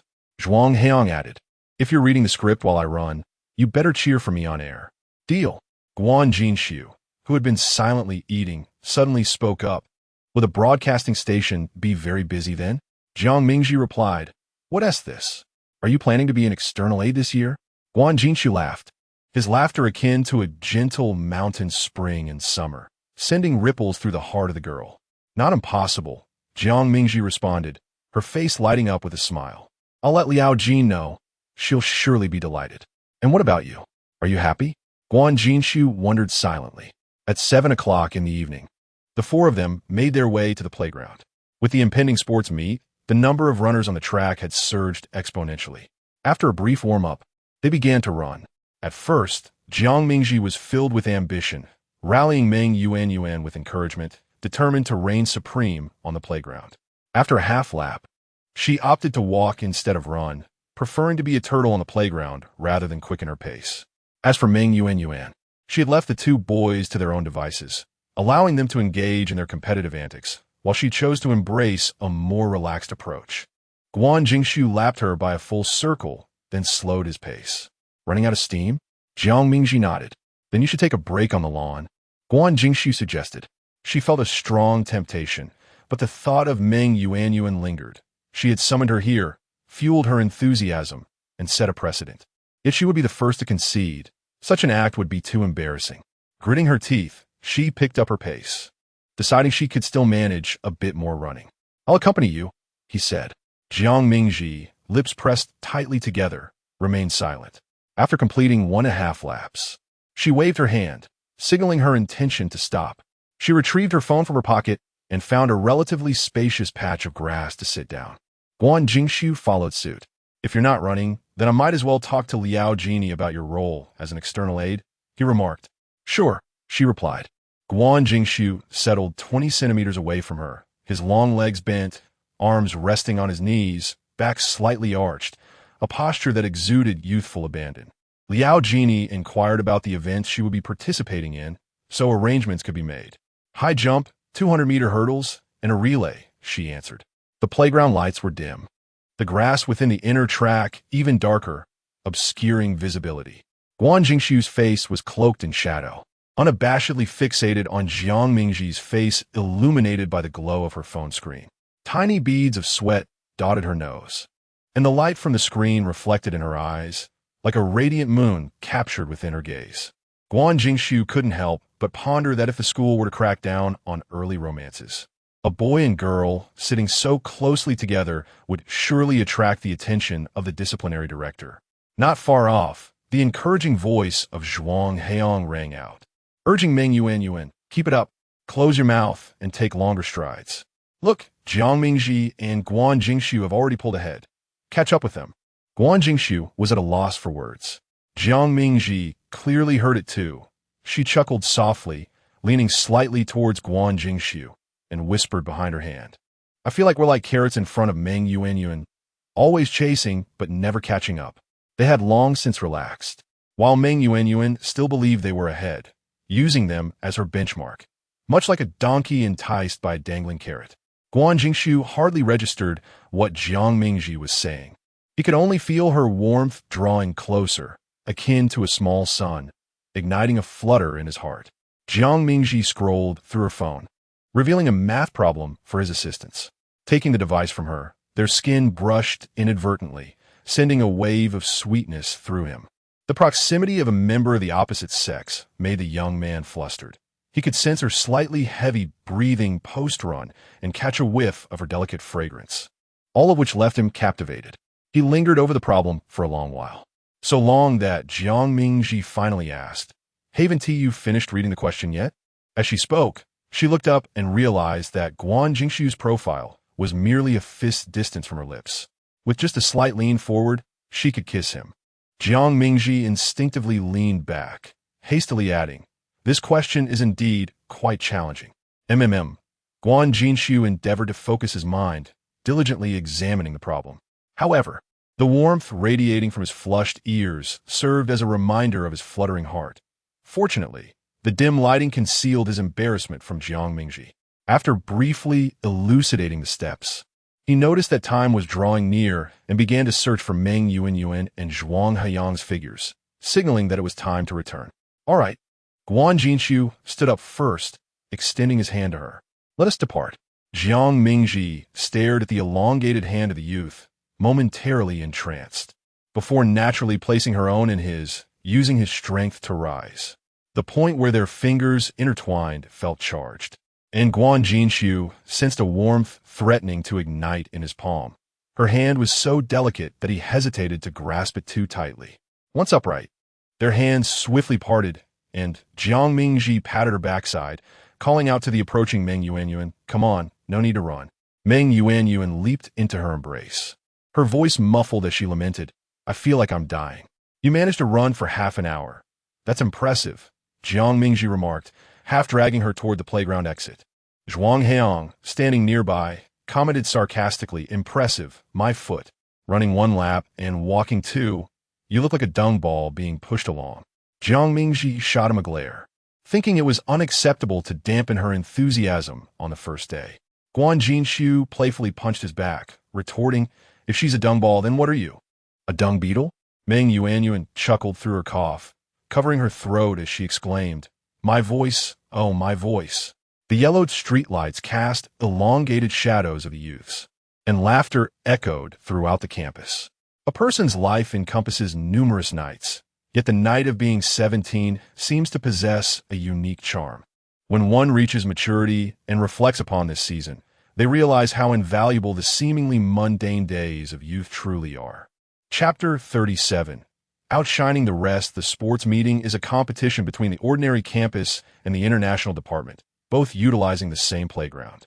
During the opening ceremony, all classes must parade in formation, and they have been diligently practicing for this during physical education classes. During breaks, students gather to discuss who will be the banner holder for the formation. The banner holder, who carries the class number at the forefront, must possess striking beauty or charm and an impressive demeanor. On that day, their attire will be distinct from ordinary attire. Girls typically don elegant dresses, while boys often wear suits. However, with the advancement of the internet, some may even opt for abstract costumes, like a frog or a teddy bear, as their leading figure. In the morning, the homeroom teacher, Mr. Yu, announced in class, "Students who wish to be the leader, please come to me to sign up." Instantly, everyone's gaze was drawn to a few exceptionally attractive classmates. Yang Hui was the first to raise his hand, saying, "Teacher, can I cosplay as Ultraman for the position?" His desk mate chuckled, "With so many attractive candidates in our class, do you think it's your turn to go abstract?" Another chimed in, "Of course. If there's a beautiful girl, she should take the lead. Just imagine how impressive it would be for our class." Yang Hui sheepishly lowered his hand, conceding, "Then I'll step back into the background." In the minds of their peers, Wei Daiqing and Jiang Mingji were the popular choices for the position. Guan Jingshu was also a contender, but given the larger number of boys in the class, the two girls garnered more support. According to insiders, Wei Daiqing signed up with Mr. Yu at noon, while Jiang Mingji remained silent until the final physical education class. Many speculated about her reluctance to sign up, theorizing that she preferred to remain low-key. After all, holding a banner was merely a symbolic role, not an exalted honor, and perhaps she simply did not desire it. I concur. Jiang Mingji is not one to seek the limelight. It's also possible she's waiting for the perfect moment to make a stunning entrance. Do you recall last year's sports meeting? Wei Daiqing wore a white dress, looking ethereal, and the boys from class 4 boasted about it for ages.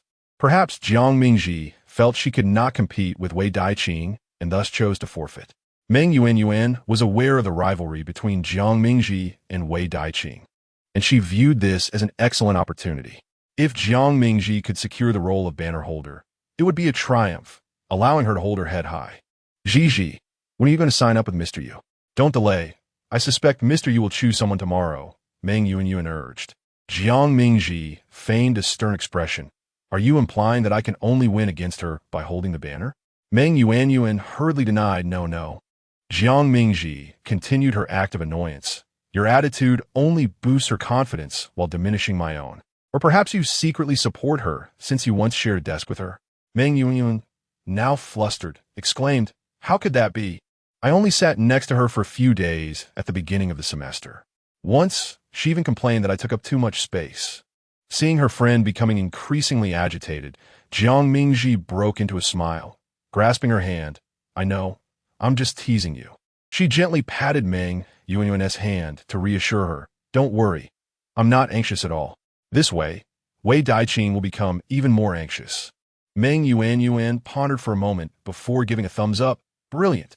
It's essential to keep the opponent uncertain about one's intentions, causing them to fret." Thus, when Yang Hui inquired whether she would sign up as a placard holder, Jiang Mingji unequivocally expressed her desire to showcase her talents.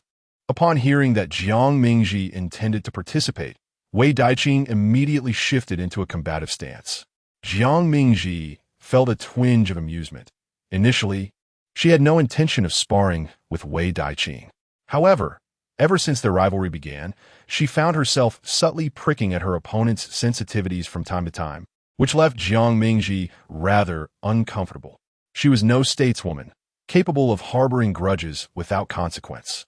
In the face of Wei Daiqing's disdainful expressions, Jiang Mingji would respond with a look that was both mocking and inscrutable. She would ensure her chin was raised, casting a condescending glance at her rival, sweeping her gaze over Wei Daiqing with an ambiguous smile, certain to leave her feeling uneasy for the entire day. The following morning, before class, Lao Yu mentioned, "Is there anyone else who wishes to sign up as a placard holder? Time is of the essence, as I will come to class during evening study to facilitate the voting." Wei Daiqing spent the entire day glaring at Jiang Mingji, a testament to her fierce desire to triumph. Jiang Mingji merely returned a cryptic smile, one that evidently unsettled Wei Daiqing, who had already begun soliciting votes in private. Before evening study commenced, Yang Hui asked Jiang Mingji, "If you were elected, what kind of dress are you planning to wear?" Jiang Mingji engaged earnestly in the discussion. "How about a princess gown? I also have a penchant for dresses that exude a commanding presence, like those worn by queens." In just a few exchanged words, more classmates joined the conversation, discussing everything from the length of dresses to Japanese versus American styles. Wei Daiqing was fuming, convinced that Jiang Mingji was merely pandering to the tastes of those insufferable boys to secure their votes. Just as she was about to unleash a scathing remark, she heard Jiang Mingji say, "Unfortunately, I have no interest in being a placard holder. I shall leave the opportunity for Wei Daiqing. You may share your suggestions with her." Yang Hui expressed his disappointment. "Ah, you don't wish to hold the placard?" He genuinely wanted to cast his vote for Jiang Mingji. Having already witnessed Wei Daiqing in action and wishing for a change in beauty to admire, Meng Yuanyuan chimed in, "Indeed, my desk mate hasn't even signed up. What you all gathered here for, hoping to nominate her." Thus, Wei Daiqing successfully became the placard holder. Lao Yu announced from the podium, "This time, the enthusiasm among students is quite lacking. Only one student has signed up, so we will not hold a vote. Wei Daiqing will be our placard holder." Wei Daiqing's expression soured, devoid of the joy of victory. What a frustrating sensation it is to prepare vigorously for a competition, only to be informed that your opponent dismisses you entirely. Why was she the sole candidate? Even a second contender would have allowed for a voting process, providing her with a semblance of a victorious conclusion. Instead, it felt as though Jiang Mingji had relinquished her opportunity to her. Jiang Mingji smiled and led the applause. "Congratulations." A sparse smattering of applause erupted from the class, sounding more like mockery than genuine celebration, akin to a slap across Wei Daiqing's face. She felt like a fool, scrambling for something that no one else wanted, as if it were a prized possession. Old Yu stood at the podium and declared, "All right, I hope that during our next collective activity, everyone will actively participate. The sports meet is just around the corner, and those who are not competing should assist their peers by providing water and contributing to speeches for the broadcasting station. We must ensure that our class's name resonates throughout every corner of the campus. Do you understand?" "Yes, we understand." The sports meet arrived as anticipated. The opening day dawned bright and clear, with all the students gathered around the playground in their respective classes, awaiting their entry. The air was filled with the familiar melody of warm-up music mingling with the dry scent of the sun-baked running track, composing a unique symphony of youth that belonged solely to this campus. Jiang Mingji and Meng Yuanyuan stood on tiptoe, gazing towards the flag-raising platform. Each class paused for 3 minutes as they passed by, some performing dances, others chanting slogans, while a few sang. These seemingly silly and awkward activities, when viewed by onlookers, were lively and engaging. However, amidst the throngs of people, Jiang Mingji lacked a distinct height advantage and could not see what was happening, relying solely on the host's commentary over the loudspeaker to piece together the scene. Behind her, Guan Jinshu inquired, "Aren't you tired from standing on your toes?" Jiang Mingji quietly lowered her heels, defiantly stating, "Not at all. I am a little swan." The young boy chuckled softly, knowing that the video of the opening ceremony would be posted on the school's official account afterward. Jiang Mingji pouted, "That won't be flattering." Which student would genuinely watch the school as public account? The thrill was lost if one wasn't present. They would only glance at their class's segment. And some even found it cringe-worthy and hard to watch.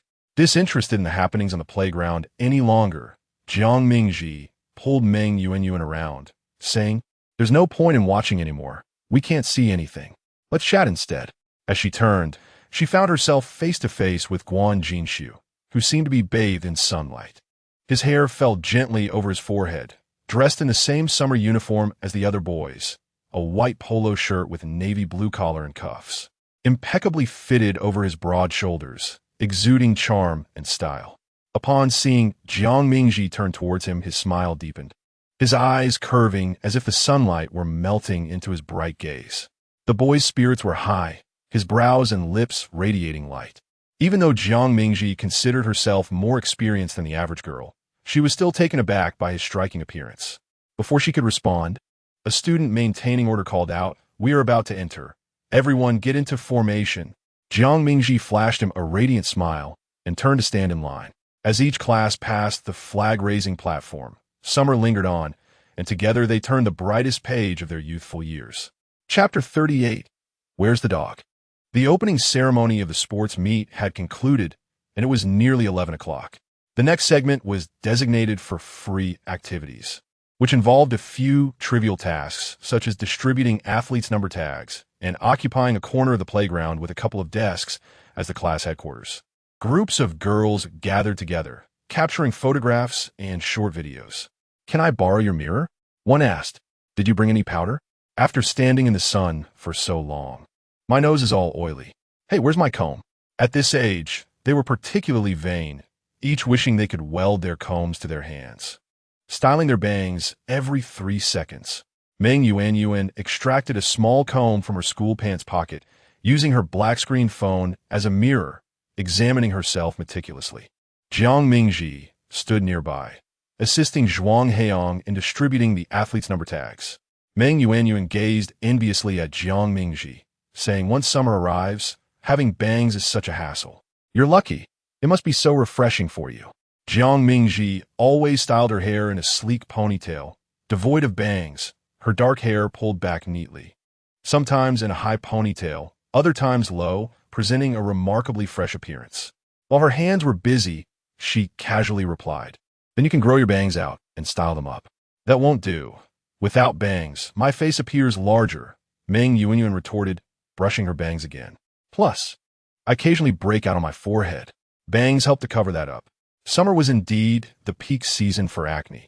As soon as it arrived, her face would erupt in blemishes. Without bangs to conceal them, she felt utterly unattractive. Jiang Mingji remarked, "In fact, having bangs can lead to more breakouts, and constantly styling them can make them greasy." The school had no regulations against girls having bangs, only prohibiting perming and dyeing, which led many girls to favor bangs as they made their faces appear smaller. Jiang Mingji empathized with Meng Yuanyuan. She had once been in a similar position herself. When she first returned to this body, she too sported heavy bangs. It was her soul, aged in her 20s, that had swept them up, and, as they grew longer, she styled them back. Meng Yuanyuan's expression was conflicted as she observed Jiang Mingji's smooth and full forehead, then felt her own bangs, concluding that she was indeed suited for them. Jiang Mingji handed Guan Jingshu's number tag to him and turned to Meng Yuanyuan, saying, "I know a fantastic hairstylist. If you're interested, I can take you to him for some professional advice." Meng Yuanyuan's eyes sparkled with excitement. "Really? Can we go after school today?" She had long desired to change her hairstyle, yet past experiences had instilled a sense of reluctance towards hair salons. However, she had complete faith in Jiang Mingji's recommendation. Jiang Mingji had not anticipated her eagerness and chuckled, "Sure, but it's a bit far from our school. We'll need to take the subway."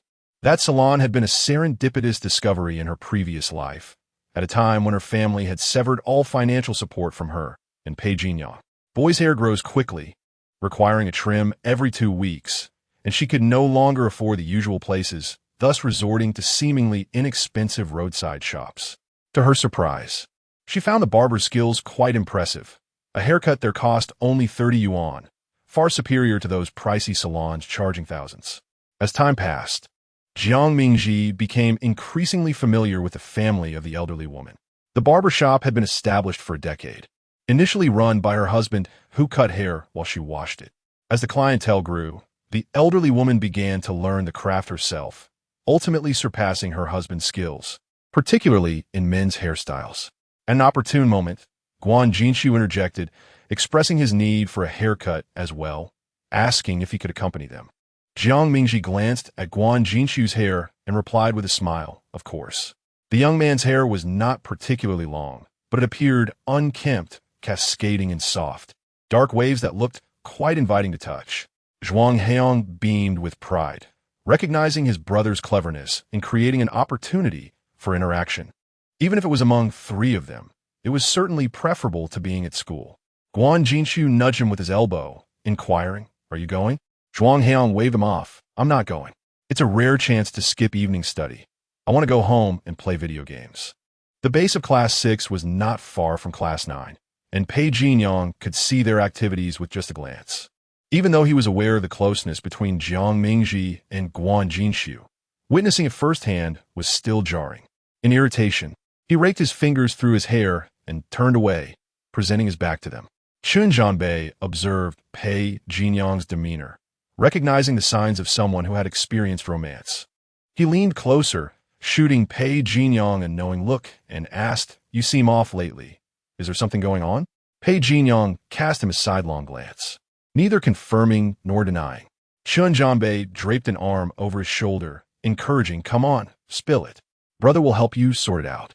To his surprise, Pei Jinyang responded rather than dismissing him, posing a perplexing question.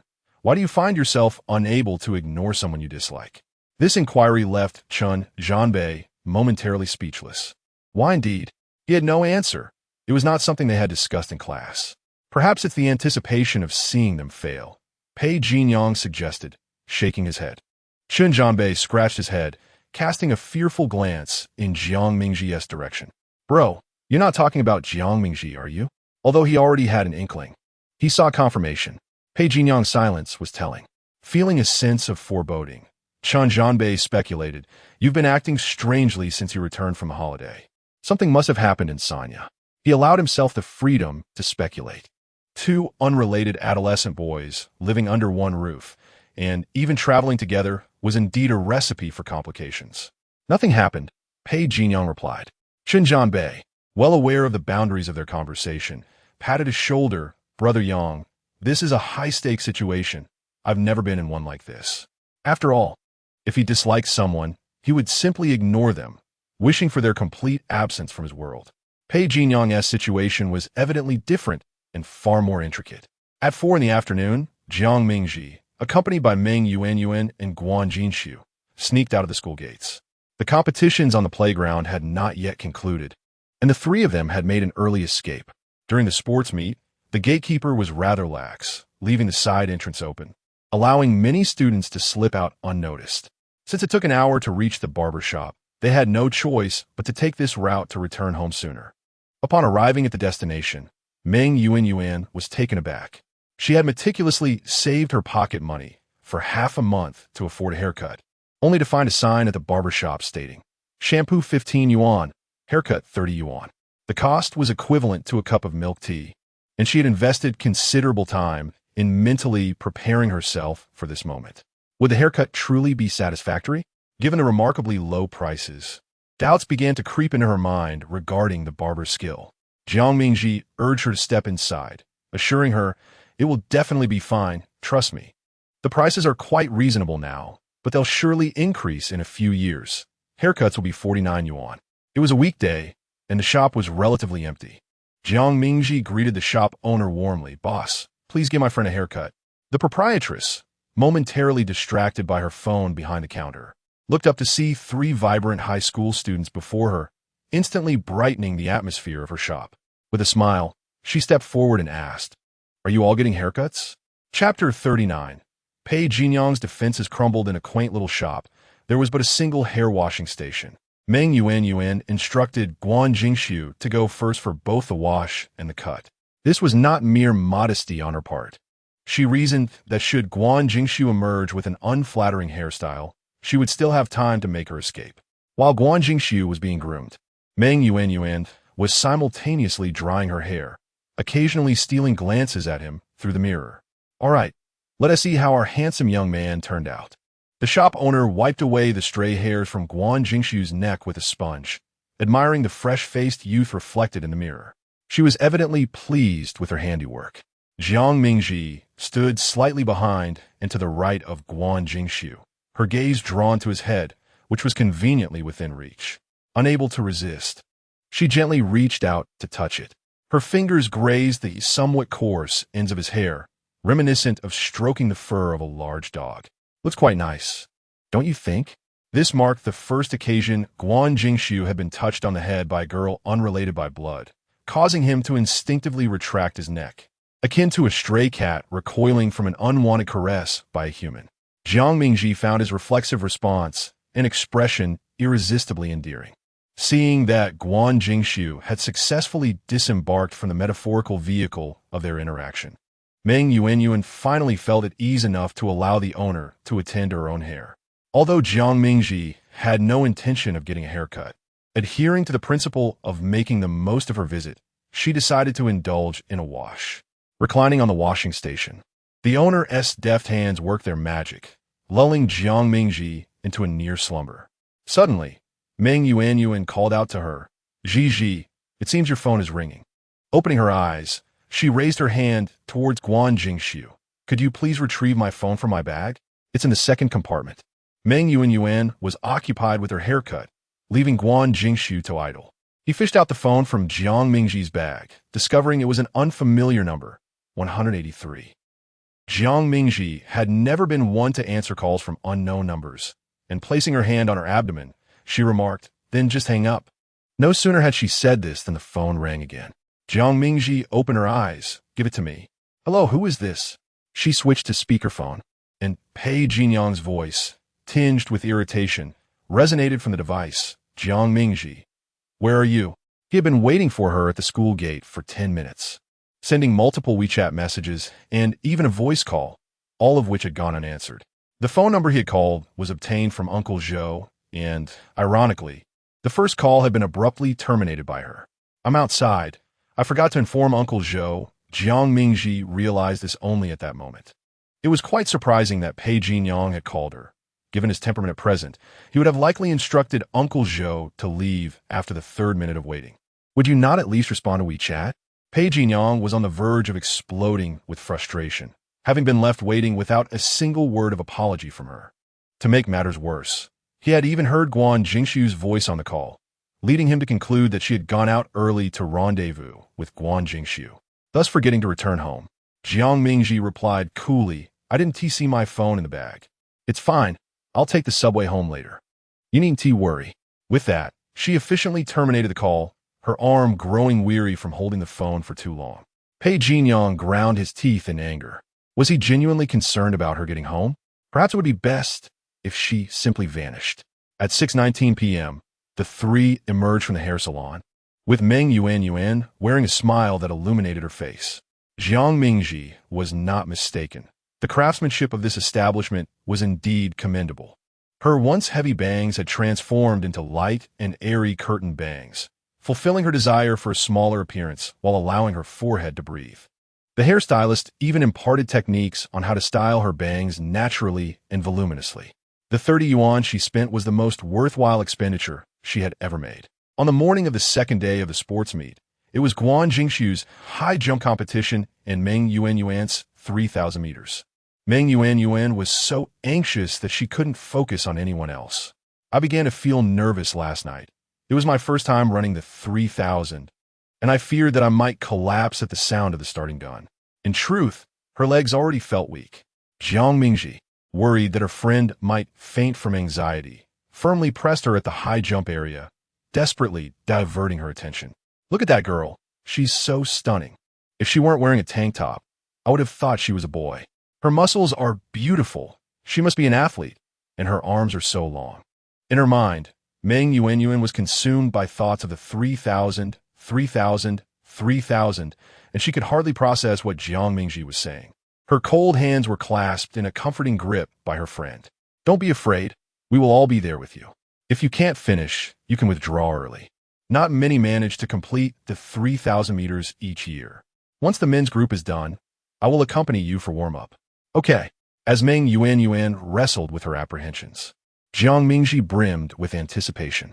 Guan Jingxiu made his entrance, took off running, leaped into the air, and flawlessly cleared the bar in a magnificent display of flight. His body formed a graceful arc, and the moment his long limbs touched the soft mat, he propelled himself upward again, radiating an undeniable charm that could captivate anyone without a glance at his face. Jiang Mingji recorded the entire spectacle on her phone. Before she could rush over to inquire about Guan Jingshu's score, Meng Yuanyuan tugged her toward the track. "It's about to start.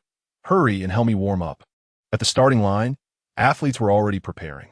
Class 9 students, aware of the formidable girl who had signed up for the 3,000 meters, gathered around the starting point after hearing the announcement. Upon seeing Meng Yuanyuan approach with a pale face, they rallied to cheer her on. Setting aside the question of her placing, they admired her courage to participate. The encouragement from her classmates alleviated some of Meng Yuanyuan's tension. "Go for it," Yang Hui exclaimed. "Hey, did you really change your hairstyle overnight for the 3,000? You must be taking this seriously, Meng Yuanyuan." She instinctively touched her bangs, surprised that anyone had noticed her new look. Jiang Mingji smiled and remarked, "Right? Isn't the new hairstyle lovely?" "Absolutely, Meng Yuanyuan. You must showcase the spirit of our class." They had no athletes in their class. Witnessing this year's sports meet with a runner like Meng Yuanyuan was unexpected. Although no one expected her to place, there was still a sense of involvement. Hearing her classmates praise her hairstyle made Meng Yuanyuan temporarily forget her anxiety. The referee raised the starting gun in his right hand, a whistle poised in his mouth. "On your marks. Set." Meng Yuanyuan stood among a dozen athletes, her fists clenched tightly. Jiang Mingji stood by the track, vociferously cheering her on, urging her to run with all her might, assuring her of their unwavering support. Suddenly, she felt a gentle nudge on her shoulder. Turning her head, she beheld Pei Jinyang standing beside her. Chapter 40. The power of rumor upon encountering a person she despised. Jiang Mingji's knitted brows had yet to unfurl when a sudden gunshot rang out, causing her to instinctively hunch her shoulders. Although she had mentally prepared herself for the noise, it startled her nonetheless. Pei Jinyang snickered, remarking on her timidity. Jiang Mingji rolled her eyes at him, her gaze searching for Meng Yuanyuan, when she caught a glimpse of Guan Jingshu approaching and promptly waved in greeting. "Let us wait and run a lap with Meng Yuanyuan," she suggested. Accompanying someone during a long-distance run typically occurs in the final sprint, serving primarily as a source of encouragement. As Guan Jingshu reached the young girl, he offered a supportive hand, his smile radiating warmth. To Pei Jinyang, this scene resembled a pair of love-struck individuals rushing towards one another, exceedingly glaring. Cursing under his breath, Pei Jinyang felt the sting of rejection. He had sought out Jiang Mingji today, but before he could finish his thought, he was met with indifference, a stark contrast to the warm reception he was accustomed to. As Jiang Mingji and Guan Jingshu strolled a short distance along the track, she retrieved her phone and opened her album to show him a video. "I recorded your high jump. It was astonishing. Have you practiced?" Guan Jingshu's ears flushed crimson as he admitted, "I practiced for a while in middle school. I loved the sensation of soaring through the air until one time I landed awkwardly between two mats, and a classmate had to pull me out. After that, I lost the passion." He had endured a year of teasing from Zhuang Heong, but ultimately, they had exchanged secrets and the teasing subsided. "I'll send you the video. If you add some music and post it on Douyin, it's bound to go viral," Jiang Mingji encouraged. "Would you like some water or a snack?" Guan Jingshu inquired, noting the supply of bottled water and assorted treats like jelly and chocolate at their class base. "Could you grab a can of Red Bull for Meng Yuanyuan?" She replied. The two shared a silent understanding and turned towards the base. "By the way, why is the school prohibiting spicy strips? Other snacks are allowed, but not those. They aren't even permitted past the school gates, and the school store doesn't sell them either. It's because a student choked on spicy strips in class a few years ago and ended up in the hospital," he explained. "So, it seems that every seemingly absurd rule is backed by a story. Whereas Zhuang Heong, I haven't seen him for quite a while," Jiang Mingji wondered aloud. "He's over by the shot put area," Guan Jingshu replied. "Let's go check on him and cheer him on. We mustn't miss his 4x400 this afternoon," she said, scanning the area but unable to locate the shot put field amidst the crowd of students, some in uniforms and others not, comprising both local and international students. Guan Jingshu extended a finger and gently pressed it against her forehead. "Stop, don't make yourself dizzy. It's over there." His elongated finger pointed ahead. the sunlight glinting off his smooth, well-groomed nails. As they followed his direction, Jiang Mingji was suddenly confronted by someone leaping towards her from the right. Lin Wan excitedly embraced her arm, exclaiming, "So you are here? I search high and low for you." Jiang Mingji chuckled. "Did you not go cheer for your classmates? Why are you seeking me out? There are plenty of cheerleaders. My absence hardly matters." Lin Wan linked her arm with hers as they strolled side by side, deliberately pulling her away by a few steps. Guan Jingxiu, noticing the two girls conversing discreetly, wisely refrained from intruding and instead walked quietly a meter behind them. Once she confirmed that Guan Jingxiu had not followed them, Lin Wan leaned closer to Jiang Mingji's ear and whispered, "I heard someone say you are a thief. What is that about?" Jiang Mingji was perplexed, even questioning if she had misheard. "What?" Lin Wan carefully recounted the information she had received the previous day. "A friend of mine, who is in the international department, mentioned it. She heard it from someone else, who claimed that Pei Jinyang's stepmother's daughter stole his golden bookmark." After finishing her explanation, Lin Wan scrutinized Jiang Mingji's expression and continued, "They also said that you were the one who stole it to sell. Otherwise, the rumors will spread further, and falsehoods will eventually be accepted as truths." Jiang Mingji bit her lip in anger. She believed that the matter had long been resolved, only to find it being pinned on her once again. It was clear who the fool was spreading such nonsense: Pei Jinyang. Today, she learned that he had lost a golden bookmark, and all this time he had regarded her as a thief? What a calamity! She had borrowed his book and ended up with a semester's worth of trouble. At that time, she had thoroughly checked the book in front of Uncle Pei and found nothing. Where could a golden bookmark have come from? Jiang Mingji's expression darkened, prompting Lin Wan to soothe her. "I believe there is a misunderstanding here. Should we clarify this promptly?" "Yes, I will handle it," Jiang Mingji replied. Lin Wan asked, "Would you like me to help you find out who is spreading the rumors?" "No need, I know who it is." "What do you intend to do?" Everyone knows that gossip travels fast, while refuting it can be a long and arduous journey. This rumor has already spread from the international department to the main campus, and soon her classmates will be aware of it too. Bearing the label of a thief makes one susceptible to bullying, especially since Jiang Mingji is a transfer student. Lin Wan was well aware of the kind of person Jiang Mingji was. She would never engage in theft. Jiang Mingji gently patted Lin Wan's hand, assuring her, "Do not worry, I have a plan." Lin Wan was taken aback by her comforting words, feeling even more anxious for her friend. Chapter 41. Rumors run amok. Jiang Mingji did not hasten to find Pei Jinyang. Instead, she remained to witness Zhuang Heyan's competition and subsequently took several selfies with Lin Wan. Ultimately, she stationed herself by the track, waiting for Meng Yuanyuan. At this juncture, she was approaching her fourth lap, indicating that she had completed half of the 3,000 meters. Jiang Mingji stayed by Meng Yuanyuan's side, offering her encouragement. "Well done, Meng Yuanyuan. You've already surpassed 99 of the competitors. Keep going, Yuanyuan. Stay strong. Remind yourself that you are the master of your own body. Maintain a steady pace. Splendid. Your fat is burning away. One more lap, and you'll shed 3 pounds." Meng Yuan gritted her teeth, her ears filled solely with the sound of the wind and her own labored breaths, as the voices around her became indistinct. She had been running daily, not only before evening study sessions, but also sneaking in runs afterward. Those days of training had indeed yielded results. She had lost weight. Her legs moved instinctively, her arms swinging rhythmically, as if her mind and body were in two separate states.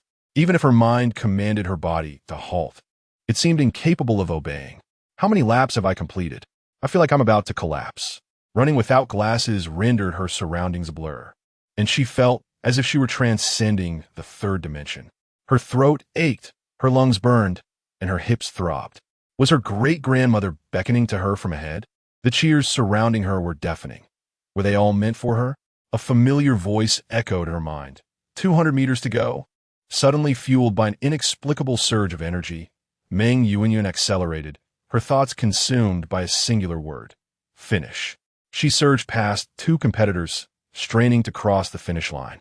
It felt as though invisible hands were tugging her forward, compelling her to continue. "Just a bit further, don't stop." She took a sip of glucose water, just a small mouthful. "Meng Yuanyuan, you're incredible. You placed third. The glucose water was brought to her lips, soothing her parched throat. She was uncertain how many people were supporting her, but after walking 100 meters, she collapsed onto the synthetic track, the entire sky spinning around her. Jiang Mingji enlisted a few female classmates to massage her limbs, aiding in muscle relaxation. It took Meng Yuanyuan a while to regain her composure, and upon learning of her placement, she was elated, unsure of how to express her joy. She raised her hand to touch her damp bangs, sheepishly asking Jiang Mingji, "Is my hair completely out of shape?" Jiang Mingji could only chuckle in disbelief. "What a time to worry about your bangs. Just wash your hair tonight, and we'll be fine." She embraced Meng Yuanyuan, saying, "You truly are remarkable." Meng Yuanyuan returned the hug, replying, "Ji, thank you." Before the competition, she had consistently emphasized the importance of participation, asserting that it was acceptable if she could not finish. However, once the starting gun fired, those words vanished, replaced solely by encouragement and companionship. Without her friend Jiang Mingji, she would not have been able to persevere. The days of student life felt extraordinarily lengthy and fulfilling. Starting from 6 or 7 in the morning, after accomplishing numerous tasks, it seemed only half a day had passed. Jiang Mingji was enveloped in this very sentiment. During our student days, time seemed interminable, each day dragging on endlessly, yet upon maturity, it slips away unnoticed. At 2:30 p.m., Jiang Mingji and Guan Jingshu reported to the broadcasting station. Outside the studio, 2 sets of chairs were arranged for the review of the student submissions. Exceptional contributions would be sent inside for reading, and the classes with a higher selection rate could earn additional points. Jiang Mingji took a sip of water to soothe her throat, fiddling with the workstation while engaging in casual conversation with Guan Jingshu. "How can Liao Genie trust us 2 novices to co-host? Isn't she afraid we'll make mistakes? This world truly feels like a vast amateur theater." Guan Jingshu chuckled. "Are you lacking confidence in yourself or in me? I have faith in both of us." Reading scripts at the broadcasting station does not require a formal broadcasting tone. The standards on campus are not so stringent, merely requiring a pleasant voice and standard Mandarin. In our youthful exuberance, we radiated confidence, our spirits akin to the rising sun, brimming with vitality like the sun's rays. At that moment, the runway became our splendid stage, and each cheer resonated. As the voices of Guan Jingshu and Jiang Mingji echoed one after the other from the broadcast, many students, who typically regarded the broadcast as mere background noise, began to listen intently. "Wow, I never noticed before, but now their voices seem so harmonious. Who is that on the air? Their voices sound so familiar. It's Guan Jingshu and Jiang Mingji. Ji's voice is so soft. Southern girls are so gentle. Have you noticed how Guan Jingshu's manner of speaking is increasingly reminiscent of Jiang Mingji? Tics can be infectious, especially when one harbors a crush on another, subconsciously adopting their catchphrases and mannerisms." Chun Jianbei instinctively glanced at Pei Jinyang, who, as expected, wore a dark expression. Inside the broadcasting room, Jiang Mingji switched off the microphone while Guan Jingshu played a pre-prepared song, their collaboration seamless. From 2:30 to 4 o'clock, for an hour and a half, it was impossible to continuously read scripts. They interspersed songs and lost and found announcements. During the sports meet, many items could be found on the playground, from textbooks and notebooks to phones and keychains. Guan Jingshu retrieved a box of cookies from her backpack and placed it in front of Jiang Mingji. "Want to try? My grandmother personally made these butter cookies." Ever since his grandmother returned to Beijing, she frequently mentioned Jiang Mingji, and knowing that snacks could be brought to the sports meet, she not only packed him a backpack full of treats, but also personally baked butter cookies, even shaping them into little bears, which young girls adore. Jiang Mingji picked up a piece and savored it, the rich buttery flavor filling her mouth. "Delicious. Your grandmother is amazing."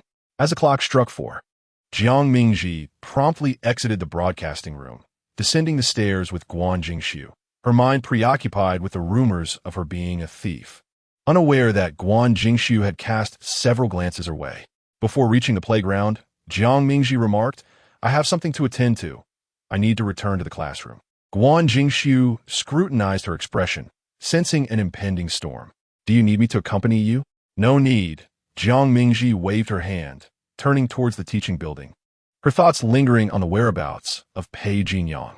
In his previous life, whenever he was not competing, he would remain in the classroom engrossed in video games. Hence, she decided to visit the classroom first. She intended to confront Pei Jinyang. How could he unjustly accuse her of stealing his bookmark without any evidence? As Guan Jingshu strolled along the tree-lined path towards the playground, which was surrounded by iron railings, Wei Daiqing and He Yuegue stood at the entrance, observing the comings and goings of people. They spotted Guan Jingshu from a distance. Wei Daiqing adjusted her bangs and straightened her skirt. As Guan Jingshu approached, she feigned a chance encounter and called out, "Hey, Guan Jingshu, what are you doing here? Have you seen Jiang Mingji?" Guan Jingshu replied, "She just returned to class." Wei Daiqing theatrically covered her mouth with one hand, pretending to be surprised. "What? Did she go back alone?" Guan Jingshu furrowed her brow slightly. "Are you looking for her for something?" Wei Daiqing replied, "It's not a big deal. Just want to confirm something with her." He Yuegue, who was linked arm in arm with her, gasped exaggeratedly. "Daiqing? She went back alone. Could it be?" Wei Daiqing displayed a worried expression, exclaiming, "Really?" Guan Jingshu, unable to tolerate the two affected girls playing cryptic games, said impatiently, "To speak plainly." Wei Daiqing hesitated, stating it's not much. "Just a reminder to keep your distance from her." He Yuegue nodded in agreement. "Yes, otherwise, you won't even know if something important goes missing. She just went back to class alone. It's quite possible she went to steal something. After all, I've heard that thieves often become addicted to stealing." Guan Jingshu's frown deepened. "Are you saying she's a thief?"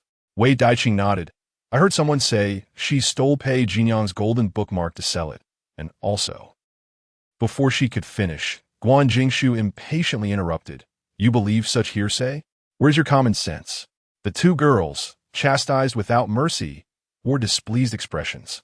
He Yuegue, indignant, retorted, "Pei Jinyang himself admitted it. He said that on her first day in the Pei household, she took his book, and when she returned it, the bookmark was missing. This has even reached the international department. It's truly embarrassing for our department." Wei Daiqing added, "That's why we want to ask her ourselves." He Yuegue interjected, "What good will it do to ask? Would a thief willingly admit to being one? By the way, is anyone in class right now? Should we go see? Just in case we can catch her in the act." I can't believe Guan Jingshu would still be friends with a thief. Chapter 42. Jiang Mingji. The true woman, Jiang Mingji, ascended to the 4th floor in one breath, yet found no trace of Pei Jinyang in Class 6. With no choice left, she turned and descended the stairs, heading towards the playground. Along the way, she sent a message to Meng Yuan, inquiring, "Can you check if Pei Jinyang is at the Class 6 base?" She regretted not asking earlier, which would have spared her the unnecessary trip. Truly, the pursuit of rumors can be as exhausting as a physical marathon. 2 minutes later, Meng Yuan replied, "He's here." Jiang Mingji quickened her pace toward the playground. On her way, she encountered Guan Jingshu, who was followed by Wei Daiqing. Had her mind been clear of distractions, she would have noticed the dark expression on Guan Jingshu's face. She intended to bypass them, but was halted by He Yuegue's voice.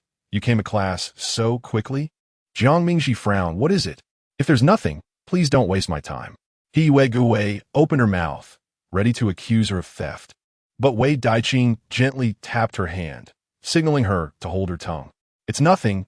Just wanted to ask if there's anyone else in your class." "I don't know," Jiang Mingji replied, her impatience growing. She and Wei Daiqing were not on terms to engage in idle chatter.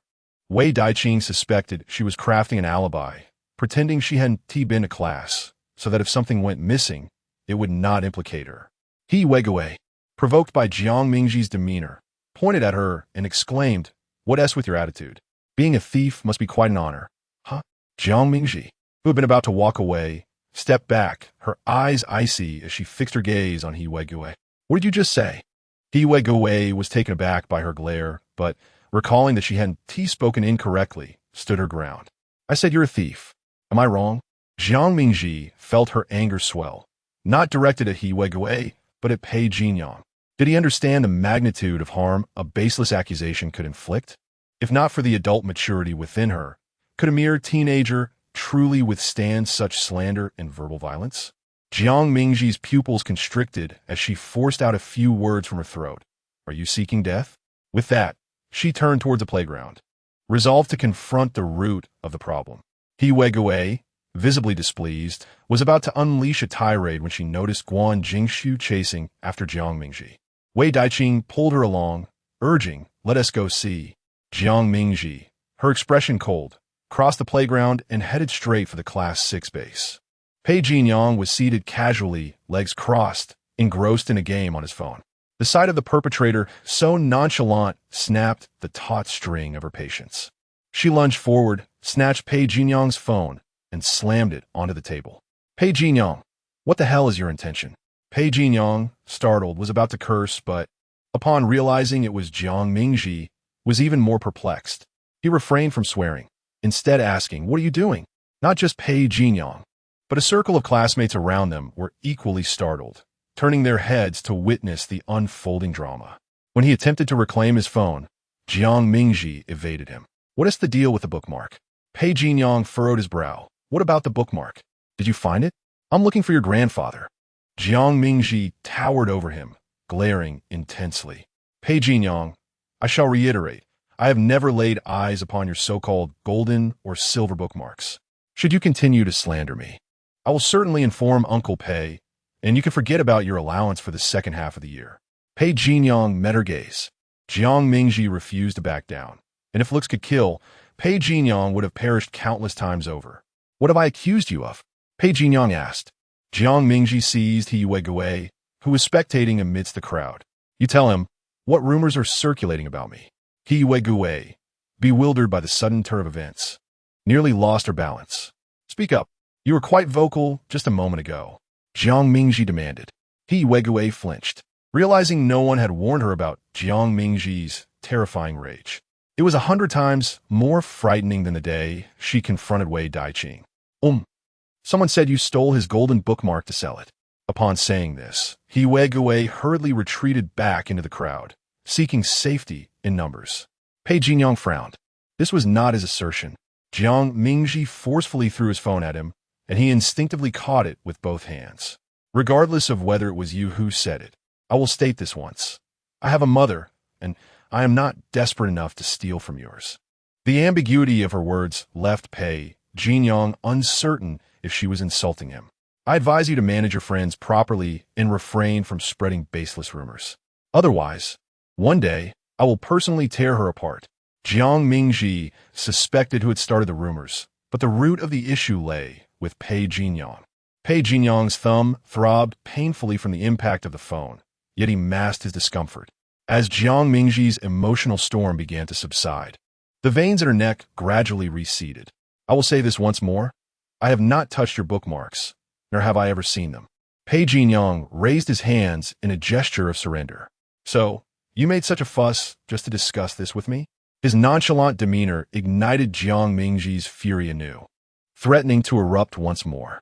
Suddenly, she felt a firm yet gentle grip on her wrist, accompanied by Guan Jinshu's reassuring voice. We all believe in you. The warmth enveloping her wrist extinguished the fire within her, and Jiang Mingji felt a sense of calm wash over her. Pei Jinyang's gaze fell upon their clasped wrists, his fingers gripping the phone so tightly they turned pale. Just as they turned to leave, he caught Jiang Mingji's other arm. If you have any concerns, you could discuss them with me privately next time. Jiang Mingji nearly erupted in anger, vigorously shaking off his grasp, but to no avail. She turned her head, sneering. What? Afraid of being gossiped about? Did you consider how I will be discussed when you spread those rumors?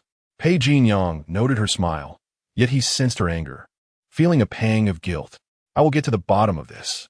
Jiang Mingji huffed coldly, her gaze dropping to where he held her arm. Let go. Pei Jinyang's hand withdrew from her cool skin, leaving behind distinct fingerprints that attested to the force he had exerted moments ago. Enough, enough, what is there to see? Chun Jianbei, who had been watching the commotion, dispersed the curious onlookers. Jiang Mingji departed alongside Guan Jingshu. Pei Jinyang kicked a chair aside and exited the playground. The eye of the storm had vanished, yet remnants of its intensity lingered in the air. Numerous students exchanged whispers of gossip among themselves. What has transpired? It seems Jiang Mingji was accused of stealing Pei Jinyang's bookmark. She came to confront someone. You should have seen it. Jiang Mingji was so formidable, completely overpowering Pei Jinyang's aura. Whoever claimed she was gentle clearly misjudged her. She is rather fierce. So did she truly not steal it?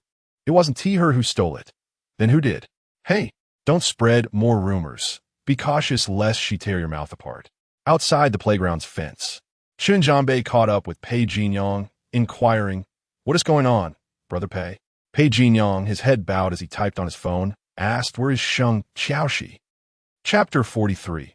A glance cast at a blind man, Shun Jianbei remarked that Sheng Xiaoxi and Sun Shuyao had already made their way to the KTV, and she even suggested that we join them after he finished. The two of them had not participated in any sporting events. Apart from making an appearance at the opening ceremony, they had not set foot in the school at all. Pei Jinyang exited the school gates and hailed a cab to the KTV owned by Sheng Xiaoxi's uncle. He ascended directly to the innermost private room on the 5th floor, a whimsical purple princess-themed suite, meticulously designed by her uncle for Sheng Xiaoxi. Upon entering, the singers inside paused momentarily, unable to catch the melody upon noticing the newcomers. Shun Jianbei repeatedly signaled to Sheng Xiaoxi. It was as if she were casting flirtatious glances at a blind man. Her gaze was solely fixed on Pei Jinyang. "Jinyang, you're here," she exclaimed. "Pei Ge has arrived. Let us choose some songs." The private room housed 5 or 6 acquaintances, who quickly resumed their singing. Just as someone began a verse, Pei Jinyang abruptly paused the music. "What is wrong, Pei Ge?" they inquired. Settling onto the sofa, Pei Jinyang turned to Sheng Xiaoxi and asked, "Did you mention that I lost my bookmark?" He had only casually mentioned the bookmark incident to a few close friends at the beginning, never fully concluding that it was Jiang Mingji who had taken it. He merely stated, "My mother gave me a bookmark and it's gone. I'm not sure if it got lost while being borrowed by Jiang Mingji." Sheng Xiaoxi's smile faltered, and she replied, "Why do you ask that?" Pei Jinyang shot her a frosty glance, causing her to refrain from lying. She understood Pei Jinyang well. If he was inquiring, it meant he was already aware, and there was no concealing the truth. "I didn't say much. It was just that a friend of a friend happened to mention Jiang Mingji, and I casually brought it up." Pei Jinyang retorted, "Then why did you say she stole it and claimed she sold it for money? Did I ever say such a thing?" His accusatory tone incensed Sheng Xiaoxi, prompting her to raise her voice. "I didn't say that. I merely stated the truth. If they choose to embellish it, what can I do?" Her gaze bore into Pei Jinyang's, her eyes seemingly brimming with unshed tears. "Pei Jinyang, are you blaming me now? Aren't you the one who despises her?" Noticing the tense atmosphere, Shun Jianbei quickly intervened. "Hey, let us discuss this calmly. You don't know, but Jiang Mingji threatened to tell her parents," which led to Pei uncle halting Jinyang's allowance for the second half of the year. Everyone within their circle was aware of Pei Jinyang's defeat in the battle of wits against Jiang Mingji, resulting in his allowance being suspended. Sheng Xiaoxi scoffed. "She is so childish." Shun Jianbei added, "Exactly. You can't blame Jinyang for being upset. From now on, please refrain from speaking carelessly outside. It brings trouble for him." Sheng Xiaoxi turned to Pei Jinyang. "If you're short on money, I can help. Don't be afraid of her." Nearby, Sun Shuyao chuckled. "Do you think Pei Ge is a gigolo?" Sheng Xiaoxi shot him a glare. "I'm more than willing to spend on him. Feel free to envy me." Her words carried a heavy implication, hinting at her hopes that Pei Jinyang would comprehend. Unfortunately, her flirtations seemed to fall on deaf ears. Pei Jinyang remained impassive, waving his hand dismissively. "It's all right. Even if I were to borrow money, I wouldn't seek it from a woman." He simply lacked pocket money. It wasn't as if he couldn't afford to live. The meal card requires separate top-ups, allowing reimbursement for clothing purchases, but it does not permit arbitrary expenditures within games. Finally, he added, "Do not discuss anything about us outside." On the rooftop of the campus complex, Jiang Mingji and Guan Jinshu leaned against the railing, for where they could observe the entire playground below. The teachers and students appeared like tiny ants, scurrying about or congregating. They remained in silence for quite a while, until Guan Jinshu broke the quietude. "We both know you would never do such a thing." Jiang Mingji turned to look at him, her face lighting up with a smile. Thank you. She had not anticipated that Guan Jinshu would be the first to speak up for her. Guan Jinshu gazed into the distance, his voice gentle. No need to thank me. We are friends, are we not? The wind carried the scent of her hair, briskly wafting into his nostrils. Jiang Mingji turned away from the playground. Indeed, we are friends, good friends. Guan Jinshu chuckled softly, suggesting, so you can share any troubles with a friend. Jiang Mingji raised an eyebrow and walked toward a stack of wooden boxes, shaking one to test its sturdiness. It held firm despite the dust, and she sat upon it without concern. Her heart harbored secrets too profound to express. Should she confess that she had returned from a previous life, or that she had dreamt a bizarre yet vivid dream? Should she reveal that she once shared a relationship with Pei Jinyang, and still shed tears in the depths of the night? In her youth, she had felt little affection for Pei Jinyang, yet their shared past was undeniably real, filled with sweet, reckless experiences that lingered in her memory. Living again did not equate to forgetting. She could not simply declare that she no longer loved and erase everything. Thus, she immersed herself in study, filling her time with academia and athletics to avoid wandering thoughts, believing that time would heal her wounds. Emotions were one aspect. Another was the reality that the 20-something Jiang Mingji found herself trapped in the body of a teenager. She acutely felt her dissonance. She was Jiang Mingji, yet not entirely her true self. It was as if she were controlling the younger version of herself from a third-person perspective. How could she articulate this sensation? To whom could she confide it? The wind on the rooftop was particularly boisterous, and Guan Jinshu detected an indescribable sadness permeating the air. The setting sun cast a slanting light upon Jiang Mingji, weaving a gossamer veil of dust and sunlight around her, ethereal and fleeting. The youth whispered in the wind, "Why are you sad?" Jiang Mingji was taken aback by his sensitivity, her lips curving into a smile as she replied lightly, "What? Do I not seem like someone who could be sad? Though I may appear fierce and mature, I too have moments of vulnerability, times when I crave a comforting embrace." She was relentless in seeking retribution, and those who had wronged her could never expect leniency. Her actions were even more audacious than in her previous life, a manifestation of her profound lack of security. After all, she had begun to doubt the entire world. Naturally, minor matters felt easy to navigate. Guan Jinshu regarded her intently, then suddenly opened his arms and stepped closer. He said nothing, yet Jiang Mingji clearly deciphered a single word from his expression. Come. His outstretched arms conveyed warmth and generosity. Jiang Mingji leaped up and directly plunged into his embrace. The rationale behind this act was simple.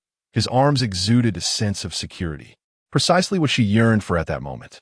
Nestled against his chest, her senses were enveloped by his fragrance, while his broad shoulders and lean waist complemented their perfect height difference.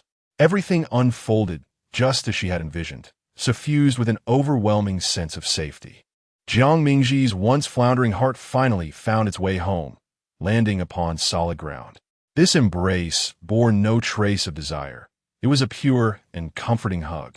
Guan Jinshu remained still, allowing her to hold him, his arms suspended in midair, refraining from reciprocating the embrace. He had not anticipated Jiang Mingji's swift approach, and she had not been courteous in her advance, contrary to his expectation that she would smile and insist he need not worry. He felt as if his spirit had ascended, all his senses heightened yet surreal. The cacophony from the playground reached his ears, intermingled with the rhythmic thumping of drums. The scent of Jiang Mingji's hair invaded his nostrils with an intoxicating potency, reminiscent of an exquisite vintage, leaving him entranced. The girl, petite and delicate, now lay nestled in his arms. Chapter 44. The sound of heartbeats, your heartbeat, is quite pronounced. Jiang Mingji buried her head in Guan Jinshu's embrace, murmuring softly. The young man's chest vibrated as he asked, "Am I disturbing you?" Heaven knows he had been striving to keep his heart from racing too swiftly.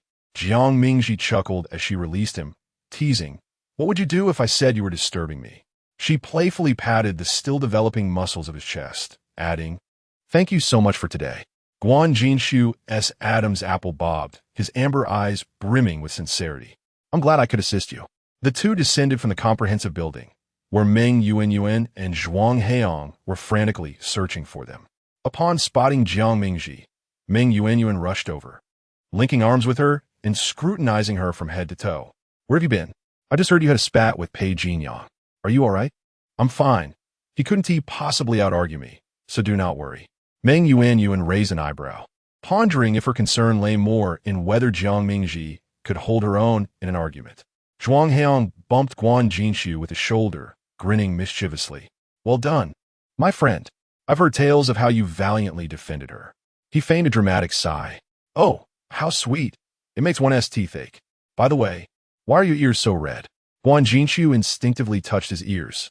Initially, he hadn't noticed, but Zhuang Heong's comment made him acutely aware of the warmth radiating from them. "I was bitten by a bug." Zhuang Heong chuckled.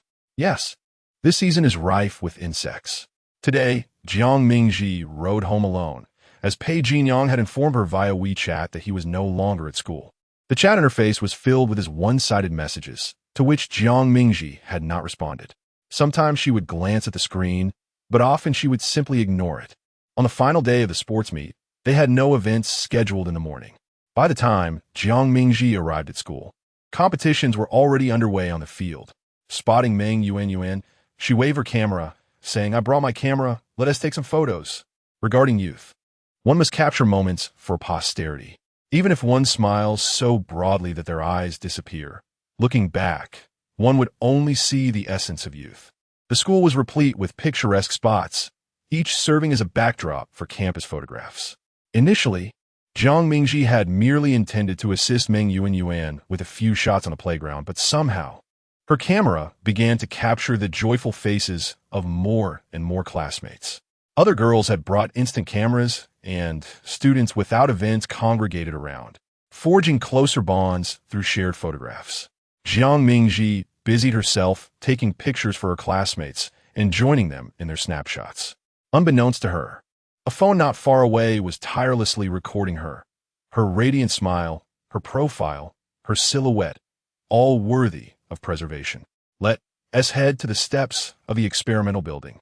The lighting there is fantastic for photos, someone suggested, and a throng of youths eagerly followed. Jiang Mingji positioned herself on the right side of the steps, while the boys arranged themselves in a staggered formation, standing in unison. Clad in white uniforms, surrounded by budding green leaves under the brilliant sunlight, they embodied the spirit of youth. Yang Hui stood atop the steps, waving at her.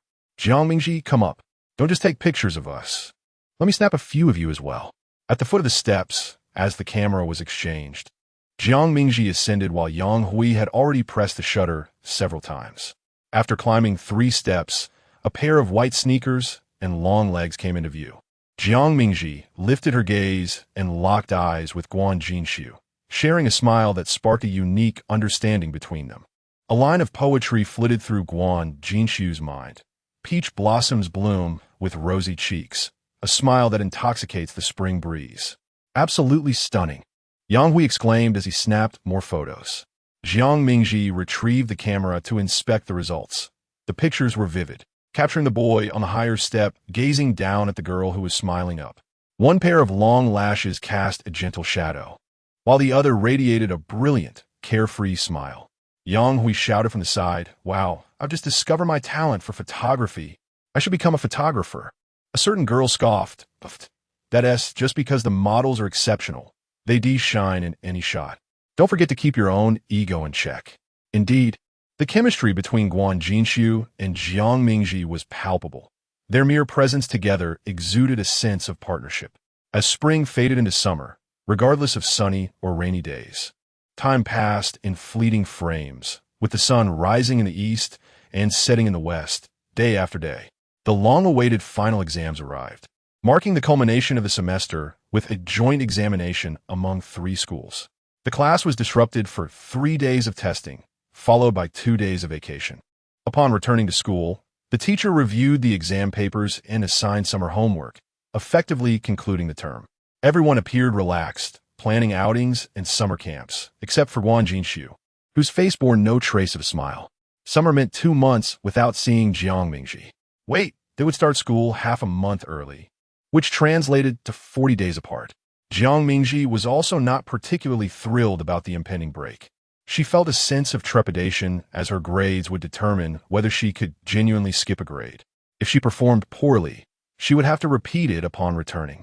During the exam, she was anxious about misfilling the answer sheet and checked it several times. Physics and chemistry were the first papers distributed that morning, with the teacher calling out names one by one. Guan Jinshu was the first, indicating he had secured the top spot in physics, while Jiang Mingji received her physics paper as the 11th. Upon seeing her score, 88 out of 100, it was within her expectations. Subsequently, she scored 94 in biology and 86 in chemistry, all anticipated results, with a few extra points after grading. In the afternoon, the mathematics papers were also returned. With a full score of 150, she achieved 121, 5, which, though not bad, left room for improvement in the elite science class. The next day, the English scores were released, and she scored 134. Most surprisingly, she placed second in Chinese, thanks to a perfect score on her essay. The Chinese teacher read her essay aloud before discussing the papers. Jiang Mingji's writing was imbued with a certain spirit, reflecting her genuine insights and solid foundation, rather than relying on forced illusions. Guan Jinshu gently nudged her back from behind, sincerely praising, "Well done, Jiang." With a total score of 651, Jiang Mingji felt a sense of satisfaction. Even though there was still a gap to her goal, she had a whole year ahead of her. Once all the subjects' examination papers were reviewed, a hefty stack of summer assignments found its way into everyone's backpacks. Yet, no amount of homework could diminish the exhilaration of the approaching summer break. One by one, the students eagerly slung their bags over their shoulders and rushed out of the classroom. Jiang Mingji, unhurried and composed, was packing up when he felt a gentle nudge on his right shoulder. Turning around, he discovered Guan Jingshu had not yet departed. "What's the matter?" Jiang inquired. Guan Jingshu replied, "What are your plans for the summer?" Chapter 45. Aircraft carrier. Of course, one must indulge in leisure during the holidays. Jiang Mingji flung her backpack on her back, pushed her chair under the desk, and walked out of the classroom alongside Guan Jinshu. Qiu Tang had been planning a mother-daughter trip to Europe for half a month. She encouraged Jiang Mingji to traverse the world on foot, urging her to seize her youth and vigor to explore as much as possible. Jiang Mingji reasonably suspected that her mother was the one yearning for the adventure, as she had mentioned that due to work commitments, she had not been able to travel properly for 3 to 4 years. "I will set off tomorrow. I shall send you postcards." Guan Jinshu lowered her gaze, replying, "Well, have fun, and do let me know when you return." Jiang Mingji waved her hand, assuring her, "I will certainly enjoy myself." The group chatted and laughed as they reached the school gate, parting ways to embark on their respective holidays. Zhuang Heong playfully draped his arm over Guan Jinshu's shoulder, teasing, "Brother Su, why do I feel like you aren't sad at all?" Guan Jinshu was indeed vexed and could not even muster the energy to shrug him off. Why should she feel melancholic? Zhuang Heong, grinning mischievously, asked, "Then why do you seem so glum?" Guan Jinshu retorted, "I am disappointed because of your poor exam results." Zhuang Heong, rather than being offended, wore a cheeky grin. "Don't blame me for not giving you a heads up. If all goes well, I shall be single no longer this summer. You'll just have to envy me then." Guan Jinshu kicked at him playfully. "Which girl would fall into your clutches?" "The one across from me. She attends number 4 middle school. We sometimes run into each other when we go out. Now that summer is here, we 1T have to endure a long-distance relationship." Zhuang Heong chuckled foolishly, while Guan Jinshu, unable to tolerate him any longer, quickened her pace home. The first postcard Guan Jinshu received was from France, arriving 2 weeks into the summer break, just as Jiang Mingji was aboard her flight back home. The postcard bore Jiang Mingji's elegant handwriting. "Hello, Guan Jinshu. I write these words to you from outside the Palace of Versailles, wishing you happiness every day." That brief message captured Guan Jinshu's attention for quite some time. Could she consider that every postmark on it was a testament to being remembered? She informed Jiang Mingji via WeChat that she had received a blessing from France. Jiang Mingji responded with a cute emoji. "There are several more to come. Look forward to it." This time, she had visited 5 cities across 3 countries in Europe. Though this journey was devoid of Pei Jinyang, one of the cities brimmed with memories of him. However, with the passage of time and the rewriting of her narrative, she believed that in the future, whenever Dublin was mentioned, it would evoke memories of her mother. Upon landing in the capital city, Jiang Mingji received a short video shared by Guan Jinshu, showcasing a grayish-white teddy dog enthusiastically devouring its food. The adorable creature, named Kelly, was their family pet, eating from the pottery bowl they had crafted together. After finishing its meal, Kelly persistently sniffed around the bowl's edge for any remnants of bone. The foolish dog was convinced that the bone was real. The young man chuckled as he made a few sounds to call the dog. Jiang Mingji, fully aware he was addressing the pet, could not help but replay the voice message, just to savor those two sounds once more. Wearing headphones, his voice resonated powerfully, creating an immersive experience for Jiang Mingji, as if he were speaking directly into her ear. After listening 3 times, she responded with satisfaction. I believe he is quite intelligent. It must be because his name is engraved on his bones that he keeps sniffing around. This dog recognizes characters. You should promptly send him off to university. Guan Jinshu interjected. I'm not attending first? Is he going before me? Jiang Mingji chuckled heartily, prompting Qiu Tang to inquire about the source of her amusement. Oh, it's nothing. Just chatting with a friend, she replied.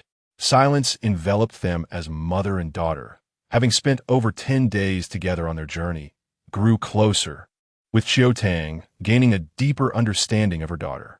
It turned out that Jiang Mingji was far more mature than she had anticipated.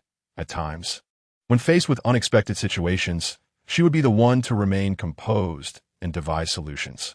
She would offer fashion advice and help take beautiful photos, almost as if she were more suited to being a sister than a daughter.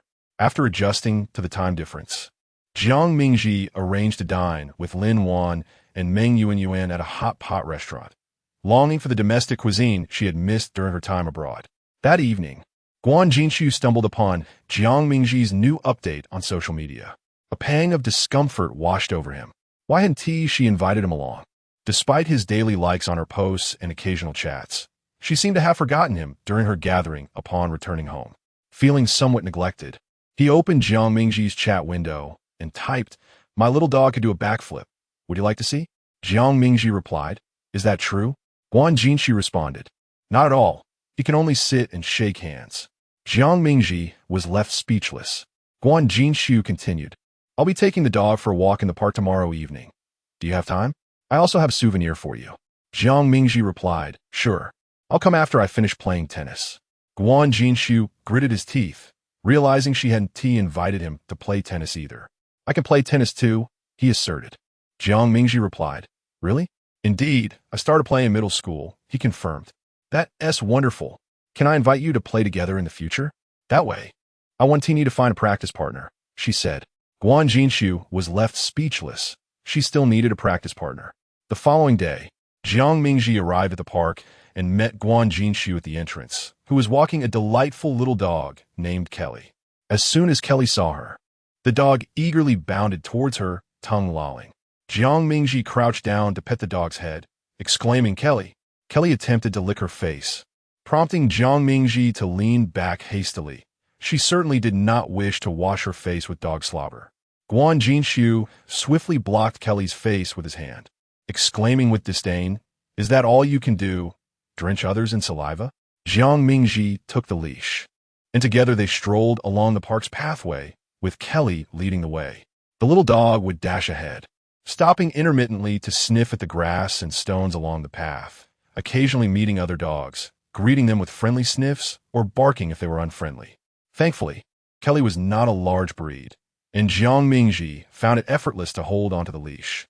Noticing Guan Jinshu carrying a rather large paper bag, she curiously inquired, "What do you have in there?" "Oh, this," Guan Jinshu replied, weighing it in his hands, "is a souvenir I picked up for you." Jiang Mingji, "Such a large souvenir. Where have you been?" Guan Jingsu, "I visited the aircraft carrier." Jiang Mingji. Clearly, upon mentioning the aircraft carrier, Guan Jingsu became animated, recounting details such as the ship's length of 302 meters, its draft, maximum speed, and the ski jump takeoff technique. Although Jiang Mingji struggled to grasp the technicalities, she remained supportive. To prevent him from exhausting his verbal enthusiasm, She suggested they purchase a cup of milk tea. Faced with a row of milk tea shops, Jiang Mingji encountered a dilemma in making her choice. Ultimately, she entrusted the decision to Kelly, allowing it to lead them to whichever shop they encountered.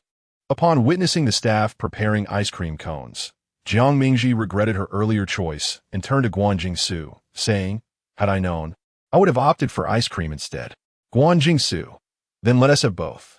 He instructed the staff, "Please add one more ice cream cone." "Thank you, classmate Guan." Today, her smile was particularly radiant and sweet, exuding an infectious charm that even he could not resist, curling the corners of his lips. Jiang Mingji held the dog with one hand and the ice cream cone with the other, while Guan Jingsu carried a cup of milk tea in one hand and a large item in the other. They found an unoccupied park bench to sit down, finally liberating their hands. The dog leash was secured to the bench armrest, while Kelly lay in the grass, panting. "Jiang Mingji, can dogs eat ice cream? It seems quite hot for it."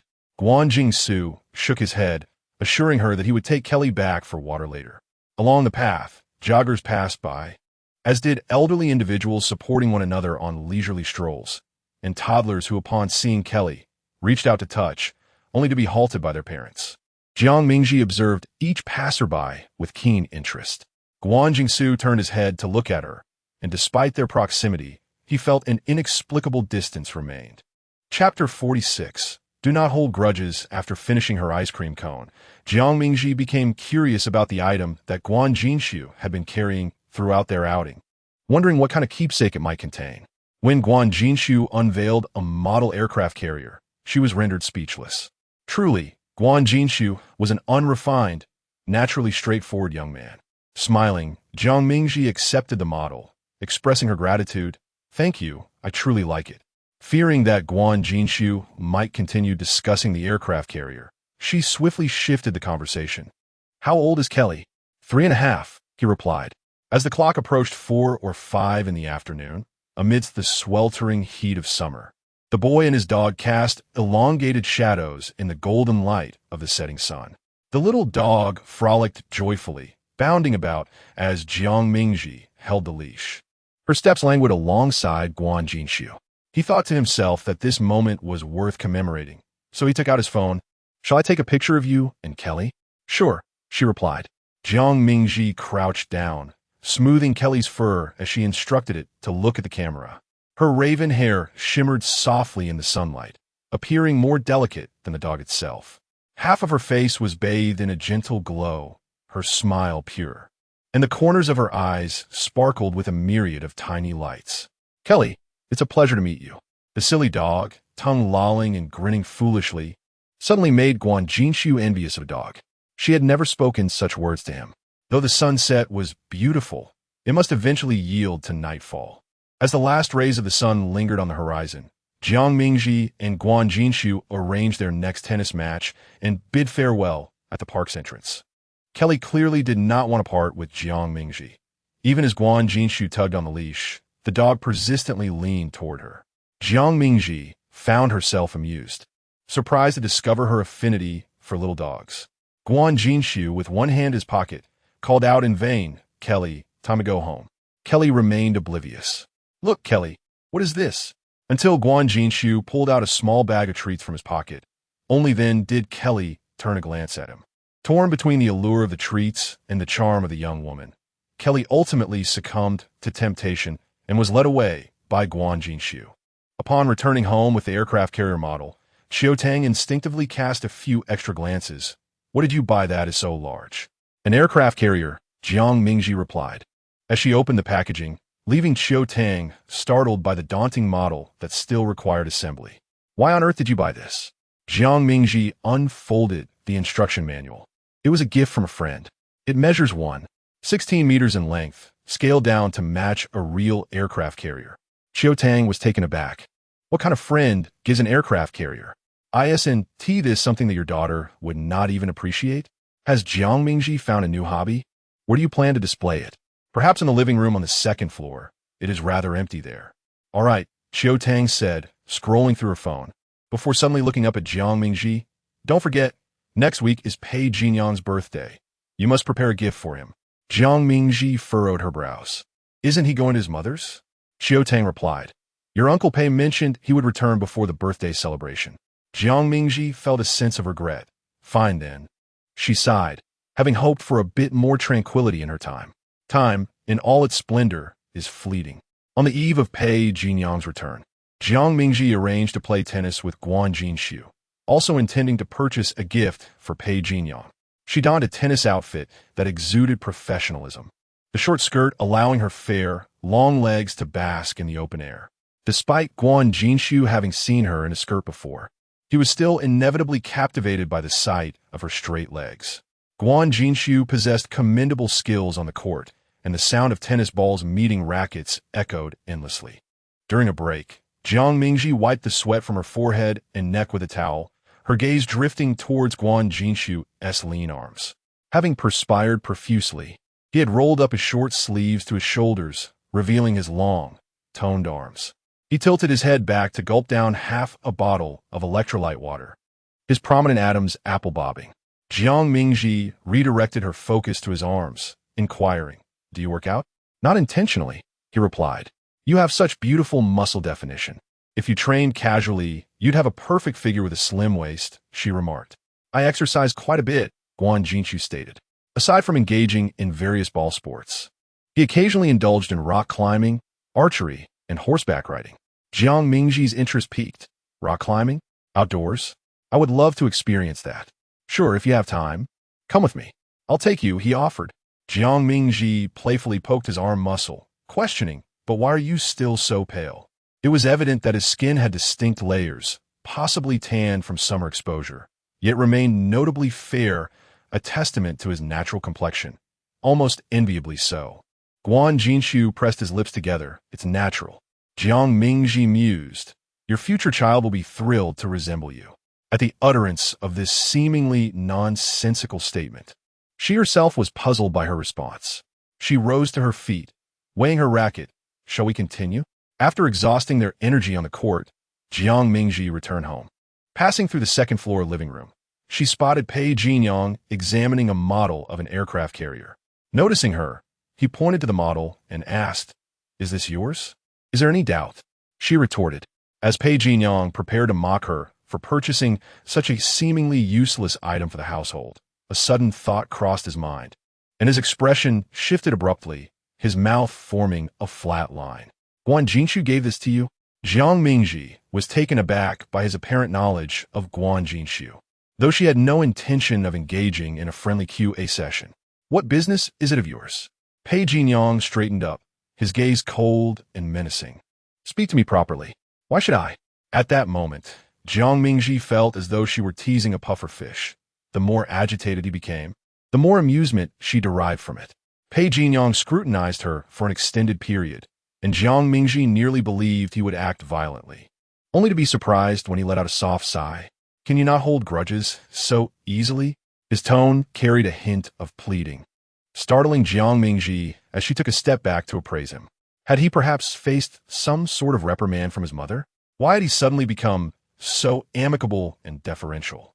In her memory, he only behaved this way when attempting to soothe her anger.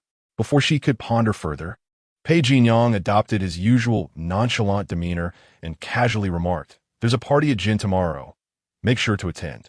As he brushed past her, Jiang Mingji turned to glance at him, unable to discern the underlying meaning. Tomorrow marked Pei Jinyang's coming-of-age birthday celebration, a grand affair orchestrated by Uncle Pei, making her attendance obligatory.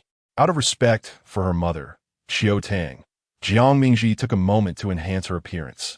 Downstairs, Pei Jinyang grew slightly impatient, with Sun Shiyao incessantly inquiring in their group chat about his arrival. Dad, can't we head out first? Pei Zhaohua replied, No, we must all gather as a family. Jiang Mingji arrived fashionably late, adorned in a floral puff skirt, its light hues emanating an ethereal grace, with intricately crafted details exuding luxury. Descending the spiral staircase, she resembled an elegant and proud little princess. In an instant, Pei Jinyang's irritation dissipated. Indeed, a beautiful girl is worth the wait. Of course, this assumption held true only if the enchanting girl refrained from engaging him in conversation. Once she spoke, that sweet and gentle image vanished entirely. Chapter 47. The birthday banquet. The birthday celebration for Pei Jinyang attracted a considerable number of guests, divided into two halls, one designated for the adults to socialize, and the other for the younger generation to revel and play. Pei Zhaohua and Qiu Tang introduced their two little ones to a circle of acquaintances, while Jiang Mingji maintained a composed and demure smile throughout. In contrast, the birthday boy, Pei Jinyang, exuded an air of aloofness, offering only polite nods and slight smiles when engaged in conversation. Having greeted numerous uncles and aunts, the attendees had largely made their introductions, and at last, Qiu Tang released Jiang Mingji. Pei Zhaohua suggested, "Jinyang, why don't you take Ji to the small hall to play?" He then turned to Jiang Mingji with a tender expression, saying, "Ji, do indulge in some refreshments. The food over there has been personally selected by your mother." "All right," Jiang Mingji replied, though she initially hesitated to go, already aware of the company that awaited her in the small hall. However, remaining in the main hall would only lead to aimless daydreaming, causing unnecessary concern for Qiu Tang.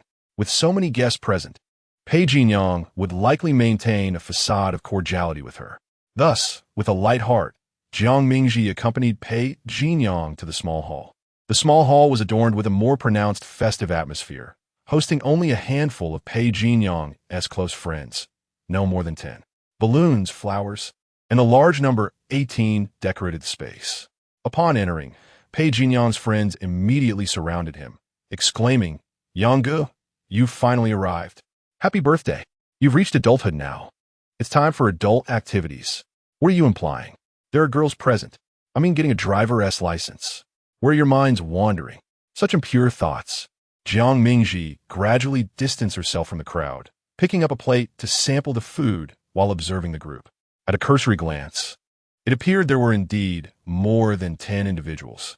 Relying on her memories from a past life, Jiang Mingji recognized that some had brought their friend along. In her mind, she played a game of matching reality with memories.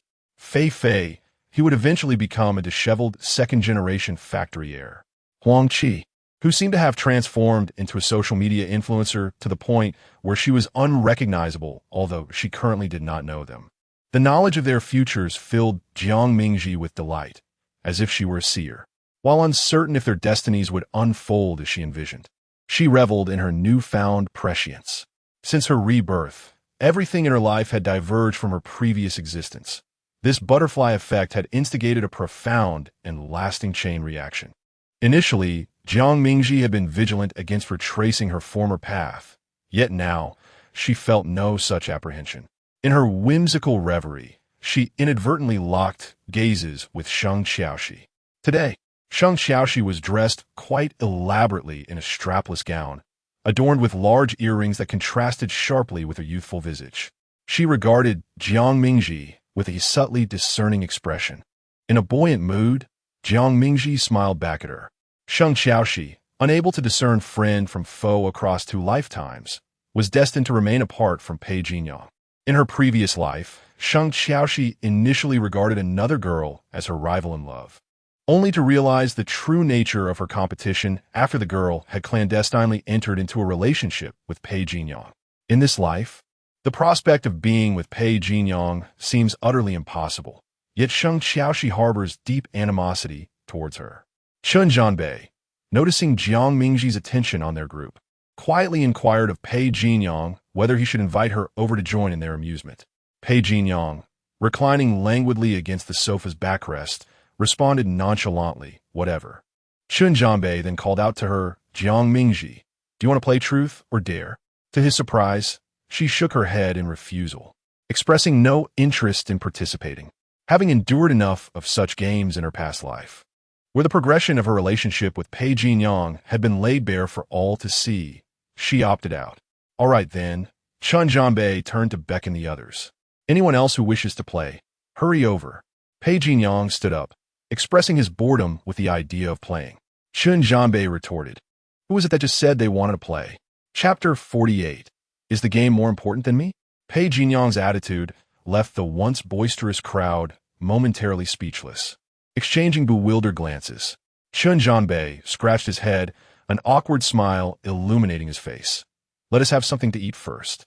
Pei Jinyang's gaze casually swept across the room, landing on Jiang Mingji, who was savoring durian with an air of contentment, seemingly unfazed by the interruption.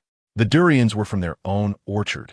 Pei Zhaohua and Xiu Tang had purchased a durian estate in Malaysia 2 years prior, ensuring an abundance of the fruit during mid and late year. Jiang Mingji adored durian and devoured 2 hefty pieces in one go. Compelled by an inexplicable urge, Pei Jinyang approached her.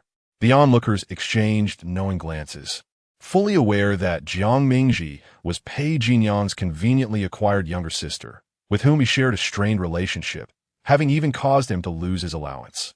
Furthermore, Pei Jinyang held a particular aversion to durian, a fruit he could tolerate in scent but would never consume. It seemed he was poised to seize the opportunity to confront Jiang Mingji. As anticipated, he halted before her, brow furrowed, demanding, "Are you not aware of the overpowering odor of durian?" Jiang Mingji, disinterested, chose to ignore him. What was he pretending for?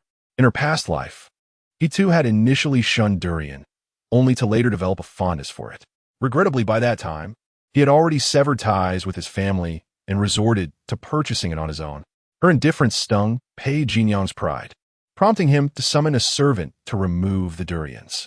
As today was Pei Gongzi's event, the servant dutifully complied, taking the dish away. Jiang Mingji, unwilling to engage in conflict, decided there was no point in arguing. There would be more durians at home. She set down her plate and wandered towards the small garden terrace. At this moment, everyone had gathered indoors, leaving the terrace deserted, which afforded Jiang Mingji a sense of tranquility. She pulled a chair and sat down, messaging Lin Wan.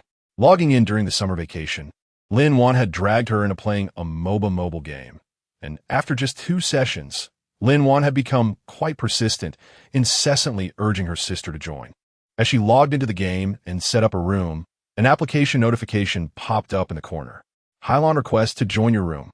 Who is Hylon? Jiang Mingji scrolled through a friend's list and noticed the accompanying note, Guan Jinxiu. So it was him. She hadn't seen him online during her previous gaming sessions, but it was a pleasant surprise to encounter him today. Upon accepting his request, Jiang Mingji activated the team voice chat and directly inquired, "Do you play this game too?" Guan Jinxiu replied, "Yes. Are you playing alone?" Jiang Mingji responded, "I'm with Lin Wan." She invited Lin Wan's account into the room, and upon entering, Lin Wan immediately began chattering. "Hey, are we doing a trio today? Is Hylon good? Will he drag you down?" "Having just one noob like me in the team is sufficient," Jiang Mingji retorted. Unfamiliar with Guan Jinxiu's gaming prowess, she was unsure of his skill level. His cool voice resonated from the phone. "I can assure you I won't be a liability." Lin Wan gasped excitedly. "That voice sounds so familiar. Is that Guan Jinxiu? I thought Hylon was a girl. Given the name," Jiang Mingji replied, "the name likely refers to seeing whales in the Azure Sea. In the depths of the forest, one encounters a deer. In the Azure Sea, a whale. And upon awakening from dreams, one sees you." I never anticipated that Guan Jinxiu would possess such an artistic flair. Indeed, Guan Jinxiu. Zhuang Heong has also expressed interest in joining. Let's find a fifth for our team. Jiang Mingji. Sounds good. 2 minutes later, Lin Wan introduced a male classmate, thus gathering 5 players to commence the game. Zhuang Heong. You all should pre-select your characters. Jiang Mingji chose an archer, while Lin Wan opted for a support role. I teamed up with Ji. Zhuang Heong selected a mage, and Guan Jinxiu took on the jungler position. As we entered the game loading screen, I playfully said, "Brother Su, please lend me your assistance. The mid lane champion from the opposing team counters me." Guan Jinxiu. Certainly. I shall refrain from visiting that lane. Zhuang Heong shifted the topic. Sister Jiang, do you play under your real name online? That's impressive. Jiang Mingji's gaming ID was Mingji Guan. Fellow gamers were unaware that it was indeed her real name. Naturally, upon entering the game, Guan Jinxiu kindly reminded the 2 girls, "If you find yourselves struggling in the bot lane, wait for me to gank." Lin Wan scoffed, maneuvering her character behind Jiang Mingji. After all, RGG is quite formidable. How could they possibly falter? Jiang Mingji felt a pang of anxiety, boasting so boldly. What if they truly could not prevail against the rivals? Fortunately, she secured the first blood, and with Guan Jingshu's substantial support, she achieved an impressive 5-0 record, sparing Lin Wan from embarrassment. Zhuang Heyang's astonished exclamations filled the air. Wow, Sister Jiang, are you really that fierce? Am I merely riding on your coattails? Have you considered a professional career in gaming? It's rare to see Guan Jingshu not securing kills. Could it be he couldn't outshine Sister Jiang? Haha. With Guan Jingshu's assistance and Lin Wan's protection, Jiang Mingji amassed 18 kills without a single death, earning the MVP title for that match. As the second game commenced, everyone instinctively followed the same lane assignments as the previous round. Guan Jingshu seemed to frequent the bot lane even more than before, making 3 appearances within the first 3 minutes, leaving the opposing marksman quite distressed. Zhuang Heiyang observed the ongoing skirmish in the bot lane. Leisurely farming. You all seem to be having quite the ruckus down there. Our jungler, marksman, and support faced off against their jungler, marksman, and support. How could not be lively? As the battle raged on, the opposing mid laner also joined the fray, prompting Zhuang Heiyang to dash towards the bot lane, exclaiming, "When did this person arrive? Wait for me." By the time he reached the bot lane, only a sea of corpses remained, with Jiang Mingji hiding in the grass. Low on health, retreating to base. Alas, not a single assist to be had. What a shame. Sister Jiang, have you truly not considered a professional career? It seems you've hardly played that many matches. It must be sheer talent. Jiang Mingji humbly replied, "Perhaps it's due to my teammates being exceptionally strong, coupled with a bit of luck." She certainly could not reveal that she had played for several years in her past life, racking up thousands of games. Lin Wan remarked, "Playing games with you, Ji, is an absolute delight. I've never found this game to be so effortless." Amidst the laughter and chatter, the third game commenced, and the glass door behind Jiang Mingji swung open, unleashing a cacophony of noise from the room. In the midst of song and games, the sound from Pei Jinyang's group echoed, reaching even the teammates on the phone. Lin Wan inquired, "Ji, is it noisy on your end? Are you outside?" Jiang Mingji turned to see Pei Jinyang approaching, her focus returning to the game as she replied to Lin Wan, "Yes, today is Pei Jinyang's birthday, and we're dining out." Lin Wan responded with surprise, "So you still have time to play games?" Even Guan Jingshu, who typically spoke little during gaming, chimed in, "Have you eaten well?" "Yes, I have." "And you, Guan classmate?" Zhuang Heiyang interjected, "Why are you only concerned about whether he has eaten? What about me?" Behind Jiang Mingji, Pei Jinyang's expression darkened. It was his birthday celebration, yet she chose to hide away outside, engrossed in games, treating him as if he were merely air. This infuriated him, but paradoxically, he felt an insatiable urge to see her when she was out of sight. Pei Jinyang was consumed by frustration, banging the door loudly. He despised Jiang Mingji's attitude towards him, as well as his own feelings toward her. All of this was beyond his control, filling him with unease. Startled by the commotion behind her, Jiang Mingji muttered under her breath, "Crazy." Chapter 49. Your future is no longer my concern. Not long after Pei Jinyang departed, the glass door behind him swung open once more, revealing Chen Zhanbei. He rested a hand on the back of Jiang Mingji's chair, inquiring, "Why are you hiding here alone? It's time to cut the cake. Let us go in." Without lifting her gaze from her game, Jiang Mingji replied, "You all can cut it. Is it so difficult to slice a cake? Are you waiting for me?" This was Pei Jinyang's birthday celebration. Her presence or absence would make little difference. Chen Zhanbei hesitated. Pei Jinyang just came by, and ever since he returned, his mood has soured. Everyone assumed the two had quarreled, but only he understood that Pei Jinyang was internally conflicted. He yearned to play with Jiang Mingji, but found himself unable to voice it, while she, resolute and unyielding, presented a unique challenge. Chen Zhanbei had never encountered a girl bold enough to confront Pei Jinyang in such a manner. On the day of the sports meet, Jiang Mingji had smashed Pei Jinyang's phone screen without a second thought, yet he didn't utter a word. Instead, he went to settle scores with Sheng Qiaoxi and, in silence, took his phone for repairs. Heaven knows how shocking this was for Chen Zhanbei. He feared that if Pei Jinyang continued on this path, trouble was inevitable. If the girl were anyone but Jiang Mingji, he would feel happy for his friend. Alas, the complication lay in the fact that she was Jiang Mingji, the daughter of his stepmother.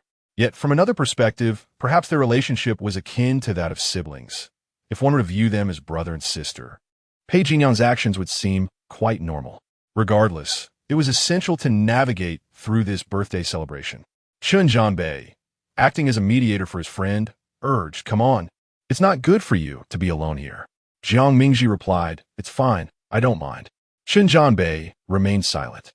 In the game, only the electronic announcements echoed through the air, while the teammates exhibited a remarkable taciturnity, perhaps influenced by the somewhat oppressive atmosphere or simply indulging in their own clandestine amusement. The game took a turn for the worse. The opposing jungler had already ganked mid lane twice, and despite Guan Jingshu's attempts to assist the bot lane, they failed to gain any substantial advantage. Instead, the enemy jungler managed to dominate both mid and top lanes. Jiang Mingji found herself unable to rise, the match proving exceptionally arduous. They ultimately lost the game at 15 minutes and 24 seconds. Jiang Mingji concluded that it must be due to the misfortune brought by Pei Jinyang. Proximity to him seemed to cast a shadow over her. "Let us head in." A sudden voice startled Jiang Mingji, prompting her to turn and ask, "Why are you still here?" Chun Jianbei replied, "I was waiting for you to finish your game." Had he stood for 5 minutes only for her to think he had left? He was tempted to ask, which is more important, the game or Pei Jinyang? Jiang Mingji merely responded with silence. She addressed her teammates. "I'll stop for now. I have something to attend to." Lin Wan responded, "All right. You take care of your business, Ji." Guan Jingshu added, "Yes, we can play again next time." She exited the game, rose, and said, "Let us go in." If she was to play the role of an audience, so be it.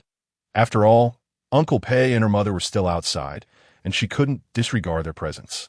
Chun Jianbei quietly exhaled in relief, pushed open the glass door, and gestured for her to proceed. As Sun Shiryao spotted Chun Jianbei, he exclaimed, "Where have you been? Even the birthday star is waiting for you."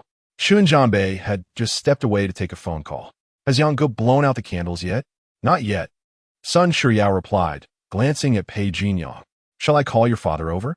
Pei Jinyang cast a sidelong glance at Jiang Mingji, who was standing at the edge of the crowd, and nodded silently. Before long, the bright lights in the small hall dimmed, leaving only a circle of warm, yellow ambient lights. Uncle Pei, his mother, and several close relatives arrived at the small hall. Jiang Mingji caught sight of Pei Jinyang's grandparents. In her previous life, Pei's grandfather had been so upset about their relationship that he ended up in the hospital for over a month.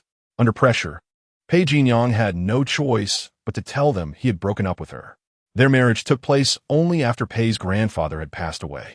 Lost in thought, Jiang Mingji felt Qiu Tang's arm around her shoulder as her mother whispered in her ear, "Everyone is here, so try to appear a bit happier." A gentle smile graced Jiang Mingji's face as she joined in clapping along with the birthday song. Pei Jinyang stood in the center of the crowd, eyes closed, making a wish. Watching the young man, Jiang Mingji's thoughts drifted back to her past life. On this very birthday in her previous existence, his wish had been related to her. It was only years later that Jiang Mingji learned from Pei Jinyang that he had harbored feelings for her long before, and she had laughed at him for it, saying, "So you had such intentions for me from such an early age." Pei Jinyang held her close, his eyes filled with deep affection. "Since I turned 18, every birthday wish has been about you. Happy birthday, young Zai." "Happy birthday, Pei Jinyang."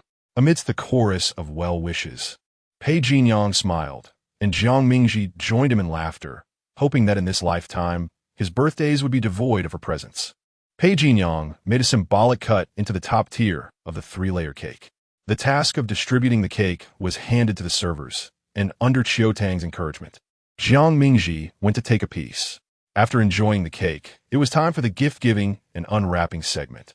The corner of the small hall was piled high with gift boxes of all sizes. Gifts from relatives would be taken home, while those from friends would be opened on the spot, with Pei Jinyang guessing who had given them. Those correctly guessed would face a playful punishment, adding to the fun among friends. Noticing Uncle Pei still engaged in conversation with their relatives, Jiang Mingji felt reluctant to slip away again. After watching for a moment, Chun Jianbei called her over to join the game. Glancing at her mother, Jiang Mingji resigned herself and walked over. Chun Jianbei had been sitting next to Pei Jinyang, But as she approached, he shifted to make space for her. Come, sit down. Instead of squeezing in, Jiang Mingji pulled a chair from the outer circle and said, I'll just sit here. Pei Jinyong paused in his unwrapping, tearing open the wrapping paper somewhat forcefully. Sheng Qiaoxi, this is from you, isn't it? You wrapped it so tightly. Sheng Qiaoxi, surprised that he had guessed the gift before even seeing it, feigned anger. Pei Jinyong, did you peek while I was wrapping? As if, every year, you wrap it so securely, with layers upon layers. Sheng Qiaoxi chuckled, covering her mouth. Since you figured it out, what are you going to do to punish me? Pei Jinyong unwrapped a gaming console, examined it briefly, and set it aside, still undecided. He proceeded to unwrap 5 more gifts, successfully identifying the presents from Sheng Qiaoxi and another male peer, while the answers to the remaining gifts remained undisclosed. One last gift lay untouched on the ground, and Pei Jinyong cast a glance at Jiang Mingji. As all the gifts were finally unwrapped, everyone stepped forward to claim their offerings.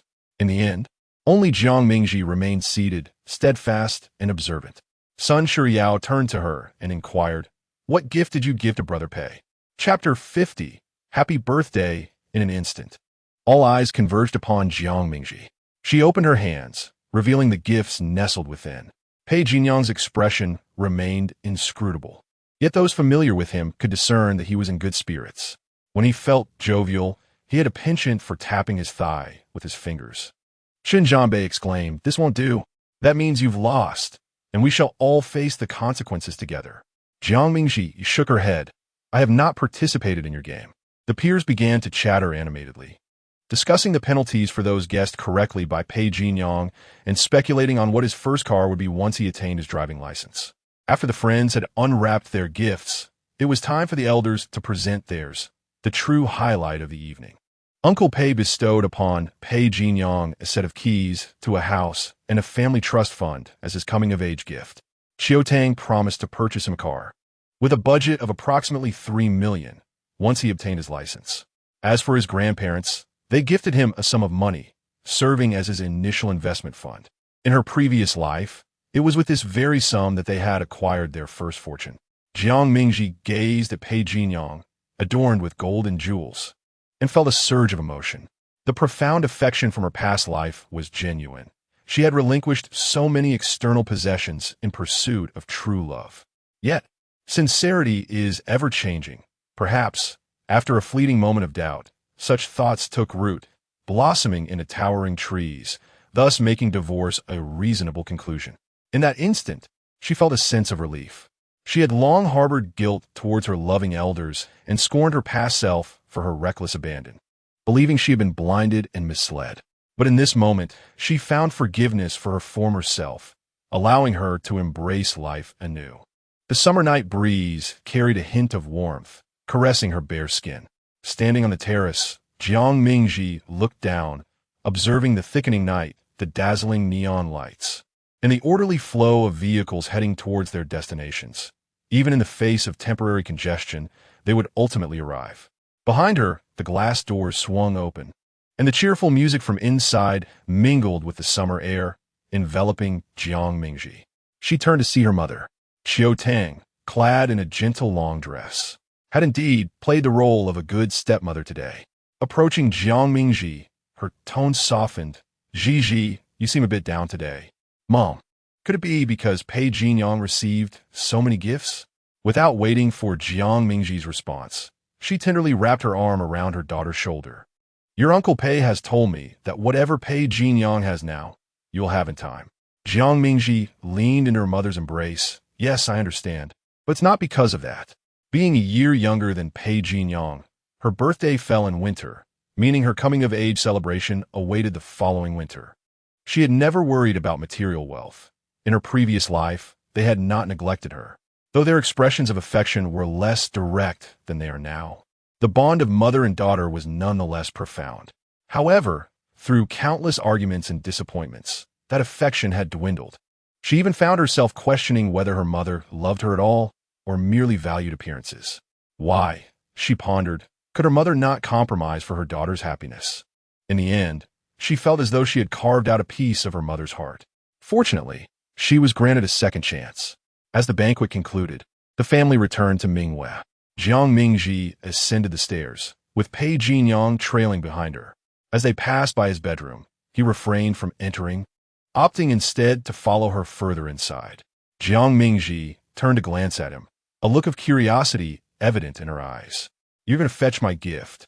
I trust you have prepared something?" Pei Jinyang replied with a smirk, his demeanor laced with mischief. He suspected that Jiang Mingji's earlier assertion at the banquet was a mere fade. Knowing her character, he doubted she would have taken the trouble to prepare a gift for him. If indeed she had neglected this, he would certainly lodge a complaint.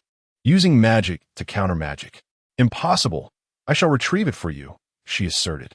Even for the sake of Uncle Pei, she would undoubtedly have prepared a birthday present for him. Pei Jinyang stood at the threshold of Jiang Mingji's room, surveying the distinctly feminine space. Garments draped over the back of a chair, while more lay at the foot of the bed. The table was strewn with books in disarray, and the vanity was adorned with numerous bottles and jars. A fragrant aroma permeated the air, reminiscent of a soothing scent that envelopes one after a bath with delicate body wash, as they lie in soft blankets, the warmth transforming into a comforting essence. Jiang Mingji emerged from the floor, cradling a large bag that appeared to be filled with books. She thrust the parcel into Pei Jinyang's arms. Instinctively, he embraced it, looking down to discover a stack of study aids. Upon estimation, there were 6 or 7 books, varying in thickness, all contained within a plastic bag emblazoned with the bookstore's name. Jiang Mingji patted the stack of books, cheerfully exclaiming, "Happy birthday! Study well," before Pei Jinyang could respond. She swiftly closed the door and locked it. 2 seconds later, he could be heard outside, exclaiming in frustration, "Jiang Mingji, just you wait." Jiang Mingji changed into her loungewear and sprawled comfortably on her soft bed, recalling the amusing experience of purchasing books for Pei Jinyang. That day, she had accompanied Guan Jingxiu to the bookstore, initially selecting 2 study aids for herself, before casually picking a few more from the shelves to gift to Pei Jinyang. Guan Jingxiu, unaware of her intentions, gently cautioned her that those study aids were too basic and not suitable for her. Jiang Mingji chuckled nonchalantly, stating that their unsuitability was precisely why she chose them, as they were intended for Pei Jinyang, regardless of compatibility. Guan Jingxi responded, "That may not be suitable for Pei Jinyang either. From what I know, his academic performance is quite commendable." Jiang Mingji shot him a knowing look. Relenting, Guan Jingxiu inquired, "When is your birthday?" "The last day of November. And yours?" "February 14th, he replied, a faint blush gracing his handsome face. That day happened to be Valentine's Day. Jiang Mingji remarked casually, "What a splendid date that is." Chapter 51. The youth of the fatherly type. As the school season commences, the morning light gently breaks, and students with backpacks stream through the school gates in an orderly fashion. Groups of classmates gather, sharing delightful anecdotes from their summer vacations, while the campus radio plays a cheerful melody, harmonizing with the bustling crowd. The school leaders, microphone in hand, deliver impassioned speeches from the flag-raising platform, while students below either stand in a daze or glance around, engaging in hushed conversations. Jiang Mingji, feeling the weight of boredom, absently taps her toes against the ground, silently wishing for the speeches to conclude swiftly. Since only their grade is starting the new term, the leaders drone on endlessly until finally they declare dismissed. Jiang Mingji and Meng Yuanyuan hasten towards the teaching building, with Zhuang Heong chattering behind them. "Hey, Meng Yuanyuan, you've lost weight. Have you enrolled in a weight loss training camp? Jiang, you've grown taller. Just look at your legs." They've elongated so quickly that both Guan Jingxiu and I can barely keep up. It is not until they reach the shade that Jiang Mingji slows her pace and coolly remarks to Zhuang Heong, "Your girlfriend has gone off to university and forgotten about you." Jiang Mingji had stumbled upon this revelation while scrolling through his social media, where he had been rather brazenly flaunting his romantic relationship. At her words, Zhuang Heong appears to be transported from a sweltering summer to a frigid winter, howling in protest. "You're talking nonsense. She would never do that to me." Jiang Mingji retorts disdainfully, "How could she possibly tolerate your immaturity?" Zhuang Heong, indignant, snorts, "I'm just an enthusiastic little pup. What do you know?" Jiang Mingji exchanges a knowing glance with Meng Yuanyuan, both simultaneously adopting an expression of disdain. Having pierced Zhuang Haiyang's defenses, she warns, "You wouldn't want to fall for those mature older gentlemen, would you? I advise you to be cautious."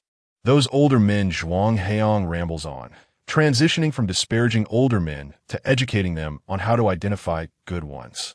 Jiang Mingji slides into a chair, regarding him with meaningful eyes, and waves her hand dismissively. "You still don't comprehend women. We do indeed favor someone a bit more mature, but not an old man. What the majority of us ladies desire is the youth of the fatherly type, not the flavor of old men." Guan Jinshu nods thoughtfully, coming to the realization. He begins to introspect about whether his past demeanor has been sufficiently mature, believing himself to be slightly more mature than Zhuang Haiyang. Let us focus and strive this year. Freedom awaits in university. Their homeroom teacher, Mr. Yu, stands at the podium, exuberantly painting dreams for the class. Jiang Mingji and Guan Jinshu covertly exchange items from their seats. It is 2 ink sticks that they had procured together just days before school commenced, during a badminton outing where Guan Jinshu had asked her to buy them from an acquaintance in Nanxing. Knowing that Grandpa Pei enjoys calligraphy, she had also asked Shui Li to send a few over, along with 2 pairs of paperweights as gifts. Guan Jinshu lowers his voice. "Your classmate is quite generous. How much do I owe you? I'll transfer you later." Mr. Yu clears his throat at the podium. Students below refrain from speaking. "I understand it feels like an eternity since we last met, but now, open your textbooks." Instantly, Jiang Mingji feels a pang of guilt. She straightens her posture, opens her textbook, and picks up her pen, adopting a serious demeanor, ready to learn. As Guan Jingshu smirked behind her, a hint of amusement danced on her lips. Old Yu was not speaking about them. Why the sudden guilt? Could it be that he had hit the nail on the head? The youthful musings of the boy did not stray far, as he was abruptly yanked back to reality by the weight of the exam questions. Lin Wan, having started school half a month later than Jiang Mingji, expressed her envy upon encountering her in the cafeteria, exclaiming, "You have just a year left until liberation."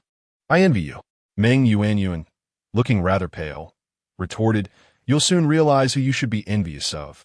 Do you know what the campus is like on a Saturday? Have you ever witnessed the campus at 10 o'clock at night? They had classes on Saturdays, with evening study sessions extending from 9:30 to 10 o'clock. From mid-August to the end of September, the students eagerly anticipated their first holiday, the Mid-Autumn Festival. Following the festival came National Day, and the days buried under exam papers began to sparkle with hope. As autumn deepened, Guan Jingshu noticed 2 new piercings adorning Jiang Mingji's earlobes. "Did you get your ears pierced?" she inquired. Jiang Mingji raised her chin. "Yes, they look nice, don't they?" A slender silver stud graced her delicate earlobes, devoid of any ornate embellishments. Yet Guan Jingshu discerned a certain charm in their simplicity. "Did it hurt?" she asked. Jiang Mingji shook her head. "Not at all. It was done in a flash, hardly felt a thing." Guan Jingshu, however, remained skeptical. Could one truly pierce flesh without experiencing pain? "Did you have anesthesia? Is it necessary for ear piercings?" Jiang Mingji beckoned Meng Yuanyuan to corroborate her claim. "I went with her. Ask her if it hurt." Meng Yuanyuan shook her head. "It was fine. The initial prick felt like an ant bite, and afterward there was just a slight sensation." Jiang Mingji raised an eyebrow, teasingly challenging her. "Would you like to get one as well? Stylish boys have ear piercings." Guan Jingshu shook her head. "Too trendy. I fear it might lead to rheumatism." Jiang Mingji chuckled softly, then turned to remind Meng Yuanyuan to keep her ears dry, or else inflammation would ensue. In her previous life, she and Pei Jinyang had gotten their ears pierced together after graduation. He had pierced only his right ear, yet both of their piercings had become inflamed. At that time, Pei Jinyang had remarked, "Jiang Mingji, you and I are destined to be a pair. Even our ear piercings are in sync with one another." Back then, they were so naive and innocent, viewing every hardship and trial as a test of their bond and understanding. The next day at school, Guan Jingshu handed Jiang Mingji a tube of erythromycin ointment, suggesting that it could be applied at the first sign of inflammation. Jiang Mingji was taken aback, not expecting him to offer her such a thing. Guan Jingshu added, "I happened to come across it online yesterday. In truth, He had overheard Jiang Mingji cautioning Meng Yuanyuan and had researched it upon returning home. This morning, he conveniently passed by a pharmacy and decided to purchase it. Jiang Mingji accepted it. "Thank you." Guan Jingxiu handed her another tube. "Buy one, get one free. You can give this to your deskmate." Jiang Mingji felt puzzled. How could such an inexpensive item be part of a buy one, get one promotion? Nevertheless, she accepted it. "All right, I'll thank you on her behalf." That evening, while having a late-night snack, Pei Jinyang discovered Jiang Mingji's ear piercings and inquired, "When did you get your ears pierced?" Jiang Mingji replied tersely, "Why do you care?" Her tone remained laced with the same fiery spirit as before. Pei Jinyang gritted his teeth in frustration, yet found himself powerless. Suppressing his temper, he inquired, "Your earlobe appears slightly red. Has it become inflamed?" Jiang Mingji hurriedly dashed to the nearest restroom to check her reflection, discovering that it indeed bore a hint of redness. She then swiftly ascended the stairs. Pei Jinyang's gaze trailed the girl's figure until she vanished around the corner of the second floor, at which point he chuckled softly to himself, "Fool." Jiang Mingji retrieved a small tube of erythromycin ointment from the compartment of her backpack, carefully applying it to her ear in front of the mirror. Fortunately, the ointment, which Guan Xingxiu had thoughtfully prepared in advance, effectively mitigated the inflammation before it could escalate. After applying the medication, she returned downstairs to join the meal. Pei Jinyang glanced at her now-treated earlobe, acknowledging her preparedness. Jiang Mingji raised an eyebrow and playfully remarked, "Indeed. I also find Guan Xingxiu quite considerate for preparing the ointment for me ahead of time." Pei Jinyang's expression darkened instantly, his eyes narrowing. "You seem to enjoy bringing him up in my presence." Jiang Mingji, caught off guard, maintained her composure, responding, "Do I?" She hesitated, almost uttering the phrase, "too sensitive." But Pei Jinyang interjected, "Are you trying to make me jealous?" Jiang Mingji fell silent, thinking, "I merely seek to ensure you are aware of the potential situation." Pointing to her own head, she posed a rather convoluted question. "Is there something amiss here?"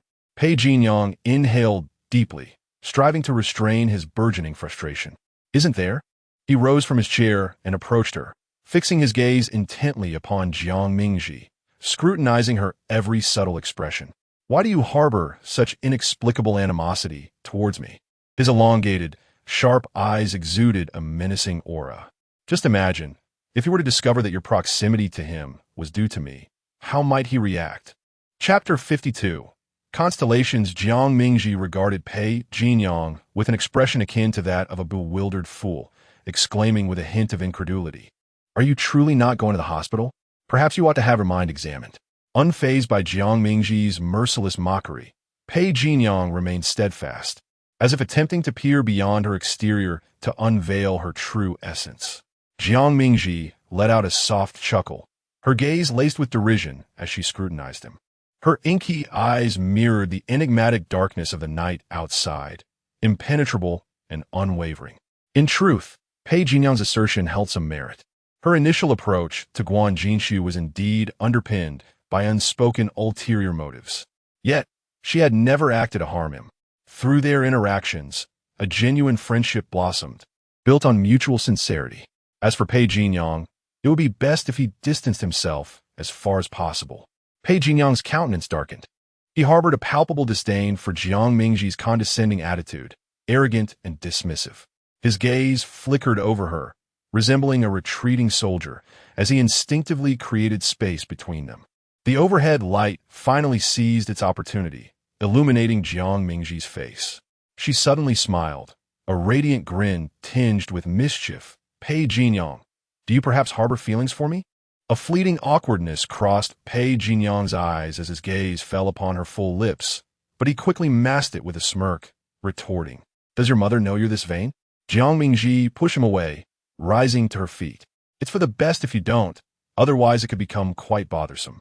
Understanding Pei Jinyang's penchant for pride, she intentionally provoked his ire. Earlier, she had sensed something amiss with him. If left unchecked, she feared he might tread the same treacherous path as in their previous life. Their relationship had shifted dramatically due to an inexplicable kiss. One moment, they were at odds, and the next, he was upon her. Fortunately, Jiang Mingji had a keen insight into Pei Jinyang. After that fateful night, he refrained from initiating conversation with her, not even engaging in quarrels, seemingly affirming his complete disinterest. Jiang Mingji felt a sense of relief. Her spirits lifted as she navigated through the familiar campus. Embraced by the cool breeze, she listened to Zhuang Heong exuberantly declare grand aspirations, played tennis with Guan Jingxiu, or occasionally shared amusing anecdotes with Meng Yuanyuan. These fragments of daily life provided her with a brief respite amid the stacks of exam papers. During a lengthy break that day, Meng Yuanyuan retrieved a deck of tarot cards from her backpack, theatrically positioning a crystal beside them. "Shall I divine your fortune?" she inquired. Jiang Mingji scoffed. What could possibly be predicted? Meng Yuanyuan shuffled the cards with an air of mystery. "Anything you wish to know can be foretold." Jiang Mingji jested. "Then why not reveal the secrets of my past life?" Meng Yuanyuan hesitated, scratching her head. Ultimately, Meng Yuanyuan did not assist Jiang Mingji, but instead read the card for the girl seated in front of her, inquiring, "What is his zodiac sign?" "You two share a low degree of compatibility. It seems you struggle to understand one another," she noted. The girl's expression visibly drooped, prompting Jiang Mingji to console her. "Horoscopes are notoriously unreliable. The zodiac suggests that Leo and Sagittarius are a match made in heaven, exhibiting a perfect harmony. This seems quite accurate. Aquarians tend to express a desire for communication and sharing only when they truly cherish someone, easily becoming infatuated. Their greatest fear is the cold violence of uncommunicated conflicts." Jiang Mingji sighed. "My dear, think carefully. Who isn't like this? Whether it's an Aquarian or a Capricorn, your observations could apply to either. But how can one discern if the other person harbors feelings for you?" Jiang Mingji replied, "If he truly likes you, there's no need for you to guess." Meng Yuanyuan, shaking a finger, protested, No. The thrill lies in the ambiguity and the teasing." Jiang Mingji chuckled. "Indeed. I never expected someone who has never been in a relationship to understand this so well." Meng Yuanyuan retorted, "You haven't had one either. Yet here you're commenting on me." Jiang Mingji refrained from responding. She had not only been in relationships, but had also married. Meanwhile, several girls at the front of the class were in a lively uproar, while Guan Jingxiu, seated at the back, hastily searched on his phone. "What zodiac sign is November 30th? What are the characteristics of a Sagittarius girl? Are Sagittarians compatible with those born on February 14th? Suddenly, he felt a tap on his shoulder and quickly exited the webpage. Zhuang Heong leaned down to look, teasingly asking, "What are you so anxious about?" After a thorough search yielding no results, he earnestly patted his friend's shoulder, advising him not to indulge in unhealthy distractions in broad daylight. Guan Jingxiu shot back, "Indeed. You're the most unhealthy distraction. Stay away from me." Zhuang Heong responded with a silent grin. At that moment, the literature committee member struck the podium with a pointer and announced loudly, "Is there anyone who wishes to sign up for the campus singer competition?" Zhuang Heong raised both hands, exclaiming, Me. Not content with merely signing himself up, he also raised Guan Jingxiu's right hand, declaring, "And him." The entire class turned their attention to the two, with Jiang Mingji clapping and cheering. "Wow. It seems we have two singing prodigies here." Guan Jingxiu attempted to reclaim his hand, but Zhuang Heong held on tightly, while others struggled to suppress their laughter. Zhuang Heong and Guan Jingxiu successfully registered for the competition, which attracted a surprising number of participants this year, as the school had offered few entertainment activities. Singing had no barriers to entry. Zhuang Heong encouraged Jiang Mingji and Meng Yuanyuan to join in, suggesting they form a group called Yizhong F4 to compete for the championship. Meng Yuanyuan waved her hand, declaring, "I can't carry a tune. I wouldn't want to hold you back." Under Zhuang Heong's eager gaze, Jiang Mingji nodded, "Then I'll join too." She believed her singing was mediocre, but certainly not unpleasant, merely at a karaoke level. Zhuang Heong proclaimed, "Let's practice this weekend." He was filled with enthusiasm, already planning their preliminary songs, the pieces for the top 50, and those for the finals. Seeing his fervor, Jiang Mingji was somewhat intimidated, while Guan Jingxiu maintained an indifferent demeanor, leading her to ponder. Perhaps the true masters are those like Guan Jingxiu, calm as the wind, yet astonishing when they move. Chapter 53. Reveal your 8-pack abs. Jiang Mingji walked through the corridor of the KTV, increasingly perplexed as she approached room 315. She paused at the door, double-checking the message on her phone against the room number above her. A 315, indeed. Who could be the source of such cacophony within? Peering through the glass of the door, she discerned Zhuang Heong, microphone in hand, belting out notes with veins bulging at his neck under the dazzling lights. Perhaps she had misheard. The discordant melody might have originated from another room. She pushed the door open, and the overwhelming sound nearly knocked her off her feet, extinguishing any lingering illusions. It was hard to fathom how Zhuang Heong could have advanced to the finals with such a disastrous vocal performance. Zhuang Heong greeted her with exuberance. Sister Jiang has arrived. Let's sing, just a few of us today, we can really practice. Jiang Mingji smiled sympathetically at Guan Jinshu, unable to imagine how long he had endured this. Guan Jinshu returned her smile, indicating he had grown accustomed to it. Jiang Mingji selected 3 songs on the karaoke machine, 2 in English and 1 in Chinese. She settled beside Guan Jinshu and inquired, "What song do you intend to sing?" He shook his head and attempted to speak, but the music was too loud for her to comprehend. Before she could lean closer to catch his words, the door swung open once more. Meng Yuanyuan entered, covering one ear, and shouted, "Zhuang Heong, do you really expect to win Best Singer with that performance?" Zhuang Heong looked bewildered. Is my singing really that bad? The 3 of them shook their heads in unison. Zhuang Heong flashed a rock and roll gesture, declaring, "You just don't understand. That's what rock is all about." Yet, he remained blissfully unaware of his lack of talent. Thankfully, after 2 songs, it was time for Jiang Mingji's selections. As the prelude began, she took another microphone that had been lying idle. Zhuang Heong perched on a high stool, adopting the demeanor of a seasoned musician. This ballad would truly test her vocal prowess. Jumping up down the floor, "My head is an animal," her voice flowed gently, like a spring water trickling over stones. The lights exploded. "I turn for you." Meng Yuanyuan recorded a segment of Jiang Mingji's performance on her phone, playing the enthusiastic fan. "Gigi, your English singing is delightful. You should debut." Jiang Mingji blushed, modestly replying, "It's nothing much." Her singing was merely of average quality, yet in comparison to Zhuang Heong, her voice appeared ethereal. Indeed, only through comparison can one appreciate the nuances of talent. After the 3 songs concluded, Meng Yuanyuan kindly offered Jiang Mingji a drink. Zhuang Heong had already nominated her as the top contender for Best Singer. Jiang Mingji remarked, "If my competition is at your level, then perhaps I stand chance." Zhuang Heong felt subtly insulted. "Brother Su hasn't sung yet. Let's hear your voice." Guan Jinshu chose a popular song, and to Jiang Mingji's astonishment, he selected the original track. Zhuang Heong clarified, "Brother Su can't enter the performance without the original." Jiang Mingji. "So, what gave you the courage to sign up for the campus singer competition?" Meng Yuanyuan whispered in her ear, "I should have signed up too." I thought Guan Jinshu was tone-deaf, but unexpectedly, he sang quite well, his timbre was pleasant, and he performed the original song, making it enjoyable to listen to from start to finish. In the grand auditorium of the school, a throng of students gathered backstage, chattering like a bustling market. Faintly, the sound of unaccompanied singing reached them from the front. Zhuang Heong suddenly felt a wave of anxiety, clutching at Guan Jinshu as he murmured, "I should have followed your lead and not signed up. You had the foresight. We agreed to embarrass ourselves together, yet you left me behind."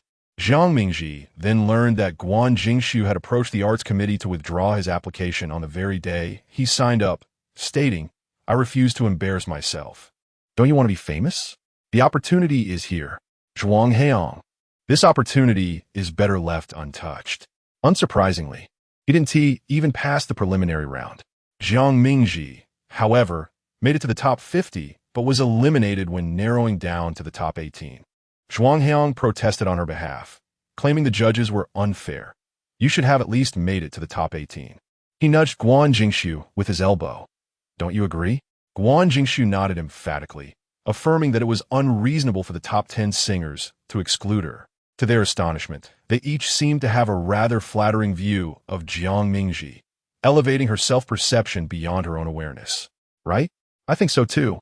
After evening study, Jiang Mingji bid farewell to her friends at the school gate.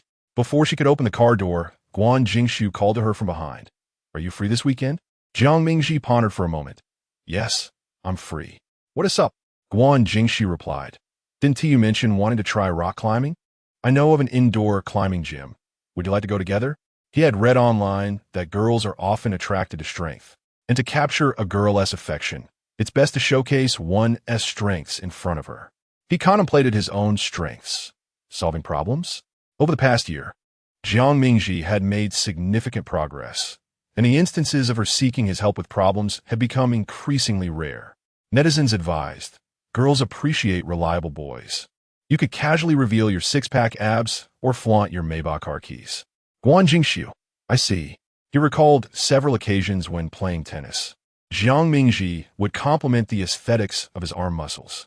Thus, he gathered the courage to invite Jiang Mingji to rock climbing, hoping to impress her with his prowess and regain the dignity he lost due to his lack of singing ability. Without hesitation, Jiang Mingji agreed, saying, sounds good.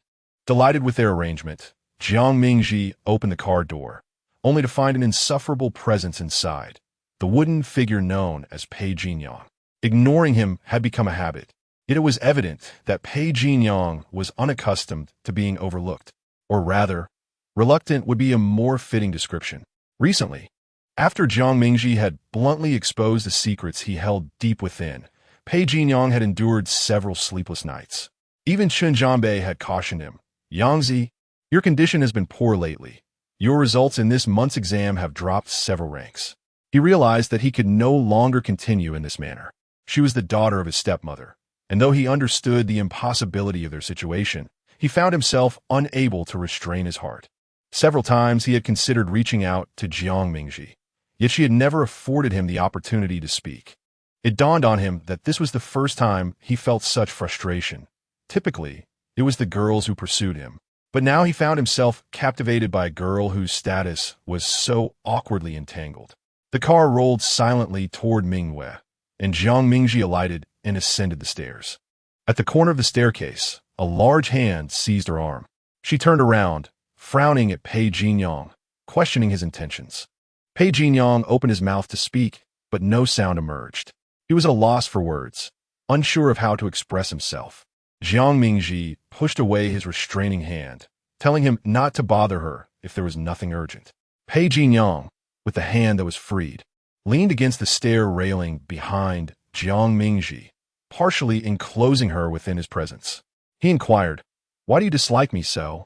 Jiang Mingji tilted her head slightly, blinking her clear eyes, and with an expression of innocent purity, she uttered a harsh truth.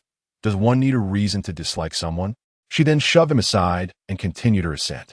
Moreover, she did not truly despise him. She merely wished to distance herself. Love and hate both harbor emotions, yet regrettably, she felt nothing for him at present, only a desire to avoid further entanglement. Living under the same roof was an unavoidable circumstance for now, but once she entered university, their encounters would diminish, simplifying their relationship. Pei Jinyang felt as though he had struck a punch into cotton, unable to scold Jiang Mingji nor to sigh in resignation. Observing her indifferent silhouette, he understood that he was utterly powerless against her. Chapter 54. Your hands are so soft. Jiang Mingji arrived at the vicinity of the climbing gym via the subway. Upon exiting the station, she held her phone aloft, checking the location sent by Guan Jingshu. After a brief turn, she confirmed her direction according to the map. She walked straight ahead for 200 meters, her keen eyes catching sight of the figure approaching her. I was worried you might have trouble finding it, so I came to meet you, he said. Jiang Mingji turned off the navigation and took a few steps forward to walk alongside him, thinking to herself that it was impossible for her to get lost. The route was clearly laid out on the navigation, and besides, he had already informed her of the correct exit. Guan Jingshu's lips curled into a smile, but he remained silent, cherishing the moment to be with her. Even if it meant walking a little further, it filled his heart with sweetness. The autumn sun shone like honey, casting a warm golden hue on the pavement, occasionally disturbed by passing pedestrians or vehicles. As the young men strolled and chatted, Jiang Mingji initiated a conversation. Have you ever tried outdoor climbing? Guan Jingshu replied, I've been twice. In fact, my first climbing experience was bouldering outdoors. It was quite interesting. Jiang Mingji remarked, "Isn't outdoor climbing a bit dangerous?" She had watched some videos where climbers scaled towering cliffs with nothing but a single rope. Not necessarily. There are easier routes in outdoor climbing, and with experienced climbing companions and proper gear, it can actually be quite safe. Along the way, Guan Jingshu briefly explained the differences between climbing and bouldering, as well as how to read climbing routes. Jiang Mingji absorbed a plethora of information, though somewhat bewildered. It was far clearer than when she listened to discussions about aircraft carriers. Upon entering the gym, they were greeted by a man with a crew cut, who was Guan Jingshu's coach. He scrutinized Jiang Mingji with a smile and asked, "Do you exercise regularly, young lady?" Guan Jingshu quickly answered for her, "Yes, she does." "That's good to hear. However, I must warn you that climbing can easily result in bruises and scrapes, and those with less physical fitness may even face a risk of fractures." Jiang Mingji felt a slight chill. While bruises and scrapes were acceptable, the thought of fractures seemed rather daunting. "Coach Chen, please don't frighten her." Guan Jingshu turned to Jiang Mingji with a reassuring smile. "You're in good shape. You'll be just fine." Jiang Mingji nodded, feeling a renewed sense of confidence in her physical health. Coach Chen waved his hand, "All right. Then you can introduce her to the basics. Come find me in the equipment room later." Guan Jingshu led Jiang Mingji deeper into the climbing gym, explaining, "Over here is the climbing area, which has rope protection. The different colors indicate various routes, some challenging and others easier." Before them loomed the rugged climbing walls, adorned with an array of colorful holds, towering an estimated 3 to 4 stories high. "By the way, do you have a fear of heights?" Guan Jingshu inquired. Jiang Mingji shook her head. Guan Jingshu continued, "Over there is the bouldering area, which has no safety ropes and is under 5 meters in height. Thick mats cushion the ground below, making it appear relatively safe." Just as Jiang Mingji was about to suggest trying bouldering first, Guan Jingshu suddenly halted, grasping her hands to examine them closely. "Fortunately, you haven't kept your nails long." Her fingers, adorned with smooth and rosy nails, were meticulously trimmed along the graceful curvature of her digits. They were rather elongated, soft to the touch, and within Guan Jingshu's heart, a fawn danced wildly. "Your hands are so delicate, they might easily be injured," he thought. Suddenly, he regretted inviting her to join in the rock climbing adventure, knowing that gloves were prohibited and her hands would surely blister. Jiang Mingji, however, did not hastily withdraw her hand. "It's all right. I've mentally prepared myself for this," she assured, playfully squeezing Guan Jingshu's hand. "No wonder you have calluses." His palms bore thin calluses, with prominent knuckles and nails clipped so short they nearly embedded into the flesh, revealing hands well acquainted with athletic pursuits. Guan Jingshu felt hesitant to speak, fearing that the fawn within him would leap forth should he open his mouth. As Jiang Mingji released him, her fingertips grazed over the prominent veins on the back of his hand, soft and smooth. In the equipment room, Jiang Mingji selected her gear based on the coach's recommendations. She shed her outer layer to reveal a fitted athletic ensemble, having chosen long-sleeved yoga attire for the occasion. The form-fitting apparel caught Guan Jingshu off guard, as he was accustomed to seeing her in loose school uniforms. He averted his gaze and reached for the magnesium powder, which could enhance grip when applied to the hands. "All right," she said, brimming with eagerness. She had come to appreciate the joy that physical activity could bring. Unlike drinking, exercise also released dopamine, invigorating her spirit. Observing others climb, she noted how effortless it appeared, especially admiring the graceful lines of a sister's arms. After warming up, she stood beneath the climbing wall, ready to embrace the challenge. Guan Jingshu instructed her on where to grip and where to place her feet, covering every detail meticulously. However, as she ascended the wall, she quickly realized that rock climbing was far more challenging than it seemed. Her arms were not long enough to reach. Her legs could not push her up. What if she ran out of strength midway? The height intimidated her, and when confronted with awkward angles, she felt the urge to surrender. Overwhelmed by difficulties, after only 2 or 3 meters, she clung to the rocks on the verge of tears. Guan Jingshu's voice called out from below, "I'm here, don't be afraid. Step on that hold to your right and rest for a moment." You're almost there, Jiang Mingji. You're doing amazing. Her spirits lifted instantly. Gritting her teeth, she continued her ascent. Rock climbing was not a sport for the faint-hearted, and she was certainly no coward. Upon reaching the summit, all her struggles dissipated, leaving only a sense of exhilarating satisfaction. Exiting the climbing gym, the sky had darkened. "Let me treat you to dinner," she offered, as a token of gratitude for his company during the climb. They casually chose a hot pot restaurant, and, just after placing their order, Guan Jingshu retrieved a tube of hand cream from his bag. "Your hands must be quite dry. You should apply some hand cream," he suggested. Jiang Mingji's eyes lit up. "You carry hand cream with you? Do you have a sister?" Guan Jingshu replied, "It's my mother's. The magnesium powder tends to dry my hands, so she always applies some cream for me. I took this one with me today." Indeed, it proved to be quite useful. Jiang Mingji extended her hand, feeling the dryness acutely. "Please give me some." She had just rinsed her hands for quite a while at the sink, yet it had not alleviated the discomfort. To her surprise, Guan Jingshu was exceptionally well prepared. He generously squeezed a substantial amount of hand cream into her palm. "That's too much," Jiang Mingji remarked, observing the large dollop. "If I apply all of it, I might end up slipping and unable to hold onto the chopsticks." She gestured for him to extend his hand, offering him a portion. As she took his hand, she spread some of the hand cream onto his palm. The contact of their youthful hands sparked a subtle electric sensation, warmth of skin, the slickness of the cream, and the prominence of their bones. All these details magnified as if in slow motion. In that moment, it felt as though Guan Jingshu's entire world revolved around those two hands, oblivious to the server's arrival with their dishes. Chapter 55. What should we adjust about Guan Jingshu? Throughout the entire meal, Guan Jingshu consumed his food in a state of blissful distraction. It felt as though he was walking on clouds.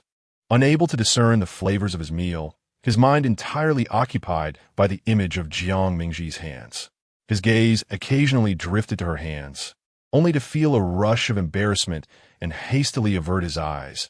Yet within mere seconds, he found himself irresistibly drawn back to them. Meanwhile, the instigator, Jiang Mingji, remained oblivious to the peculiar behavior of her companion, her physical fatigue compelling her to focus solely on eating while enthusiastically discussing outdoor activities with him. It wasn't until Jiang Mingji settled the bill that Guan Jingshu's thoughts returned to reality. "I'll take care of the bill," he insisted. "How could I let a lady pay?" Jiang Mingji, however, was not willing to concede. "Wasn't it agreed upon? Next time, then. Next time, you treat me." Unlike the boisterous patrons at a nearby table who seemed ready to brawl over the bill, her voice was soft, her tone playful with a hint of coaxing. Guan Jingshu felt his heart melt into a puddle. "All right," he acquiesced. "Next time." The notion of a future encounter blossomed within him, a warm sun igniting in his heart. Just the thought of Jiang Mingji being near her generated an endless source of warmth. This winter was destined to be a mild one. The burdens of academic life need not be elaborated upon. Amidst the relentless tide of assignments, the school graciously allotted an evening for a ceremony to celebrate their transition into adulthood. The event was held in the grand auditorium. As the final class of the day concluded at 4:45 p.m., students were granted an hour and a half for dinner and to don their formal attire. Many girls prioritized their appearance over sustenance, pulling out cosmetics to begin their makeup. Among them was Meng Yuanyuan, who was particularly invested in her looks. Before heading to the cafeteria, Jiang Mingji inquired if she could bring back some bread for Meng Yuanyuan. "No, thank you," Meng Yuanyuan replied. "I fear I won't fit into my dress." This was a once-in-a-lifetime ceremony, one that would be immortalized in photographs and videos, and she was determined to avoid any regrets. To combat potential bloating, she had even limited her water intake that day. Jiang Mingji ventured to the cafeteria with a classmate seated in front of her.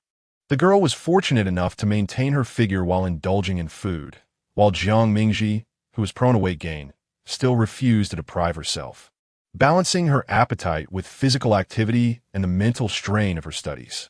Upon exiting the cafeteria, they observed several girls grouped together, carrying bags in and out of the arts building. The arts building featured dedicated changing rooms to prevent the skirts from becoming soiled in the restrooms, and many girls opted to change their outfits there. Girls entered wearing loose, oversized uniforms, and emerged clad in an array of elegant dresses. The transformation from child to adult seemed encapsulated in a single dress and a pair of high heels. Upon returning to class, Jiang Mingji found Meng Yuan struggling with her eyeliner application, clearly a novice in makeup, with her eyeliner uneven and extending far too close to her temples. As an experienced makeup artist, Jiang Mingji could no longer tolerate the sight. "Shall I assist you with your eyeliner?" she offered. If Meng Yuan went through her coming-of-age ceremony sporting that look, it would surely be a regrettable memory, one she would lament every time she recalled it. Meng Yuan examined her reflection in a small mirror, feeling somewhat satisfied. "Is it acceptable? Just remember, you might regret it in a few years," Jiang Mingji warned, reflecting on how even one's past self can feel like a stranger. "Meng Yuan, do you know how to apply makeup?" Forgive her skepticism. She has never witnessed Jiang Mingji in the act of beautification. Jiang Mingji scoffed, snatched the eyeliner from her, and settled down, declaring, "Watch me demonstrate." Borrowing a makeup remover wipe from another classmate, she meticulously erased Meng Yuan's eye makeup. Meng Yuan gazed enviously at Jiang Mingji's face, so close yet so radiant. "Your skin is truly exquisite," she remarked, "so fair and flawless that not even a hint of blackheads is visible on your nose." Jiang Mingji replied, "You could achieve this too, with ample sweating and sufficient sleep." After all, her years of skincare knowledge were not acquired in vain. Meng Yuan inquired, "Do you never wear makeup?" "Never," Jiang Mingji replied. She wished to preserve the essence of her youth, knowing that makeup could always be applied later. But youth itself is fleeting. Don't ask, experience speaks for itself. At her last coming-of-age ceremony, she had even hired a makeup artist, only to regret it later when she saw the photographs. The makeup had seemed outdated, and the contrast between her youthful face and the mature makeup was jarring. Meng Yuan sighed. "Being beautiful makes such a difference." Jiang Mingji replied, "Becoming beautiful is quite simple. Just look down." With deft hands, she applied a subtle eyeliner. A modest investment in makeup can enhance beauty. With wealth, one might even resort to cosmetic surgery or aesthetic treatments. In the streets, beauties outnumber handsome men, and every girl has her own unique style of beauty. Meng Yuan gazed at her reflection in the mirror, noticing a distinct transformation. Some boys in the class returned dressed in formal attire, their curiosity piqued by the girl's cosmetics. "Is this what makes one so fair? What is this brush for? Why paint the face so red?" The girls retorted, "Get away. You're blocking my light. That suit looks horrendous on you." The classroom buzzed with youthful chatter, a cacophony of laughter as the sun hung low in the sky, casting a warm glow upon the boys and girls, a hasty narrative of their youth. Guan Jinshu, clad in a well-tailored suit, stood before her desk, his youthful hair tousled with exuberance. It was the first time Jiang Mingji had seen him in formal wear, and she couldn't help but whistle in admiration. "You're quite handsome." Her casual compliment made Guan Jinshu's ears flush with a hint of crimson. Zhuang Heong squeezed his way over, asking, "What about me?" Jiang Mingji glanced up and noted, "You're handsome too." Zhuang Heong detected her insincerity and turned away, muttering, "I'll show it to my girlfriend. She'll definitely be impressed." Jiang Mingji's gaze lingered on Guan Jinshu, brimming with appreciation for his charm. Suddenly, she reached out and tugged at the hem of his jacket. "How about I add a beauty mark for you? It would make you even more attractive." "Ah." Guan Jinshu looked puzzled. Jiang Mingji picked up the eyeliner and playfully coaxed him, "Just a tiny dot on your face." Guan Jinshu shook his head. "I don't wear makeup." "It's not makeup, just a dot. I promise it will be just that." Guan Jinshu remained skeptical, but she reassured him that it wouldn't detract from his good looks. He settled onto a chair, and Jiang Mingji patted him approvingly. "That's more like it. Just one little dot." Guan Jinshu thought to himself, what is the harm in a little dot? She could even paint an entire canvas on his face if she wished. Jiang Mingji leaned closer across the desk, so close that only she occupied his gaze. The girl's lashes were thick, her nose elegantly arched, and her lips were full and rosy. The boy swallowed hard. Jiang Mingji dipped her pen and marked a point near his right cheek, close to his nose. This stroke was akin to a searing brand, etching an indelible mark upon his heart. He recalled her gently touching that mark with her fingertip, nodding in satisfaction as if he were her most magnificent masterpiece. To quote a literary work, it should be expressed thus: forever fervent, forever indulging in joy, forever with a racing heart, forever youthful in spirit. Yukio Mishima. Chapter 56. May I invite you to dance? The school has invited parents to partake in the adult ceremony, and those who arrived early have already gathered in the grand auditorium, capturing moments with their children. Meng Yuanyuan anxiously tugged at Jiang Mingji, urging her to change into her formal attire. My mother says she yes at the school gate. We must hurry. Jiang Mingji was the first to don her outfit, primping her hair in front of the sink. As Meng Yuanyuan emerged from the changing room, she gasped, wow. She hurried over, holding her skirt. Jiang Mingji, you look absolutely stunning. Jiang Mingji wore an elegant YSL women's suit, its oversized, tailored silhouette contrasting sharply with traditional formal wear. The straight-cut trousers exuded confidence and authority, while her 10-centimeter heels peeked subtly from beneath the pant legs as she walked. Her hair was slicked back, complemented by a pair of black-rimmed glasses, radiating an alluring intelligence. At the end of the article, the author mentions an attached image for those interested. Meng Yuanyuan scrutinized her from head to toe. I thought you would wear a dress, but I didn't expect you to go all out like this. At adult ceremonies, 96% of girls typically opt for dresses, while the remaining 3% choose outfits they adore but seldom wear in public. Jiang Mingji was indeed the first to sport a suit. With a playful smile, she lifted Meng Yuanyuan's chin and asked, do I look handsome? This ensemble was from YSL's autumn-winter runway collection, specially ordered by Chiotang a month in advance. Tired of conventional dresses, she desired a unique adult ceremony, much like her life, which she refused to navigate on the beaten path. Enchanted, Meng Yuanyuan nodded fervently. Wait, I need a photo with you. We should be the prince and princess. Her attire was a delicate pink princess gown, and she feared she might never have the courage to wear such a pastel hue again. After Jiang Mingji secured the back ties, she applied a nude lipstick in front of the mirror. Upon reaching the grand hall on the first floor, they found numerous parents and students already capturing memories by the entrance to adulthood. Lin Wan rushed over, exclaiming, Ah, Gigi, a husband is a feeling, not a gender. Will you be my husband? Jiang Mingji, nearly losing her balance from the collision in her heels, replied, Haven't you finished school yet? Why didn't you go home? Lin Wan opened her phone camera. I stayed just to see you. Come, let us take a picture. She wrapped her arms around Jiang Mingji, demanding a boyfriend-style pose. Reluctantly, Jiang Mingji obliged. After Lin Wan snapped a satisfactory photo, she finally released her waist and said, I won't delay you any longer. I'll take my leave. After bidding farewell to Lin Wan, Jiang Mingji spotted Guan Jingxiu, who was posing for a photograph with a bouquet alongside his mother. The person capturing their moment was Chiotang, while Pei Zhaohua stood beside them with 2 bouquets in hand. Almost every parent present had brought a bouquet for their child, and Chiotang's aesthetic had consistently proven impeccable, as the flowers he gifted Jiang Mingji perfectly matched her attire. Upon noticing her arrival, Guan Jingxiu's mother warmly greeted her. Long time no see. Oh my, you've grown so much. I hardly recognized you at first glance. You've transformed from the adorable little girl I saw on the island into a completely different person. At this moment, Guan Jingxiu was somewhat astonished. He had just witnessed a multitude of girls clad in elegant dresses and found himself daydreaming about what color gown Jiang Mingji would don, undoubtedly resembling a fairy. The disparity between reality and imagination was stark. This was the first time he encountered the cool and charismatic Jiang Mingji.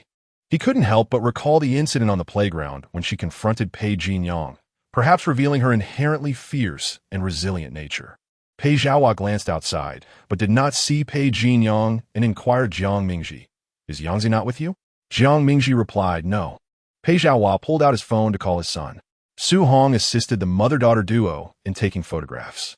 Guan Jingxiu held the camera in one hand and Jiang Mingji's phone in the other, adeptly capturing both video and stills. This was a task Jiang Mingji had entrusted to him.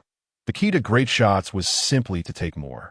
After concluding the mother-daughter photos, they turned to group shots among classmates. Meng Yuanyuan had been whisked away by her parents, while Zhuang Heong was busy snapping pictures with his mother. Jiang Mingji and Guan Jingxiu stood beneath the adult entrance, with Su Hong capturing their shared image. As people moved about, Jiang Mingji was jostled slightly, causing her to draw closer to Guan Jingshu, their arms brushing against each other, sharing warmth. She had applied perfume today, and its assertive floral and fruity scent invaded Guan Jingshu's senses, intoxicatingly romantic. The fragrance wafted through the air, lingering on fabrics as well. He felt a tingling sensation along his right side. Suddenly, Meng Yuan appeared from behind, with Zhuang Heong joining the group photo as well. Jiang Mingji wrapped her arm around Meng Yuan's shoulders, signaling for Guan Jingshu to place his hand upon her shoulder, while Zhuang Heong draped his arm over Guan Jingshu.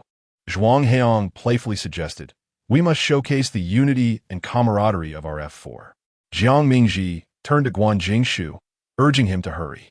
In her high heels, she stood nearly 180 centimeters tall, reaching his brow, making the height difference feel effortless as they posed together. Guan Jingshu enveloped her shoulders, both gazing toward the camera. Youth is akin to a magnificent galaxy, where stars shimmer from afar. Yet upon closer inspection, one discovers some stars are undergoing a cataclysmic explosion. The supernova bursts forth in a dazzling display, reminiscent of fireworks, ushering in an endless romance. Not far behind the camera lens, Pei Jinyang arrived fashionably late. Pei Uncle handed him a bouquet, and he held it with an air of indifference. Pei Uncle suggested a family photo, which Qiu Tang readily agreed to. Jiang Mingji felt compelled to comply, positioning herself beside her mother. They snapped a couple of simple pictures, and, sensing Pei Jinyang beside her about to call her name, she preemptively spoke, "Uncle Pei, Mom, they're urging us to go in. Shall we?" Linking arms with Qiu Tang, they ascended the steps. Qiu Tang playfully chided, "Look at all these young ladies in their lovely dresses. Why must you insist on wearing a suit?" Jiang Mingji merely smiled, her laughter innocent and unassuming. The school leaders addressed the audience from the podium, their words stirring and profoundly emotional. Jiang Mingji and her mother were busy taking selfies. "Mom, did you have a makeup artist today? How did you know? You've got false eyelashes on." The awkwardly sentimental segment has finally concluded, paving the way for the exchange of gifts between the students and their parents. Jiang Mingji adorned her neck with a diamond necklace, while she presented Qiu Tang with a handwritten letter, although she is not accustomed to expressing emotions in front of a large audience. She is acutely aware of her mother's profound love for her. With the touching segment behind them, music began to emanate from the auditorium speakers, allowing everyone to form dance pairs, primarily for ballroom dancing, while those who preferred not to dance could engage in other activities. Numerous classmates approached Jiang Mingji for photographs, predominantly female students, with several girls from the liberal arts class forming groups to join her. This gave Jiang Mingji a sensation akin to that of a celebrity meet and greet. Initially, she maintained a polite smile, but soon, many remarked that her expression was more captivating when she refrained from smiling. After bidding farewell to the last student who took a photo, Jiang Mingji felt a gentle nudge at her elbow. "Shall we dance together?" Chapter 57. The master of flirting Jiang Mingji turned around and, upon recognizing the visitor, declined with utmost clarity, stating she was not available. Pei Jinyang continued to gaze at her, exuding a laid-back demeanor, as he mentioned what my father said. Pei Zhaohua had already taken to the dance floor with Qiu Tang, and he had urged Pei Jinyang to invite his sister for a waltz. It was presumed that Jiang Mingji would acquiesce out of respect for Pei Zhaohua. However, after her refusal, she turned to leave, and Pei Jinyang did not pursue her, for Sheng Qiaoshi had arrived. As she sought Meng Yuan, she only spotted Aunt Su Hong, who was engaged in light conversation with a parent, while Guan Jingshu was assisting someone with photographs. Approaching them, Guan Jingshu returned the phone to its owner and extended a hand towards her. "Might I invite this lovely lady for a dance?" Jiang Mingji smiled and placed her hand in his, replying affirmatively. In such an ambience, the pairing of young men and women on the dance floor felt entirely natural, as many close friends would share a moment on the dance floor. The melodious strains of music wafted through the air, and the two stepped into the makeshift dance floor center. The warmth of the youth's palm radiated softly, akin to a gentle current, quietly spreading throughout Jiang Mingji's being. His other hand rested lightly upon her waist, while she placed her hand upon his shoulder. As they drew closer, Jiang Mingji could distinctly feel the vibrations of the stage, pulsing in time with the music. Perhaps it was not merely the volume of the sound system, but the proximity to him that allowed her to perceive the cadence of Guan Jingshu's heartbeat. Feeling the closeness, Jiang Mingji hesitated to meet his gaze directly. In an attempt to shatter the silence enveloping them, Guan Jingshu spoke first. By the way, he lowered his head slightly, his warm breath brushing past Jiang Mingji's ear, prompting her to instinctively retract her neck. "Your birthday is approaching. What gift do you desire?" Jiang Mingji replied. "What do you wish to gift me?" Both found themselves a loss for answers, falling back into silence. After a moment, Guan Jingshu resumed the conversation. "Pei Jinyang has been watching you." Jiang Mingji responded nonchalantly. "Let him look. His eyes are on me. If he wishes to stare, so be it." As they danced, they quietly attuned themselves to each other's breaths. The dance segment concluded, giving way to a fireworks display organized by the school for the students. It was said to have cost a fortune, yet the fireworks were indeed magnificent, exploding in a breathtaking moment that painted the sky in a kaleidoscope of colors, cascading like a waterfall of brilliance, seemingly intent on enveloping all. The social media feeds were inundated with posts about the coming-of-age ceremony, with nearly everyone sharing an unending stream of photographs. Even the typically reticent Guan Jingshu posted a message, 18 and aspirations, youth at its peak, accompanied by a collage of various snapshots, including those with his mother, the F4 Class 9, and a final image capturing the dance floor, where he and Jiang Mingji were entwined amidst the throng. The coming-of-age ceremony concluded splendidly, and the following day, everyone donned their school uniforms, attending classes as usual. The brilliance of the previous night felt ephemeral, much like the fireworks, brief yet profoundly memorable. Upon arriving at school, Jiang Mingji was greeted by a new nickname. In the early morning, the renowned ladysman of our school found himself unexpectedly overshadowed by Jiang Mingji's tailored trousers. "How I loathe you, ladysman of our school. Even my dear one claims you are the most handsome." Last night, clad in a suit, Jiang Mingji outshone all the boys. Yesterday, when Zhuang Heang showed his significant other a group photo, he anticipated a compliment, but to his astonishment, her first remark was, "That girl is so cool. I adore her." Jiang Mingji's eyes sparkled with excitement. "Really? Does your sweetheart wish to become my wife?" Zhuang Heang roared back, "No, absolutely not. It is indeed amusing to provoke a cheerful little dog into a fit of anger." And Jiang Mingji found herself collapsing in laughter against Meng Yuan. Yang Hui remarked, "Many groups in our class are buzzing about you. Your pictures have practically taken over the campus wall. Did you know?" Jiang Mingji inquired, "How do you have such inside information? Are you privy to the affairs of every group?" Yang Hui coughed discreetly into his fist. "It's just my extensive network." He had infiltrated a liberal arts group, hoping to charm some girls, only to find them all discussing Jiang Mingji. A junior he knew, responsible for the campus wall, revealed that the majority of the messages flooding in were about her. Moreover, he had shamelessly collected the WeChat contacts of girls, only to find their moments filled with Jiang Mingji's presence. A new husband has emerged. How can one remain stagnant? How vexing. Jiang Mingji felt quite helpless. She truly did not intend to steal the spotlight. While she was aware of her own charm, she never anticipated such a fervor.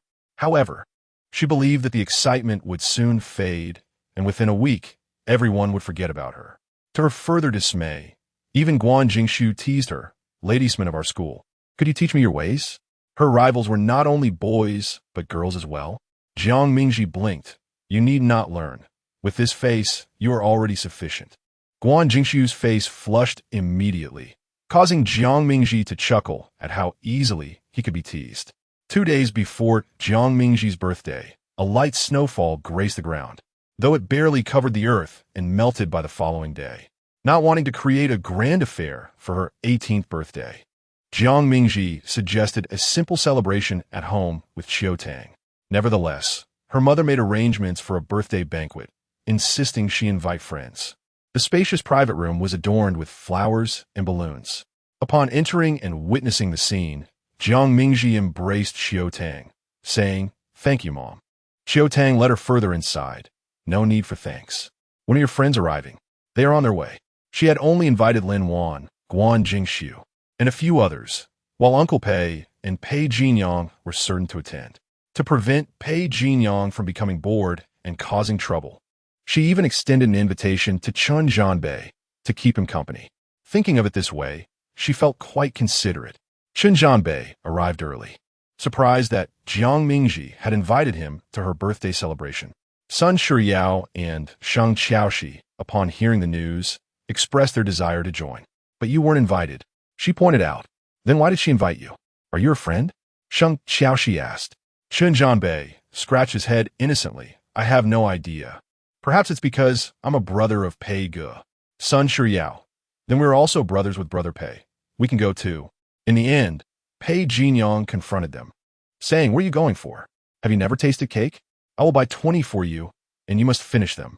When Chun Jianbei noticed the arrival of Guan Jingxiu, he turned to look at Pei Jinyang. Excellent. His expression was indeed quite poor. He suddenly understood why Jiang Mingji had invited him. Perhaps she wanted him to mediate when Pei Jinyang and Guan Jingxiu clashed. The large round table, which could seat 16, now accommodated only 9. Jiang Mingji. Mom, I told you I don't have that many friends. Xiao Tang cheerfully signaled the waiter to serve the dishes, allowing for a more relaxed and spacious seating arrangement. Guan Jingxiu. His intention to help Jiang Mingji with the food was thwarted. Chapter 58. What does she mean?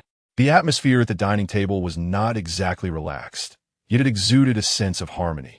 With the presence of parents, Meng Yuan and Lin Wan were somewhat restrained, adhering to proper dining etiquette.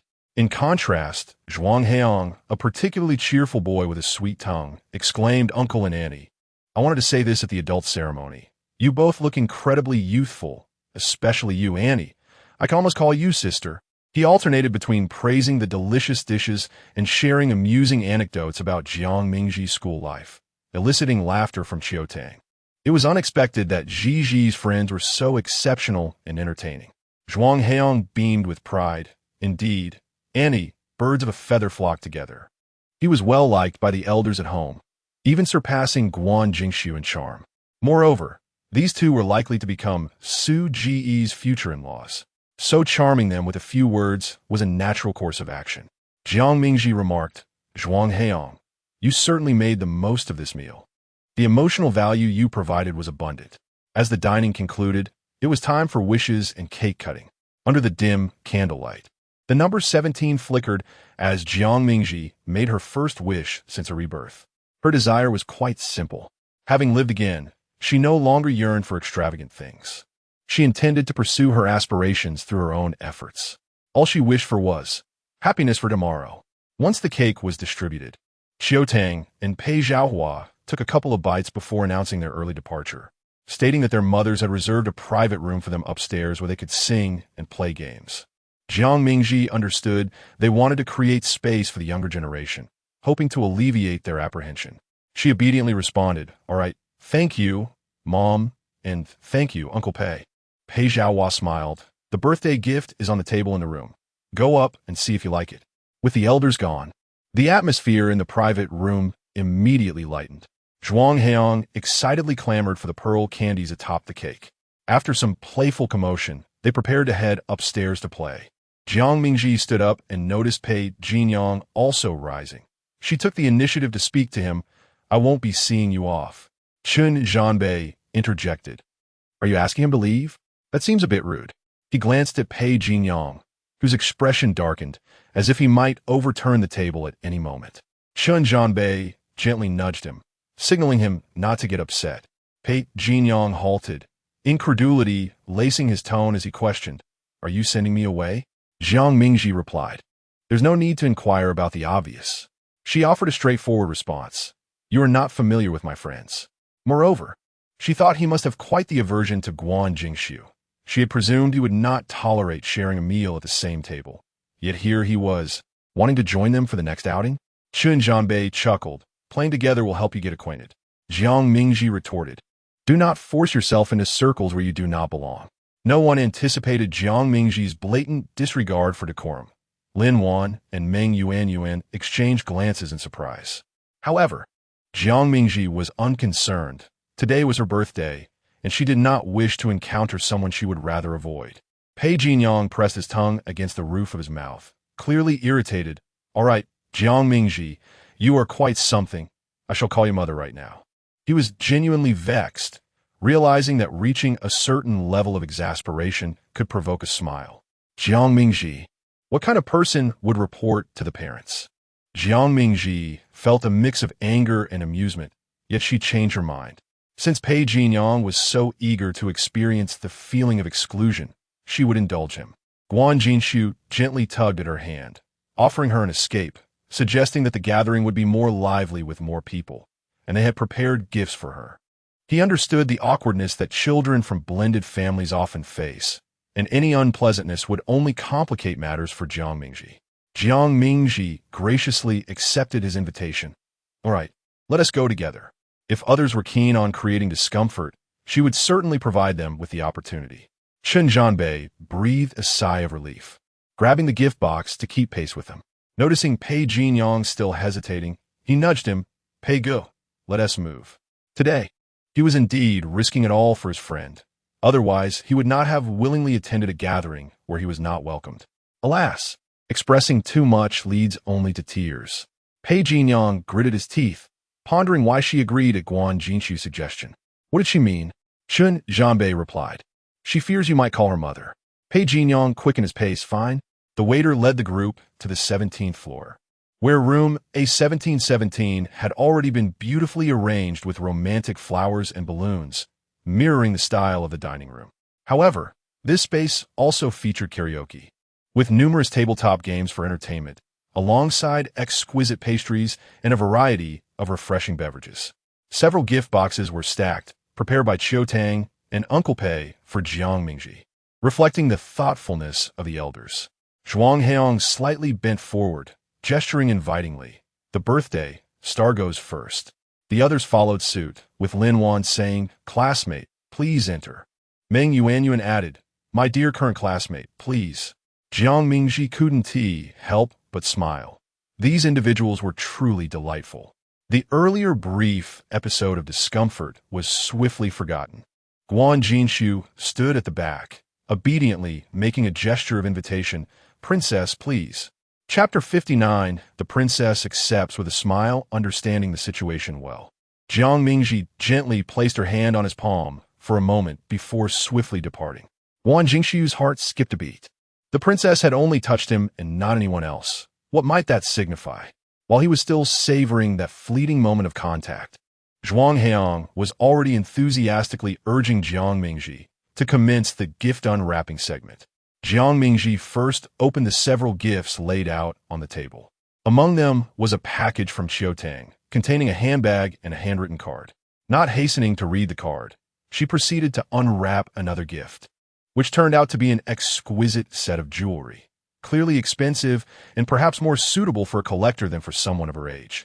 Inside, there was also a greeting card with a simple happy birthday, pinned in the elegant script of Uncle Pei.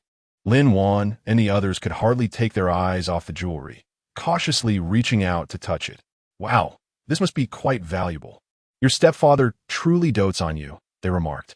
Jiang Mingji responded with a smile. "Indeed. Uncle Pei has been so kind to me that I almost feel inclined to call him Dad." She had never addressed Uncle Pei as Dad before, partly due to her age and the awkwardness of such a change, and partly because of her past relationship with Pei Jinyang. However, in this lifetime, she felt it might be appropriate to find a suitable moment to make that shift. Pei Jinyang's complexion turned pale at her words. If she truly began to call him Dad, it would signify the impossibility of their relationship, rendering even his slight hopes unspoken. Clenching his fists tightly, he attempted to maintain a nonchalant tone as he retorted, "Are you really planning to call him that?" Jiang Mingji merely smiled, undeterred. "You can find out if I mean it by trying." She was intent on severing his lingering thoughts. She understood his feelings well. The infatuation of youth was often inexplicable, and she was prepared for him to develop feelings for her once again. In truth, their previous relationship had begun due to a physiological attraction, with their banter masking an undeniable chemistry. Disregarding him, Jiang Mingji continued to unwrap gifts. Another box contained a charming little dress, also a gift from her mother. After unwrapping the elders' presents, it was now time for those from friends. Lin Wan was the first to present her gift, feeling somewhat insignificant in the face of such luxury. Jiang Mingji playfully scolded her. How can you compare? Lin Wan had gifted her a rose-shaped brooch. After unwrapping the gifts from Zhuang Heong and Chen Zhanbei, Jiang Mingji turned to Meng Yuan, saying, Yuan, don't hide it any longer. Show me. Meng Yuan, feeling bashful, retrieved a velvet gift box from her bag, saying, please don't think poorly of mine. She felt her gift paled in comparison to the others, having prepared something worth only around 100 yuan, which made her somewhat self-conscious. Jiang Mingji opened the box to find a pair of delicate floral earrings, a matching set to the ones Meng Yuan wore that day, but in a different style. Filled with delight, she exclaimed, these are sister earrings. I'll wear them right now. Lin Wan pounded the table in mock frustration. Darn it. I still lost to you. Meng Yuan beamed. Let me help you put them on. Once adorned, Jiang Mingji turned her head to showcase her new earrings, asking, do they look good? Beautiful, came the reply. Now, let me wear the brooch too. Jiang Mingji endeavored to keep everything balanced. Zhuang Heong nudged Guan Jingshu with his elbow, his eyes brimming with urgency. Hurry and present your gift to the princess. Guan Jingshu presented a beautifully wrapped gift box, saying, Princess, please accept this. Jiang Mingji was amused, giggling at his gesture. You seem quite different today, Guan Jingshu, Meng Yuan remarked, scrutinizing him. In what way? She inquired. Your words are particularly sweet, came the reply. Guan Jingshu restrained the corners of his mouth, preventing an exaggerated smile from emerging. Zhuang Heong clicked his tongue, unable to endure the couple's overly affectionate banter. Jiang Mingji opened the gift box to find a whale adorned with gems, designed to be hung on a backpack.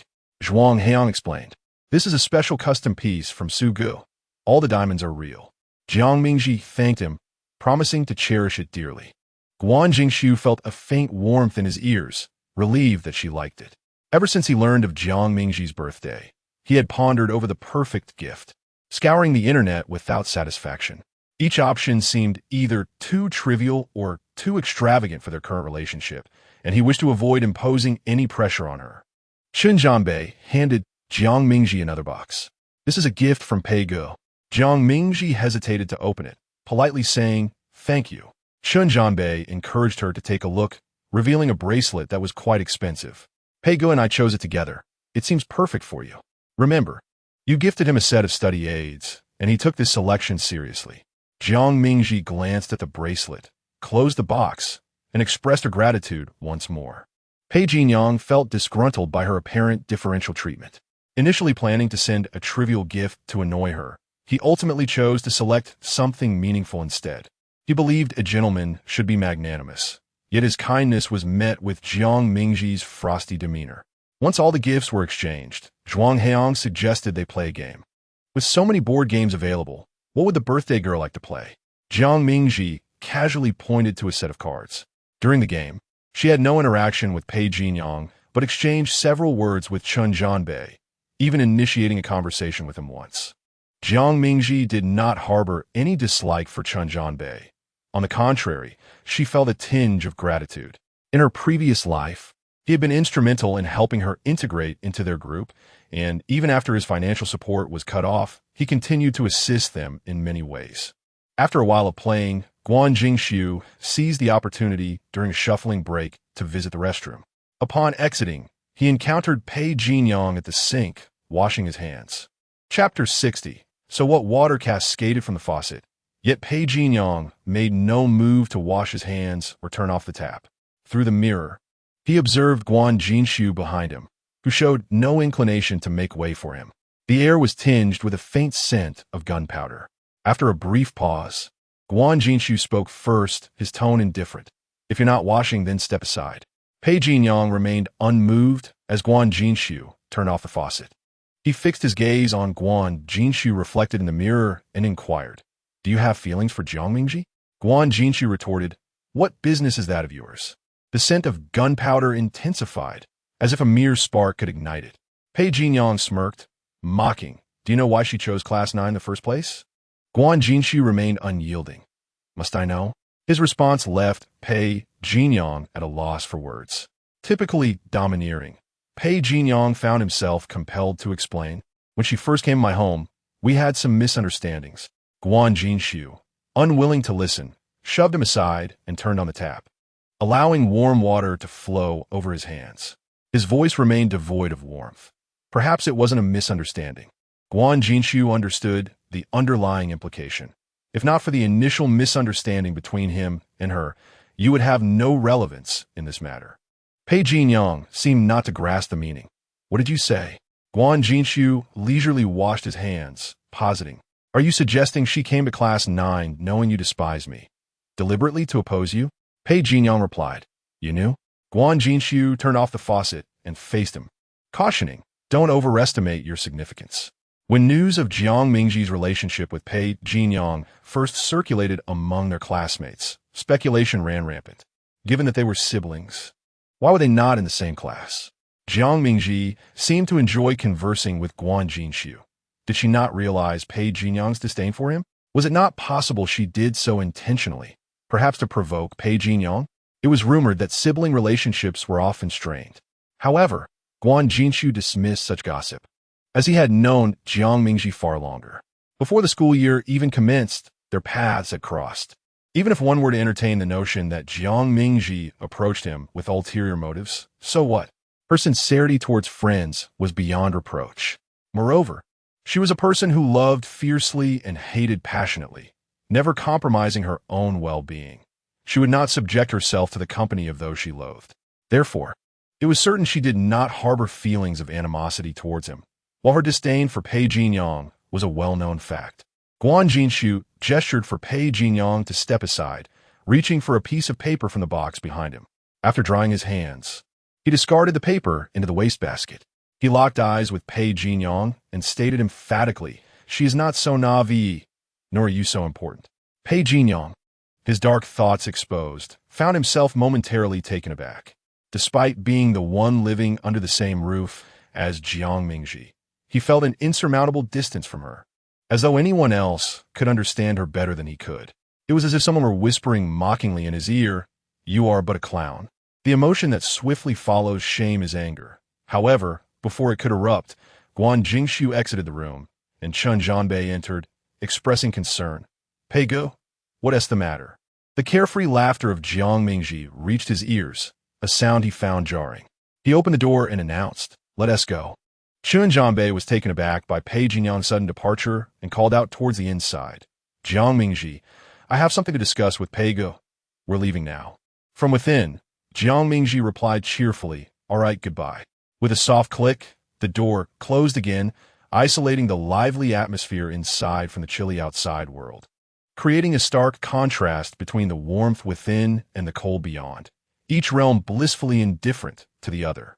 Inside, Jiang Mingji and Lin Wan continued their game of Monopoly until past 10 o'clock.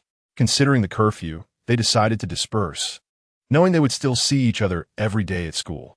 Upon returning home, Jiang Mingji completed her evening routine and began to organize the gifts she had received, carefully placing away the ones meant for safekeeping and displaying the ones for daily use. As her fingers brushed against the cool surface of the diamond-shaped whale, she was reminded of the boy who was both cold and warm, and her lips involuntarily curled into a smile. She attached the whale to the zipper of her backpack, admiring how well it matched. Guan Jinshu certainly had an eye for aesthetics. At the foot of her bed, her phone vibrated, illuminating the screen. She picked it up to check the new message. Guan Jinshu, happy birthday. Jiang Mingji chuckled softly. Why say it again? Am I traversing time? Guan Jinshu replied with a voice message, which she opened to hear his clear, bright voice. I hope you find joy even in the last minute of your birthday. Immediately following was a text. Am I the last one to wish you a happy birthday? Jiang Mingji responded. Indeed, you are not just the last, but also the first. At midnight on November 30th, the first birthday wish she received was from him, and at 23:59 on the same day, the last birthday wish was also from him. As the time shifted from 59 to 00, Jiang Mingji felt playful and teasingly asked, is that all you wish for me? To be happy on my birthday? What about the rest of the day? Guan Jinshu replied, I hope you find joy every day, wishing to witness and partake in her happiness continuously. Forever happy, Jiang Mingji. Chapter 61. Sleep well. Child, the final winter break of their high school journey has finally arrived amidst eager anticipation. They're the last group to leave school and will also be the first to return. A mere 9 days remain, yet they must complete a multitude of assignments. Some students begin to plan their holiday, waking naturally in the mornings, enjoying leisurely afternoons, and dedicating the last half a day to catching up on homework.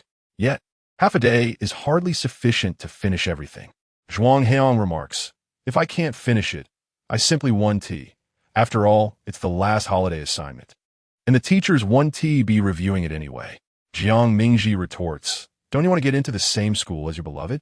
Zhuang Heong sighs. That Zhang Tianbao got successfully recommended. He is completely liberated now.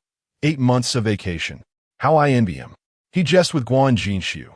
If you had joined the competition class, you might also be enjoying an extended holiday of 8 months now. Zhang Tian is the school's star student, an exceptional talent in the competition class. Though unassuming in appearance, he consistently garners awards in competitions. Jiang Mingji turns to Guan Jinshu. Curious, why didn't you join the competition class back then? Their animosity towards Pei Jinyang originated in middle school during their time in the competition class, although both eventually abandoned that path for reasons unknown. Guan Jinshu, packing his bag, explains perhaps it was the fear of too much pressure and stunted growth. The group collectively expresses disbelief at this peculiar rationale. Guan Jinshu chuckles at their skepticism, saying, "I was young at the time and truly thought that way. The pressure was indeed real." The students in the competition class had been intensely competitive since elementary school, each possessing exceptional intelligence and diligence. Guan Jinshu experienced a growth spurt of 3 centimeters from the first to second year of middle school, which alarmed him. During the year he gave up on competitions, he grew an astonishing 8 centimeters over the summer. While this may not be directly related to the competitions, his mindset certainly became far more relaxed. Zhuang Heong summarizes, in essence, it means that Brother Su has the intellect, but chooses not to compete with them, opting instead to dominate at a lower level. Meng Yuanyuan nods in agreement, considering it reasonable. However, Zhang Tian is not particularly tall either. It seems that fate is somewhat fair, balancing things out. Jiang Mingji interjects, "Is this logical?" "It seems quite reasonable." Zhuang Heong, still pondering the recommendation, asks Jiang Mingji, "Your English is so good. Why didn't you attend a foreign language school back then? You might have been recommended by now." Jiang Mingji offers a simpler explanation. "I simply do not like foreign language studies." Zhuang Heong sighs deeply. It appears none of us are destined for a life of luxury. 8 months of vacation. If only I had that. Meng Yuanyuan, shouldering her bag, advises earnestly, "Sleep well, child." Guan Jinshu adds, "I believe it's best to sleep through these 9 days, as the time available for rest will dwindle once school resumes."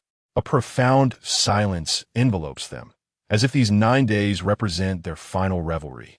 Jiang Mingji strides toward the classroom door, announcing, "I'm off to get some sleep at home." As she reaches the entrance, she feels a gentle tug on her backpack and turns to find Guan Jinshu grasping the little whale charm hanging from it, smiling as he says, "See you next year." Jiang Mingji raises an eyebrow. "See you next year." This marks Jiang Mingji's second new year spent in Mingwe, with the scenery outside remaining unchanged. The verdant hues have been supplanted by withering yellows, presenting a scene of desolation. If only a gentle snowfall could grace the landscape, it would envelop the bleakness in a shroud of pure white. The weather forecast predicts light snow at 5 p.m. this evening. Snowfall on New Year's Eve seems to promise a touch of romance. The morning is still devoted to the traditional activity of pasting spring festival couplets, an endeavor aimed at infusing the atmosphere with festive spirit, as every door and window undergoes the transformation, a considerable undertaking. Jiang Mingji continues to lend her assistance, while Pei Jinyang joins the ranks of those affixing couplets, earning a rare compliment from Pei Zhaohua. A rarity indeed. Jiang Mingji, uninterested in his company, takes a decorative window flower and steps away. Positioning herself before the floor-to-ceiling window, she prepares to adhere the flower when suddenly is seized by a pair of masculine hands, too short to reach. She recognizes the individual behind her without turning releasing her grip and stepping to the left. You do it then. With that, she departs, leaving Pei Jinyong crumpling the window flower in his grasp. This aversion, akin to a venomous serpent, leaves him feeling quite frustrated. He would prefer her chastisement over this current state. The culinary team, invited by Chiu Tang, commenced preparations for their family's New Year's Eve dinner at 1 p.m. And by 4 p.m., an array of exquisitely plated dishes adorns the table. Pei Zhaohua opens a bottle of exquisite red wine, pouring a measure for both Pei Jinyong and Jiang Mingji. She takes a sip, savoring the rich aroma and the wine's refreshing smoothness. Pei Zhaohua raises his glass, offering a toast for the new year. The dinner unfolds in a tranquil and harmonious atmosphere. As the meal nears its conclusion, Chiu Tang inquires about the plans of the younger generation for the evening. Jiang Mingji responds, I'm going to set off fireworks with Yuan Yuan and the others. Pei Jinyong states, no plans. Pei Zhaohua, slightly incredulous, remarks, you mean you have no plans? In previous years, you could hardly wait to be away from the dinner table at home. And now you intend to stay home alone to watch the Spring Festival Gala? Jiang Mingji, focused on her crab legs, pays little mind to their conversation. Once the meal concludes, they eagerly transition to the most cherished activity of the evening, the distribution of red envelopes. She has already spotted the cash her mother has prepared, crisp, new bills stacked neatly. After reciting her pre-prepared well wishes, she respectfully accepts the red envelope from Chiu Tang with both hands, thanking her mother. Each envelope contains 52,000. Uncle Pei, on the other hand, gives them each a card containing 88,888. Jiang Mingji beams with delight. Thank you, Uncle Pei. Pei Zhaohua, in high spirits, not only offers the cards, but encourages them to make a wish. On this New Year's Eve, feel free to voice any wishes you may have. Jiang Mingji asks, really? Any wish at all? Pei Zhaohua, intrigued, replies, of course. Unless your wish is exceedingly difficult to fulfill, like asking your uncle to fetch the moon for you. Jiang Mingji chuckles shyly and, with a hint of hesitation, expresses, well, may I call you Dad? Chapter 62. Brother and sister. Jiang Mingji's words fell like a stone cast into a tranquil lake, sending ripples outward in ever-widening circles. Pei Zhaohua and Chiu Tang were taken aback and pleasantly surprised, while Pei Jinyong maintained an inscrutable expression, his gaze cast down as he chewed his food, concealing his emotions from view. Pei Zhaohua smiled affectionately. Of course, from the day your mother and I wed, I have regarded you as my daughter. Jiang Mingji raised her glass, toasting, wishing you a happy new year, Dad. May you always remain healthy and youthful. Very well, Pei Zhaohua responded eagerly, finishing his drink, perhaps buoyed by the celebratory spirit. Both Pei Zhaohua and Chiu Tang indulged in quite a bit of wine, while Pei Jinyong had long set down his chopsticks, absorbed in his phone. Jiang Mingji glanced at her device.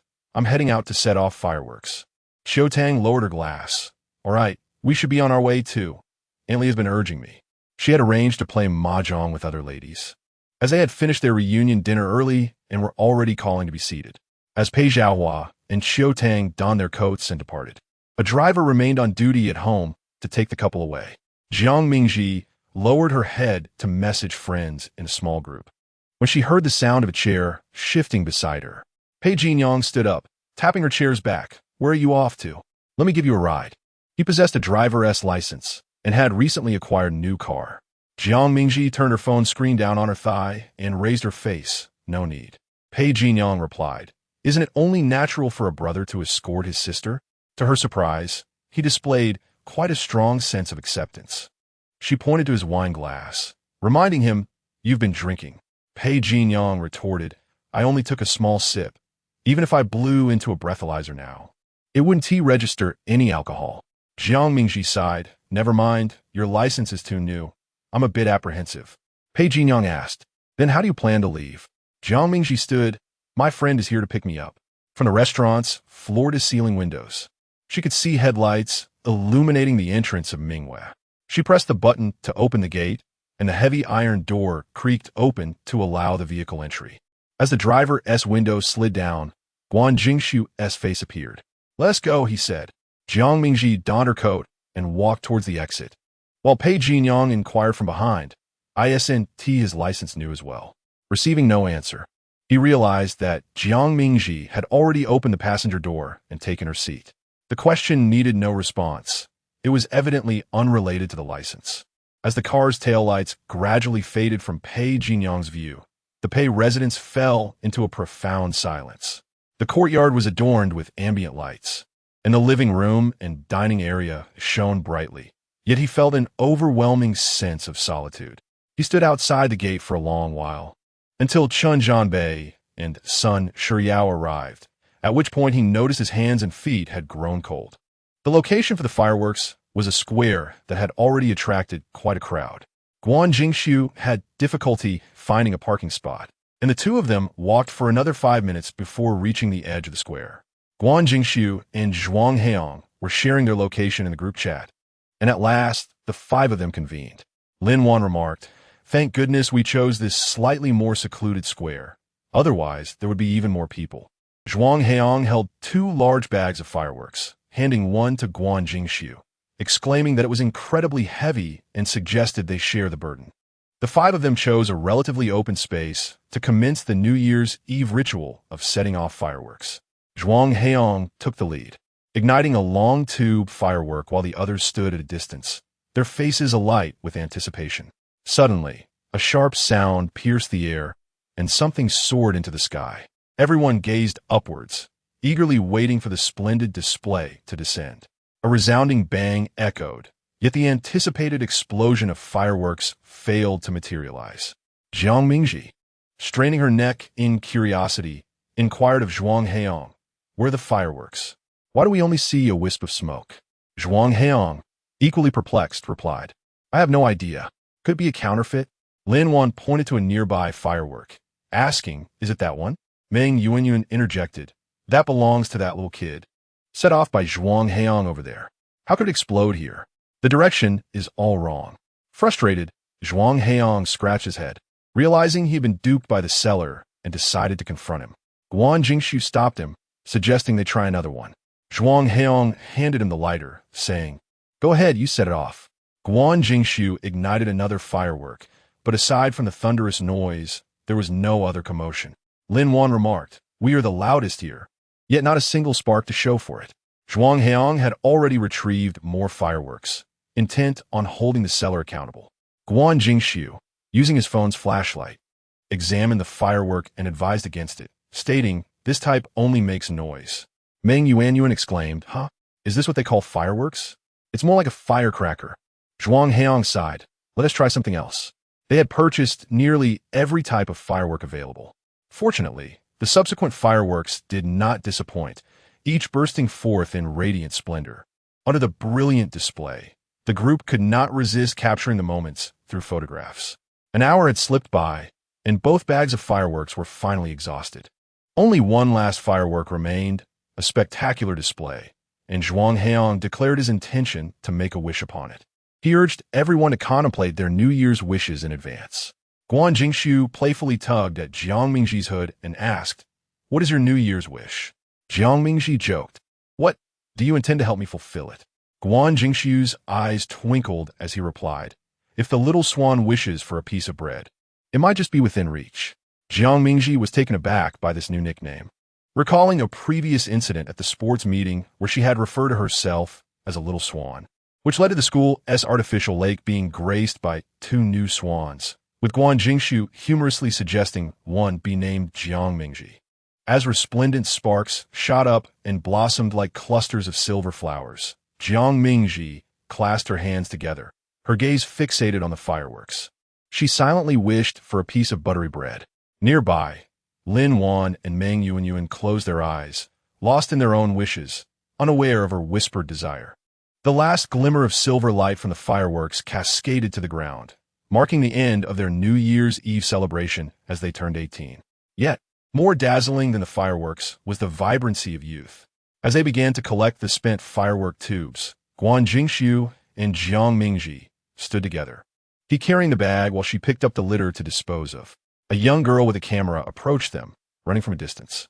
"Classmate, I just saw you all setting off fireworks, and I captured a photograph for you." With that, she raised her camera to show Jiang Mingji the picture she had just taken. "I must say, This young lady possesses remarkable photography skills. The composition is simply exquisite.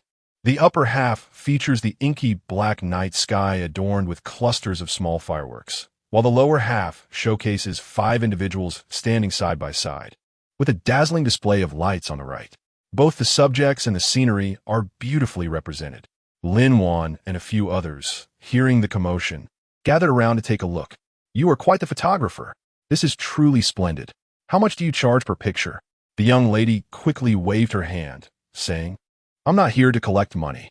Nowadays, many scenic spots have uncles and grandfathers with cameras offering their services for 10 to 20 yuan per picture. Zhuang Heong realized he had misjudged the situation and apologized. "If you'd like, I can send you the photos." "That would be wonderful. We were just lamenting the lack of a group photo."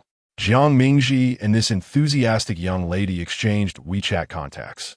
After a brief conversation, they discovered that she was a university student and coincidentally a senior at the very institution Jiang Mingji aspired to attend. Fate is indeed wondrous. As the crowd began to disperse, the young lady bid them farewell. "I will send you the photos once I return." Chapter 63. Little Swan. The 5 individuals, all possessing driving licenses, took it upon themselves to ensure that everyone returned home safely. Fortunately, their residences were not too far apart, all centered around the school. Meng Yuan and Lin Wan sensibly settled in the back seat, while Jiang Mingji had just raised her foot to enter when someone tugged at her clothing. Zhuang Heong. "Sister Jiang, aren't you going to sit in the front seat?" Jiang Mingji. "Why should I sit in the front?" Zhuang Heong. "But I wish to sit in the back." He glanced at Guan Jingxiu, who was fastening his seatbelt. "Good brother, I'm doing my utmost to assist you." Jiang Mingji. "Forget it. You should take the front seat. Don't crowd them in the back." Zhuang Heong. "Good brother, I've tried my best."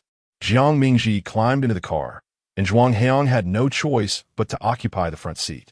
The 5 of them began to plot their route, deciding who to drop off first. Eventually, they settled on the order: Meng Yuan, Jiang Mingji, Lin Wan, and finally Zhuang Heong. By the time Jiang Mingji arrived home, it was just past 10 o'clock, and her family had yet to return. She guessed they wouldn't be back before midnight. Alone, she ascended to her room to take a shower. Upon emerging from the bathroom, she discovered that the young lady had already sent her the photographs. To preserve the image quality, the young lady thoughtfully sent a file package.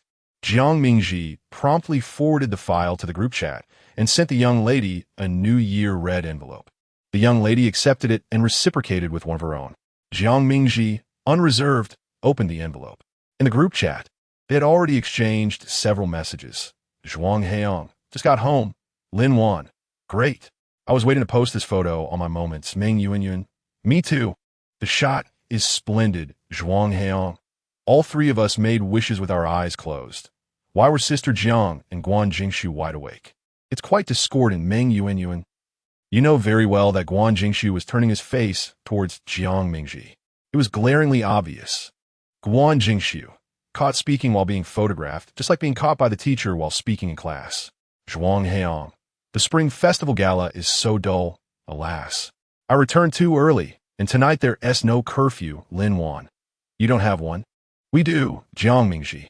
"I'm the only one at home." Zhuang Heong. "Are you scared? Should I call a security guard to protect you?" Guan Jingxiu. "Remember to lock the doors and windows tightly." Lin Wan. "The Spring Festival Gala is indeed boring.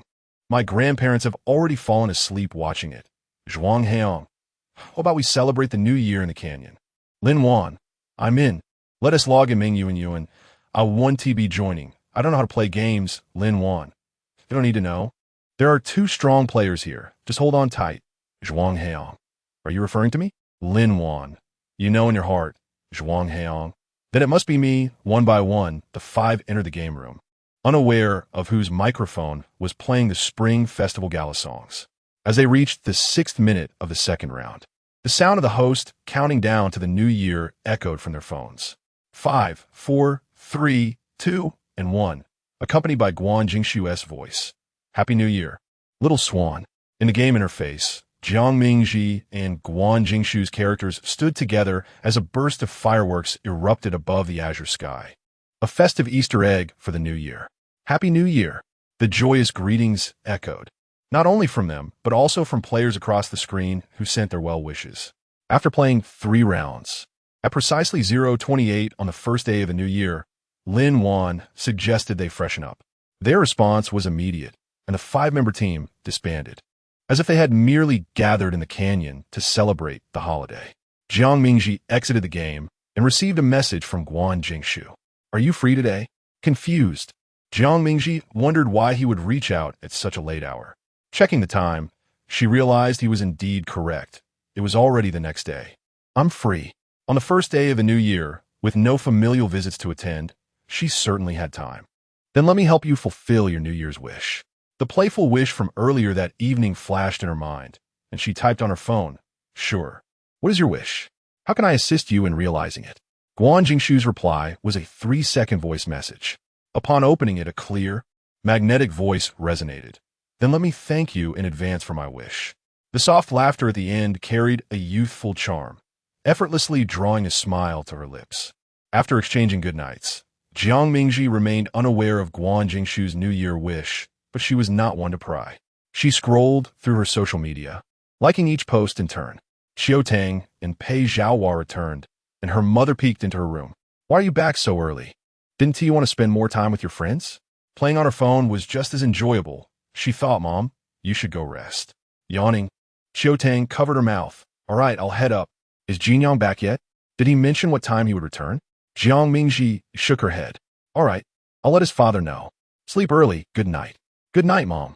That night, Jiang Mingji had a bewildering dream where Guan Jingshu offered her a buttery cookie, only for it to be snatched away by Pei Jinyang. Chapter 64. Feeding the geese on the first day of the Lunar New Year, Guan Jingsu rose early.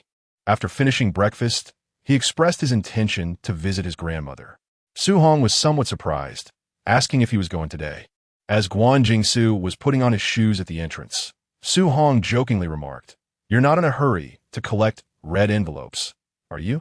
Guan Jingsu shot her a look of dismay and responded, "I'm simply going to see Grandma and learn how to make butter cookies." Su Hong felt a wave of pride. Her obedient son was indeed filial.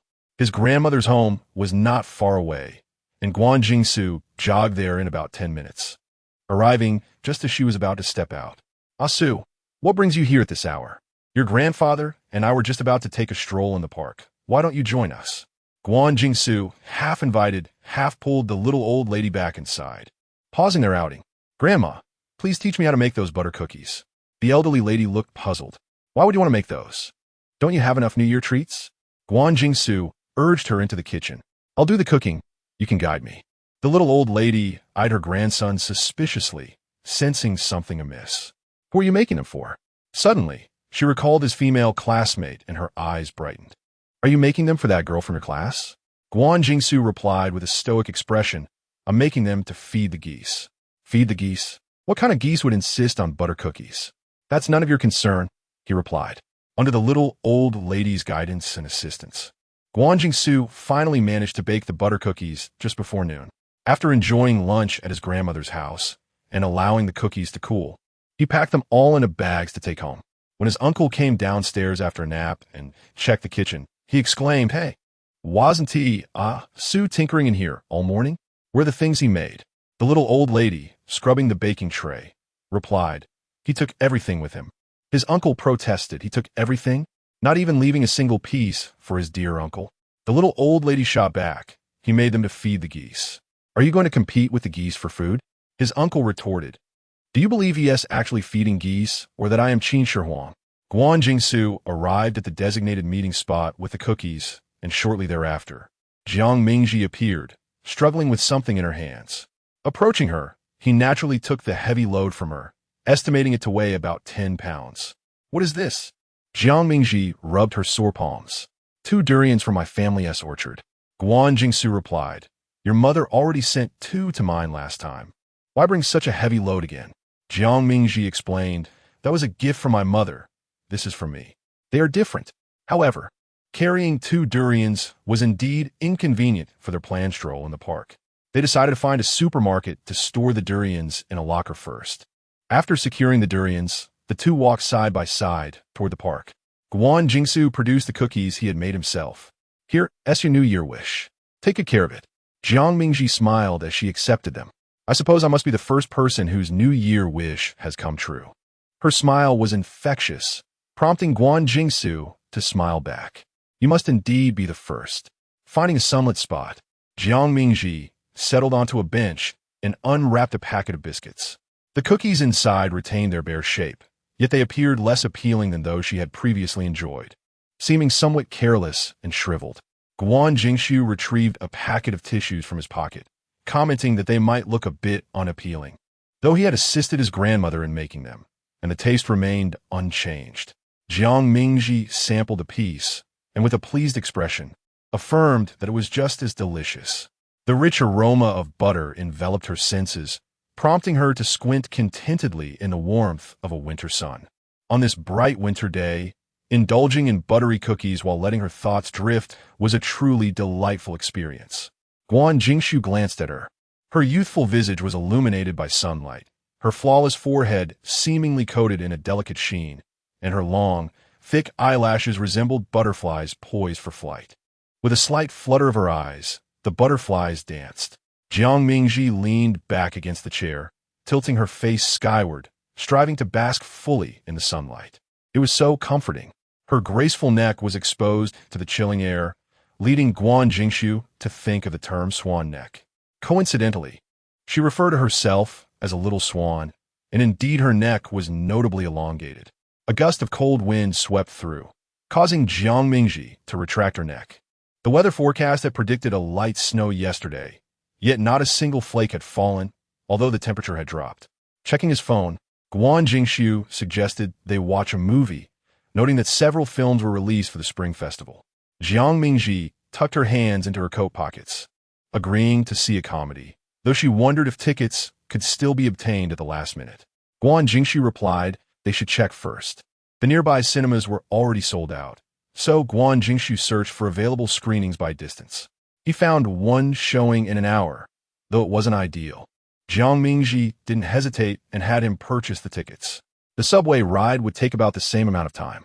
During the festive season, many were idling about, and the subway was crowded, leaving little room to sit. Jiang Mingji preferred standing on the side where the doors did not open, finding a corner to stand in while Guan Jingxiu positioned himself opposite her. As the subway approached a station, he would reach out to steady himself against the pole beside her. Jiang Mingji felt almost as if she were nestled in his embrace, making it difficult for newcomers to notice her until they drew near, only to discover a tall young man shielding a petite girl. Many onlookers assumed they were a couple deeply in love. Guan Jingxiu's gaze fell upon her earlobe adorned with small pearl studs, perfectly round and charming, inciting an urge to reach out and pinch them playfully. He suddenly posed a question. Do you wish to attend a university? Yesterday, upon discovering that the sister who had taken their photo was a senior from a university, the longing in Jiang Mingji's eyes had been unmistakable. She nodded yes. The university is located in Jing City. I want to stay here. Guan Jingxiu inquired about her desired major. Without hesitation, she replied, architecture design. Her answer surprised him. He had never sensed any interest in this field from her before. Jiang Mingji chuckled and shook her head. Honestly, I'm not quite sure why. I just want to learn it. Perhaps it stemmed from childhood memories of her parents arguing, with her mother exclaiming, "This place doesn't feel like a home at all. Is it not permissible for us to cherish our little home?" The concept of a home took root in the young heart of Jiang Mingji. She yearned to depict a dwelling that encompassed only her father, mother, and herself. Although time has passed, and her mother no longer requires that home, and despite the fact that this home is distinct from the previous one, Jiang Mingji has matured. Yet, she inexplicably developed an interest in architectural design. For someone like her, who bears the memories of a past life, many professions have lost their allure. The pursuit of wealth no longer necessitates the acquisition of a specific field of study. In this lifetime, she chooses to follow the inclinations of her innermost feelings, without regard for professional prospects or financial gain. She lifted her gaze and met the striking visage of Guan Jingxiu, who stood in close proximity. Leaning against the door, Jiang Mingji smiled and inquired, "You must be inclined to pursue a major in aerospace, am I correct?" Guan Jingxiu nodded, "Indeed, in spacecraft design and engineering." Although Jiang Mingji was not well-versed in this field, she offered her encouragement. That sounds splendid. Perhaps the aircraft I will board in the future will be of your design. Which university is renowned for this discipline? Guan Jingshu replied, the Institute of Technology, the university, also offers this major. Chapter 65. Butter Cookies Emerging from the Subway Station. With merely 5 minutes until the film's commencement, Jiang Mingji took off running, urging herself to hurry lest she miss the show. Guan Jingshu, with his long strides, quickly overtook her, grasping her wrist and leading her towards the cinema. The two youthful figures navigated through the crowd, their presence stirring a breeze infused with the vitality of youth.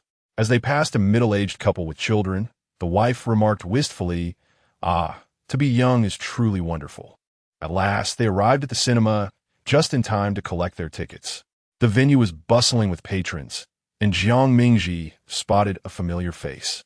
It was Chun Jianbei, who, accompanied by a girl, was at the ticket counter. Upon noticing Jiang Mingji, he called out to her, "Are you here to see a movie too?" "Yes, indeed. What are you watching?" Jiang Mingji replied. Realizing they were not attending the same screening, she hurriedly bid him farewell. "We should head in." Chun Jianbei pulled out his phone, messaging, "Pega, you won't believe who I bumped into at the cinema."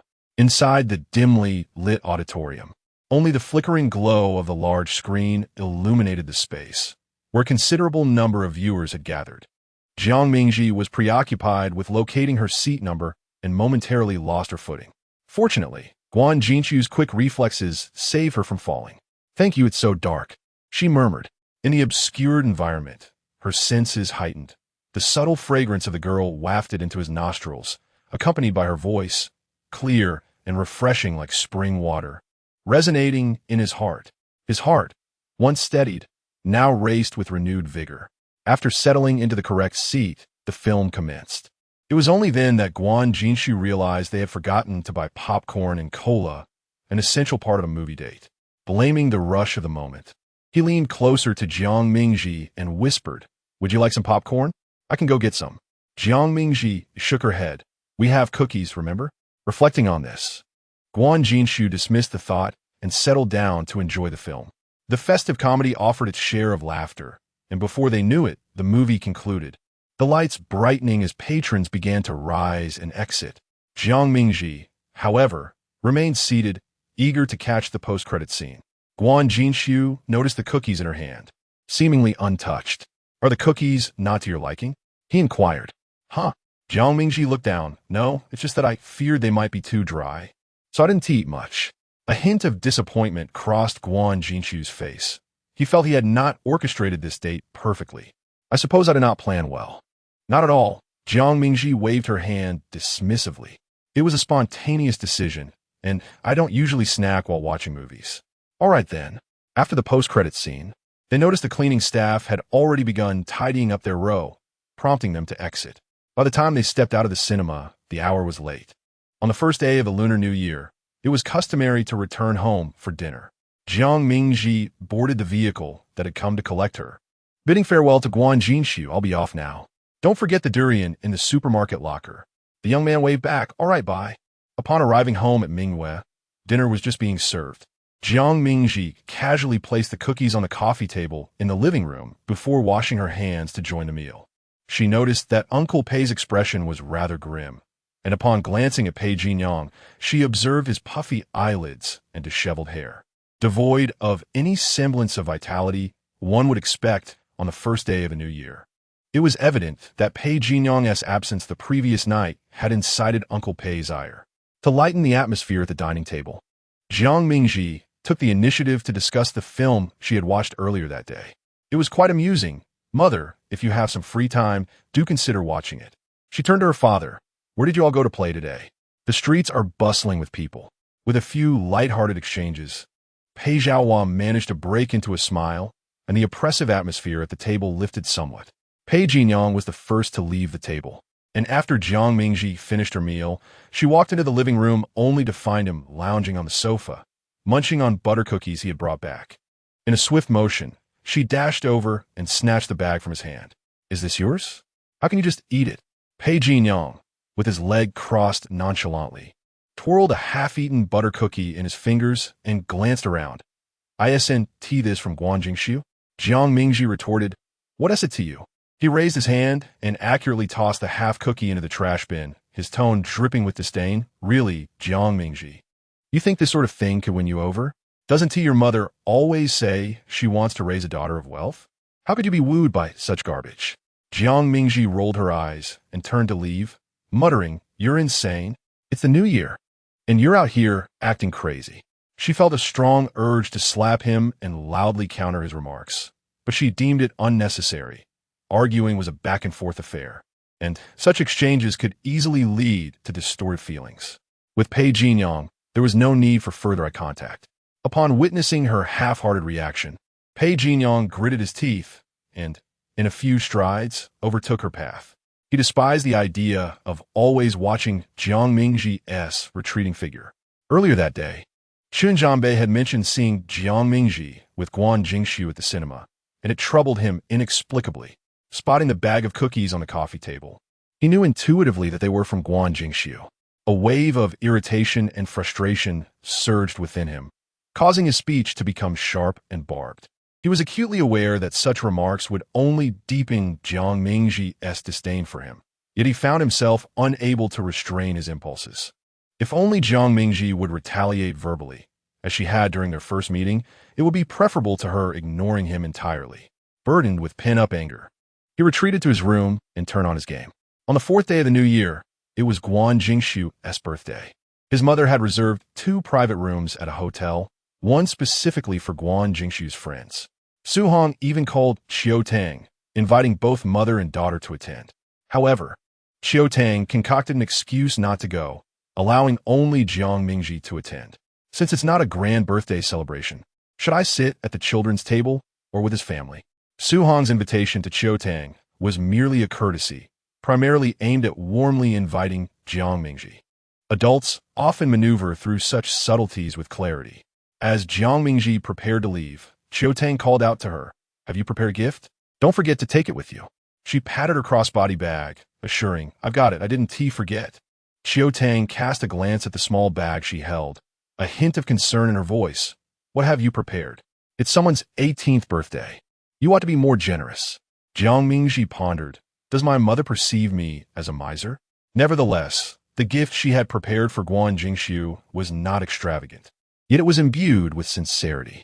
After all, heartfelt intentions are priceless. It's exceedingly precious. "I must take my leave now. Farewell, mother." Jiang Mingji waved her hand and swiftly dashed out the door. Chapter 66. Weaving wails on the eve of the new year. Snow that had not fallen finally descended today. Before long, a pristine layer of white blanketed the ground. The hotel was warm and inviting. Jiang Mingji loosened her scarf and spotted Guan Jingshu and his mother conversing with someone outside their private room. She had met Guan Jingshu's mother, grandmother, and aunt, and after politely greeting the elders, she entered the small room. Inside, Meng Yuan and Zhuang Heong were already present, along with 2 unfamiliar boys, who were friends of Guan Jingshu from another school. Meng Yuan pulled out a chair beside her, urging, "Come on, Ji." As Guan Jingshu remained with the elders, the 2 girls huddled together, sharing whispers. Choosing a gift for the boys was indeed a daunting task. Jiang Mingji wholeheartedly agreed, glancing at the brush she had purchased. It was her suggestion to gift Guan Jingshu a brush, which Meng Yuan had embraced. The brush was a sleek black goat hair writing instrument. "I even did a bit of research," Meng Yuan remarked. "There are so many types of brushes." She nudged Jiang Mingji with her elbow. "What about yours? After knitting for so long, let me see what you've created." Jiang Mingji retrieved a small square box from her bag, opened it, and revealed a delicate light blue whale, crafted from yarn, adorned with a sapphire at its mouth. It measured approximately 10 centimeters in length and could serve as a pendant. "Wow, it's adorable. I want one for my birthday," Meng Yuan exclaimed. "Sure, I can make one in 3 days now that I've learned how," Jiang Mingji replied. She had taken the time to learn from online tutorials and found it worthwhile, planning to knit one for each of their birthdays in the future, sparing herself the hassle of gift selection. Meng Yuan poked the sapphire with her finger, asking, "Is this real?" "Yes," Jiang Mingji confirmed, though the quality isn't top-notch. As Guan Jingshu took longer to return, Zhuang Heong began recounting amusing childhood anecdotes about the birthday boy. He primarily addressed the two girls, as they were the only ones present who had known Guan Jinshu for the longest time. I have to tell you, he was quite the character in middle school. He once got stuck in the high jump mat, and Huang Lihua, and I had to pull him out. I was in stitches. You should have seen it. He just slid right into that crevice, leaving only his legs sticking out. Zhuang Heong animatedly illustrated the scene, gesturing dramatically. It was the first time Jiang Mingji and Meng Yuanyuan had heard such a story, and the thought of it made them stifle their laughter. Given Guan Jinshu's current handsome demeanor and aloof temperament, it was hard to reconcile him with such an absurd incident, feeling that this portrayal might tarnish his friend's image. Zhuang Heong leapt from his chair, declaring, "Wait here. I'll get a video from his cousin to show you." With that, he opened the room door and stepped out. Shortly afterward, Guan Jinshu returned. He inquired of Jiang Mingji, "Are you hungry? Dinner will be served soon." Jiang Mingji shook her head and, in passing, handed him the gift. "Happy birthday." Guan Jinshu accepted it, asking, "May I open it?" Of course. He had speculated numerous times about what she might gift him, even having Zhuang Heong inquire on his behalf. Yet upon seeing the small whale, he realized that all his assumptions had been utterly inadequate. "You knitted this yourself, didn't you?" He recalls a particular afternoon when she hid beneath the desk, engrossed in a tutorial video on hand-knitted dolls. At that moment, he thought little of it, considering it quite normal for a girl to have such interests, especially since his birthday was still a considerable time away. Little did he know, she had already begun preparing a birthday gift for him. This was the first time Guan Jinshu felt valued by a female outside of his family. This sensation was entirely distinct from being pursued, confessed to, or receiving small gifts from girls. It was as if a hot spring had erupted, warm water bubbling forth from the source, melting the surrounding snow and releasing wisps of vapor into the air. Jiang Mingji's smile shone like the warm sun, casting a golden hue upon the spring. She nodded proudly, stating, "Yes, I had to fail twice before I succeeded. Isn't it beautiful?" Guan Jinshu held the whale in his palm and replied, "Thank you, I adore it." It had a string, allowing it to be hung on a backpack. He smiled, thinking he would not hang it on his backpack. Instead, he intended to place it where he could see it with a mere glance and touch it with a simple reach. As the waiter began to serve the dishes, Zhuang Heong returned from outside, immediately showing his phone to Jiang Mingji. "You will absolutely love this video from when Xu Jie first started kindergarten." Jiang Mingji's curiosity was piqued. She set down her chopsticks and leaned closer to Meng Yuanyuan to watch. Guan Jinshu, rising from his seat, asked skeptically, "What is it?" The phone displayed a somewhat blurry video featuring two young boys seated at a table. One appeared to be around 7 or 8, while the other looked about 3 or 4. The older boy sat upright, reminiscent of a diligent student, glancing at the younger boy, who suddenly tilted his head and smiled, revealing a cherubic face with dark, grape-like eyes and pronounced double eyelids, flashing a cute grin that showcased tiny canine teeth. Meng Yuanyuan gasped in delight, clutching her heart and exclaiming, "Oh my, how adorable!" Jiang Mingji nearly choked on her amusement, glancing between the elder Guan Jinshu beside her and the younger version on the phone, incredulous. "You were such a cheeky little cutie." Guan Jinshu, unsure whether to blush from the compliment or from the shyness of seeing his younger self, felt his ears heat up visibly. Jiang Mingji gazed at the impish little Guan on the screen and playfully declared, "I want to be your mother." Guan Jinshu. Zhuang Heong. This was not the intended direction. The goal was for her to fall in love, not to seek maternal affection. Jiang Mingji looked back at Guan Jinshu, noting, "Your double eyelids aren't as pronounced as they were when you were younger, and you've lost your little canine teeth. You're not as cute as before." Guan Jinshu did not feel disheartened. After all, a grown man had no need for cuteness. Meng Yuanyuan remarked, "You've completely transformed. You were such a sweet little being as a child." Zhuang Heong added, "Indeed, he was called Guan Tiantian back then." Jiang Mingji and Meng Yuanyuan exclaimed in unison, "Guan Tiantian?" The cool and aloof Guan Jinshu had once been affectionately nicknamed Sweet Sweet. Jiang Mingji could never have imagined. Guan Jinshu was more talkative with acquaintances, but typically he rarely smiled. He tossed the phone to Zhuang Heong, saying, "That was from my childhood. You must not call me that." Jiang Mingji and Meng Yuanyuan exchanged a glance, each perceiving the ill intentions reflected in the other's eyes. Very well, they would remain silent. Chapter 67. Fragrant olive. As the holiday came to an end and the new year had yet to dawn, Jiang Mingji and her companions had already returned to school. The dreary days of academic rigor commenced, persisting until June. In early March, snow blanketed the capital city, and one could exhale puffs of white vapor into the frigid air.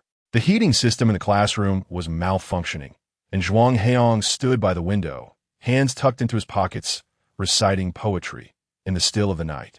The lanterns glow. It is indeed the time for young men to study.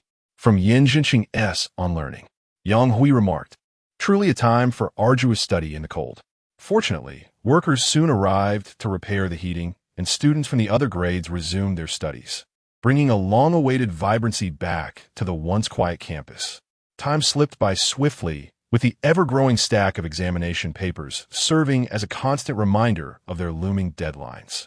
On the evening following their midterm exams, a classmate from a back row brought a guitar to school.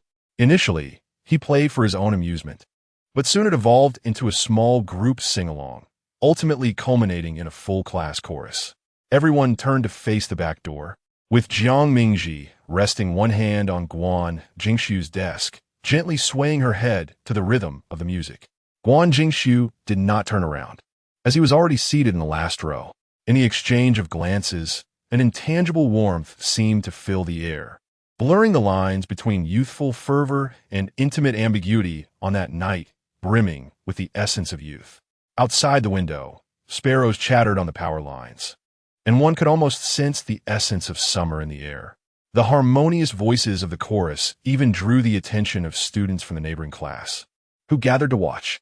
The classroom lights were mysteriously extinguished, prompting everyone to turn on their phone flashlights, swaying their bodies in synchrony with the melody. In the flickering shadows, Guan Jingxiu's face fluctuated between light and darkness, his expressive eyes unabashedly fixed on Jiang Mingji, reveling in the unrestrained exuberance of youth. I continue to write, inscribing "I will love you forever" at the poem's conclusion. You are the sole understanding I desire.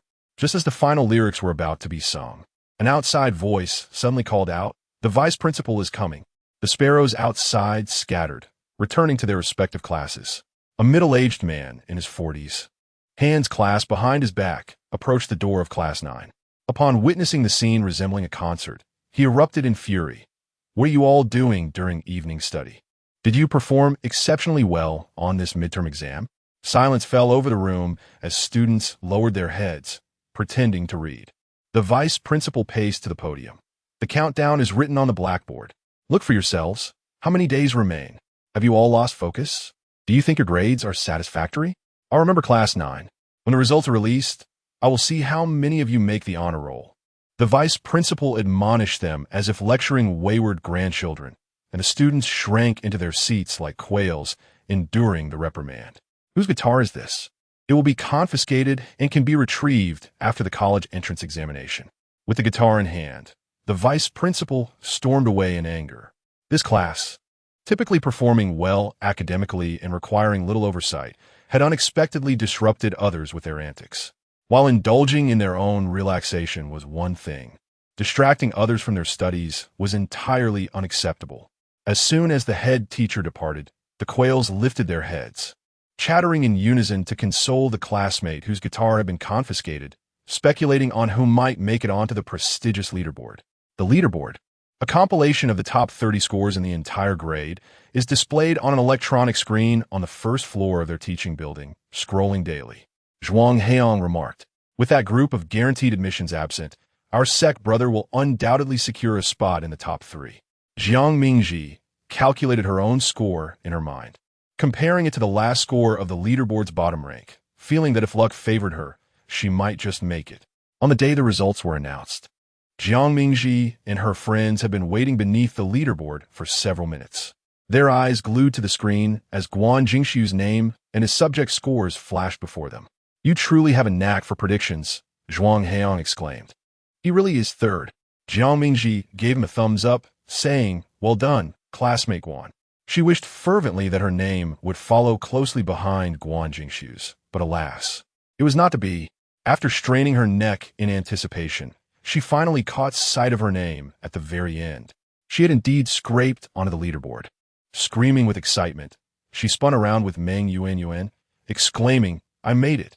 Guan Jingshu smiled indulgently. "You are remarkable, constantly improving." From her first exam after skipping a grade, she had only ranked in the middle to lower tier. Yet with each subsequent exam, her progress was evident. She moved forward with steady determination, never disheartened by failure nor complacent in success. As Jiang Mingji released Meng Yuan and bounced energetically during physical exercise, it was clear her spirits were high. This was not her first time gracing the leaderboard. In her previous life, she had been a regular fixture during her final semester, driven by the desire to accumulate more advantages. She believed that with more leverage in hand, the challenges of being with Pei Jinyang would diminish. Remarkably, the pressure in this life was far less than in her past, allowing her to enjoy her studies with joy. After morning exercises, Jiang Mingji pulled Meng Yuan to accompany her to the convenience store. The path was bustling with students clad in uniforms, and Jiang Mingji now felt at ease integrating into this environment, her psychological age seeming to revert to that of a student. Engaged in a discussion with Meng Yuan about a celebrity, she cautioned, "Don't admire him. I have a feeling he might face a scandal." Meng Yuan replied incredulously, "Really? I see him working all the time. He hardly has time for romance." Jiang Mingji declared, "I am a prophet. Trust me." Meng Yuan, looking conflicted, confessed, "Actually, I could accept it if you were to date." Jiang Mingji shook her head, "No, you cannot accept it. For the reasons behind his potential downfall have nothing to do with romance." Suddenly, she felt a gentle tug on her hair. Turning around, she saw Chun Jianbei standing behind her. "Is this a convenient moment? I need to discuss something with you," he said. Jiang Mingji replied, "Go ahead." Chun Jianbei tugged at her sleeve, seeking a more secluded spot. "If you have something to say, just say it. I'm not particularly eager to hear," she remarked. Chun Jianbei was at a loss, glancing at Meng Yuan, who showed no intention of leaving, and finally spoke. "Did you know that Pei Jinyang's grades have dropped significantly?" Jiang Mingji shook her head, indicating that she was unaware. "There is no need for her to be aware."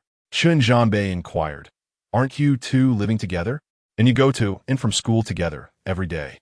Jiang Mingji blinked her innocent eyes and replied, "So, sharing a bed doesn't guarantee shared dreams, and besides, her relationship with Pei Jinyang is merely that of schoolmates, even less significant than mere companions." Chun Jianbei rubbed his forehead, troubled by his plummeting grades this semester. "To my knowledge," he leaned closer to Jiang Mingji's ear and whispered, "It pertains to you." Straightening up, he thought to himself that he genuinely wished to mend the rift between them. Jiang Mingji felt a twinge of exasperation, having been granted a second chance at life. Must she now become Pei Jinyang's emotional counselor? And Chun Jianbei, truly a commendable friend, Pei Jinyang was fortunate to have him. In her previous life, during their quarrels, he would always play the peacemaker. Jiang Mingji's words were rather harsh. She declared, "His matters are of no concern to me, so refrain from placing the blame on me." Chun Jianbei grew increasingly anxious. Ordinarily, declining grades would not be a grave concern, but with the impending college entrance examinations on the horizon, one could not allow his future to be jeopardized. Jiang Mingji scoffed, "Get it straight. Even if he opts out of the exams, his life will not be ruined. Pei Zhaohua will undoubtedly support his son, and should he perform poorly, he can study abroad, or if he prefers, he can directly apply for a 2-year associate degree in Hong Kong, paving the way for 2 years of undergraduate studies. Pursuing a doctorate would not be an issue either." With that, Jiang Mingji took Meng Yuan's hand and departed. She cared not a whit for Pei Jinyang's affairs, nor did she wish to inquire further. If he were to wallow in despair over such trivial matters, her regard for him would only diminish. Chapter 68. Grant me strength, time flies, and the countdown in the upper right corner of the blackboard has transitioned to a 2-digit number beginning with 2. The provincial quality inspection, as stated by the homeroom teacher, Mr. Yu, is the last significant examination before the college entrance examination, and various rankings will be present, urging everyone to take it seriously.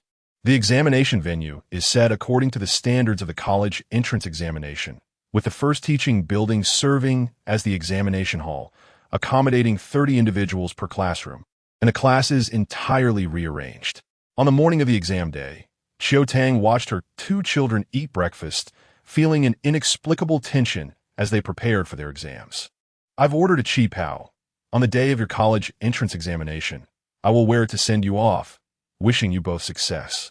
Jiang Mingji swiftly drank her milk, dismissing the provincial quality inspection with a wave. It's just a quality inspection. Is it really that serious? Normally, Xiao Tang would not rise early to see them off to school, but today she was up early to watch their breakfast. I can't help it. The thought of you both nearing your college entrance examination keeps me awake. I still feel like you are at that age when you would fall and call for your mother, Xiao Tang expressed, her voice tinged with nostalgia. Actually, if I were to fall now, I would still call for Mom, Jiang Mingji replied, as she hurriedly tossed aside her paper and rushed out, declaring, I'm off to school. In the car, Pei Jinyang was engrossed in his phone, the patterns on the screen resembling mathematical problems. Jiang Mingji found it amusing, initially, when she read in the car. He had accused her of pretending, yet here he was, doing the very same thing. After Chun Jianbei had inexplicably lectured her the last time, Pei Jinyang's demeanor had visibly improved, though she remained unaware of how Chun Jianbei had managed to persuade him. Indeed, Chun Jianbei was a remarkably good friend. Pei Jinyang could easily refer to him as Dad. As the vehicle smoothly exited Mingwei, Pei Jinyang put away his phone and suddenly inquired, which exam venue are you in? She was assigned to the same examination room as Pei Jinyang. The day before, after school, she had visited room 14 and spotted his name in the second row, while she sat in the last row of the same group. Jiang Mingji was indifferent. Even sitting next to Pei Jinyang during the exam would not alter her mindset. Time indeed has the power to dull all emotions, and with the chance to relive moments, even the most difficult feelings seem to find healing. Pei Jinyang appeared to have changed as well, exhibiting a much calmer demeanor and no longer speaking to her with veiled barbs. The two maintained an oddly harmonious relationship. Do you have confidence in the exam? He asked, which surprised Jiang Mingji, as it was unusual for him to show concern for her. She cast him a puzzled glance. This was not a question he would typically pose. Pei Jinyang continued without looking at her. You must have looked down on me when my grades fell so drastically, right? Jiang Mingji felt a wave of annoyance wash over her. It seemed both of them were behaving strangely. She had no time to belittle him or anyone else. She simply found it a bit bothersome.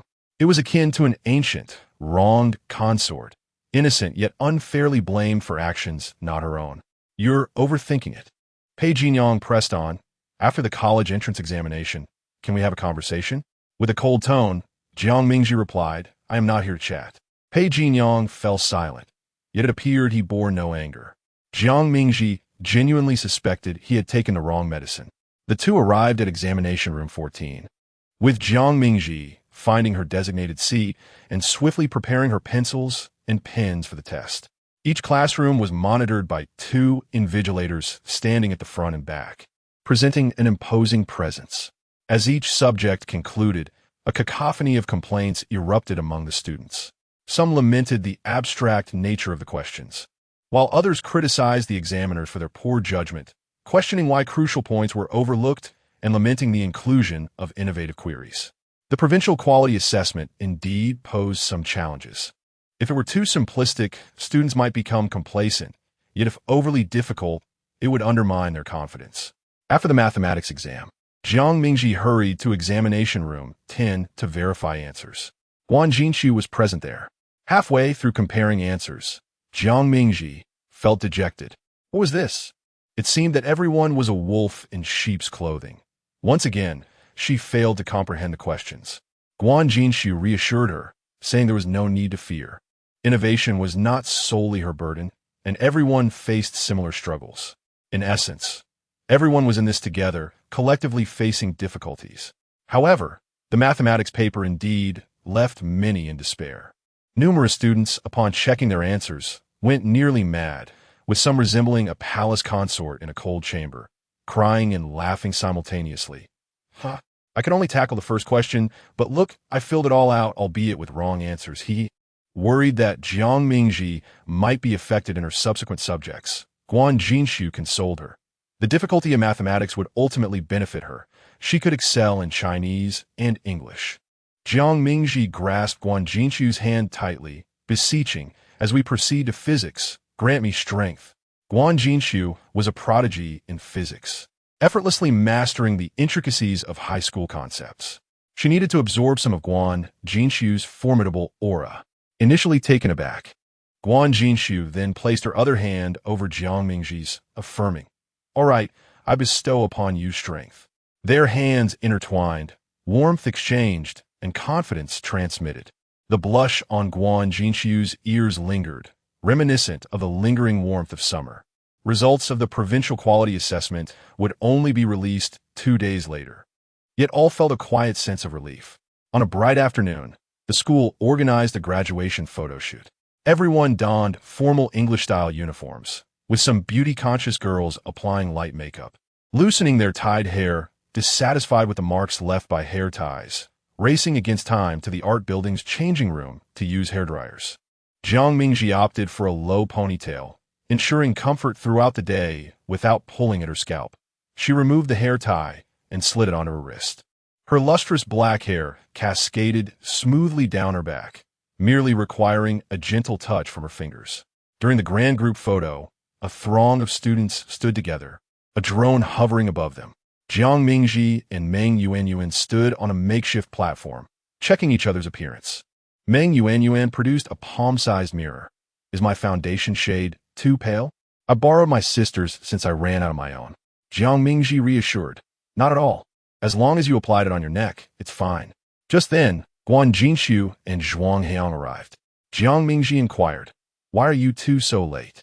"Everyone has found their place to stand. Guan Jinshu has gone to help him change clothes." Zhuang Heang insisted on taking the opportunity to play basketball, but had to rush back to change for the photos. He glanced at the boy behind Jiang Mingji and said, "Brother, could you please step aside?" The boy readily made space for him. With a long stride, Guan Jinshu stepped over 2 steps and stood firmly on the steps behind Jiang Mingji. The headmaster, holding a loudspeaker, called for order. "Come on, everyone stand properly and remain quiet. Each class should check if their students are all present. Mind your expressions." The group photo of 1001T be retaken just because of one person's dissatisfaction. Smile. The gentle breeze of May swept through, carrying warmth and tousling the boy's hair. The long, dark hair of a girl in the front row was blown against Guan Jinshu's chest. He lowered his gaze slightly, catching sight of the swirl at the top of the girl's head. The camera captured an unknown moment, each instant of youth deserving of remembrance. After the grade-wide photo was taken, it was time for the class photo. Jiang Mingji raised her hand in a gesture of peace. The boy behind her made a peace sign with both hands, his slender fingers resembling 2 rabbit ears atop her head. Once the class photo was completed, the school broadcast played a song by SHE, which felt nostalgic for them. Yet, music never grows old. The vibrant and dynamic melody resonated throughout every corner of the campus, creating an indescribable harmony. During the free photo-taking time, everyone scattered in groups of 3 or 5 to various memorable spots around the school. On the playground, by the Confucius statue, outside the library. How many took this opportunity to capture cherished moments with their crushes? Chapter 69. Prayer. On this extraordinary evening, the school unexpectedly canceled evening study sessions, allowing students to enjoy a film in the classroom, a gesture to relieve the pressure they had been under. Jiang Mingji's class had chosen Interstellar from a selection of 5 films.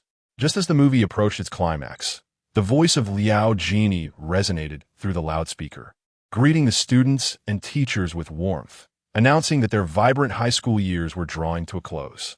In this special moment, the school had decided to commemorate it with 10 songs, creating unique memories. Suddenly, someone shouted, "Let us cheer." The school had a strict policy against such outbursts, but the sudden allowance suggested a significant number of students had rallied behind it. Although the announcement came abruptly and without preparation, the fervor was palpable. After all, many moments in life arrive unannounced. Instinctively, the students rushed to the corridor, some bewildered but following suit. Jiang Mingji leaned over the railing, observing throngs of students gathered on all floors. Some had already illuminated their phones as flashlights. The first song was Jay Chou's Sunny Day. As the prelude played and they gazed at the sky, memories of petals falling on the day she skipped class for him surfaced. In just a few lines of lyrics, everyone quickly immersed themselves in the moment, waving their flashlights and singing along. As the first song concluded, a junior's voice rang out, "Seniors, good luck in the college entrance examination." This was met with a resounding chorus of encouragement. Jiang Mingji felt warmth welling in her eyes, realizing this collective memory was something she had never experienced in her past life. Looking up from the dense text, she suddenly recognized the endearing spirit of her peers.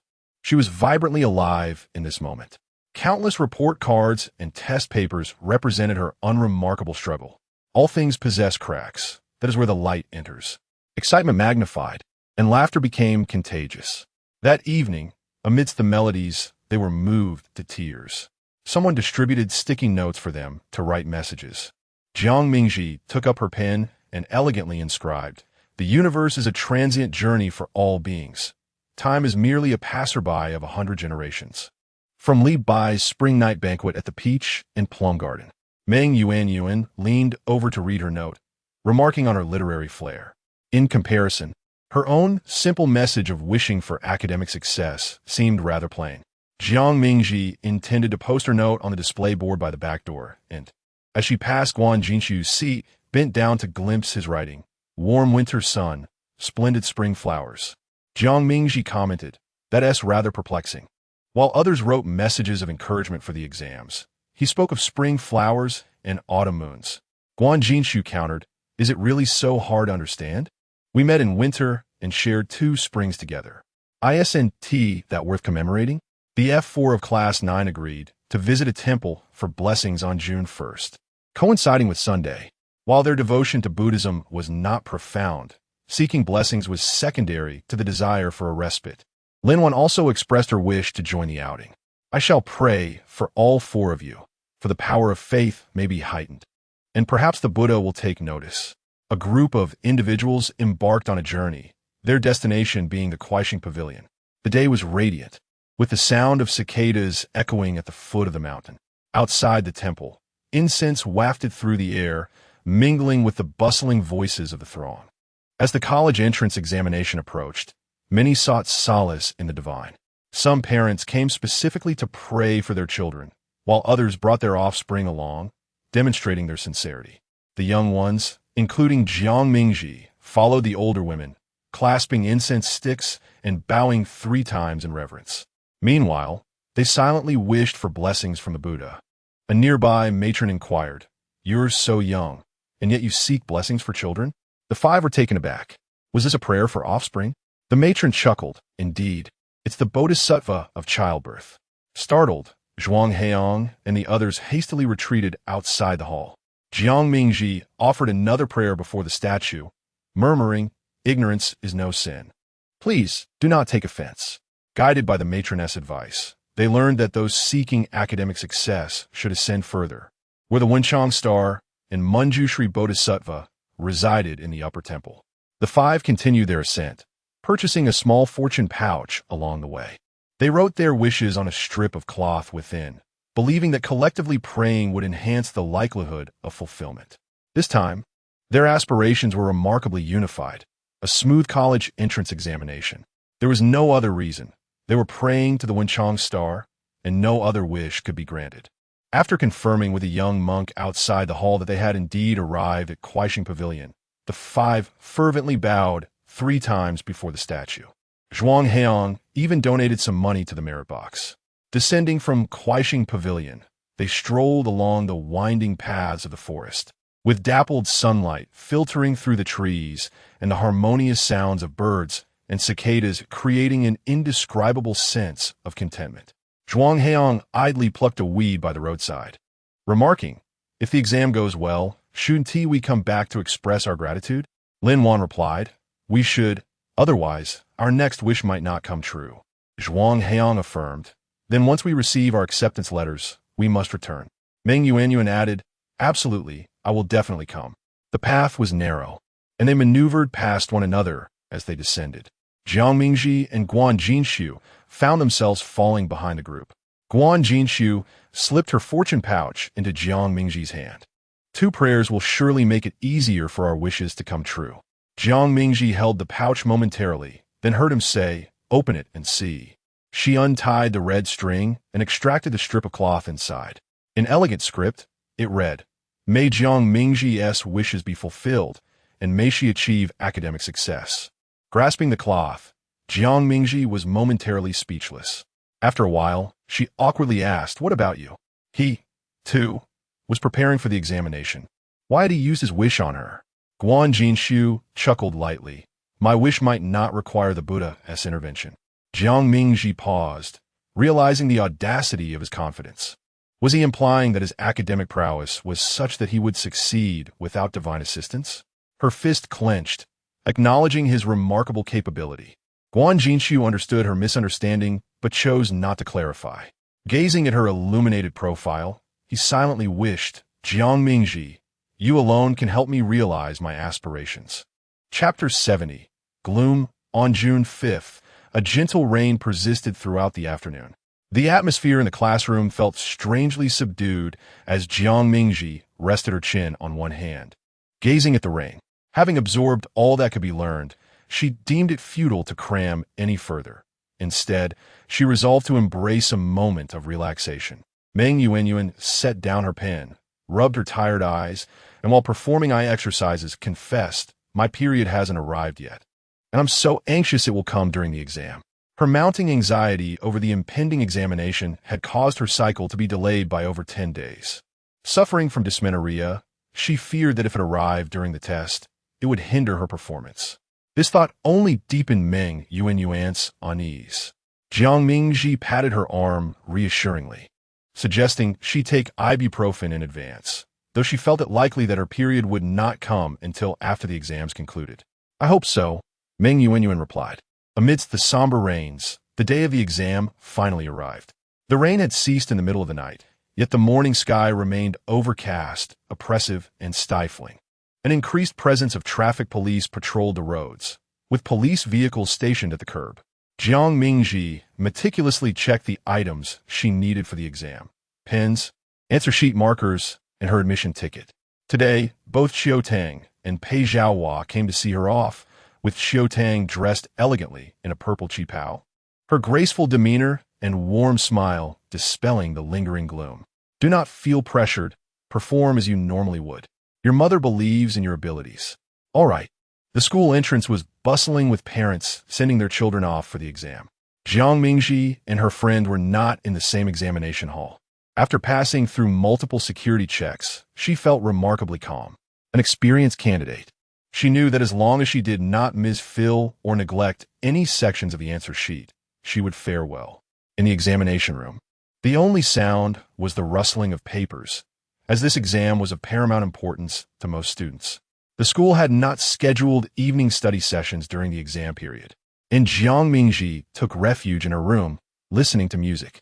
At times like these, it was increasingly difficult to focus on her studies. Relaxation seemed a more prudent choice. Almost every student contemplated their plans for after the exam, some even compiling a checklist. Travel, purchase the latest electronic gadgets, dye their hair, indulge in 3 days of uninterrupted sleep by their favorite games. When the exam finally concluded, stepping out of the examination hall brought an immense sense of relief. The path ahead seemed clear, with a bright future awaiting. The sky, at long last, cleared, revealing a remarkably pink cloud near the horizon, gilded in layers of golden hues. How one might articulate the sensation of that moment. It felt as though language itself fell short. Only those who have stood at that age, outside the examination hall, could truly grasp such emotions. Xiaotang and Pei Zhaohua stood outside the examination hall, clutching bouquets of flowers to welcome the students. Some parents had taken it upon themselves to add a touch of flair, displaying banners that read, "Wishing XXX a happy graduation. The world is a dazzling place. Today, you shine the brightest. And everyone please stand. Welcome the invincible XXX back from the Gaokao." Xiao Tang and Su Hong engaged in conversation nearby, finding the quirky banners amusing, which rendered the flower-giving somewhat ordinary. Su Hong remarked, "I couldn't pull off something like this. I just don't know what young people enjoy these days." Xiao Tang replied, "I can't either. A friend's daughter is into that anime culture. She wanted to be greeted by a cardboard cutout when she finishes her exams." Su Hong, "Does your Ji like these?" Xiao Tang, "She probably does not, as I noticed there are no paper figurines in her room. Instead, she enjoys purchasing blind boxes, and she doesn't want any duplicates." As they conversed, candidates gradually emerged from the examination hall. Parents craned their necks, searching for their children. "Here, Mom is here. How is it? Do you feel confident? Now that the exam is over, don't dwell on it. Take a good rest." Jiang Mingji, holding a bouquet, posed for a photo with her mother and, once the picture was taken, eagerly sought out Guan Jingshu to compare answers. In fact, they had already aligned their answers for the subjects completed earlier through WeChat. Jiang Mingji felt reassured about her results. A male classmate approached, overheard them discussing answers, and covered his ears as he ran away. "I don't want to hear it." Outside the school gate, the crowd gradually dispersed as students were escorted away by their parents, often greeted with gifts and lavish meals. After bidding farewell to Su Hong's family, Xiao Tang took Jiang Mingji and Pei Jinyang to a restaurant they had reserved in advance. Xiao Tang remarked, "Eat more. Why do I feel like you both have lost weight?" "Xiaohua, what do you think?" Pei Xiaohua nodded in agreement. Jinyang looks significantly thinner. Even his chin has sharpened. The two children spoke little, quietly consuming their food. Xiao Tang inquired about their plans for a graduation trip, then asked Pei Xiaohua if he could spare a week to organize a family outing. Jiang Mingji felt somewhat resistant, sensing that Pei Jinyang was acting strangely. He had seemed rather gloomy over the past semester. She quickly interjected, "Mom, I've already made plans with my friends for the graduation trip." Xiao Tang, unfazed, replied, "That's not conflicting. This holiday is quite long. We can't just go once. Have you decided on a destination? How many of you will be going?" Jiang Mingji replied vaguely, "About 4, but the destination is still being discussed." In reality, they had only casually mentioned it in a group chat and had yet to finalize any plans. It seemed they would need to settle it during tomorrow's gathering. Xiao Tang then turned to Pei Jinyang. "And you, Jinyang?" Pei Jinyang, with his gaze lowered, chewed his food, replying, "We'll see." Xiao Tang continued, "All right, I trust you for domestic trips, but for international travel, a parent must accompany you." Jiang Mingji returned to her room, burdened with gifts, and began to unwrap them one by one. The majority were bags and clothing, along with the latest mobile phone and iPad, although she already possessed these items. Xiao Tang always believed that after exams, new things should be acquired. It was a sense of ritual. While the phone was transferring data, Jiang Mingji lay sprawled on her bed, lost in thought. She had previously found studying to be arduous and longed for liberation. Now that she was truly free, she found herself at a loss. Her mind was blank, and sleep eluded her, even though she had planned to sleep for a continuous 16 hours. Once her new phone was set up and functioning, Jiang Mingji opened the class group chat, scrolling through the messages her classmates had sent. Some shared photos of themselves at internet cafes, while others showcased the royal treatment they were enjoying at home, with dishes like king crab and cherries laid out before them. After finishing all the chat records, Jiang Mingji inquired in the small group, "What are you all up to?" Noticing the silence among her classmates in the group chat, she found them unusually quiet. Guan Jingshu shared a photo of the dining table, stating, "Still eating." It was evident that the elders were quite talkative. Although the meal had long been finished, their chatter persisted. Zhuang Heong posted a screenshot of a computer game, saying, "Playing games." He added after the exam, "I've been yearning to indulge in some gaming, but now that I actually have the chance, it feels rather hollow. Am I perhaps a masochist?" Jiang Mingji chuckled softly, recognizing that feeling empty was entirely normal. When one is suddenly liberated from immense pressure, it can lead to a sense of discomfort. Prior to today, time seemed as if it could be stretched, with every moment dedicated to alternating between subjects. Now, with time entirely at her disposal, the freedom to waste it left her feeling somewhat disoriented. After scrolling through her phone for a while, boredom settled in. In moments of tedium, her mind wandered. She reminisced about what she was doing at this time in her previous life, and contemplated the fact that if she were to attend University A in the future, she would not encounter those familiar faces once more. Just then, her phone vibrated beside her, a message from Guan Jingshu. I happen to be near your house. If you're feeling bored, would you like to take a stroll? Chapter 71. You aren't drunk, are you? Jiang Mingji stepped out in a loose, comfortable long dress. It was now 10:14 p.m., and the bright lights in the living room had been turned off, leaving only a few dim wall lamps illuminating the space. She quietly exited without disturbing the elders upstairs, strolling alone along the path of Mingwei, where shadows danced among the trees, casting a somewhat eerie atmosphere.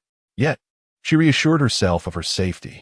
After walking for a while, she inquired on her phone about Guan Jingshu's whereabouts, just as she heard someone call her name from ahead. Lifting her gaze, she spotted the young man from the other end of the phone.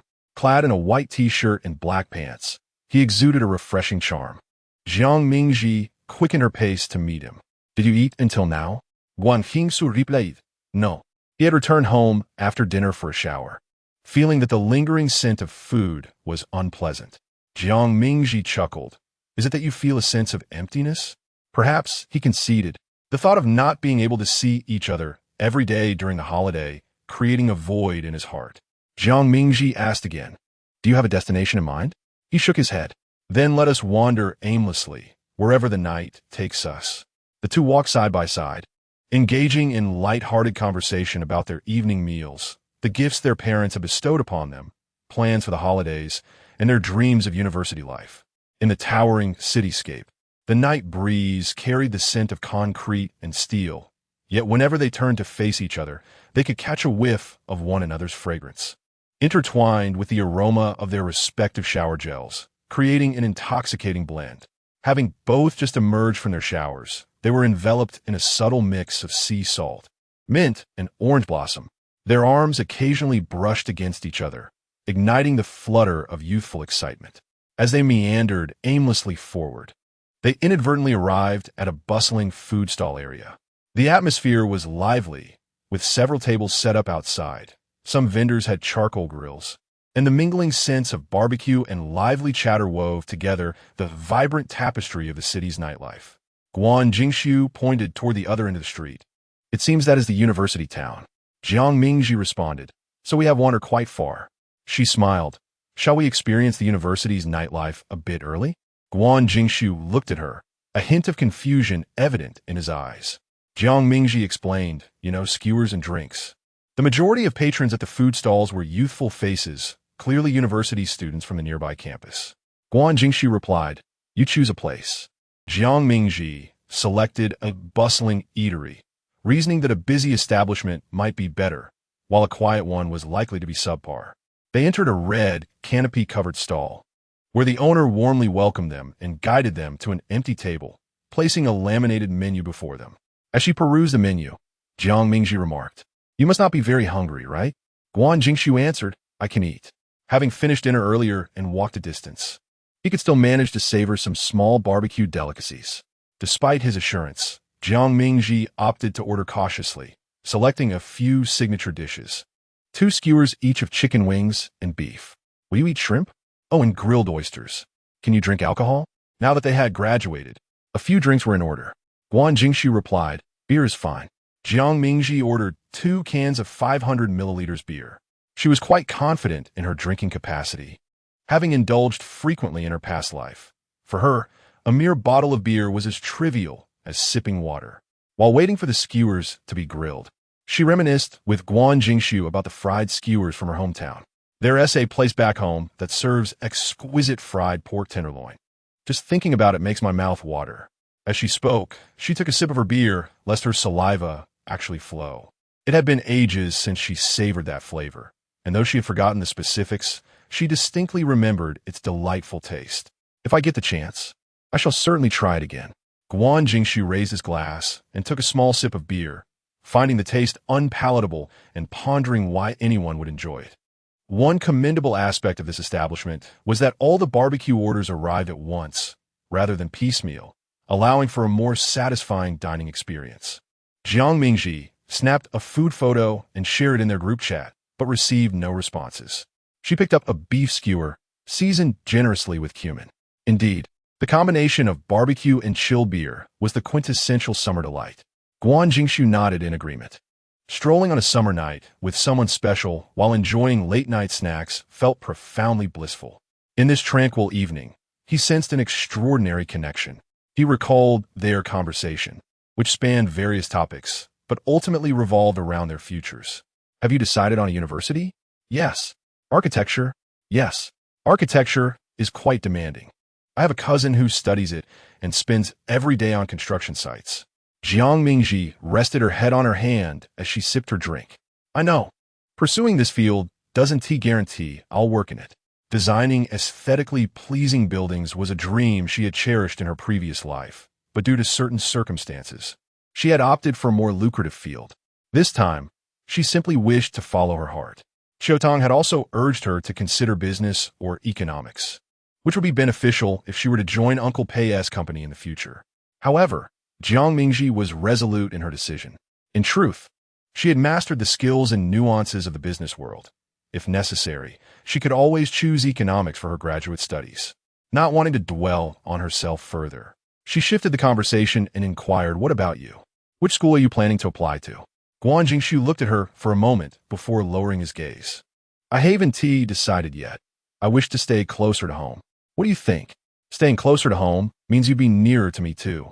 Jiang Mingji did not grasp the implication in his words and offered her candid advice. "I believe it's essential to consider the strength of the school's programs. With your excellent grades and interest in aerospace engineering, you should definitely aim for the best." Guan Jingshu remained silent and took another sip of his beer. Jiang Mingji finished her bottle, feeling no signs of intoxication, yet she had no intention of consuming more as she was already feeling full. After finishing her last sip, she ungracefully covered her mouth and let out a burp.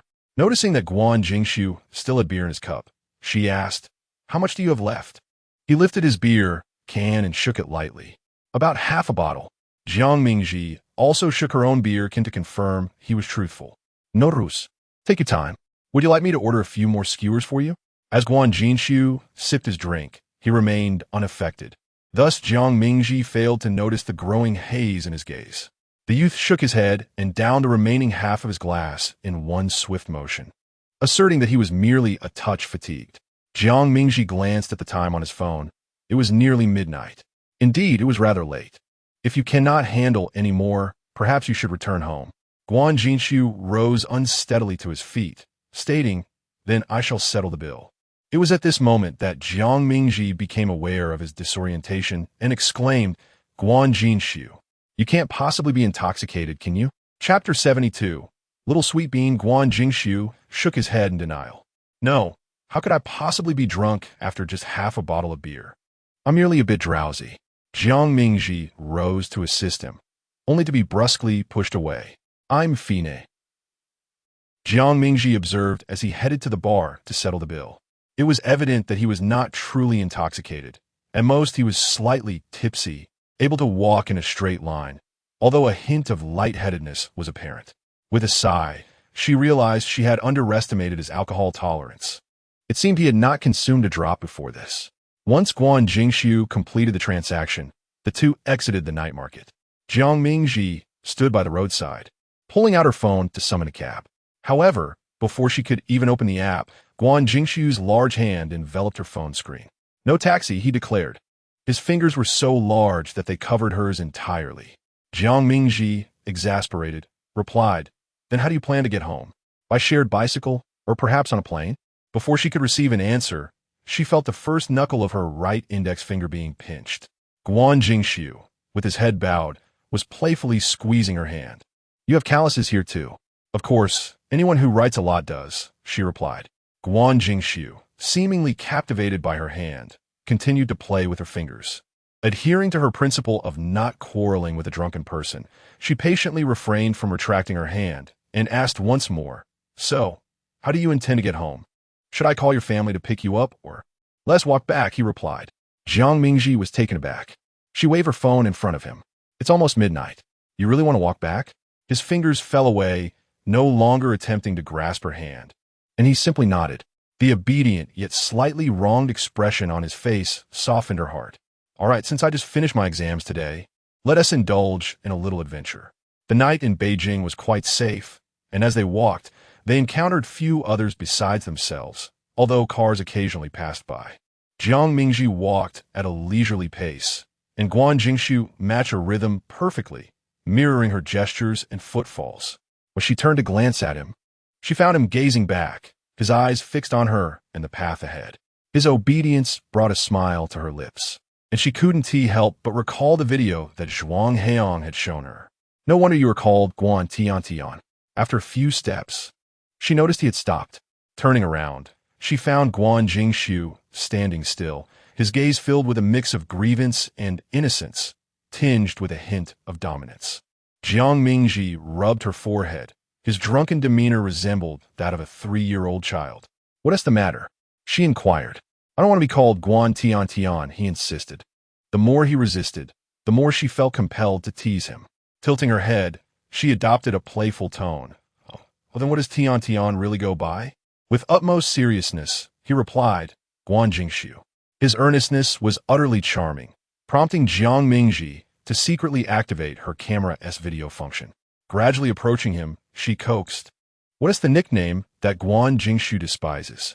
Guan Jingshu furrowed his brow. Guan Tian. Jiang Mingji elongated her tone, laced with temptation. So who is Guan Tian? The prelude of Guan Jingshu. Not me. Jiang Mingji. This person is not easily fooled. Guan Jingshu, with a hint of arrogance, turned his head away. I am not a fool. Jiang Mingji paused the recording, opened WeChat, and promptly messaged Zhuang Heong. Please send me the video of Tian from her childhood. Zhuang Heong first replied with a question mark, and then quickly realized what she meant. Wait a moment. 5 seconds later, Jiang Mingji received the video. She triumphantly waved her phone, showing off, Look, I have a video of someone from their childhood. Let me ask you again, who are you? Guan Jingshu caught a fleeting glimpse of the word Tian on the phone screen. If she wished to address him this way, it was not entirely unacceptable. He could reluctantly come to terms with it.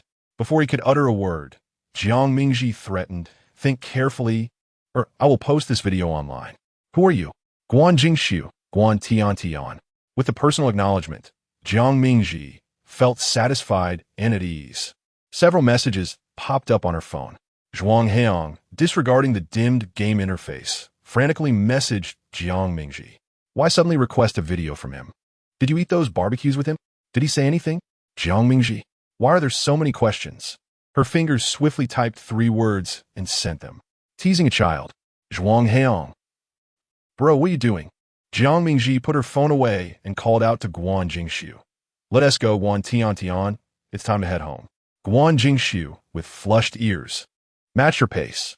The two walked in silence for quite a while, the empty streets stretching their shadows long under the streetlights. The midnight breeze was cool, caressing their skin comfortably. Jiang Mingji hadn't felt this relaxed in a long time, and she couldn't help but hum a tune, a song from the building's chorus. After a couple of lines, Guan Jingshu quietly joined in. He wished this road had no end, that they could walk together like this until old age.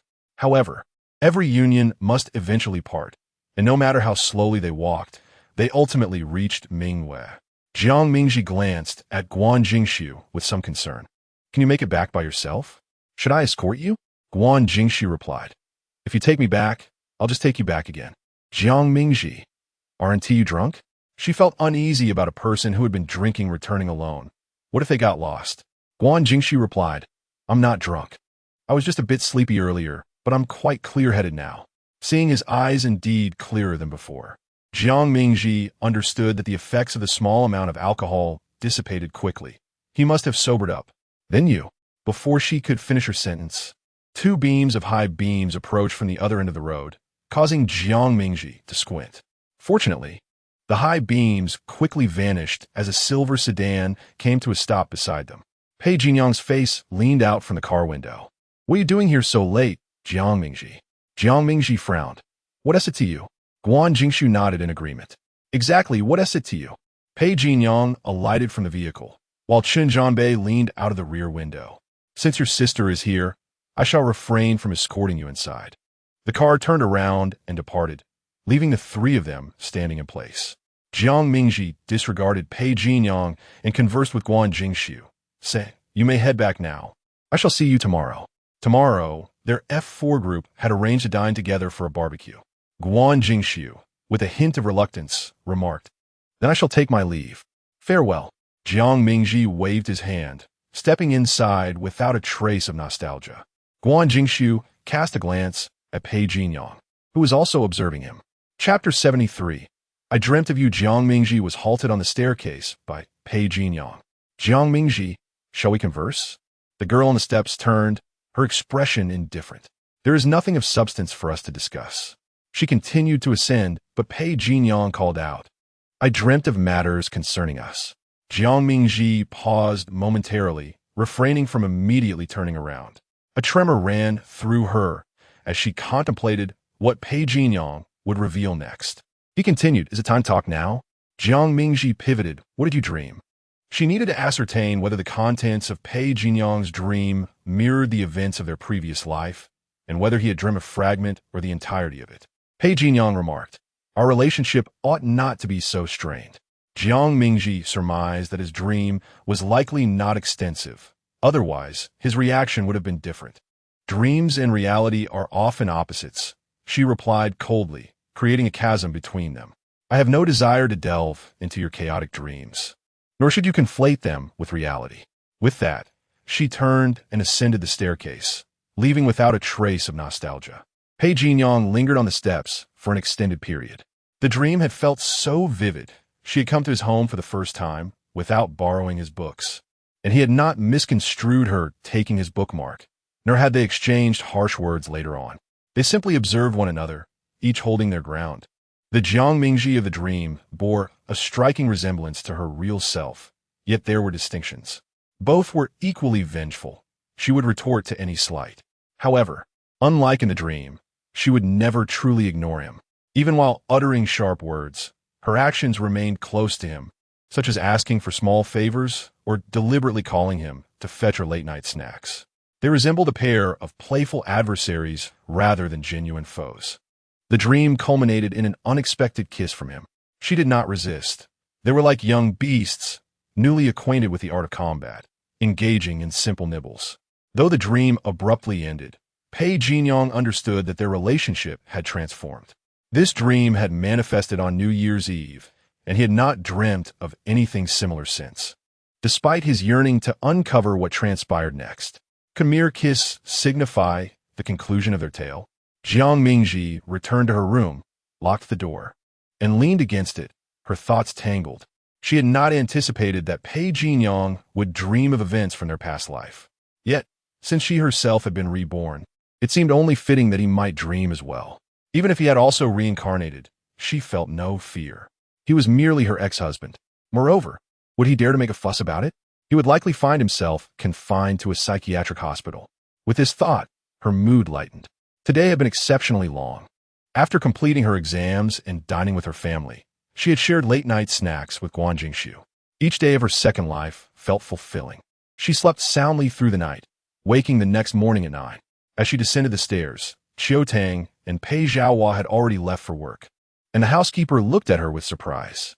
Miss Ji, you're up so early. Would you like something to eat? I can prepare it for you. As the sun rose, the mistress of the house entrusted the care of her 2 children to the household staff, instructing them to allow the children to awaken naturally after their recent examinations. She advised against cleaning the second floor until they stirred, and if they remained in slumber until noon, there was no need to rouse them.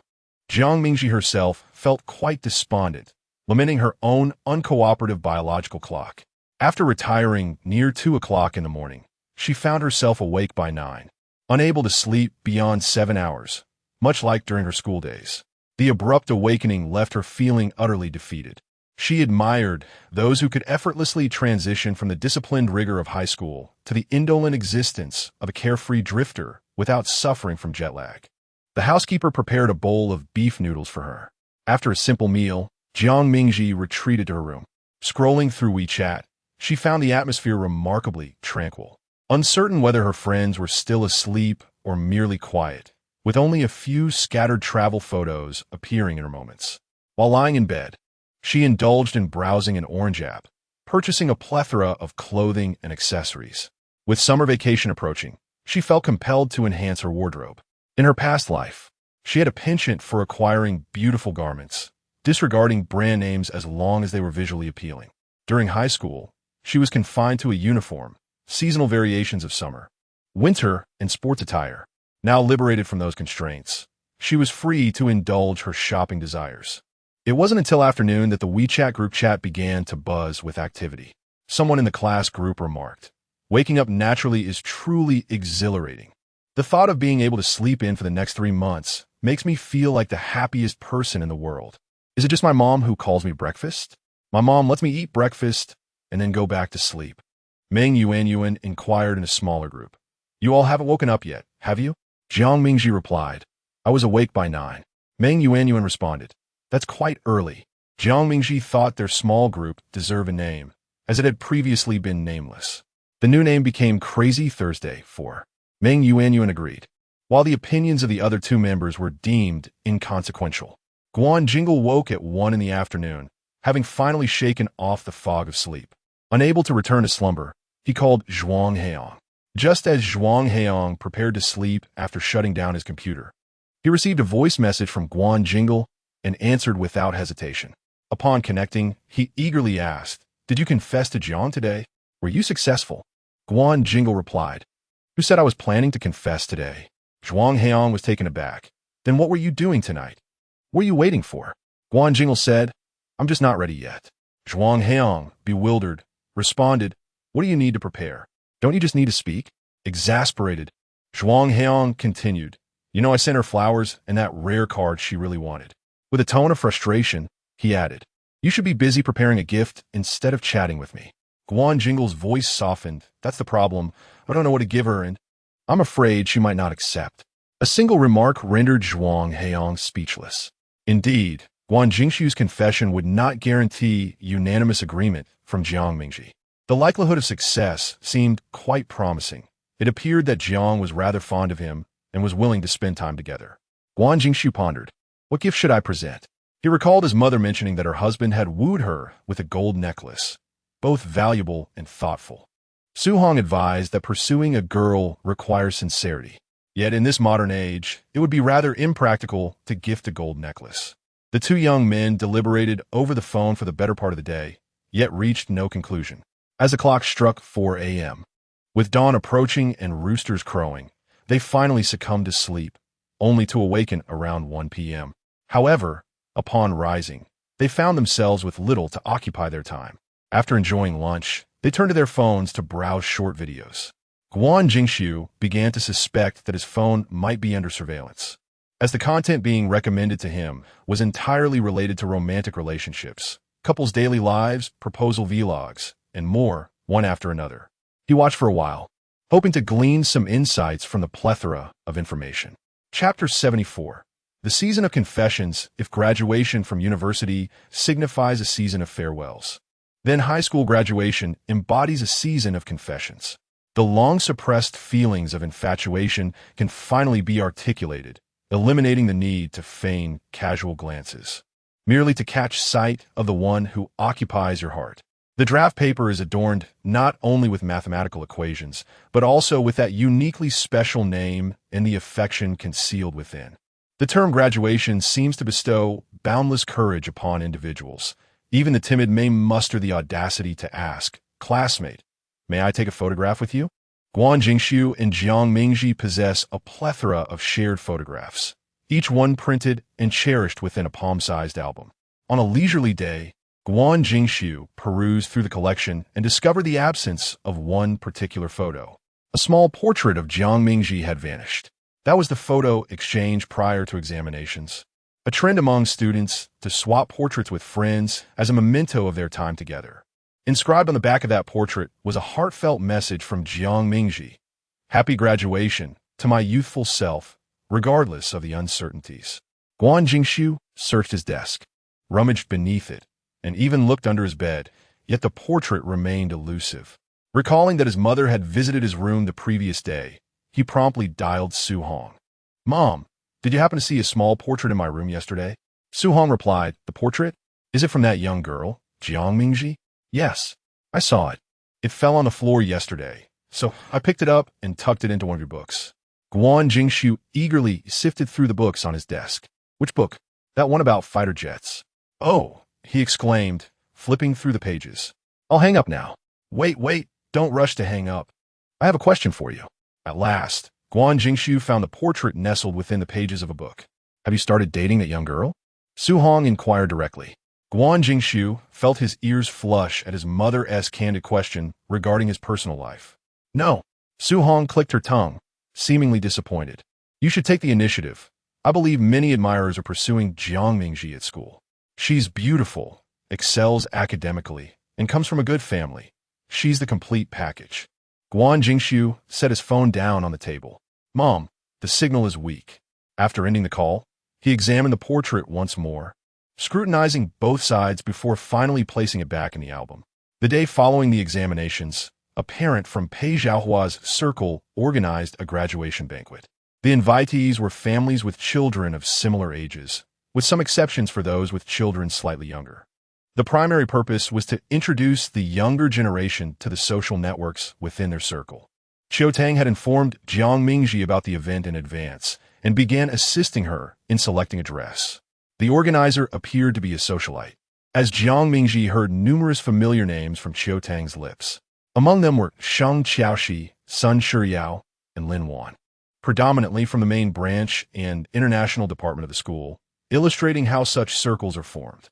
Jiang Mingji donned a simple cream dress, her hair cascading loosely, and applied a subtle shade of lipstick. Qiu Tang, however, found her appearance too plain and wished to enhance her makeup. Jiang Mingji declined, stating that they were all peers and elders, and she had no desire to wear makeup. At this gathering, she simply wished to enjoy a quiet chat with her friends, not wanting to appear as if she were walking the red carpet. Qiu Tang, unable to sway her, conceded that youth often comes with its whims. While Jiang Mingji looked lovely in her understated attire, it seemed a touch too plain, so ultimately, she ascended to the upper floor to retrieve a couple of pieces of jewelry for her to wear. Simplicity must not overshadow elegance. Jiang Mingji acquiesced and adorned herself with a bracelet and a necklace, thanking her mother, finding them quite complimentary. Qiu Tang tenderly tousled her hair, proclaiming that her daughter looked beautiful in any guise. Jiang Mingji smiled, quipping that her classmates often remarked that her mother must be a great beauty to have given birth to someone like her. The mother-daughter duo exchanged affectionate compliments, with Qiu Tang's smile broadening. Pei Jinyang cast a glance at Jiang Mingji before entering the car, taking the front seat while Qiu Tang and Jiang Mingji settled into the back. Pei Zhaohua had other matters to attend to and would arrive later. Throughout the journey, Jiang Mingji felt a gaze fixed upon her, emanating from Pei Jinyang, who was observing her through the rearview mirror. The evening gala unfolded at a vineyard, the sky dimming as Jiang Mingji could hardly discern the estate's grandeur, only perceiving its vastness. After navigating through the first iron gate and traveling a considerable distance, they beheld a castle-like edifice, aglow with lights and surrounded by numerous luxury vehicles. Upon crossing the threshold, the atmosphere was filled with incessant smiles and pleasantries. Jiang Mingji maintained a charming smile, greeting everyone she encountered. Hello, uncle. Hello, aunt. Qiu Tang engaged in socializing, familiar with many attendees and eager to meet new acquaintances, while Jiang Mingji obediently trailed beside her. Pei Jinyang had already excused himself to seek out his friends upstairs, having asked Jiang Mingji if she wished to accompany him. But upon her refusal, he did not press the matter. Jiang Mingji, curious, inquired via WeChat about Lin Wan's arrival. Lin Wan responded that she had just encountered some traffic, but would soon be there. Lin Wan was attending with her parents, and once she finished her greetings, Jiang Mingji eagerly linked her arm, suggesting they explore the rumored Sky Garden. Sounds wonderful. Lin Wan, at this age, dreaded encounters with elders who would inevitably inquire about her grades, her piano skills, and future plans, so she was keen to escape such scrutiny. After exchanging a few words with her parents, the two made their way to the elevator. Jiang Mingji expressed her relief that Lin Wan was also present, admitting that she would have otherwise struggled to find someone to entertain her. Lin Wan, delighted by her significance, promised to introduce her to several friends, ensuring that even in her absence, Jiang Mingji would have companions to converse with. She rambled on, expressing envy for those who had graduated, lamenting that she still had a year to endure. Jiang Mingji comforted her, assuring that a year would pass in the blink of an eye. And since she was not pursuing a career in the arts, her path would be somewhat easier. I hope so, Lin Wan replied. The elevator took them directly to the Sky Garden, which had been beautifully arranged with tables and chairs, allowing guests to admire the flowers while gazing at the moon. The quaint garden was bustling with people, some leaning against the railing to enjoy the view, others admiring the flora, while a few sat idly engaged in conversation. Two young girls eagerly pulled out their phones to capture the moment, immediately sharing their photographs on social media. Once they had finished taking pictures, Lin Wan expressed her desire for a snack, prompting the pair to descend once more for a buffet feast. While this evening affair served as a social engagement for others, for them, it was merely an opportunity for friends to document their outing. The buffet area was situated in the rear garden on the ground floor. Though referred to as a garden, it was predominantly a stretch of grass, expansive and open, complete with a swimming pool. Most of the younger attendees were gathered at the poolside, reveling in their own youthful sanctuary. Lin Wan pointed out a girl not far away to Jiang Mingji, saying, "That girl over there was the one who mentioned the false accusations made against you last time."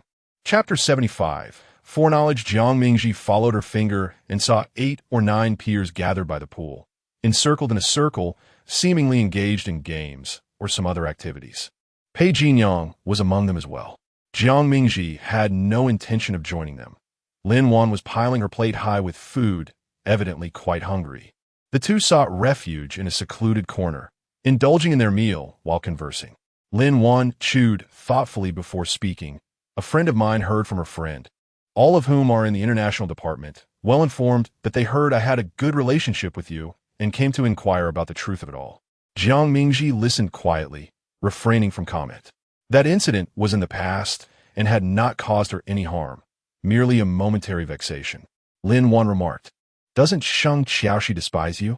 Otherwise, how could she make such reckless remarks?" "I don't know," Jiang Mingji replied. Lin Wan continued, "It's a pity I wasn't there the day you confronted Pei Jinyang on the playground. I missed quite a spectacle." Jiang Mingji chuckled. "You would have been terrified and crying." Lin Wan, unafraid, laughed brightly. "Sister, please scare me to tears." Jiang Mingji responded with silence. Lin Wan mused, "It's odd, despite being the same age. I often feel you are like an elder sister. Is it because you skipped a grade? I have other friends who are a year or two older, yet they don't evoke this feeling in me." Jiang Mingji teased her. "What if, in fact, I am older than you? I might be a 1,000-year-old demon." Lin Wan burst into laughter. "Then you wouldn't feel like an elder sister, but rather a great-grandmother." Amid their laughter, a nearby friend called out to Lin Wan, inviting her to join in the fun.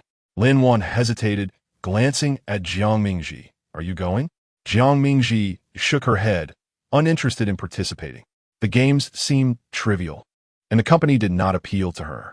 Lin Wan turned to her friend and said, "You all go ahead. I'm not finished eating yet."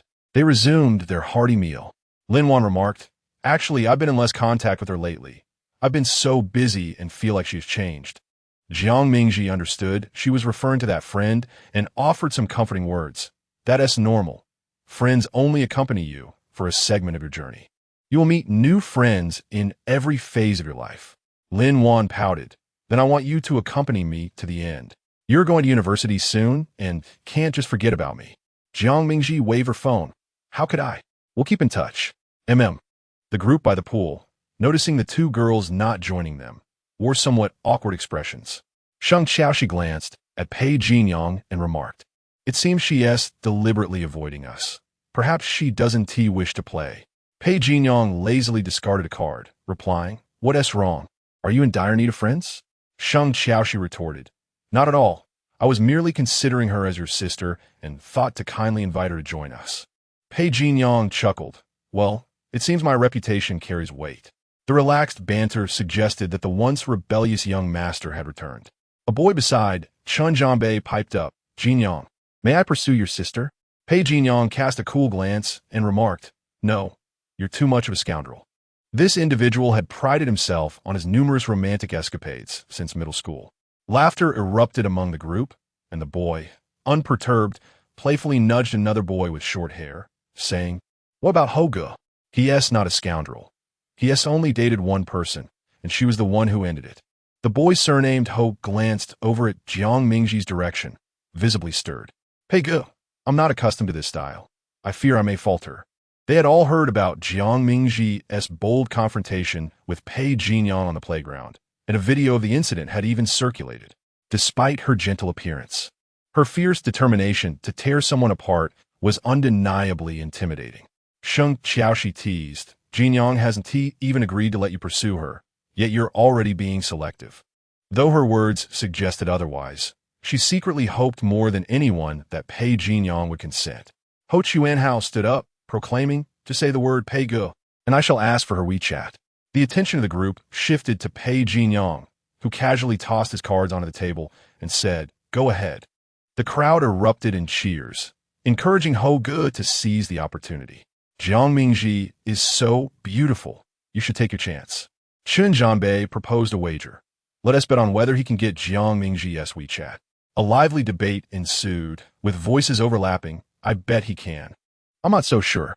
Ho Chuanhao strode towards Jiang Mingji. This encounter was no ordinary flirtation. It had transformed into a battle of honor due to the stakes involved. He approached her and announced, "You must be Pei Jinyang's sister? I am Ho Chuanhao. May I get to know you?" Jiang Mingji raised her gaze to meet his, taking in the boy before her, who indeed looked rather mischievous. She firmly rejected him. No. It was only then that Ho Chuanhao noticed the exquisite details of her face up close. She was even more striking than from afar. However, her icy demeanor suggested that should he persist, she might utter something that would leave him utterly humiliated. Nevertheless, recalling the bets placed behind him, Ho Chuanhao gritted his teeth and continued, "Don't be so aloof. Our parents know each other, and I'm friends with your brother." Chapter 76. Do you think you deserve it? Jiang Mingji often found herself perplexed by certain individuals who seemed incapable of comprehending human speech. She detested the moral coercion that others attempted to impose upon her. Regardless of her parents' connections, she did not wish to subject herself to the company of those she neither desired to know nor associate with. As for Ho Chuanhao, she had only a fleeting acquaintance with him in her previous life, and he was not of commendable character. She understood that his approach was likely spurred by a group of onlookers, eager to diminish her dignity for their amusement. With a frigid gaze, Jiang Mingji inquired, "Do you wish to add me on WeChat?" Seeing a glimmer of hope, Ho Chuanhao smiled. "Indeed, let's be friends. Do you really think you are worthy?" His expression darkened instantaneously as Jiang Mingji continued, "I prefer to befriend those with commendable academic achievements." "What were your scores on the college entrance examination?" His performance was dismal. Remaining in the country would only allow him to attend a vocational college, prompting his parents to consider sending him abroad. Jiang Mingji cast a derisive smile and added, "Additionally, I favor those who are handsome." Ho Chuanhao's countenance fell further. He yearned to retaliate verbally, but refrained, aware of the many witnesses around them. He certainly did not wish to appear embarrassed should rumors spread about his failed attempt to obtain a girl's WeChat. Moreover, with numerous parents lingering downstairs, causing a scene would only bring shame to his family. After a moment of contemplation, he rubbed his nose and softened his tone. "Sister, I lost a bet. Please help me out. If you truly do not wish to be friends, you may simply delete me later on WeChat." Regardless of the circumstances, he was determined to secure her WeChat. It would be humiliating to retreat empty-handed with so many eyes upon him. Noticing Jiang Mingji's indifference, he raised the stakes. "How about this? You add me, and I will transfer you 1,000 yuan. Jiang Mingji replied, "Do you truly believe I lack that 1,000 yuan?" Gritting his teeth, Ho Chuanhao realized she was impervious to both sweet talk and intimidation. Despite her gentle demeanor, she was decidedly difficult to persuade, and he began to regret his decision to approach her. "What would it take for you to be willing to add me?" he asked. Jiang Mingji quipped, "Perhaps when extraterrestrial beings invade Earth." Lin Wan, who had been standing nearby, could not contain her laughter and ended up spraying her drink. It was utterly hilarious, and she resolved to adopt Jiang Mingji's method of rejection in the future. Feeling increasingly uncomfortable, Ho Chuanhao could no longer endure the situation. With a dismissive remark about her lack of appreciation, he stormed off. Jiang Mingji turned to Lin Wan and asked, "Have you had enough to eat?" Lin Wan nodded, and Jiang Mingji stood up, suggesting, "Let's find a secluded place to play games." "Absolutely," Lin Wan agreed. Playing games was far more entertaining than listening to a crowd of people giggling. The two ascended the stairs in search of an empty room, as most of the elders were occupied on the first floor or in the underground wine cellar, allowing them to be undisturbed. Jiang Mingji sent a message in their group chat. "Those who wish to play games, press 1. Responses soon flooded in, as they were all free following their examinations. Zhuang Heong replied, "Wait for me 3 minutes. I'm still in the restroom." Jiang Mingji located a vacant small living room, settled onto the couch, and invited the already online Guan Jingxiu and Lin Wan into the room to await the others. Lin Wan commented, "That tiramisu we had earlier was quite delicious. When the waiter comes by, let us ask him to bring us 2 more pieces." Their microphones were active in the game, and Guan Jingxiu, keenly attuned to the conversation, inquired, "Are you dining out?" Jiang Mingji elucidated that they attended a banquet together. Lin Wan remarked, "Indeed, but it was dreadfully dull, although it was called a graduation banquet. Many attendees were not graduates at all. It was merely an excuse for the adults to host a gathering. I attended one last year as well." Guan Jingxiu interjected, "Graduation banquet? Was it organized by an uncle surnamed Huang?" Lin Wan affirmed, "Yes, how did you know?" Guan Jingxiu continued, "Of course he knows. His father asked him yesterday if he wanted to go, but he declined. He dislikes such gatherings, and his father shares the sentiment. Hence they mutually agreed not to attend. I wish I had known Jiang Mingji would be there." Guan Jingxiu fancied possessing superpowers to reverse time. Had he known, he would have insisted on going. "Where is the banquet held?" Jiang Mingji responded, "It was at Su Garden, quite a distance from the city center." Lin Wan added, "Indeed, they deliberately chose such a remote location, fearing we would grow bored and leave midway." Jiang Mingji found her perspective intriguing, pondering that perhaps the truth was indeed as she suggested. Lin Wan continued, "By confining a group of people in this secluded area, they are left with no choice but to make friends. The men often seek to add the women on WeChat, and some even wager or boast about how many contacts they manage to acquire in one night."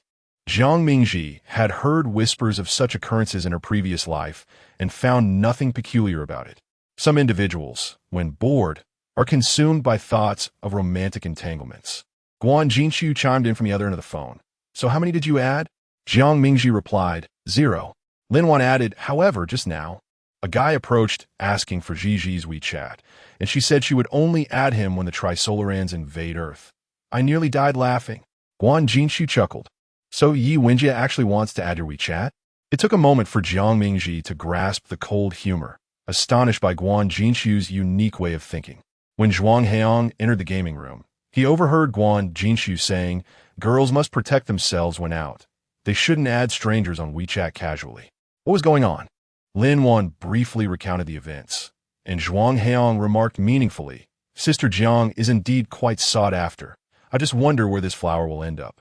Jiang Mingji laughed. "Must it necessarily fall upon a pile of cow dung?" Zhuang Heong replied, "A vase would suffice, or a flower shop. Regardless, Sister Jiang, you're a beautiful flower wherever you bloom." Guan Jingxiu concurred. "Indeed, flowers do not require vases or flower shops. It is the vases and flower shops that need the flowers." Chapter 77. A step too late. Guan Jingxiu had perused numerous online guides on how to confess to a girl, what approaches would be most readily accepted, and how to pursue a girl without incurring disdain. Like a diligent student, he had conducted extensive searches, yet after several days, he found himself no wiser. His phone had transformed into a virtual haven for couples, a sight he felt embarrassed to behold. The world was vast, teeming with all manner of lovebirds, brazenly sharing their intimate moments online, which left Guan Jingxiu feeling somewhat awkward. He ventured into a flower shop to order a bouquet. When a shopkeeper inquired about his preferences, he struggled to articulate them.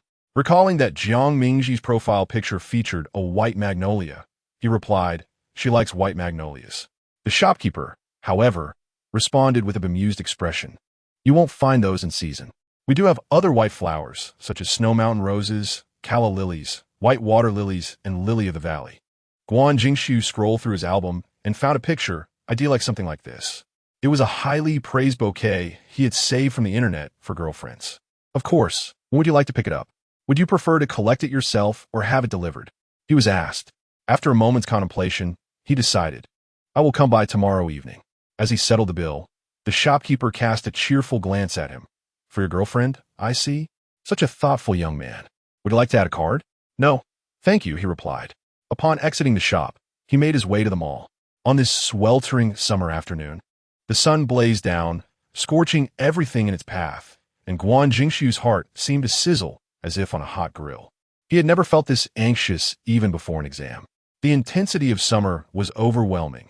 Could it possibly transform a secret crush into a fervent romance? While selecting a gift, Zhuang Heong sent him a message. Suge, my girlfriend mentioned that most girls prefer not to be confessed at class reunions. The commotion can make them feel morally coerced. Shall we consider a different time then? I don't think Jiang Mingji is the type to enjoy ostentation, he suggested. Guan Jingshu replied, understood. He had never intended to confess his feelings for Jiang Mingji in front of their classmates. His plan was to express his heart to her privately after the reunion. The graduation season gathering radiated a sense of wildness, as everyone converged at the end of summer, only to part ways as the season waned. His classmates, like untamed stallions, laughed heartily and reveled in the festivities. Almost everyone attended this gathering, save for a few who had relocated elsewhere. In the expansive KTV room, the floor and tables were strewn with alcohol, and a group of boys boisterously proclaimed that they wouldn't leave until they were intoxicated. The songs chosen were an eclectic mix, everything from DJ remixes of Dance Girl's Tears to Pink Memories, and even Bala Bala Little Witch, the origin of which was a mystery. Despite the abstract nature of the selections, the atmosphere heated up quickly, and after just a few lines, everyone was in high spirits. Jiang Mingji sat conversing with a female classmate when a message from Meng Yuan arrived on WeChat.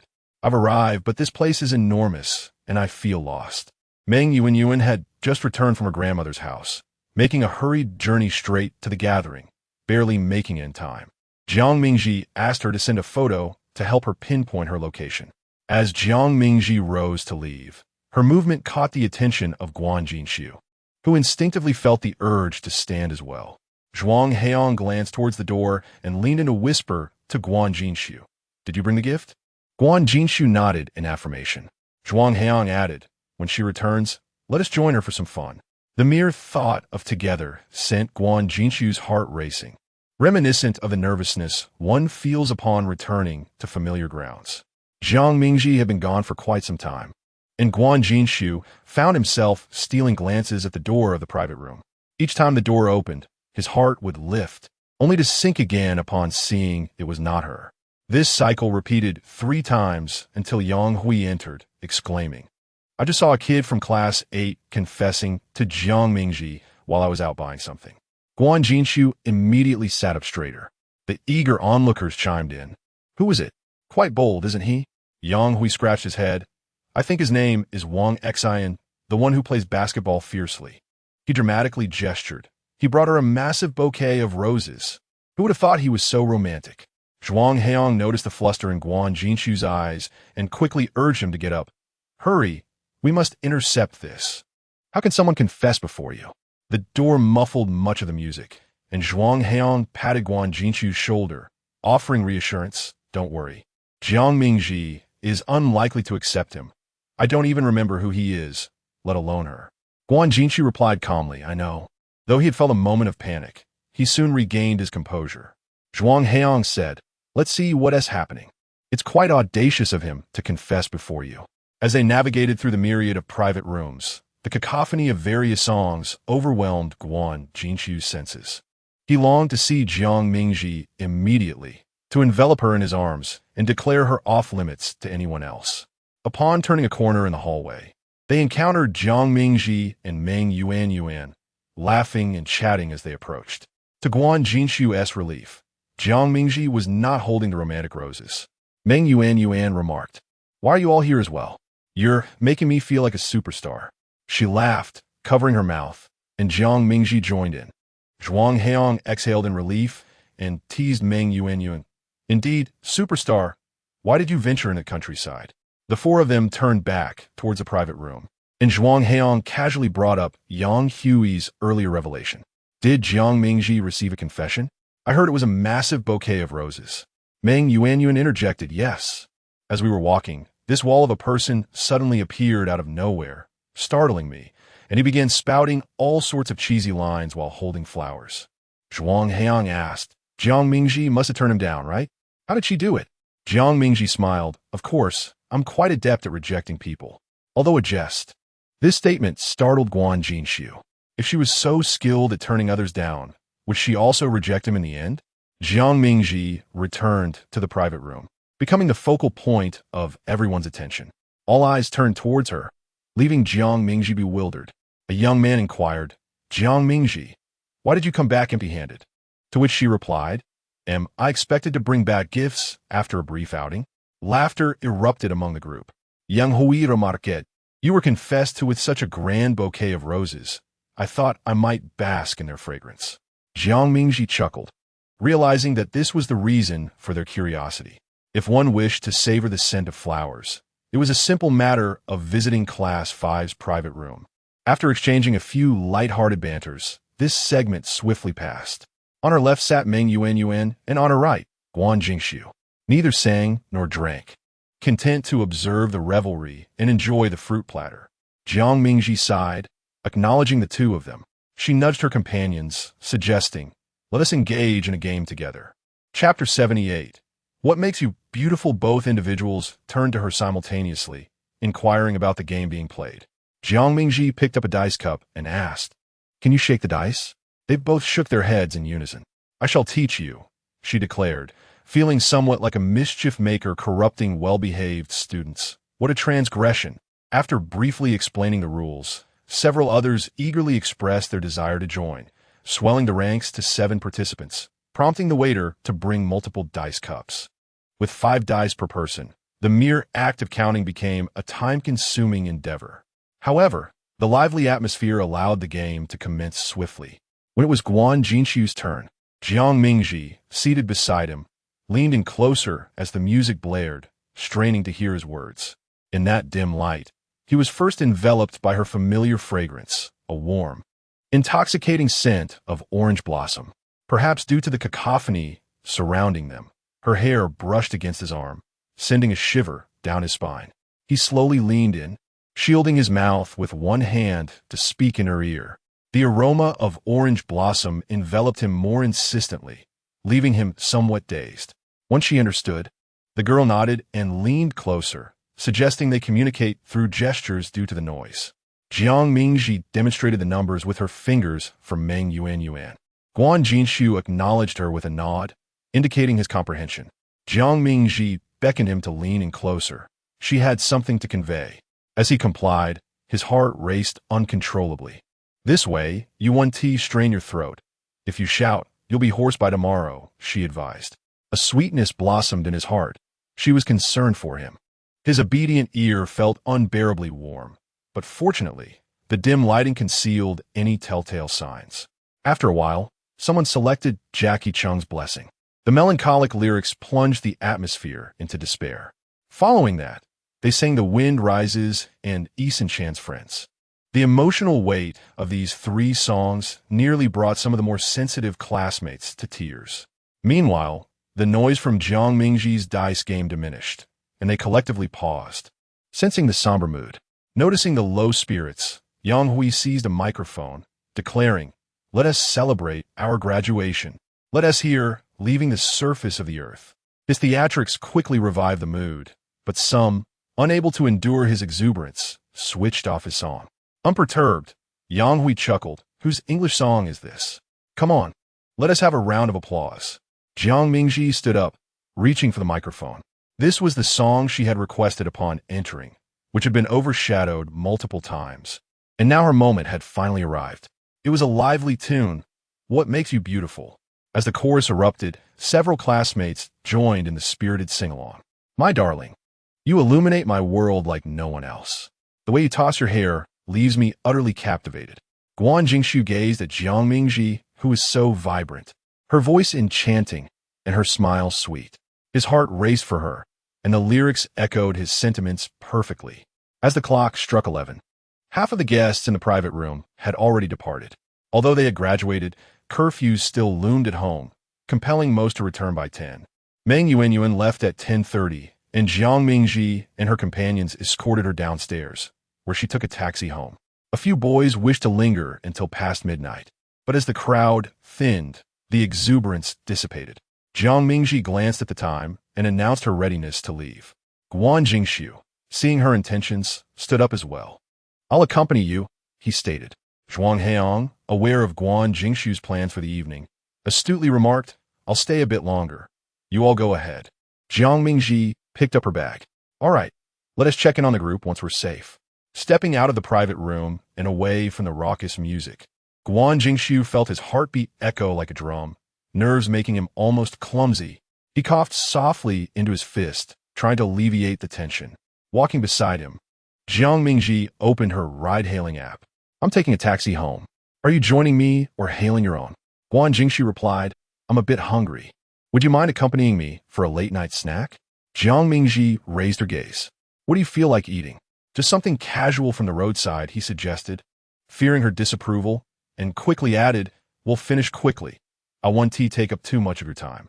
Jiang Mingji exited the app. "All right, I'm a bit hungry too." The area around the KTV was bustling, even at this late hour. The pair exited the KTV and turned right, with Jiang Mingji surveying the shops along the way, seeking a late-night treat. Guan Jingxiu spotted a small shop and dashed inside. Retrieving a bouquet he had earlier left with the owner, he carefully approached Jiang Mingji from behind, slowing his pace to walk alongside her. At that moment, she turned and pointed to a snack shop, asking, "How about that one?" Just as the last word lingered on her lips, she noticed the sudden addition of flowers in his arms. It was as if a switch had been flipped within her, and she comprehended everything in that instant.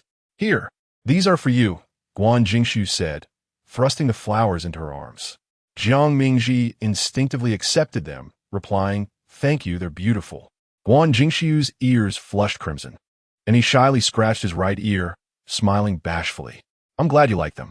Even the most exceptional young man can find himself at a loss for words in the presence of someone he adores.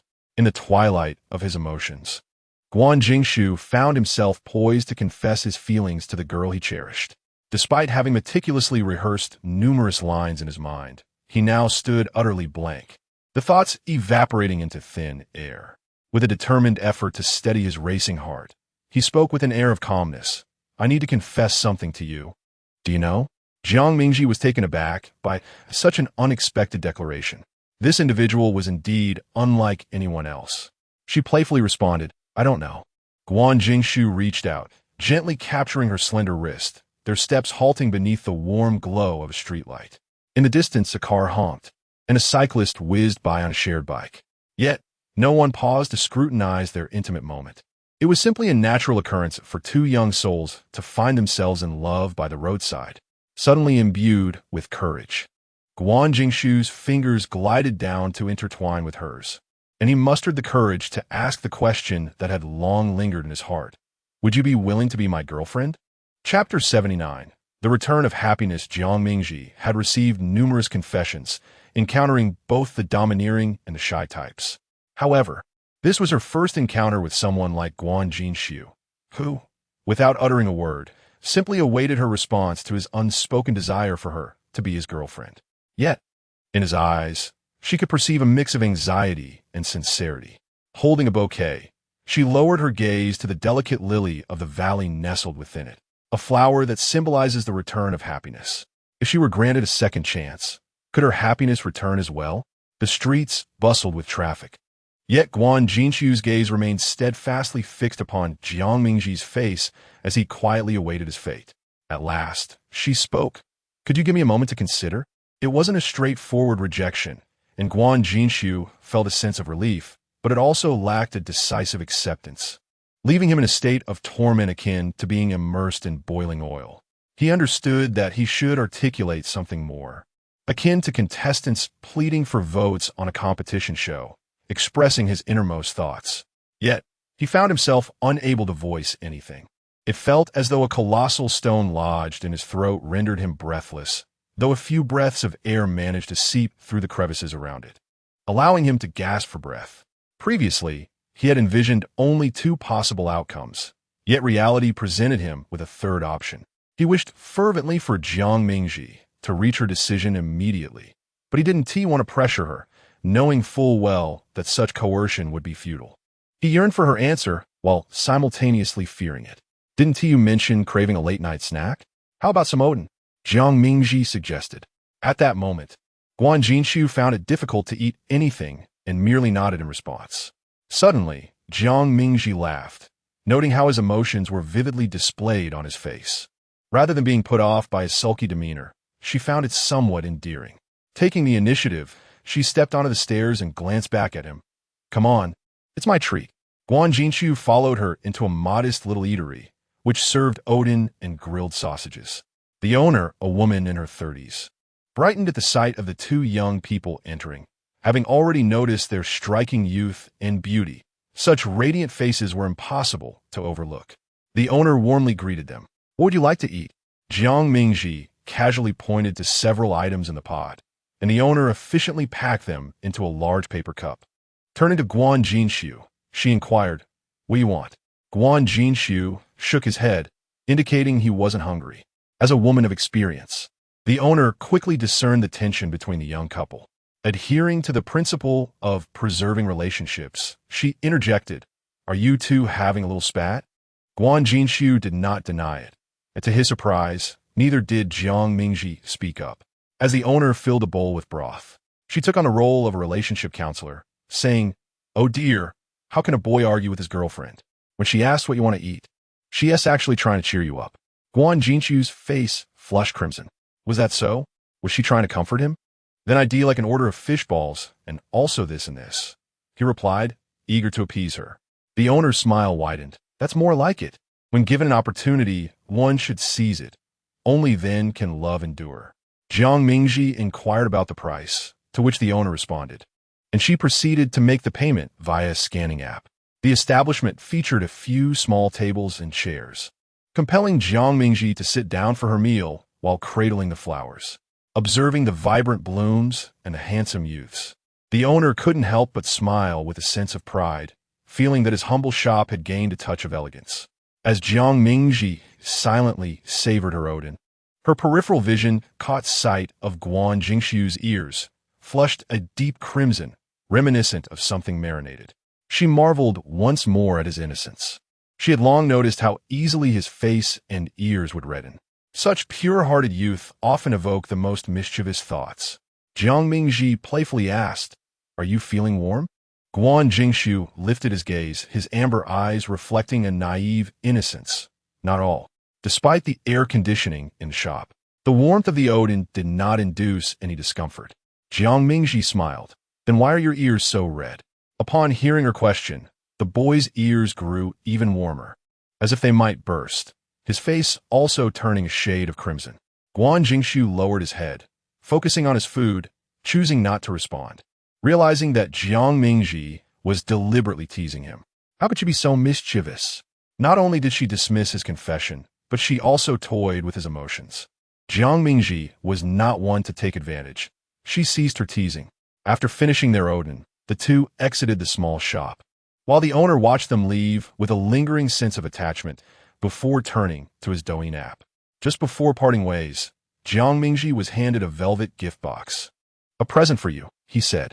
She opened it to reveal a beautiful bracelet, adorned with a delicate charm shaped like a small whale. Chapter 80 Stagnation Upon returning home. Jiang Mingji swiftly freshened up before succumbing to slumber. For the following day, she was to embark on a journey to Madai with her mother. Her suitcase had long been packed, and as she awakened to find a bouquet of fresh flowers gracing her table, she pondered the cruelty of leaving them to wither in her absence. Capturing their beauty in a photograph, she preserved the flowers' vibrancy within the confines of her album. Descending to the breakfast area, she encountered Pei Jinyong, who was also bound for the airport that day, joining a group of friends for leisure. Their interaction was marked by silence.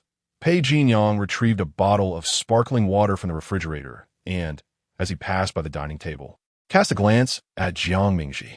As they brushed past each other, an unspoken thought lingered in his mind. He had dreamt of her once again the previous night. This marked the second occurrence of such a dream, wherein they secretly embarked on a romance. Maintaining an outward facade of banter while clandestinely visiting an amusement park and sharing a kiss atop the Ferris wheel. The dream felt strikingly real. The sensation of soft lips lingering in his memory, enveloped in a haze of youthful innocence and beauty, as if viewed through a rose-tinted lens. Upon waking, Pei Jinyang was engulfed by a sense of dissonance. He had resolved to move on, striving to cultivate indifference towards Jiang Mingji. Yet why did he continue to experience such perplexing dreams? His flight was destined for the Pacific, while Jiang Mingji's journey took her in the opposite direction, mirroring the divergence of their life paths, now entirely separate and never to intersect. The flight attendant provided Jiang Mingji with an eye mask, and she began to catch up on her sleep aboard the aircraft. Meanwhile, in the bustling city of Beijing, Guan Jingxiu was also ensconced in the realm of dreams. Rewinding to the previous night, upon his arrival home, he received a message of concern from Zhuang Heong. "So, how is it going, Suji? Have you found someone?" Guan Jingxiu was disinclined to respond. Zhuang Heong, growing anxious, pressed, "What is your situation?" She stated that she needed time to think. Zhuang Heong exclaimed, "Think? What is there to consider?" Realizing it was the dead of night and fearing reprimand from his parents, he lowered his voice. "No. What does Jiang mean? She doesn't like you, does she?" It seems she is trying to politely decline because you're too familiar. A pang of anguish pierced Guan Jingxiu's heart. So this was the sensation of heartbreak. He felt like crying. Yet, he hadn't even been in a relationship to experience such a loss. Frustration enveloped him. Zhuang Heong sensed the distress of his dear friend on the other end of the line and hastily offered advice. "Tell me the specifics. How did you confess? I'll help you analyze the situation." Guan Jingxiu recounted the events. Zhuang Heong responded, "That's a mess. You didn't even utter a single I like you. No wonder she is considering it. I would too." Guan Jingxiu. Zhuang Heong, however, she did treat you to Odin, which suggests she doesn't harbor any dislike for you. There is hope, my friend. Guan Jingxiu weakly acknowledged with a sound. Zhuang Heong continued his analysis. Moreover, the proprietress referred to you as a couple, and she didn't refute it, indicating she has feelings for you as well. Women can be reserved. Perhaps after a restful night, she'll come around and agree. Guan Jingxiu found some merit in this reasoning, and the clouds of despair that had loomed over him began to dissipate. Zhuang Heong, do not give up. I believe Jiang, the younger sister, is perhaps the type of reserve girl. If one confession fails, you should try again, twice, thrice. She might even appreciate a more assertive approach. Why not try kissing first and see how it goes? Guan Jingxiu, if I were to be slapped, would I have the liberty to return the favor? Zhuang Heong touched his face and said, "Well then, why not give it another earnest confession?" Guan Jingxiu did not respond to this inquiry. Instead, he raked his fingers through his hair, logged into his account, and began playing a game. Engaging Zhuang Heong in gameplay, they unwittingly spent an entire night immersed in it. Rather than merely gaming, it served as an outlet for his pent-up frustrations. Guan Jingxiu slept soundly until 3 in the afternoon. Immediately, he reached for his phone, only to find that there was not a single message from Jiang Mingji. Disappointment lingered in his heart as he sent her a message, yet he received no reply. It was not until after 7 in the evening that her response arrived. "Just landed in mail." Guan Jingxiu quickly replied, "How many days will you be there?" Jiang Mingji, returning to Beijing on the 23rd. That was the day before the results were announced. Guan Jingxiu typed and deleted his message multiple times, his frustration mounting as he tugged at his hair and tossed his phone aside. He wished to inquire if Jiang Mingji had made her decision. Yet he feared her aversion and dreaded the unwanted answer. He believed she would eventually provide him with a response. For now, all he could do was wait. Jiang Mingji observed the typing, indicator flicker on and off multiple times. She exited the chat page, fully aware of Guan Jingxiu's inner turmoil, yet unable to offer an immediate reply. She, too, was in a state of distress. At her age, beginning with a romantic relationship was not her intention. Coupled with a previous unsuccessful experience, she felt a deep-seated fear of accompanying a boy through his growth. Additionally, she worried that Guan Jinshu's feelings were influenced by the emotional turbulence of graduation season, especially since she was one of his closer female friends. She decided to give herself some time, as well as allowing Guan Jinshu the space to reflect. However, the complexity of her thoughts could not be distilled into a singular circumstance. Lying on the hotel bed, she turned over, reminding herself to savor the present moment. Regardless of what the future held, finding joy in the now was sufficient. Moreover, Guan Jinshu was entirely unlike Pei Jinyang. The pitfall she encountered with him would not necessarily be replicated with another.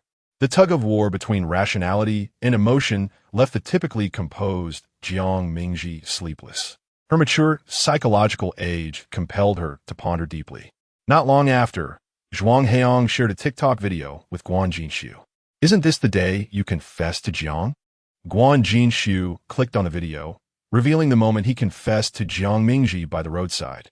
Fortunately, the videographer was at a distance, ensuring their faces were not captured in sharp detail. However, anyone familiar with them would undoubtedly recognize the scene. The second segment of the video depicted him and Jiang Mingji dining together at a street food stall. His back turned to the camera, while Jiang Mingji was partially obscured by a bouquet on the table. Guan Jinshu instantly realized that this video was recorded by the owner of the food stall. The video has amassed over 4 million likes, which explains how it reached the individuals involved. Upon perusing the comments below, one finds a plethora of well wishes. The beauty of youth reminds me of time before I became a toxic woman. Just from his profile and silhouette, one can tell he is quite the handsome gentleman. They are such a perfect match. Bring on the sweet romance. I hope it's my turn soon. Guan Jinshu initially contemplated reaching out to the video's creator to request its removal, but upon reflecting on the abundance of heartfelt comments, he hesitated. He decided to let it remain, viewing it as a cherished memento. Chapter 81. The more elusive, the more affectionate. On the afternoon of June 24th, the results were announced. This was a moment of palpable tension, where countless students held their breath in anticipation. In the class group, Lao Yu requested that those who had checked their scores send him screenshots, and many had already shared theirs, with some who performed well flaunting their results on social media. Jiang Mingji did not rush to check her score. It was only when Meng Yuanyuan shared her own results that she leisurely logged into the education portal. Meng Yuanyuan did reasonably well, yet she was troubled by the choice of her major. Jiang Mingji calmly reviewed her score and sent the screenshot to her homeroom teacher in Xiaotang. The score fell within her expectations, and, judging by the rankings, she was likely to be admitted to her desired school and program. In their small group of 4, silence had reigned for several days since the confession incident, with everyone tacitly avoiding casual conversation. Today, it was Zhuang Heong who broke the silence by sharing his results in the group. Jiang Mingji opened the screenshot sent by Guan Jinshu, and, as expected, he had achieved commendable scores, indicating that the major he wished to pursue was also secured. Jiang Mingji shared her own screenshot in the group. Meng Yuanyuan inquired, "Isn't it time to go to the temple to express gratitude?" Zhuang Heong replied, "But my wish hasn't been fulfilled yet." Meng Yuanyuan responded with confusion. Zhuang Heong continued, "I suppose I should wait until I'm admitted before expressing my gratitude." Meng Yuanyuan teased, "How greedy." As Jiang Mingji perused the group chat messages, a new private message from Guan Jinshu appeared. He wrote, "You did very well, congratulations." Jiang Mingji typed back, "You too, congratulations." Upon sending, she sensed that her words felt a touch frosty, so she added an exclamation for warmth. Ever since the veil had been lifted between them, there had been a lingering awkwardness. For a long time, it seemed they both silently agreed to refrain from mentioning that matter again. Jiang Mingji thought, perhaps, he had come to terms with his earlier fervor, and she too hesitated to say anything further. Maybe remaining friends was the wisest course of action. A tinge of disappointment and regret lingered in her heart. Nonetheless, there was a predominant sense of goodwill, for Guan Jinshu was likely to attend another university, where the program he wished to study was a prestigious one. A brilliant future awaited them both. Before the application process commenced, Pei Zhaohua and Xiao Tang each engaged in discussions with the two students. The purpose was twofold: to understand their future aspirations and to ascertain the expectations that the elders held for their children, including the assistance they could provide. The conversations concluded satisfactorily, despite some minor disagreements that remained within acceptable bounds. Jiang Mingji successfully applied to University A for architectural design. Pei Jinyang enrolled in a business program at a university in H City, the city where his mother resided. Thus, the winds of change, stirred by the butterfly's wings, altered their paths entirely. They embarked on two journeys that were completely distinct from their previous lives. On the evening of the day, they submitted their applications. Jiang Mingji changed her attire and set out for her appointment. The meeting was with Guan Jinshu, and the rendezvous point was the entrance of a park. As she made her way there, a sense of unease washed over her, leaving her unable to articulate the tumult of emotions within. Perhaps she feared that this friend would disembark from her life's journey. Yet, upon catching sight of the youthful figure illuminated by the streetlight, her anxious heart seemed to settle in reality. After a period of separation, she had come to a clearer understanding of her feelings for him. As the young man turned, cradling a bouquet of flowers, a smile involuntarily crept upon Jiang Mingji's lips. She chose not to suppress it, allowing her joy to radiate freely. He smiled in return, for when one encounters the object of their affection, a smile is utterly uncontrollable. At that moment, Guan Jingshu's mind was strikingly clear. He understood precisely what he wanted and what he ought to do. When he saw Jiang Mingji approaching with a smile, all the days of longing and torment seemed to dissipate, rendering everything worthwhile. He intended to step forward, yet his heart raced and his limbs grew numb. Only when Jiang Mingji stood before him did he regain his senses. This time he spoke first. "I like you," Guan Jingshu declared. "I realized long ago that my feelings for you extend beyond mere infatuation. It is admiration, respect, and a desire to protect you, to stand by your side. Do you remember the year we made wishes while watching fireworks? You said you wanted to help me fulfill my dreams. Now, I share with you that my wish is you. Will you still help me realize it?" As he spoke, his eyes glistened with unshed tears. Yet, he fought against the urge to cry, fearing the embarrassment it would bring. Jiang Mingji felt deeply moved by his words. But upon noticing the flush of his ears and the mistiness in his eyes, her heart softened with a pang of affection. His emotions were so candid and fervent, and she had previously misinterpreted them as a sign of him wanting to give up. Rising on her toes, she left her mark upon his lips. "Silly boy, congratulations on having your wish come true." Chapter 82. May I kiss you? What is it like to be kissed by the girl you adore? I can only recall her lips, soft and fragrant, and her face magnified before me, making me feel as if my legs might give way beneath me. Fleeting quiche, akin to a dragonfly skimming the water, quickly separated us. Jiang Mingji observed Guan Jinshu, frozen in place as if struck by a spell. She playfully poked his abdomen with her finger and asked, "What is wrong? Are you dazed?" Guan Jinshu struggled to regain his composure, licking his lips and confirming. "Did you just kiss me?" Jiang Mingji replied. "Is it forbidden?" Guan Jinshu felt even more dizzy than on the day he had drunk too much. Everything around him faded away, leaving only her soft lips in his world. "Can we kiss again?" The last one was too brief, like Zhu Beiji tasting a ginseng fruit without savoring its flavor. Jiang Mingji was taken aback by his audacity to ask for more so soon. She did not respond, but instead reached out to pinch his right earlobe, laughing, "Your ears are so red, still warm to the touch." As she gently caressed his earlobe with her fingertip, a delightful, tingling sensation spread from his scalp to his limbs, entwining his heart fiercely. "Have you always been prone to blushing, especially your ears? No wonder they call you sweet." Guan Jinshu only noticed her tender lips moving, but he could not discern her words. He leaned down, pressing his lips against hers. A wave of sensations surged from his scalp, enveloping his entire being, ensnaring his heart. Their breaths mingled, and this kiss lingered longer than the last. Reluctantly, Guan Jinshu pulled away, their gazes locking, each seeing their reflection in the other's eyes. It wasn't that he didn't wish to kiss her longer. It was just that prolonged kisses could lead to complications. Jiang Mingji's heart raced. Yet she considered herself a mature woman and resolved not to show any weakness. She playfully covered her mouth and teased him. "Did I agree to let you kiss me?" Guan Jinshu retorted, "Aren't boyfriends and girlfriends allowed to kiss?" Jiang Mingji replied, "I never agreed to be your girlfriend." Guan Jingxu's expression turned frantic. Then why did you kiss me? Can't we kiss if we're not officially together? Seeing his panic only fueled her mischievous spirit, and she feigned a stern expression. Teasing him further, is kissing forbidden? Guan Jingxu lowered his gaze, admitting it is. Then it settled. At that moment, Jiang Mingji resembled a carefree woman unwilling to take responsibility, leaving Guan Jingxu's heart pierced with countless wounds. If Jiang Mingji did not wish to be his girlfriend, yet still desired to kiss him, that was not entirely unacceptable.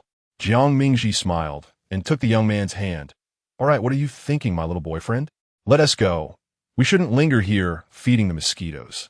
Guan Jingxu's heart skipped a beat. She had acknowledged him as her boyfriend. However, why did she have to add the word little? I'm not little, he protested, reminding himself that he was, in fact, a year and 9 months older than her. Recalling her preference for more mature men, he quickly reassured himself. I'm more mature than the average boy my age. I can cook and do laundry. Even the plants my mother brought home are under my care. Jiang Mingji's eyes lit up, contemplating for a moment before finally settling on a word to describe him. Husband. Husband? As Guan Jingxu savored the term, the warmth in his ears did not diminish. He pondered how Jiang Mingji could remain unflustered, constantly teasing him. They strolled along the road for a while before Jiang Mingji inquired about his first choice for university. A university? He replied. Jiang Mingji's voice rose by a couple of notches. A university? Guan Jingxu continued. The aerospace engineering program at a university is quite robust, and I've already devised my plan.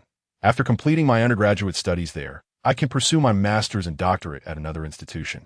This field does not lend itself to mere undergraduate studies. His intentions were rather straightforward. Even if Jiang Mingji rejected him now, he would persist in his pursuit. He would attend a university, balancing both studies and his affections, and only after graduation, when their relationship was stable, would he dare to contemplate a long-distance commitment. She had always been part of his aspirations, and he would remain a cornerstone in her future. Jiang Mingji found it difficult to say more. Her application had been submitted, and a university ranked among the nation's finest. After all, so it wasn't a significant deviation. As they walked, she bent down to scratch her calf, swatting at a mosquito. Upon noticing, Guan Jingxu crouched down to examine her exposed, delicate leg. Let me help you with that. Next time, I'll bring mosquito repellent. His fingernails were not sharp, and the gentle scratch of his fingertips on her leg sent a tingling sensation through her. With nails like his, even attempting to create a cross on a mosquito bite would be a challenge. They found a quaint 2-story CAF to sit in, where a window seat afforded them a view of the bustling street below. As Jiang Mingji snapped photos of the flowers, Guan Jingxu suddenly asked, "Are you planning to make an official announcement?" Jiang Mingji's hand trembled slightly. No, not at all. She resumed her seat, adopting a serious demeanor as she addressed him. Overly public displays of affection rarely last. Do you see your parents flaunting their love often? Guan Jingxu shook his head. He contemplated her words and realized the wisdom behind them. Perhaps it was better to make a stunning revelation when the time was right, perhaps even by sharing a marriage certificate. Customers came and went in the CAF, and Jiang Mingji turned her face to Guan Jingxu, questioning, "Why do you keep staring at me? It's like you're a surveillance camera, following me even to the restroom." Guan Jingxu replied, "I simply cannot get enough of looking at you."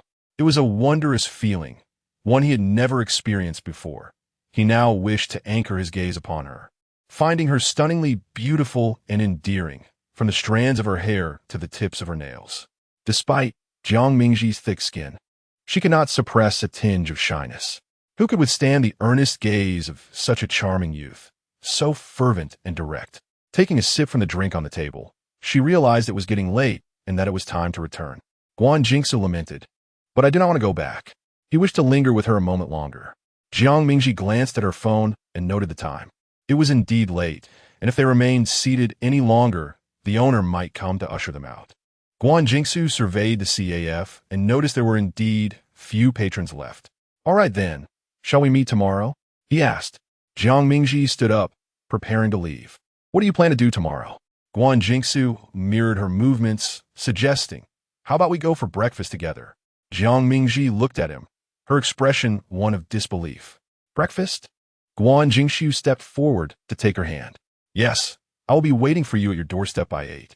Jiang Mingji hastily interrupted him. I can't get up that early. I want to indulge in a leisurely slumber. What significance does an early start hold during the holidays?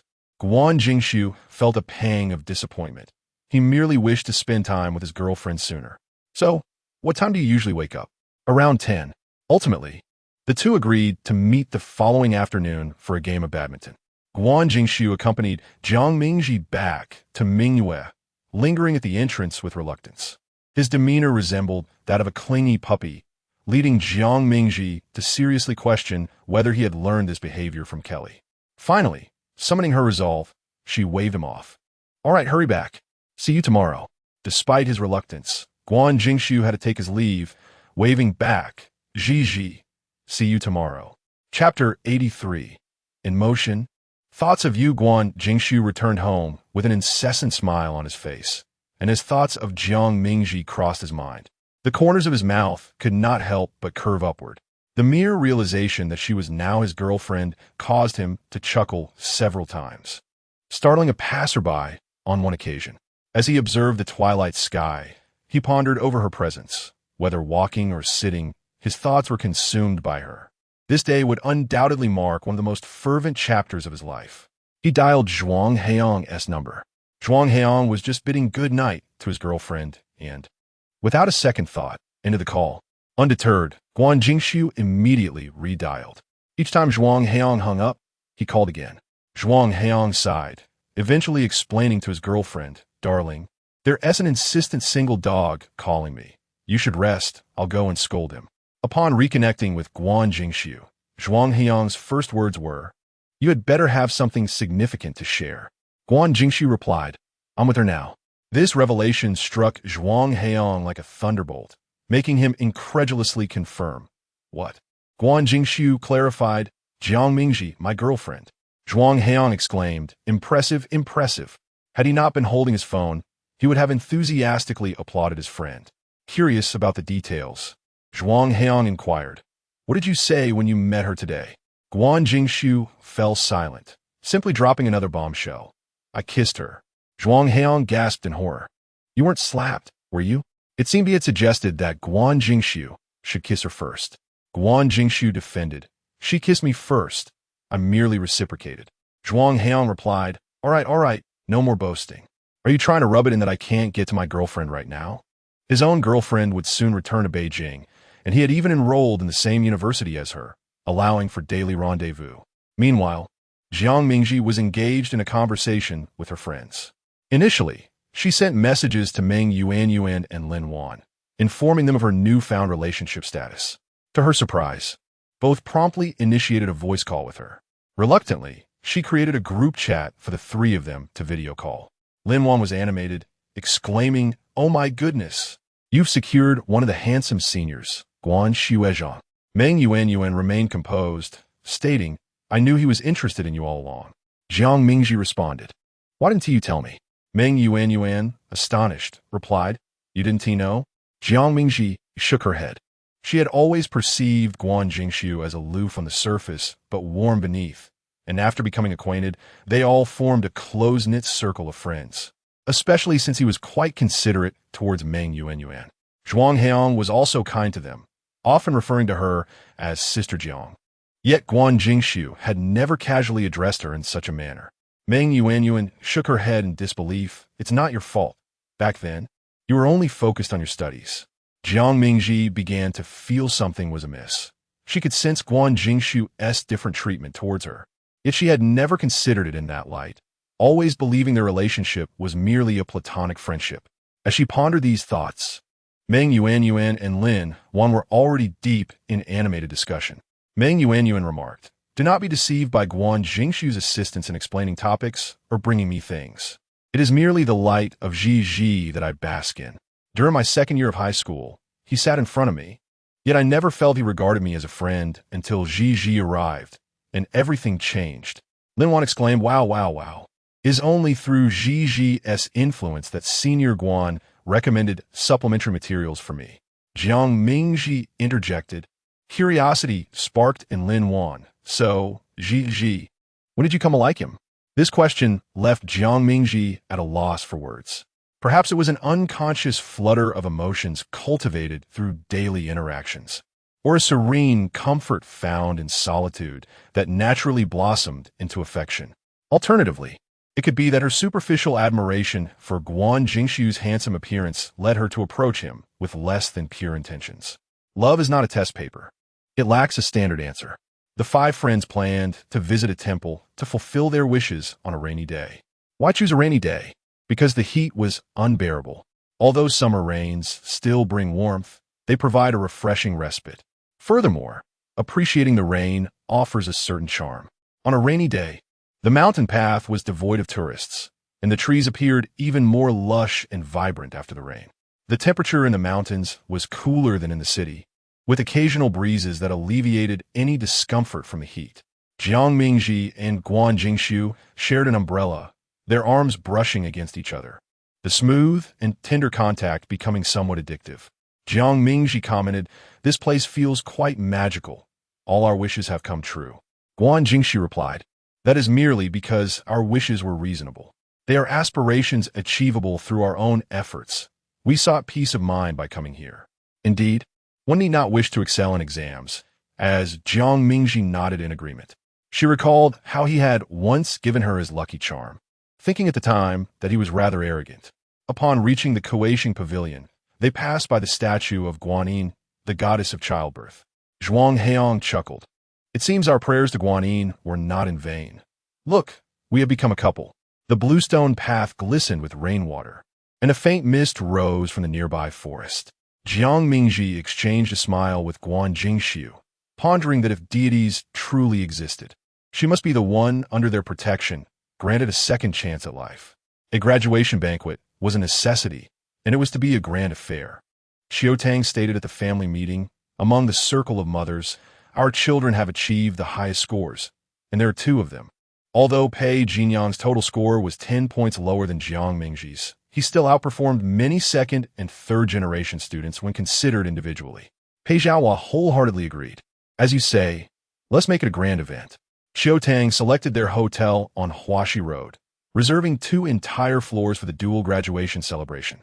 She printed their scores on a banner to be displayed at several hall entrances, including a scrolling electronic banner outside the hotel lobby. Jiang Mingji felt quite helpless.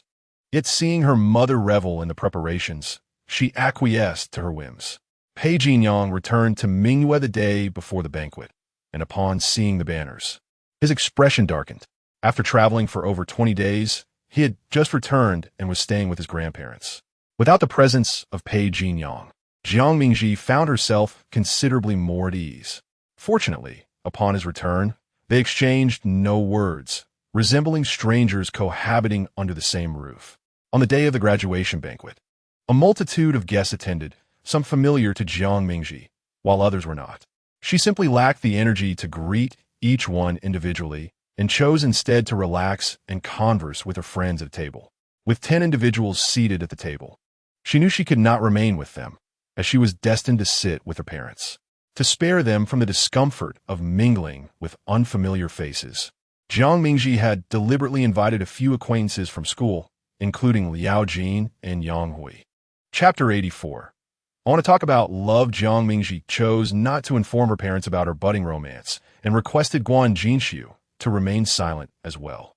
This was not due to fear of parental disapproval, but rather a desire to keep the matter discreet, as it was still in its nascent stages and did not warrant any grand announcements to the elders. She approached the relationship with a mindset of savoring the present moment. Fortunately, while Guan Jingxiu was somewhat clingy, he was also obedient. Xiao Tang invited Su Hong and her son, Guan Jingxiu, to the gathering. Jiang Mingji and Su Hong had maintained a working relationship, and through their children, they had become friends. Upon welcoming the guests, Jiang Mingji merely smiled at Guan Jingxiu, refraining from any exaggerated gestures. Shortly after they settled in, a message from Guan Jingxiu pinged on her phone. Jiang Mingji chuckled softly, thinking, what a silly pout. "Are you a pig? All you do is grunt." Guan Jingxiu replied, "I am your boyfriend." Jiang Mingji responded, I know. Guan Jingxiu could not comprehend why their relationship was kept from her parents, especially since his mother was eager for him to be with Jiang Mingji. Did Aunt Xiao perhaps disapprove of him? That seemed unlikely, as she always greeted him with a warm smile. Zhuang Heang arrived with his girlfriend for the feast. At long last, Jiang Mingji encountered the legendary baby. To her surprise, instead of the expected elegant woman, she was greeted by an adorable and charming girl. With large, sparkling eyes and a petite mouth, Jiang Mingji couldn't help but exclaim, "What a naturally cute creature." Zhuang Heang beamed with pride, introducing her to his friends. When Xiangzhu, "My girlfriend," Meng Yuanyuan replied, "Pleased to meet you." Jiang Mingji added, "Hello." When Xiangzhu, with a sweet smile, graciously greeted them, "Hello. I've heard so much about you from him. Finally, I get to meet you all. I brought gifts for you to celebrate your graduation." She distributed several small gift bags to Zhuang Heang's friends and then turned her gaze to Jiang Mingji, particularly emphasizing you. "I still vividly remember the photo of you in a suit. So handsome." Jiang Mingji opened her arms to embrace her, exclaiming, "Ah, my long-lost wife." When Xiangzhu, slightly shorter than her, giggled and nestled into Jiang Mingji's embrace. Zhuang Heang, feeling anxious, pulled out when Xiangzhu, "You both are in relationships. Don't engage in such inappropriate behavior." He looked at Guan Jinshu. "Keep your girlfriend in check. Don't flirt with mine." Guan Jinshu ignored him and subtly tugged Jiang Mingji's hand, saying, "I want that too." Jiang Mingji turned to him, "Wait a moment." As the host announced the official commencement of the banquet, Jiang Mingji returned to the main table. Since this gathering was in celebration of her and Pei Jinyang's academic achievements, many attendees were unfamiliar to her. Fortunately, she knew how to play the part of a dutiful daughter, and on this joyous occasion, the guests only offered kind words, creating a delightful atmosphere. At another table, Lin Wan pointed out Sheng Xiaoxi to Meng Yuanyuan, recalling how she had once slandered Jiang Mingji as a thief. This was Meng Yuanyuan's first time connecting the name with a face, and after appraising Sheng Xiaoxi for a moment, she averted her gaze, instantly recognizing her as a less than pleasant character. Her gaze was piercing, radiating an air of superiority. Lin Wan chuckled, "You're absolutely right." Meng Yuanyuan interjected, "Then why did she still attend Zi's graduation banquet?" Lin Wan replied, "She came to celebrate Pei Jinyang's graduation." Meng Yuanyuan remarked, "Speaking of which, Zi's cheap stepbrother is quite annoying. It's been ages, and he still hasn't accepted her." Lin Wan concurred, "Indeed, it's as if he has a problem." The two exchanged whispers of disdain for those they found bothersome, happily savoring the delectable dishes before them. The flour wine-drunken shrimp was particularly delightful. The hotel was managed by Jiang Mingji's mother, ensuring that everything was of the highest quality, from the variety of dishes to their flavors, leaving no room for complaint. As the banquet concluded, guests departed one by one. Guan Jinshu seized the moment, while Su Hong was engaged in conversation with acquaintances, to message Jiang Mingji. "What about that promised hug?" Jiang Mingji replied, "Come to the Rose Hall." It was a small and used chamber today, devoid of any guests. Upon entering the Rose Hall, Guan Jinshu was immediately enveloped by Jiang Mingji's embrace, guiding him towards the side of the door. She inquired, "Are you unhappy?" Noticing his lackluster demeanor, she sensed his discontent. Guan Jinshu had indeed been feeling a bit down. Despite being her boyfriend, he still had to pretend to be polite, compounded by Zhuang Heiyang's incessant display of affection in front of him. However, with Jiang Mingji's warm embrace, all negative emotions dissipated. He wrapped his arms around the girl in his arms and contentedly declared, "If you hold me, I won't be angry anymore." Jiang Mingji chuckled, "Oh, sweetie, you're so easy to please." Guan Jinshu's ears flushed red, though it was evident he was faring better than during their previous date, less prone to blushing. The two lingered in their embrace for a while, planning their next outing. Dates with Guan Jinshu were refreshingly wholesome, typically centered around sports like badminton and tennis, with occasional visits to rock climbing gyms. They also enjoyed outings to the cinema and arcade. Jiang Mingji recalled their previously agreed-upon graduation trip, which remained unplanned. With August already upon them, they needed to finalize arrangements before the school year commenced. Just then, Guan Jinshu's phone vibrated in his pocket. He glanced at it and noticed it was a call from his mother, likely searching for him to return home. Jiang Mingji released him, saying, "You should head back. See you tomorrow." Guan Jinshu ignoring the call, muttered discontentedly, "It feels like sneaking around." Jiang Mingji recognized his frustration and, on tiptoe, pecked his lips lightly. There. Go on now. Only then did Guan Jinshu depart, satisfied. After sending a quick WeChat message, Jiang Mingji exited the hall and encountered Pei Jinyang. Throughout the entire vacation, she had seen him only a handful of times, and even then, they had acted as strangers without any interaction. This time, Jiang Mingji intended to pass by him without acknowledgement, but he grasped her arm. She halted her steps and shrugged off his grip, asking, "Is there something you need?" Pei Jinyang inquired, "Are you and he together now?" Jiang Mingji replied irritably, "What business is it of yours?" Pei Jinyang took a deep breath, suppressing his rising agitation. Knowing she would respond this way, every time he posed a question, he braced himself for those same 4 words. Despite knowing she would not provide an answer, he still pressed, "When did you become a couple? This is of great significance to him." "Jiang Mingji, what does that have to do with you?" "Pei Jinyang, were you just done with your exams? Was it on July 2nd? Or perhaps the 14th? Jiang Mingji was puzzled by the origin of these dates. However, it seemed that all these dates aligned perfectly. The time right after the exams coincided with Guan Jingshu confessing to her, to which she replied she needed to think it over. Their relationship was officially confirmed on July 2nd, while the 14th appeared to hold no particular significance. Merely a casual meeting with Guan Jingshu. Furrowing her brow, she turned to Pei Jinyang and inquired, "What exactly do you wish to convey? If you want to congratulate me on my newfound single status, do so promptly." Pei Jinyang. Damn it, this is infuriating. Striving to compose himself, he fixed his gaze intently on Jiang Mingji and asked, "Have you ever dreamed about the two of us?"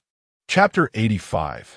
Do not dream. Jiang Mingji maintained an expression of calmness, asserting that there was nothing amiss, as she was not unwell. Pei Jinyang's gaze remained steadfastly fixed upon her, feeling an unsettling blend of familiarity and strangeness. This sense of familiarity arose from his dreams, wherein he had envisioned her on 3 distinct dates. Initially perplexed, he dismissed it as mere coincidence. However, through whispers of gossip from acquaintances, he learned that significant events had transpired between Jiang Mingji and Guan Jingshu during those 3 days. He had even come across a video of Guan Jingshu presenting flowers to Jiang Mingji, and the date of its publication coincided perfectly with the night he had dreamt of them together. The vividness of the dream lingered in his memory, and he recalled intricate details, leading him to perceive Jiang Mingji as a most familiar stranger. While 1 or 2 instances might be attributed to coincidence, what the multiple occurrences? He found himself veering towards the realm of the metaphysical. Was it possible that he was meant to be with Jiang Mingji, but some deviation had caused their relationship to deteriorate, leading them on divergent paths? Once this notion took root in his mind, akin to a seed sprouting in fertile soil, it rapidly ensnared him, tightening its grip until he felt as though he might suffocate. In his dreams, Jiang Mingji would playfully tease him, her beauty radiating vibrantly. Yet in reality, she seemed to disregard his presence entirely. This stark contrast often led him to question his own sanity, as he grappled with the dissonance of his feelings. Observing the anguish etched upon his face, Jiang Mingji felt a twinge of irritation. Dreams should not be taken so seriously, she remarked, especially when they involve an ex-husband. It's rather unsettling. Furthermore, he was anguishing over matters that had never transpired in this lifetime, which seemed rather vexatious. In comparison, the virtues of Guan Jingshu became ever more apparent. He led a healthy life, his thoughts radiating positivity. With him, there was no need for overthinking. He was always attentive during their outings, anticipating her needs with thoughtful gestures, such as presenting her with tissues when necessary or ensuring the bottle cap was loosened when she wished to drink. Though he lacked the gift of eloquence, his amber eyes conveyed a depth of affection that rendered words unnecessary. Most importantly, in this relationship, she felt secure from judgment. Although she hesitated to inform her parents, it mattered little. They, being experienced in such matters, would surely sense the truth. Yet, both sets of parents tacitly chose to remain silent, allowing their children the space to explore their own paths. As the holiday drew to a close, the group finally arranged their graduation trip. They planned to hike a renowned mountain in a neighboring city of Jiangmingji's hometown, famous for its breathtaking sea of clouds and sunrises, often showcased on TikTok, accompanied by evocative background music that beckoned one to immerse in nature, perhaps even roll joyfully upon its grassy slopes. Initially, Zhuang Heong expressed his discontent in the group chat, lamenting, "I do not wish to climb a mountain." The lingering dread from a previous summer spent hiking with his grandfather weighed heavily on him. Why should he be forced to hike while others enjoyed the beach? Now that they were all going to the mountain, he felt compelled to join. Guan Jingshu suggested a democratic approach. Let us vote on the matter. They presented 3 options: to hike the mountain, to visit the city of Hot Pot, or Zhuang Heong's proposal to travel to Sanya. 6 individuals participated in the voting: Jiang Mingji, Guan Jingshu, Lin Wan, Meng Yuanyuan, Zhuang Heong, and Wen Xiangzhu. Zhuang Heong campaigned for his choice of Sanya within the group, confident that his girlfriend would undoubtedly support him. He believed that if he could persuade just one more person to vote for Sanya, victory would be assured. To his utter dismay, however, Wen Xiangzhu cast her vote for mountain climbing. Consequently, Zhuang Heong found himself the sole supporter of Sanya, and a wave of betrayal washed over him, prompting him to wail about leaving the group. Jiang Mingji quipped, "Go ahead, if you leave, your girlfriend will be mine." Zhuang Heong exclaimed, "I will kill your boyfriend." Guan Jingshu responded with confusion. Zhuang Heong, perplexed, questioned why no one wished to visit Sanya, a place adorned with sunshine, beaches, and bikinis. Wen Xiangzhu replied, "I have visited Sanya numerous times. Of course, I wish to explore new terrains." Lin Wan added, "The weather is too hot. Climbing allows us to dress more conservatively, and we can return in just a day or 2, minimizing sun exposure." Meng Yuanyuan concurred, "Indeed, Sanya is too far. Climbing also aids in weight loss. So I choose mountain climbing." Guan Jingshu declared, "Wherever Jiji goes, I shall follow." Jiang Mingji smirked, "Hee, a definitive win." The day before their departure, Jiang Mingji packed her suitcase with essentials: sun protection clothing, a sun hat, sunscreen, climbing shoes, and 2 outfits for photographs, ensuring she was well prepared. They planned to spend a night on the mountain to witness the sea of clouds and the sunrise, so Jiang Mingji also packed numerous disposable items just in case. After taking a flight and transferring to a high-speed train, they arrived in H City, where they dined at a local specialty restaurant. Following their meal, they returned to the hotel to rest and recuperate for the upcoming climb. Considering the sweltering heat, they agreed to set off at 3:30 in the afternoon. The girls squeezed into a family suite while the 2 boys occupied a double room. After finishing his shower, Guan Jingshu emerged to exchange glances with Zhuang Heong, pondering how his long-anticipated graduation trip with his girlfriend had turned into an awkward encounter with his good friend. "Is this right?" Zhuang Heong disdainfully turned away to call his girlfriend. "Baby, what you up to? Post on WeChat and make sure to like my post." "All right," she replied. Guan Jingshu listened in on their conversation, intrigued by how naturally Zhuang Heong referred to her as baby. Meanwhile, in the girls' room, the girls had finished their evening routines, and, noticing it was still early, Jiang Mingji asked Meng Yuanyuan and Lin Wan if they could invite the boys over to play games. "Of course. I just need to change my clothes." Guan Jingshu and Zhuang Heong eagerly arrived, as seeing their girlfriends in person was far preferable to chatting on WeChat. Jiang Mingji suggested, "With 6 of us, we can play Who is the Undercover in Avalon." Meng Yuanyuan inquired, "What is Avalon?" Jiang Mingji explained, "It is a social deduction game similar to Werewolf, but with simpler rules. Players must use discussion and reasoning to identify the Dark Knight and thwart their objectives." Meng Yuanyuan remarked, "Gigi, how do you know about so many games? We were in the same class back in school." Jiang Mingji pondered how to explain that these were remnants of games from her previous life. Guan Jinx sat beside her, gazing up at Jiang Mingji, who was elucidating the rules of the game, reflecting, "Truly my girlfriend, she is proficient in everything. Not only is she beautiful, but she is also captivating." The 6 individuals engaged in the game until past 1 in the morning, even ordering a round of takeout. Zhuang Heong savored barbecue delicacies and sipped on beverages, realizing that staying at a hotel while traveling could also be quite delightful. Being in the company of like-minded individuals brings joy. After finishing their late-night feast, it was already 2 in the morning. Fortunately, there were no plans for the following morning, allowing for a leisurely sleep-in. When Xiang Zhu and Jiang Mingji finally ushered the two boys out before they freshened up and retired to bed. Chapter 86. The cowherd. A group of individuals leisurely woke up in the hotel, with the young women finishing their makeup well past 11 o'clock. In truth, the application of makeup did not consume much time. The sweltering weather combined with a mountain excursion meant that everyone opted for light makeup or merely sunscreen. The primary expenditure of time lay in selecting outfits, as the ladies adored seeking each other's opinions on their attire. The four of them, all with an eye for beauty, chattered like sparrows, engrossed in animated discussions for quite some time. Ultimately, Lin Wan adorned herself with Jiang Mingji's necklace, Meng Yuanyuan Don Lin Wan's hat. Jiang Mingji tied Wen Xiangzhu's scarf in her hair, while Wen Xiangzhu sported Jiang Mingji's sunglasses. Lin Wan humorously referred to this as pain-free acquisition of new items. Jiang Mingji wore a pair of loose-fitting white hiking pants, complemented by a sleeveless sports tank top and a lightweight fuchsia windbreaker, which offer protection from the sun while also serving as a shield against the evening breeze. The six of them initially intended to venture out for a meal, but upon stepping outside the hotel, they were immediately deterred by the oppressive heat. A glance exchanged among them revealed an unspoken consensus. Perhaps they should order takeout instead. At this moment, when the temperature reached its zenith, the prospect of stepping outside promised instant perspiration. Lin Wan fanned her face with her hand, relieved that she had not applied makeup. Otherwise, she would have felt as though she might melt before even reaching the foot of the mountain. Ultimately, they resolved to order takeout for lunch, even indulging in bubble tea, as they preferred to remain in the air-conditioned sanctuary rather than venture outdoors.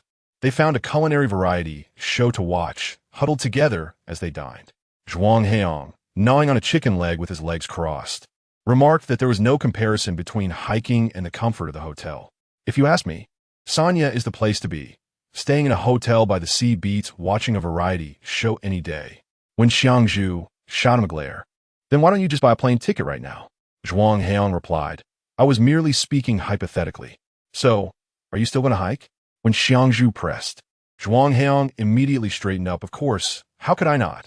Hiking with my girlfriend is entirely different from climbing with an old man. Guan Jinshu sat beside Jiang Mingji, attentively serving her food. Upon arriving at the base of the mountain, the sun remained high in the sky. Moments after disembarking, Zhuang Heong was met with an intense wave of heat. Wow, the southern heat is stifling. It feels as though I can hardly breathe. Jiang Mingji, donning sunglasses, stepped out of the car, and Guan Jinshu reached out to take her hand. However, after just a couple of steps, Jiang Mingji withdrew her hand, exclaiming, It's too hot. Let go. Her palms were already beginning to sweat.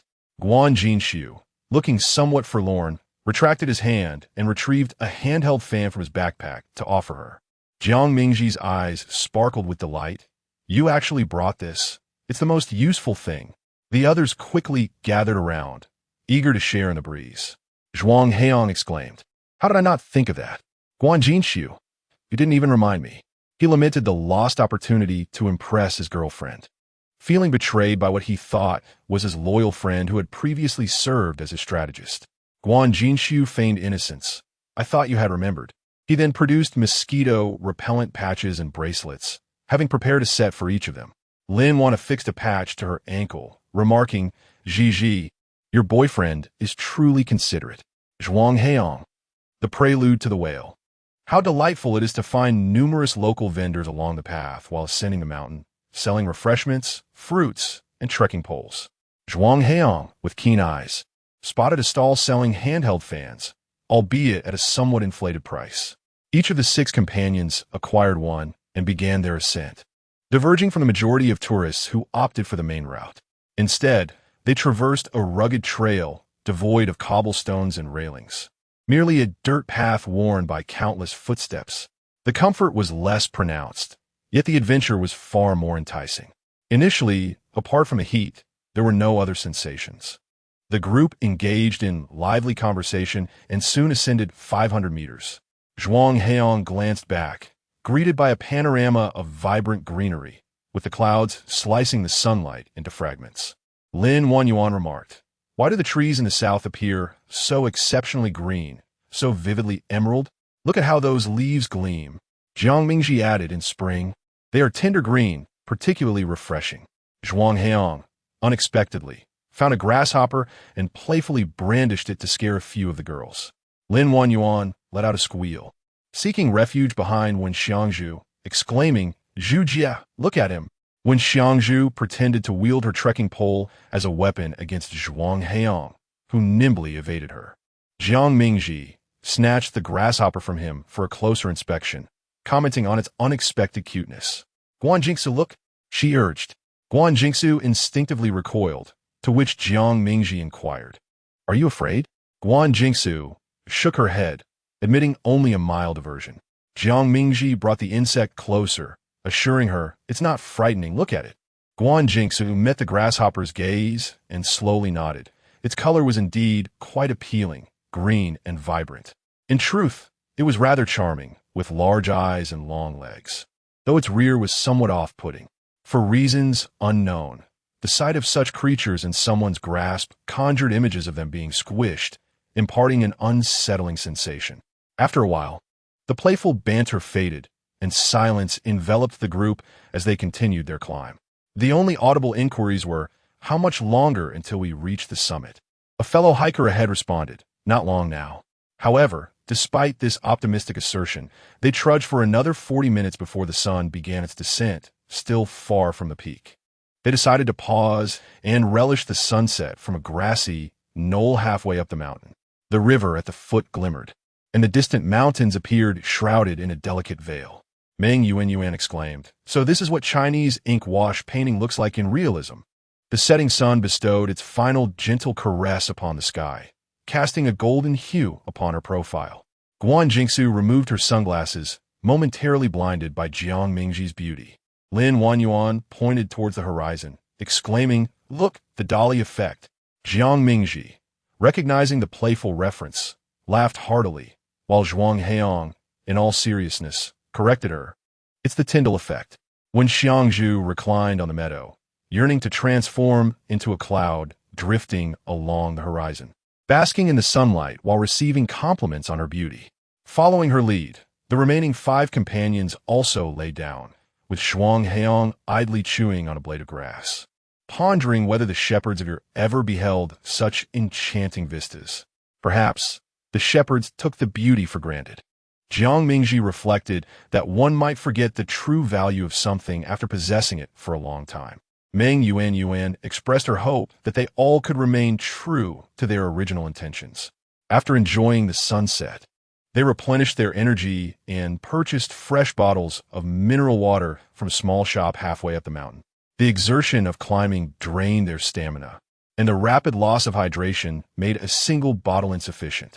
Fortunately, as darkness enveloped the landscape, the scorching sun receded, and a gentle mountain breeze provided a refreshing respite. Yet, whenever they turned back, they could still glimpse the remnants of the setting sun, creating a magical juxtaposition of night and day that compelled them to look back repeatedly. By the time the 6 of them reached the summit, it was nearing 9 in the evening. Their journey up the mountain had taken nearly 5 hours. Marked by frequent pauses, Jiang Mingji remained silent, merely catching her breath. Guan Jingxu unscrewed the cap of a water bottle and offered it to her lips. She accepted it and drank deeply before passing it back to him, urging him to drink as well. Guan Jingxu took her hand, insisting that she feed him water. Zhuang Heong leaned towards Wen Xiangzhu, saying, "Baby, I want some too." Lin Wan and Meng Yuan averted their eyes, unable to watch. Chapter 87. The first experience of life at the mountaintop was bustling with people, resembling a vibrant square. Tents needed to be rented, and Lin Wan, who had a slight obsession with cleanliness, glanced at the tents already set up by others and decided against sleeping there for the night. Although no one openly voiced their disdain, the other members of the group shared a similar sentiment. The girls suggested that 4 of them squeeze into one tent, but Guan Jingxu opted to rent only 2 tents and 2 camping lamps. Lacking experience in setting up tents, they could only hire someone to do it for them. While they observed the tent assembly, nearby, someone was playing music through a speaker. The tunes were popular classics, and soon the mountaintop